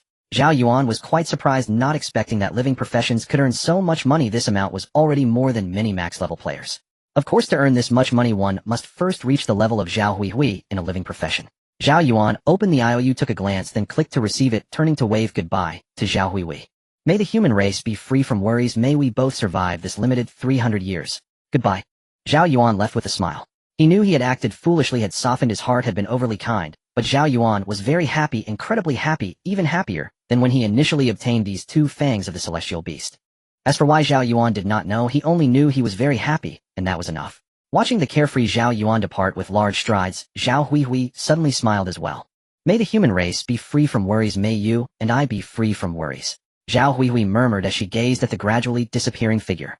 Looking down at the fang, which was larger than herself, Zhao Huihui's eyes filled with determination. She must forge this fang into a true treasure and gift it to someone fulfilling his trust. After leaving, Zhao Yuan looked at the gold coins in his package. 69. 2 billion from the Tears of Angels. 18. 4 billion from the fang of the celestial beast, plus the 5 billion Zhao Huihui gave him, and his remaining 2 billion totaling 94. 6 billion in assets. Without hesitation, Zhao Yuan opened the human treasure vault and directly exchanged for the Hellworm Gate. Immediately the human treasure vault disappeared. Once he regains qualification or catches up to the main group's level, he must activate honor points to open the human treasure vault again. He directly used 4 skill expansion stones to learn the Hellworm Gate, leaving him with only 5 skill expansion stones. The next skill would require 8 skill expansion stones. After pondering for a moment, Zhao Yuan once again chose the sky exploding bear among a group of frontline summons. At least for now this creature seemed quite capable. Zhao Yuan opened the chat box, found the person he previously contacted about acquiring skills, exchanged pleasantries, and then expressed that he had made his decision. Instantly that person was overjoyed. Afterwards Zhao Yuan realized he had been a bit hasty. Spending 20 billion might have been excessive even though that skill was worth that price. But if he could spend less he would. This time Zhao Yuan had become clever, choosing to turn on the video and negotiating face-to-face, engaging in a heated bargaining session. Amidst a flurry of words, Zhao Yuan found himself overwhelmed by the opposing team's relentless assault. He bought a sky-exploding bear skill book for 7.5 billion. It was only 500 million cheaper than what he had paid at the auction house. Zhao Yuan wasn't willing to give up. He switched to another person, stating he was willing to buy, while taking out a bottle of water to moisten his throat. He couldn't believe he would lose. Before long both sides were plunged back into bargaining. The familiar tactics were being played out again, as 6 people on the opposing side took turns negotiating with Zhao Yuan. Finally Zhao Yuan was so anxious that he sternly demanded that they only send one person. If it weren't for the fact that his summons were all fools, our personnel would easily overwhelm theirs. Quickly they sent out a seemingly dull fellow. However, unexpectedly this person was quite capable. As soon as he spoke it was as if a god of war had possessed him, causing Zhao Yuan to retreat step by step. Zhao Yuan stuck at 7.8 billion and couldn't go any lower. It nearly drove him mad. In the end Zhao Yuan stubbornly held on to 7.5 billion, entangling for a long time, not knowing who finally got annoyed on the other side, but they finally agreed. The second book was in hand. Zhao Yuan continued to work hard and opened the message from the third person, beginning the bargaining process, only to find this time they sent a cute girl. However, Zhao Yuan's Dao heart was as hard as iron, unaffected. He opened with a price of 6 billion, and the cute girl rolled her eyes at Zhao Yuan, telling him to cool off, and hung up the video. Immediately both sides fell into anxious waiting. The girl seemed to realize that Zhao Yuan was a newcomer and was unaware of the situation, with the 17th tier summoners attempting to exploit an information gap. The cute girl softly counted down 10, 9, 8, 7, 6, 5, 4. The next second she smiled, and Zhao Yuan's video message reappeared. The cute girl answered after a 20-second wait. How much do you say? Zhao Yuan asked helplessly. 8.5 billion. The cute girl said loudly. Soon the man sent over 100 million gold coins. Zhao Yuan was truly exhausted. He simply did not want to haggle anymore. However, the adorable girl on the other side was being unreasonable, starting with an outrageous offer of 8.5 billion. It's simply taking advantage of my youth and wealth. Zhao Yuan flashed her a smile, and seizing the moment while she was unprepared, instantly hung up the video call. He couldn't believe that apart from this girl there were no other options available. Just as Zhao Yuan continued to sift through the chat messages, the other party called back with a video. Zhao Yuan slowly picked up the call. How much did you say? 60 billion. Zhao Yuan replied. Deal. The cute girl nodded in agreement. Zhao Yuan fell silent. Watching the girl promptly send over the skill book, Zhao Yuan numbly transferred the gold coins. It turned out I had already lost thoroughly. He directly bought 51 skill expansion stones, learning them all at once. Looking at all his skills, Zhao Yuan forgot about the earlier unpleasantness. Time flew by, and when Zhao Yuan received news from the Human Alliance once again, he knew it was time to set out. He swiftly left Wangtian City, and sure enough the person he had seen at headquarters was already waiting for him outside the city. Long time no see. Zhao Yuan greeted. Indeed, it hasn't been long. I've been waiting for you for 3 months. Zhao Fei said, speechless. He hadn't expected to actually wait 3 months. During these 3 months, Minister Su always managed to find a moment in his busy schedule to ask him, has Zhao Yuan set out yet? After being asked so many times, even he began to feel restless. However, Zhao Yuan had never contacted him. Finally, after 3 months, he could only come and see Zhao Yuan in person. Fortunately, this time Zhao Yuan did not say anything about waiting. He came directly. I've been quite busy lately. Let's set out now. Zhao Yuan forced a smile. Zhao Fei nodded, then raised his hand, gesturing for Zhao Yuan to follow him. Regarding the Laji Canyon you provided, we have identified 3 locations based on our exploration over the past 3 months. Let's test them one by one. Zhao Fei said as they walked. 3. That's quite a lot. Zhao Yuan asked in surprise. Sai, you should know that our strategies for tackling the abyss are mostly based on the main quests. And beyond the main quest locations there are many areas we have not explored. Moreover, apart from the locations named by the game system during the main quests, other places are named by us, and the geographical names of game tasks might differ greatly from our names. These 3 locations are the remaining options we have ruled out using props. If none of these locations match the Laji Canyon mentioned in your task, it is very likely that you won't be able to access this task for now. Zhao Fei explained. Alright. Zhao Yuan, having heard all this, could only accept. Don't worry, our props are not fake. The probability of these 3 locations is very high. Zhao Fei said with a smile. By the way, how did you find the location of the relic instance based on the reward you offered? Zhao Yuan curiously asked. You don't know? Zhao Fei asked, somewhat surprised. Zhao Yuan was bewildered. How could he possibly know? Generally, the locations of relic instances are usually found where you locate the reward. All we need to know is the ritual, and the ritual can easily be inferred from the nearby remnants of relics. Even if we can't deduce it, we have props to help us find out. Zhao Fei said. Alright, you are the professionals. Zhao Yuan nodded. Let's go the first location, Scare Valley. Zhao Fei led Zhao Yuan toward the 7th layer of the abyss. Just as they exited the teleportation array, in a moment a small team rushed out from the town ahead, glaring fiercely at the two. Zhao Fei, with a calm expression, opened his game interface, revealing a permit letter from the Human Alliance. The opposing party carefully verified it, and only after confirming through the law enforcement department did they turn and leave. The entire process was devoid of unnecessary words. High-level players entering a low-level abyss require the approval of the Human Alliance. No one, regardless of their status, has privileges. They only recognize approval, and not individuals. This is to better protect newcomers. Of course, that's a different story for individuals like the speaker. The rules they set do not apply to themselves. Moreover, no speaker has the interest to venture into the lower levels. They are all extremely busy, except for the first speaker. Watching the law enforcement team leave, Zhao Fei led Zhao Yuan toward the level 9 map. Zhao Yuan did not expect that his first visit to the 7th layer of the abyss would be as a 14-star player. Zhao Fei seemed very familiar with this place, guiding Zhao Yuan to soar through the skies, quickly changing direction to avoid other players. As a fully leveled 17-layer player, Zhao Fei could easily conceal his life force field, but Zhao Yuan could not have flying straight through like this would be an issue. Wherever they passed, those low-level players would drop, like dumplings falling rapidly. Unlike Zhao Yuan, Zhao Fei's leveling was almost a continuous rise through multiple stars. He had climbed up from the first layer of the abyss step by step, naturally familiar with the 7th layer. Do you know why this place is called Scare Valley? Zhao Fei asked, pointing below from high above. Zhao Yuan shook his head. After 200 years in the abyss, newcomers generally only learn about each layer through guides when they reach it. As he had never been to the 7th layer, he naturally did not know. Let's go down and experience it, and you'll know. Zhao Fei smiled mysteriously. Saying this, he dove straight down, and Zhao Yuan was not afraid. As a 14-star player, he wouldn't have any issues here. Avoiding players farming nearby, Zhao Fei and Zhao Yuan landed in a secluded area. Just after landing, Zhao Yuan felt a warm breeze blowing by his ear, making it feel warm. It was as if someone was gently blowing in his ear. I'm right here. Suddenly a piercing scream rang out, the sound shooting straight through to the top of his head, causing his scalp to tingle uncontrollably. Zhao Yuan frowned, carefully observing his surroundings. Apart from the apparent scenery, there were no creatures nearby.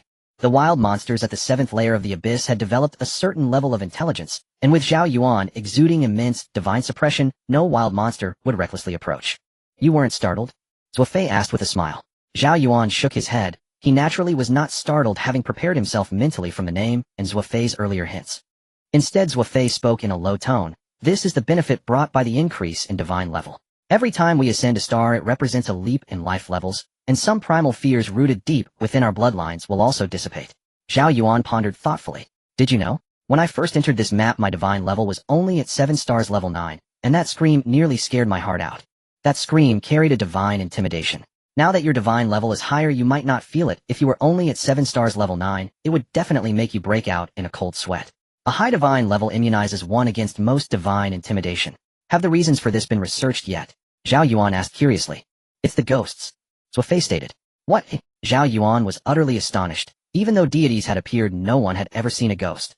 Thus Zhao Yuan found it hard to believe at that moment.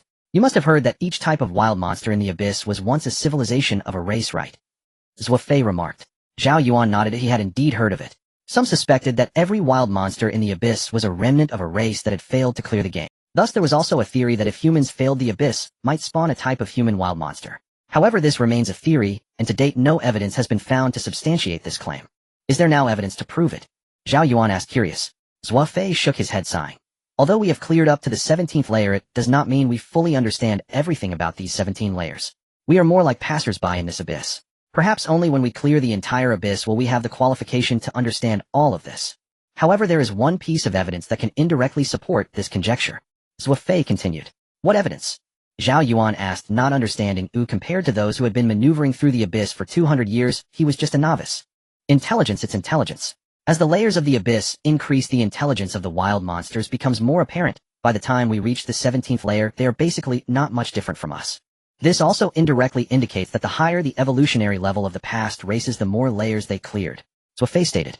That makes sense. Is this the current consensus of the Human Alliance? Zhao Yuan asked. Not exactly. Many people do not accept this view.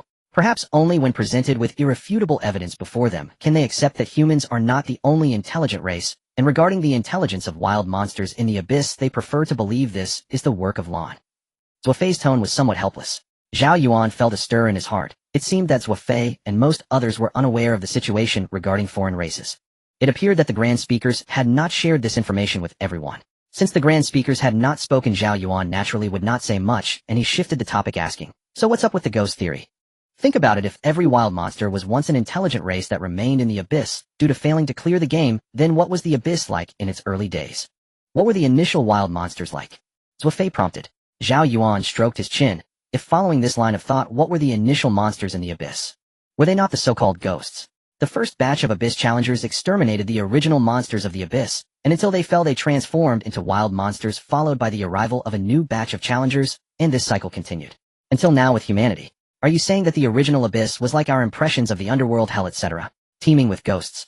Until later batches of challengers cleared the current abyss, they could only passively leave behind the wild monsters formed from their failures. Zhao Yuan speculated. Yes, that's right. The current 17th layer already shows some traces.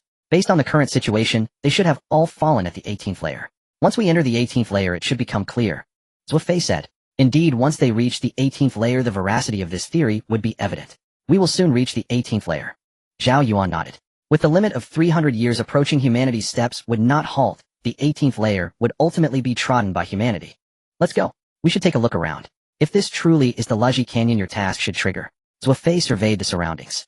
The two then began to circle around Scare Valley, trying to avoid the crowds of players farming.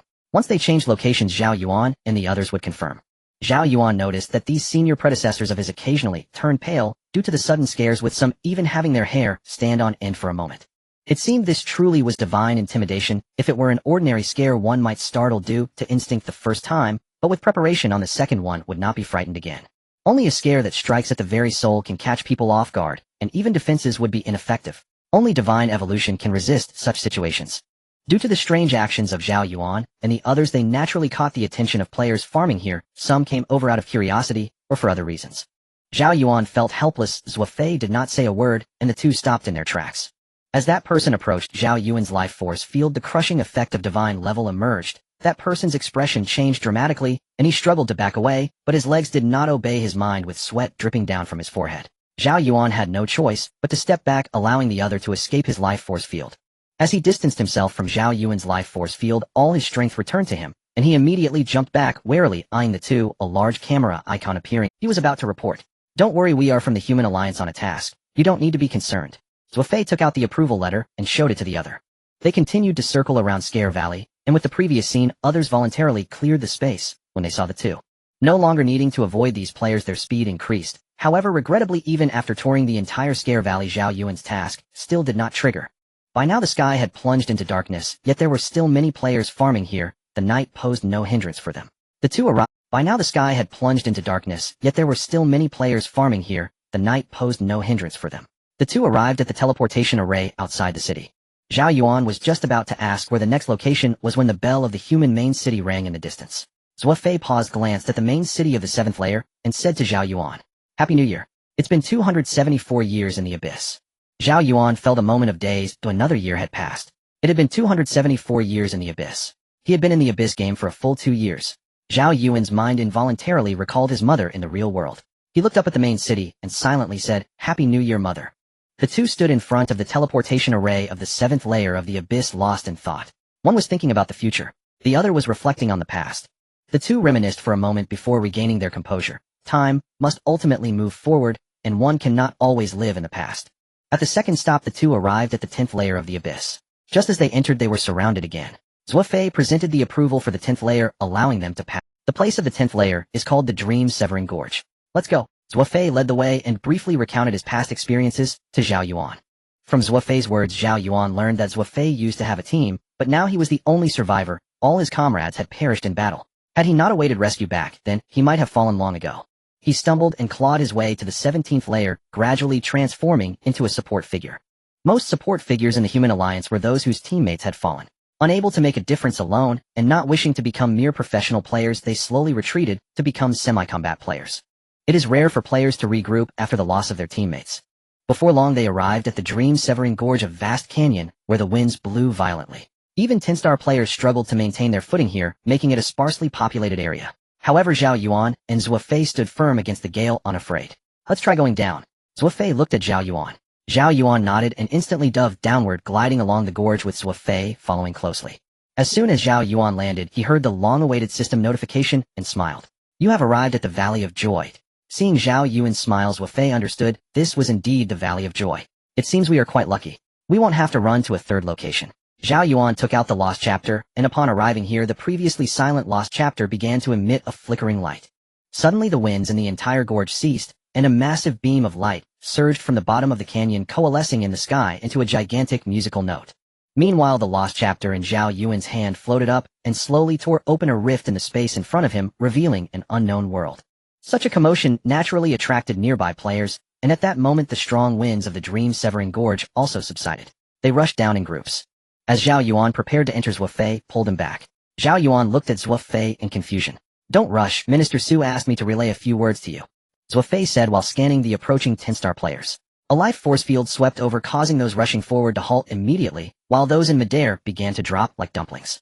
Fortunately, it was just a brief moment. Soon everyone stabilized themselves to avoid crashing down. We are from the Human Alliance, you cannot enter here. It's an exclusive mission, so you should leave.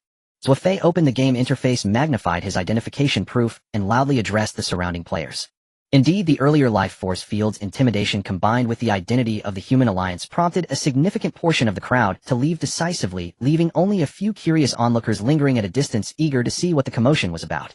Seeing that no one approached anymore, Zhao Fei turned to Zhao Yuan and said, based on past experiences, by the time you come out you should be at level 17 grade 9. In just over 2 years you've reached this point. You are the first among humans to level up so quickly, which is good, but leveling up too fast might not be beneficial. Zhao Yuan was taken aback. Could leveling up too quickly be a bad thing? Minister Su believes that you level up too quickly and are too young, lacking accumulated battle experience and survival skills. He is also worried that you might become arrogant and neglect the dangers of the Abyss game, leading to an early demise. He hopes you can accumulate more combat experience in this instance and not rush to clear it. Additionally, he asked me to tell you not to value money too heavily. Life is the most important. Don't easily sell off survival items. No one will ever have too many of those. You can never know when danger will strike, so don't wait until the moment of death to regret your choices. Zhao Fei spoke earnestly. The Human Alliance had naturally noticed Zhao Yuan's lavish spending on skills. A newcomer with such financial capability easily led to the deduction that the recently bustling tiers of angels originated from him. Zhao Yuan nodded. The other party had good intentions, worried that he might focus solely on buying skills to enhance his output, while neglecting the importance of survival. Perhaps if they knew Zhao Yuan's skills they would think differently. As long as the number of summoned creatures was sufficient, Zhao Yuan's survivability was more terrifying than they imagined, especially after acquiring the Hellworm Gate skill. Alright, I understand, Zhao Yuan said to Zhao Fei. Once he had conveyed everything that needed to be said, Zhao Fei stepped aside, and Zhao Yuan nodded at him before directly entering the instance. Watching Zhao Yuan disappear, Zhao Fei smiled. His task was accomplished, and he no longer needed to worry about Minister Su constantly inquiring about Zhao Yuan. As for whether Zhao Yuan took his words to heart, Zhao Fei did not mind. Oh, everyone has their own fate. No amount of survival skills would help if the time for death came. Just like himself, he managed to survive even after all his teammates perished. All is predestined, and one has no control over it. Zhao Fei's mindset had clearly diverged from others, or perhaps deep down his heart had perished with his comrades on that. He turned to leave. It would take some time for Zhao Yuan to emerge, and he couldn't possibly wait here forever. After reporting back, someone would naturally take Zhao Yuan away once he surfaced from the 10th layer. As a blinding white light flashed the moment Zhao Yuan appeared, he attempted to summon his creatures, but there was no response. Zhao Yuan was instantly alarmed. A summoner unable to summon their creatures was rendered useless. Combat is prohibited here. You are in a state of absolute safety, and you cannot summon your creatures. The system's voice finally echoed slowly. Zhao Yuan sighed in relief. Being in absolute safety was a good thing. Looking around, Zhao Yuan saw a desolate landscape with no hint of greenery across the vast land. Even a nearby tree had withered away. He glanced at the ground where several unknown white bones were casually piled up. When he lightly stepped on one, it turned to dust. Zhao Yuan felt puzzled. This place did not seem like an absolutely safe area. Soaring into the air, he flew toward the distance, but along the way he saw nothing. The land appeared lifeless. Finally, as Zhao Yuan advanced, a dilapidated village appeared ahead. The entire village was constructed from various branches with roofs piled high with dry leaves and thatch. It resembled a time when humanity was still extremely primitive thousands of years ago. Zhao Yuan found it hard to comprehend. It is important to note that this dungeon is referred to as the Lost Civilization, and the last dungeon, known as the Lost Civilization, had the power to traverse the starry seas. Yet the architecture of this place does not resemble anything capable of such feats. There must be something amiss. Zhao Yuan hesitated for a moment, found a cover, and descended. He wanted to observe carefully. Although the game system indicated that this was an absolutely safe location, Zhao Yuan remained cautious. He carefully observed the dilapidated village remaining still for an entire day, without any movement. It was not until evening that a wooden door creaked open, and an elderly figure slowly emerged. He appeared extremely frail, needing to pause for a moment to rest after each step. Zhao Yuan did not rush, instead, he scrutinized the native. Judging by his physique, he resembled a human, but the skin visible through his clothing looked nothing like that of a human. His body was almost like that of a tree lacking branches and leaves. The brown skin was marked by cracks and crevices resembling the bark of a nearly dead tree that had been pried. The figure walked over to the well, scooped a bit of murky water from a nearby bucket, and drank. Judging by his movements, there was little water left in that bucket. The figure sipped the water slowly. After a long while, he finally set down the water container and turned to walk slowly back to his house. By this time the sky had completely darkened. Once he returned to his house, there was no further movement. Zhao Yuan shifted his gaze to the surrounding houses. Why was no one else coming out? Were there no people in these houses? Or, the darkness did not impede Zhao Yuan's vision. He continued to hide, quietly eager to discover the situation in this village. Night passed, and day broke. As the day gradually approached evening, the village showed no signs of change save for some thatch being blown by the wind. Only when the sky darkened completely did the house make a sound. The figure pushed the door open, and from the way he struggled it seemed he could barely manage to open it. Is he going to die? Zhao Yuan muttered to himself. After the figure struggled to drink water and returned to the house, Zhao Yuan stepped out from his hiding place and heard no more sounds from the house. Zhao Yuan then walked towards the village, choosing not to approach the house where the figure resided, but rather to explore the other houses. He pushed open the door, which revealed a bare interior containing only a table for storage and a bed woven from various branches. Unsurprisingly, there was not a single figure inside. Zhao Yuan took a look around and found nothing. This place was exceedingly simple. Aside from the table and bed, there were no extra ornaments whatsoever. Zhao Yuan stepped outside and moved to another house. Before long, he had explored every house in the village, finding not a single living soul. Zhao Yuan arrived at the door of the figure's house, hesitated, and did not enter. He listened closely for any sounds inside, but only detected a faint breathing. Zhao Yuan approached the well and looked down. Aside from some water stains at the bottom, the rest of the well had turned white. This well must have dried up, and it would no longer yield a bucket of water. He glanced at the nearby bucket. It was completely empty, indicating that this was the last time the figure had drank water. A light appeared in the sky. It was now the third day since Zhao Yuan had arrived, and he still had nothing to show for it. No longer hesitating, Zhao Yuan approached the house and pushed open the door. The breathing within suddenly stopped, then quickened. It was evident that the figure had not slept all night. Zhao Yuan entered, and the arrangement of the room was no different from the other houses in the village. The figure lay on the bed, startled by Zhao Yuan's entrance. It struggled to turn its neck to see who had come. Zhao Yuan had been standing in the room for quite some time before it finally managed to tilt its neck at an angle and saw Zhao Yuan.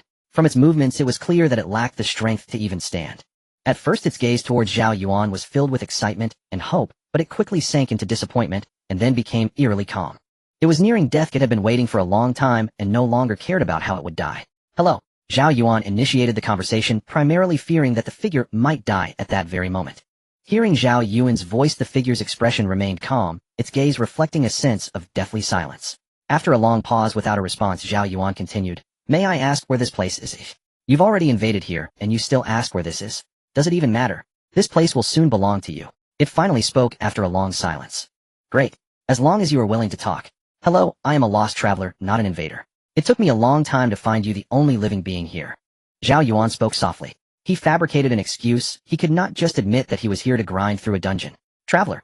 Heh, aren't you all outsiders? What difference does it make? My tree people have come to this point, and isn't it thanks to your doing?" The tree person said flatly, looking increasingly spirited, with expressions finally returning to its face, completely unlike its previous half-dead state. "Oh no, could this fellow be experiencing a moment of revival? Regardless of whether you believe me or not, I am truly not your enemy. I just arrived here. Can you tell me what happened?" Although Zhao Yuan felt anxious inside, his expression remained unchanged. "It doesn't matter whether friend or foe, it is no longer significant. As a dying person, I have nothing left to fear. Since you wish to know, I shall tell you." The tree person sat up, straightened its clothing slightly, and looked towards Zhao Yuan. "This is the realm of the elven goddess. We tree people are also considered her kin.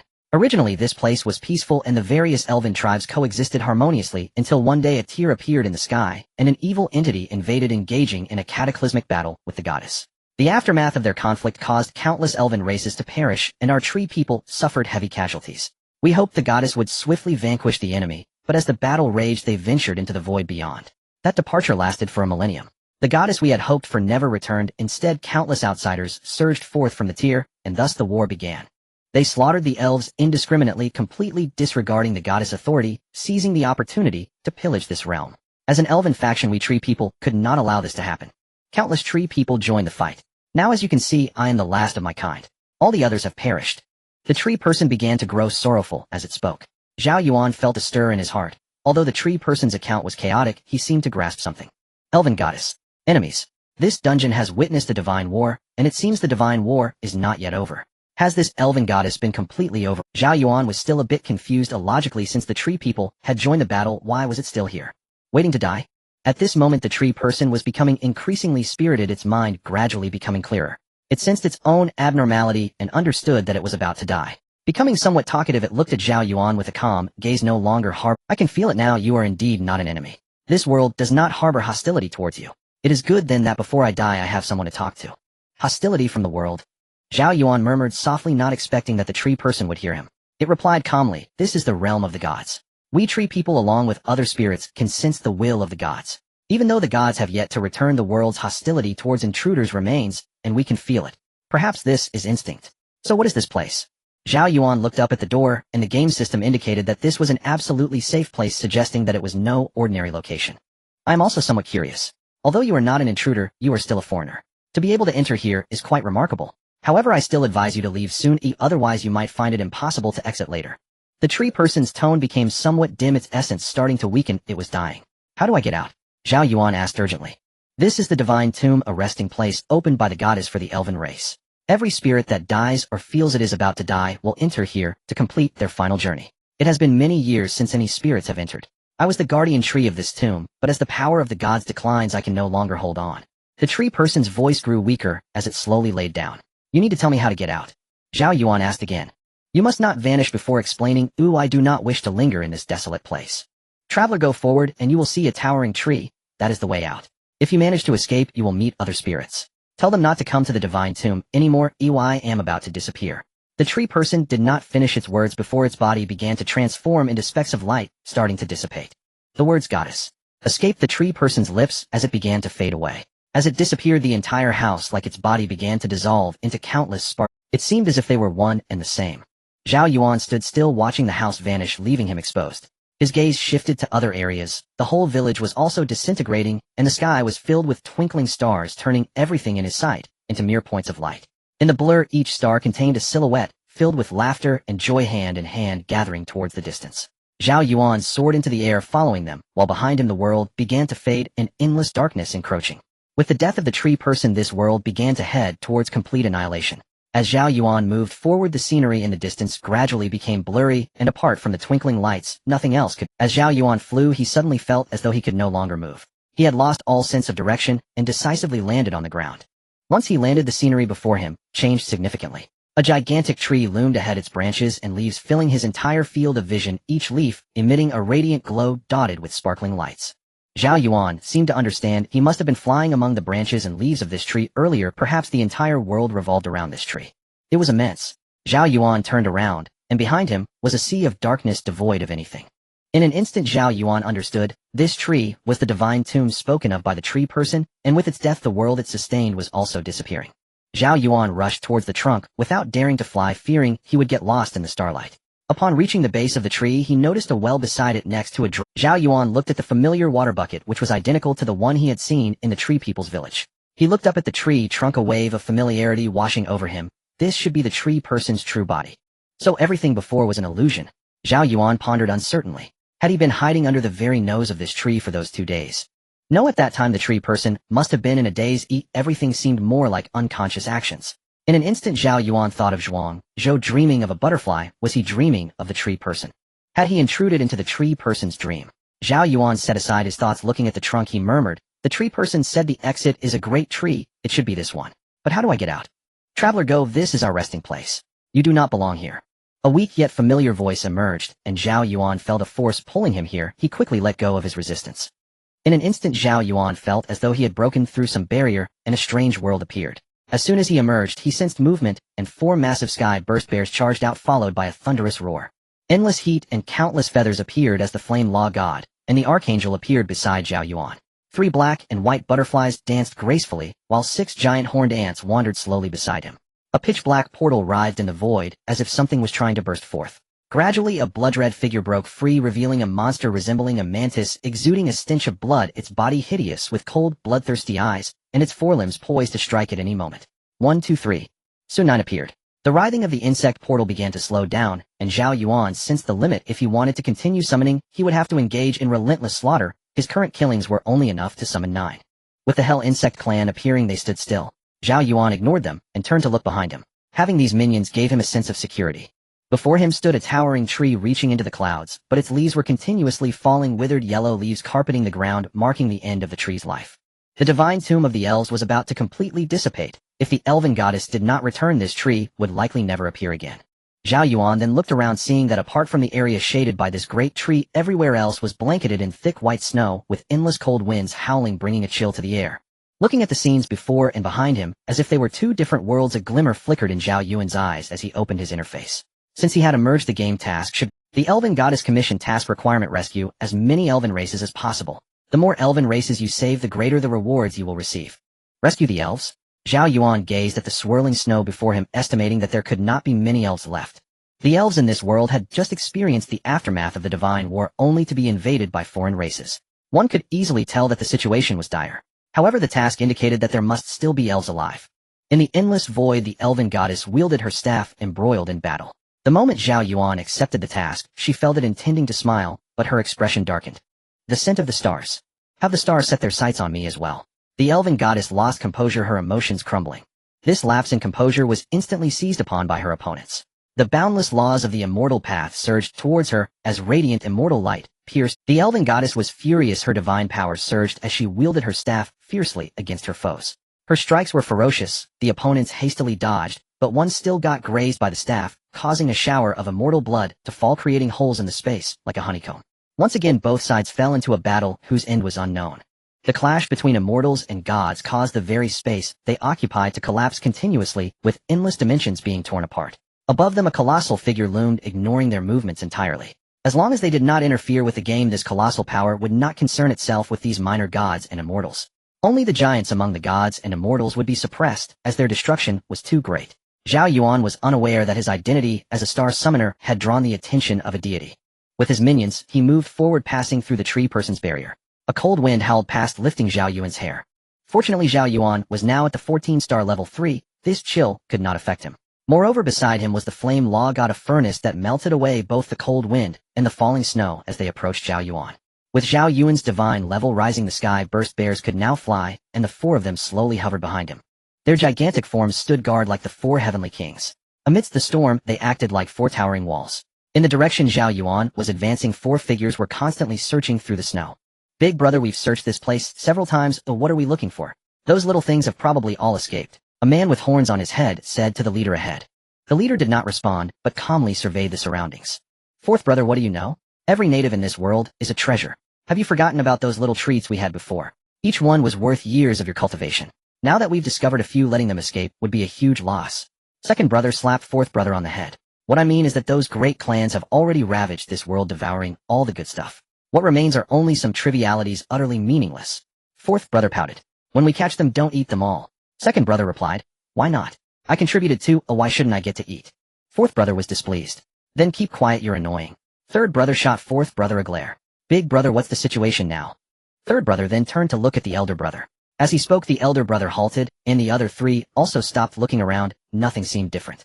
Something is off. Logically, we were following them closely. Even if they noticed us, they shouldn't have been able to shake us off so quickly. The elder brother muttered to himself. I told you we should have caught them back then, and just eaten them. You insisted on fishing for big ones, and followed them to find their lair. Now the fat meat has flown away. 4th brother made a sarcastic remark. The elder brother shot him an unpleased glance, and 4th brother promptly shut his mouth. So, big brother, do you mean they should be here, but we just haven't found them? 2nd brother understood the elder brother's implication, and replied directly. Yes, they are playing hide and seek with us. The elder brother's lips curled into a slight smile, as he suddenly punched toward the side. With immense force, he struck a figure out. A girl with wings pure white all over flew out, spewing a mouthful of fresh blood. Instantly 6 or 7 similar figures appeared around her, seemingly having walked directly out from the snowstorm. Had they not chosen to appear, no one would have suspected that these 2 groups were so close. If you hadn't revealed your killing intent, you might have truly deceived us. What a pity you couldn't hold back. The elder brother licked the blood off his hand, revealing a satisfied expression. The goddess has surely spared you. Just wait. The bloodied elven girl glared fiercely at the 4, wiping the blood from her mouth as she stood with her kin, preparing for one last stand. God, I find it naive how the natives of this world think. What do you think gods are? Your babysitters. Do you have a misconception about the gods' timelines? Now they won't return until the outcome of the battle between deities and demons is decided. Such battles won't end in less than thousands of years. When they return, it will be merely to create another batch of races, and you think they'll avenge you. The elder brother gazed coldly at the group of prey, filled with disdain. Neither immortals nor gods would concern themselves with the mundane. Even if the elven goddess was angry, she would place her hatred upon the demons and immortals. They were not worth the gods' attention. Of course, the premise was not to be trapped by the gods in this world. Big brother, why are we talking to them? Let's hurry up and attack. Fourth brother drooled at the corner of his mouth. What a pity. I initially wanted to follow you to find your lair, but now I can only dine early. However, I believe your lair should be within this region. If we thoroughly scour this place, you shouldn't be able to escape. You won't succeed. We, the Ice and Snow Elven clan, will fight to the death. The elven girl's eyes flashed with determination as she glanced at her kin, and the group slowly moved forward. A life-and-death battle was imminent. Although live consumption tastes better, dying wouldn't matter. Even if the texture is slightly inferior, I can still accept it. Fourth brother swallowed hard, staring at the speaking elven girl. His eyes, these things are cool and delicious. Amidst the snowstorm, it seemed to be dwindling, but no one noticed, thinking it was a normal phenomenon. The elder brother glanced at several elves, feeling no pressure. They were far too weak. Just as he took a step forward, his expression suddenly changed, and he turned to look to the side. A wave of heat surged from afar. In this cold world, such intense heat was shockingly abrupt. Both sides focused on that direction. In the distance, 4 towering figures appeared faintly, the terrifying heat causing the surrounding snow to melt instantly, as if this cold plateau was welcoming an unprecedented summer. Both parties turned to look in that direction, squinting against the heat waves that hit them heated. Suddenly a deafening roar erupted, as loud as 1,000 horses charging. What do we fear from the cycle of heavenly paths? What are the scattering of souls? With the singing, a chilling intent accompanied by the scent of blood surged forth. Slowly 4 sky exploding bears came into view, followed by 9 hell insect clan members, their astonishing murderous aura radiating from their bodies.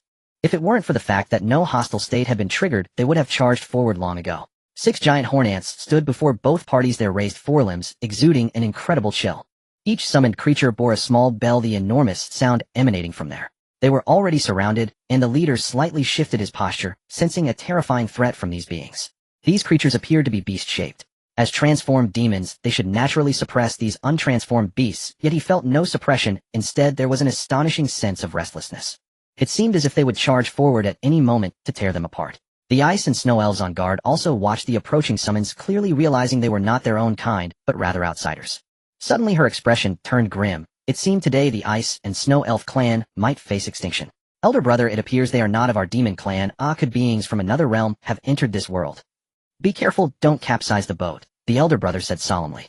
The elder brother felt a weight in his heart. Their demon clan had entered this world thanks to a powerful figure feasting on the spoils, while they merely sipped the broth, yet now a third party had intruded without any warning. They could only hope that the newcomers were not powerful figures. Just then a figure flew in from behind, landing steadily on the head of a sky exploding bear. A creature formed from gathered lava stood beside a holy angel, a terrifying scene woven from the sacred and the fiery flames behind him. 3 black and white butterflies danced gracefully, tearing through space with their wings. The invisible heat waves isolated the wind and snow, rendering the surrounding space incredibly dry, melting the snow on the ground and turning the earth into lava. Both parties had no choice but to take flight. No one spoke among the 3 factions, only the stirring music resonated incessantly. Friend, from which world do you hail? This territory has already been occupied by our Tianyao Great World. The elder brother slightly cupped his hands toward Zhao Yuan, invoking the Tianyao Great World in hopes of instilling some trepidation. The Tianyao Great World is a realm created for demon immortals, holding considerable renown among the celestial factions. Tianyao Great World. Zhao Yuan turned to the 4-horned beings, then spoke nonchalantly. What kind of place is that? I truly haven't heard of it. Zhao Yuan's words caused the elder brother with horns to pause, failing to intimidate the other party. These worlds created by gods and immortals have been isolated from the game by Lan, and aside from a few races within the game, no one has ever heard of them. Before Lan's arrival, these worlds were known as the Immortal Realm and Divine Realm, realms yearned for by countless extraordinary races. Unfortunately, the human race of Blue Star was unaware of this. Of course, even if they knew, it wouldn't matter. As long as Lan's game has not concluded, the game world remains a forbidden zone for the gods and immortals. The gods and immortals would only avoid it. Only when Lan brought the dungeons to their world did they dare not invade the game world. For instance, at this moment, as long as Zhao Yuan's dungeon did not end, even if the elven goddess triumphed over the demon immortal, she probably wouldn't dare to return. This world no longer belonged to the elven goddess, but rather the game dungeon. Which world are you from to have such a big tone? The 4th brother, who was more hot-tempered, directly questioned Zhao Yuan. The other 3 brothers felt a sudden tension. The 4th brother's mouth would likely bring trouble today. To their surprise, Zhao Yuan did not get angry, but rather replied, I hail from Blue Star. Have you heard of it? The fourth brother was about to speak when he was restrained by his two brothers beside him. The elder brother cupped his hands and said, So friend comes from Blue Star. The name of Blue Star is indeed renowned. If we were not in the wrong place, we would surely visit Blue Star to pay our respects. Though we cannot reach it, our hearts yearn for it. Zhao Yuan was taken aback. Blue Star had such a great reputation. Why was he unaware of it? Since you have come, we four brothers will not disturb you further. We shall take our leave now. Feel free. Saying this, the elder brother bowed to Zhao Yuan and slowly retreated with the other three.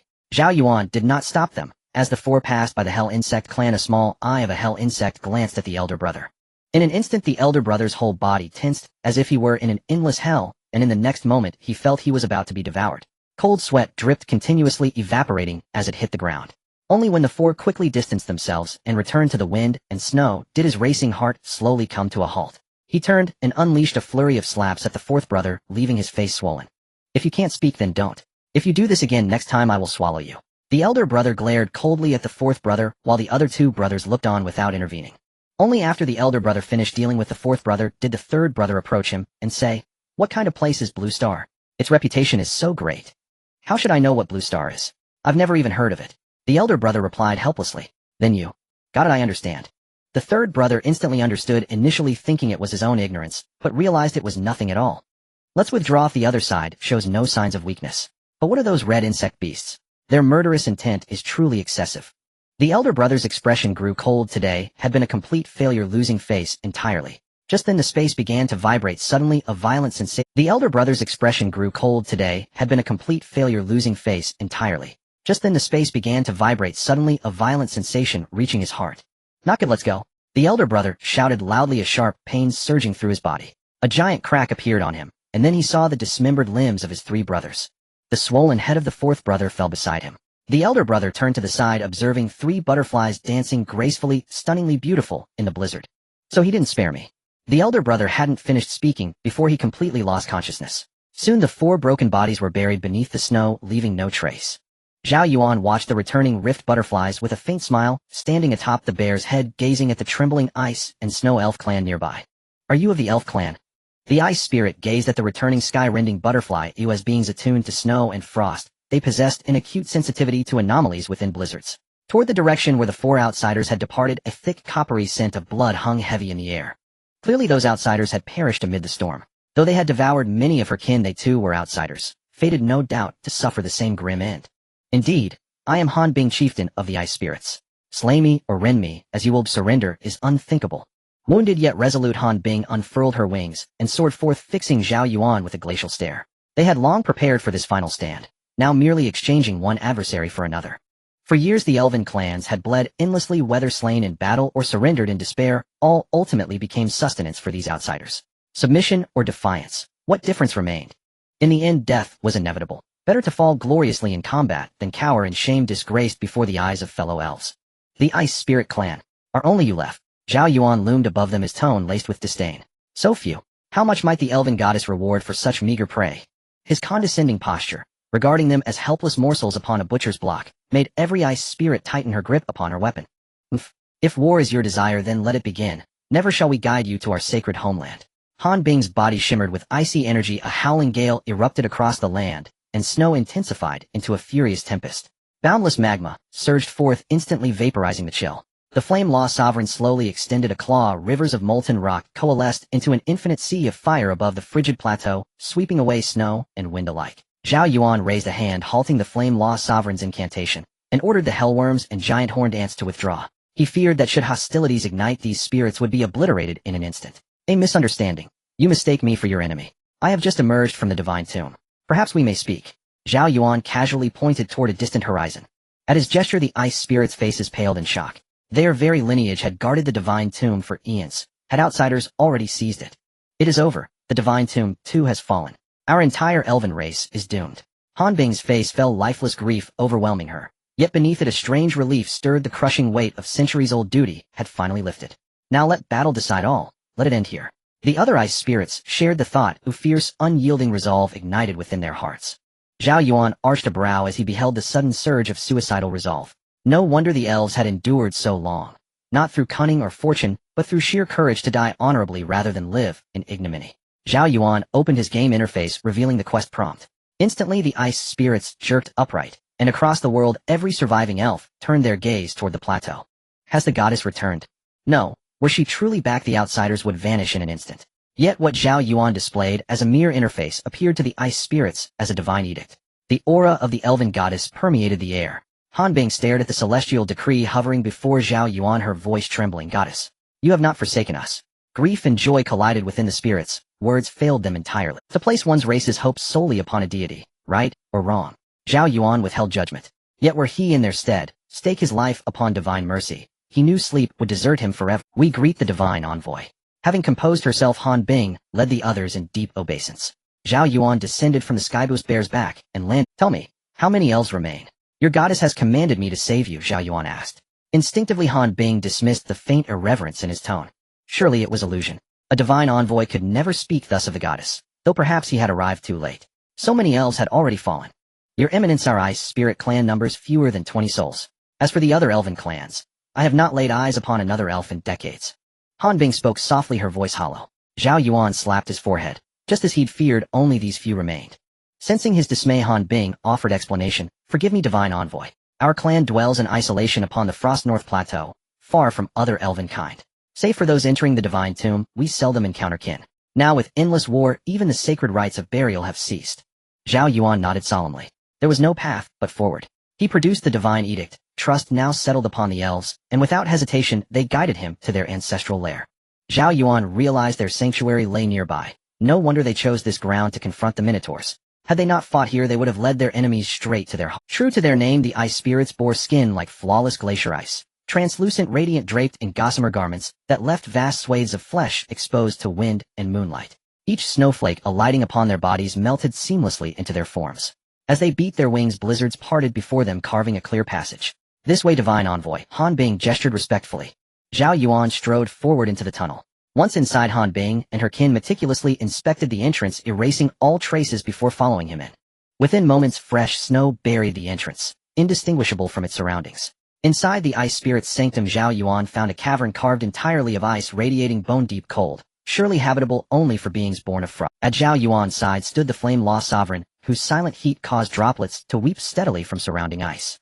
Wherever the sovereign passed, thick rivers of magma flowed, melting the ancient frost.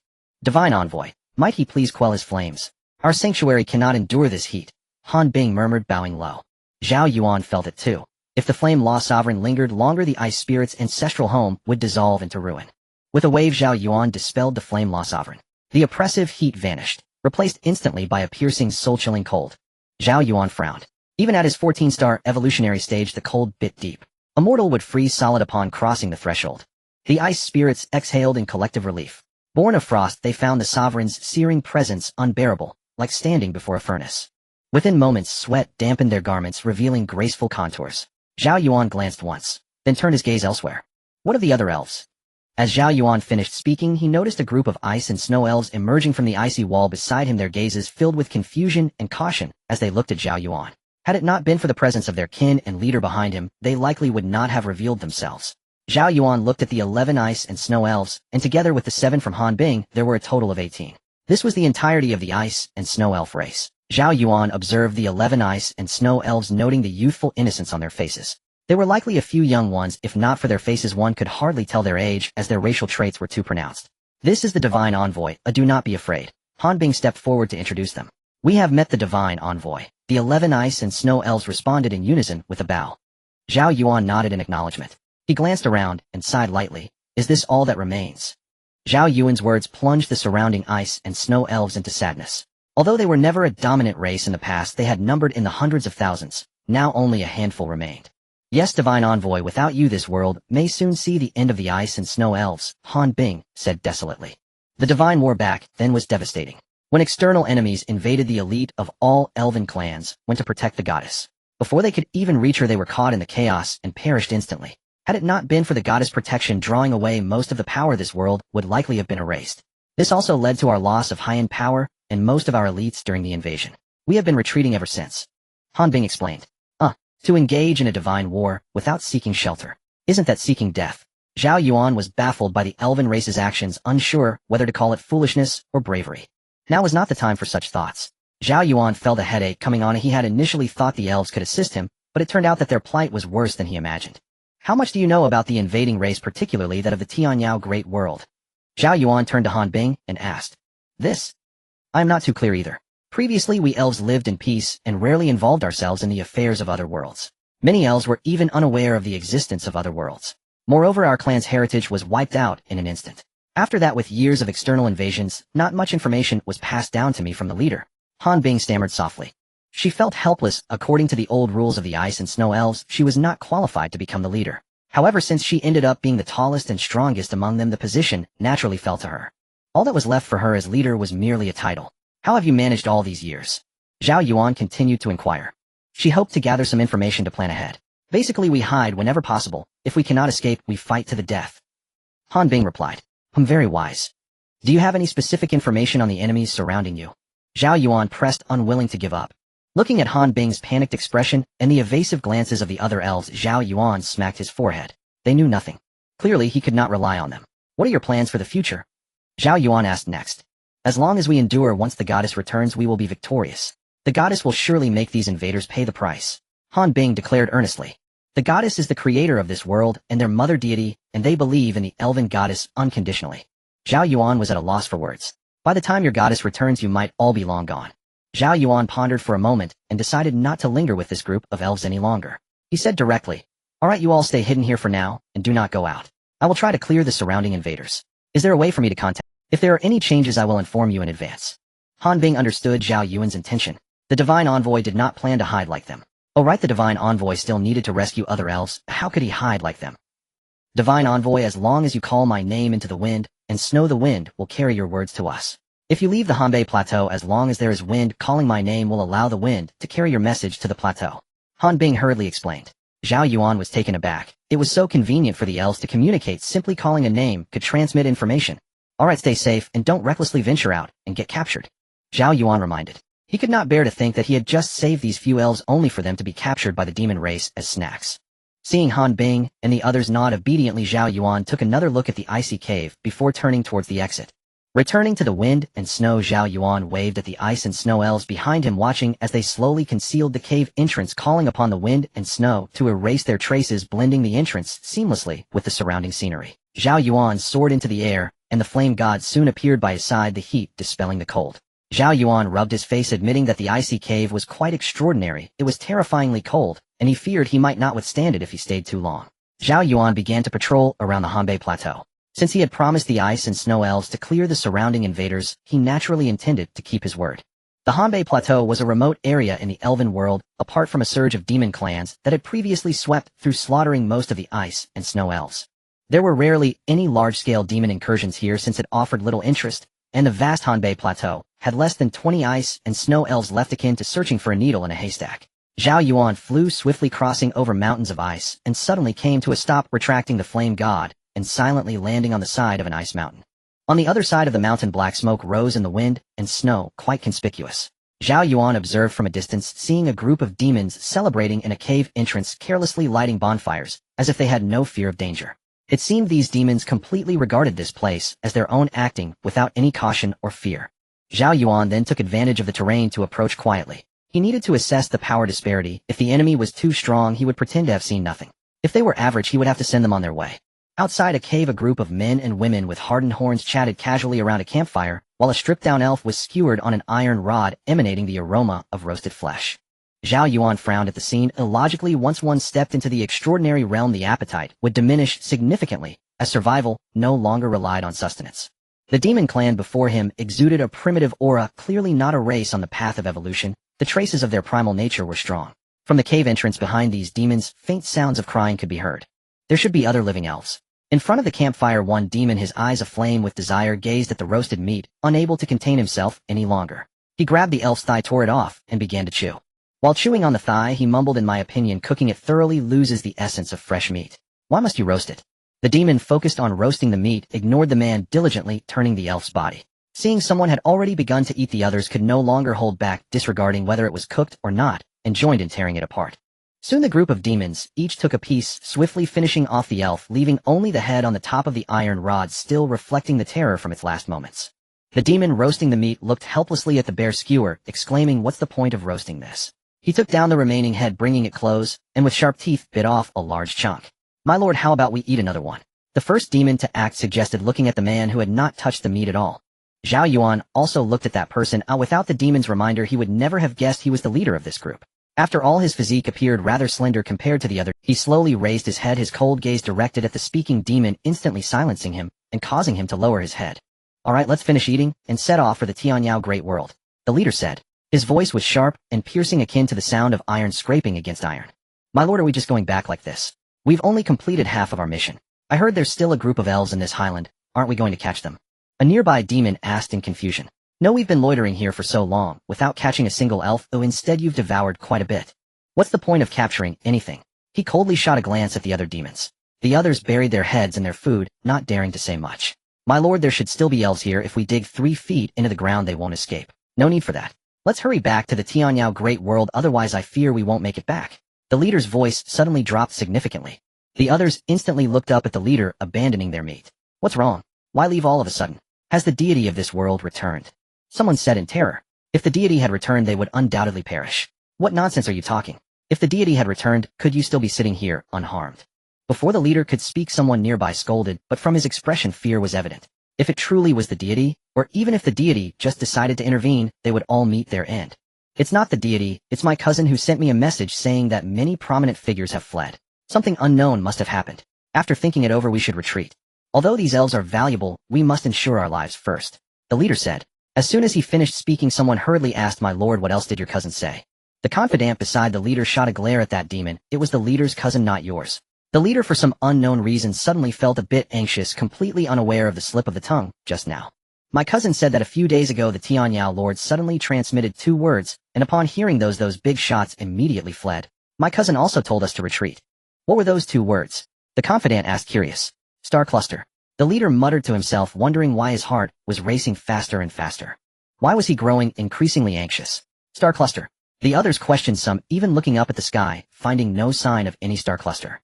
Though they were puzzled, they did not doubt. Merely 2 words could scare away a group of prominent figures, suggesting there were secrets unknown to them.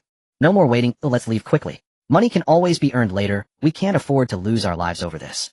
The leader hurriedly stood up, feeling increasingly uneasy. The other demons quickly got up as well. With the leader's command, any delay would mean death.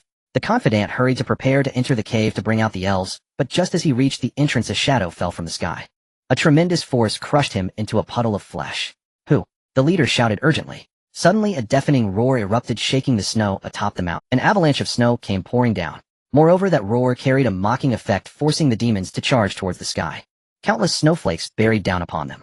The leader called out desperately, but for a moment there was nothing he could do. The mockery left them powerless against the falling snow. Soon this place was completely buried. Zhao Yuan recalled the sky bear buried in the snow and summoned it once more.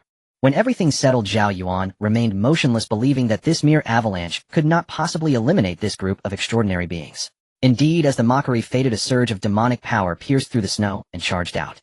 The leader shook off the snow on his body and looked ahead. 4 enormous figures floated in midair, towering above, exuding a fierce and savage aura. The leader quickly noticed Zhao Yuan atop the sky bear in the center. He asked in a deep voice, "Who are you?" At this moment, other demons had also come to stand behind the leader, watching Zhao Yuan warily. "Didn't you all just say it?" Zhao Yuan replied, indifferently looking at the group of demons. "Star cluster." Someone suddenly snapped to attention, asking. Zhao Yuan smiled, but remained silent. Impossible. If star cluster was simply this, could it scare off those big shots? The leader was first taken aback by the word star cluster, but quickly rebutted. "Speak, who are you? How dare you provoke my Qing Wolf clan?" The leader instinctively thought it was another demon come to cause trouble. Looking at these guys, even at death's door, they still attempted to intimidate him with their backing. Zhao Yuan shook his head. "Boring." Zhao Yuan raised his hand, bending 2 fingers, and the 3 sky bears charged forward in an instant. 9 blood-red figures surrounded the group of demons from all angles. Feathers rained down from the sky and luminous rings appeared around all summoned creatures. In an instant, the power of all summoned beings surged. The 3 sky exploding bears roared ferociously, forcing all the demon clans to lose control of themselves. "What on earth is this?" The leader's face changed drastically, and he involuntarily moved toward the sky exploding bears, intending to escape. Under the pressure of the 3 sky exploding bears, a group of demon clans trembled in fear, having never encountered a situation that forced them to attack, while completely losing control of their bodies. Just as they broke free from the control, a gigantic bear paw slammed down upon them. The leader exerted all his demon power to strike at the bear paw, but the tremendous collision sent him flying. The others, however, were not so fortunate. Under the bear's paw, every strike turned them into a puddle of mud. The leader who was flung away spat out blood, but felt a surge of joy in his heart, preparing to flee. At that moment a pungent smell of blood filled the air, and a blood-red long knife appeared swift as lightning, causing intense pain as his lower body was torn away, while his upper body seemed to be clamped by something. Only when he raised his head did he see himself enveloped in the embrace of a blood-colored mantis, the overwhelming stench of blood accompanying a despairing, killing intent rushing into his mind. Then he saw a large mouth descending upon him, tearing away a chunk of flesh from his arm and swallowing it. Is he going to be eaten? The leader's mind went blank. In the distance, Zhao Yuan furrowed his brows. This was the first time he had seen a summoned creature actively feeding. Even the brutal sky-exploding bears merely licked the blood splattered on their faces, never having actively fed before. He never expected the Hell Insect clan to actually consume flesh. He watched as the Hell Insect clan quickly dismembered the leader's 2 arms and devoured them, continuing to fixate on other parts. Zhao Yuan glanced around and saw that the other demon clans had already been dealt with by the summoned creatures. With a thought, he recalled the Hell Insect clan, and the sky-exploding bear beneath him transformed into a stream of light, merging into Zhao Yuan's body. An immense power surged within him, making him feel as if he could crush a mountain with a single blow. He flew down in front of the leader, who was left with only bare limbs. Despite this, the fellow had still not died. Looking at Zhao Yuan as he descended, the leader spat blood and gazed at him, asking, "Who exactly are you? Tell me about the great world of celestial demons." Zhao Yuan crouched down, gazing at the leader with a detached tone. At this point he had merged with the sky-exploding bear, no longer just a fragile being and unafraid of the other party's violent retaliation. "Aren't you a demon from the great world of celestial demons?" Zhao Yuan's words stunned the leader, a glint of understanding flashing in his eyes. Initially he thought Zhao Yuan was a high-ranking demon targeting the goods in his hands, as bears were common in the great world of celestial demons.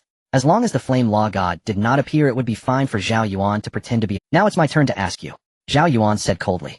The other summoned creatures surrounded him, flanking him on both sides, their gazes occasionally darting towards the leader. "Let me tell you, can you spare me?" the leader asked nervously. Zhao Yuan's lips curled into a slight smile as he replied, "Of course, as long as you tell me everything I want, lay a finger on you." The great world of celestial demons was established by the great celestial demon. Thus we are referred to as the celestial demon clan. Thousands of years ago, the great celestial demon had something stolen from him. After returning, he directly pierced a massive crack in the world and charged in. The major clans of the great world of celestial demons waited a long time, but saw no sign of the great celestial demon returning. Some followed the crack and ended up in this world. The leader spat out a mouthful of blood. Then they discovered that the great celestial demon was engaged in a battle with the gods of this world, charging towards the heavens, leaving this defenseless world behind. Thus, everyone unanimously began to plunder this world. Initially, it was the major clans that seized many spirits.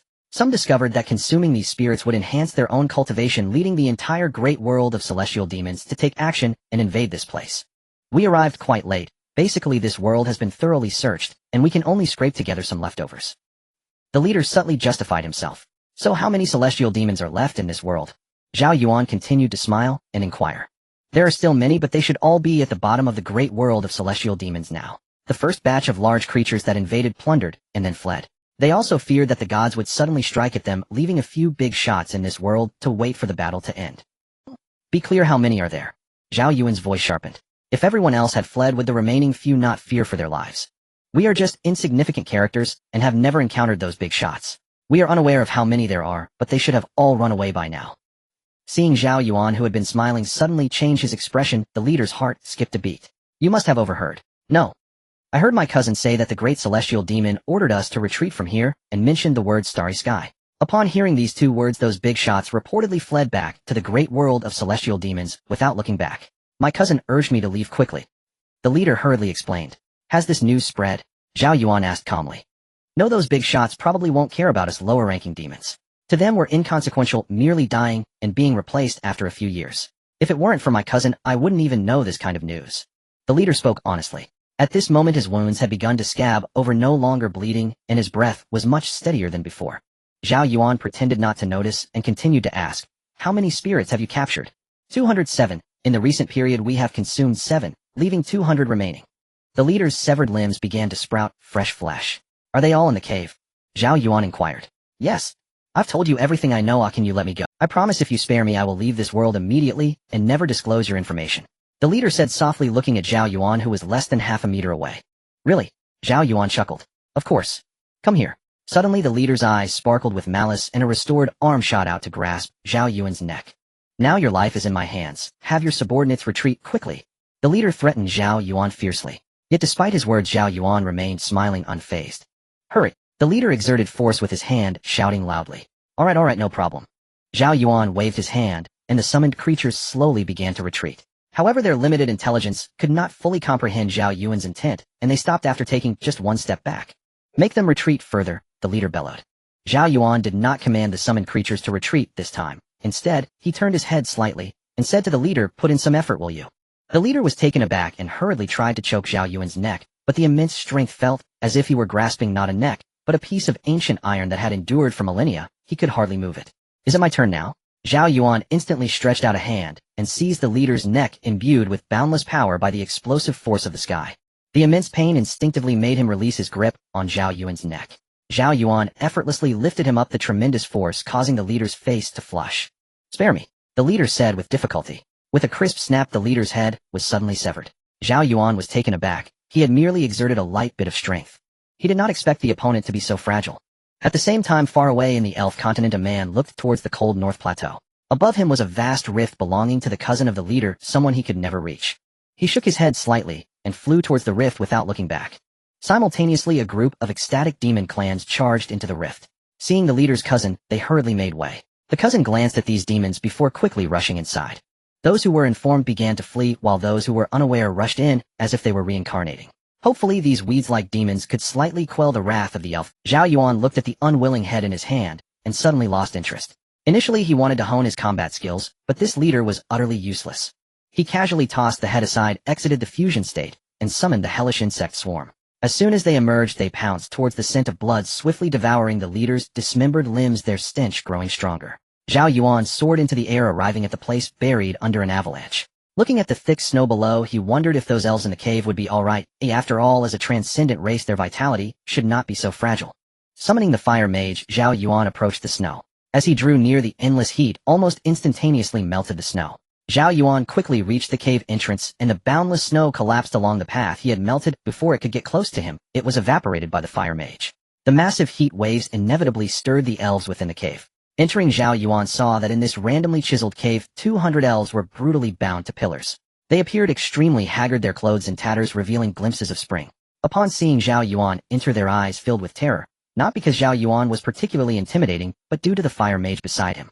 As it approached, the terrifying heat made it difficult for them to breathe in the cramped cave. Moreover, the rocks within the cave began to melt, causing the entire cave to seem to soften, as if a fiery demon had appeared. Zhao Yuan realized this, and recalled the fire mage. The temperature began to drop, allowing the elves to breathe a sigh of relief. He waved his hand to free one elf from her chains, and said to her, release them. Ignoring the group of elves, he turned and stepped outside the cave, softly saying, Ice, come. As Zhao Yuan spoke the name Ice, the wind and snow in the world seemed to soften. A gentle breeze brushed past Zhao Yuan's body and blew towards the distance. Within the ice cave, Ice, who was comforting the other elves, instantly heard this, and said to the elves, go, the divine envoy is calling me. You few come with me, the others hide, and be cautious. After speaking, she led a few individuals out of the ice cave towards Zhao Yuan's direction. Once they entered the wind and snow, the ice elves blended into it, disappearing without a trace. In moments, Ice appeared before Zhao Yuan. She surveyed the surroundings, noting that the avalanche covered a vast area and blood was scattered around, signifying that a fierce battle had just taken place. I have met the divine envoy. Ice bowed. She noticed that even after Zhao Yuan had just experienced a battle, he bore not a single scratch, which instantly put her mind at ease. Initially, she thought the divine envoy was in danger and needed their help, but clearly that was not the case now. Let's go inside and check on them, then bring them to a safe place. Zhao Yuan looked towards the cave entrance. He sensed that the elves inside should have freed themselves from their restraints, but had not come out, likely out of concern.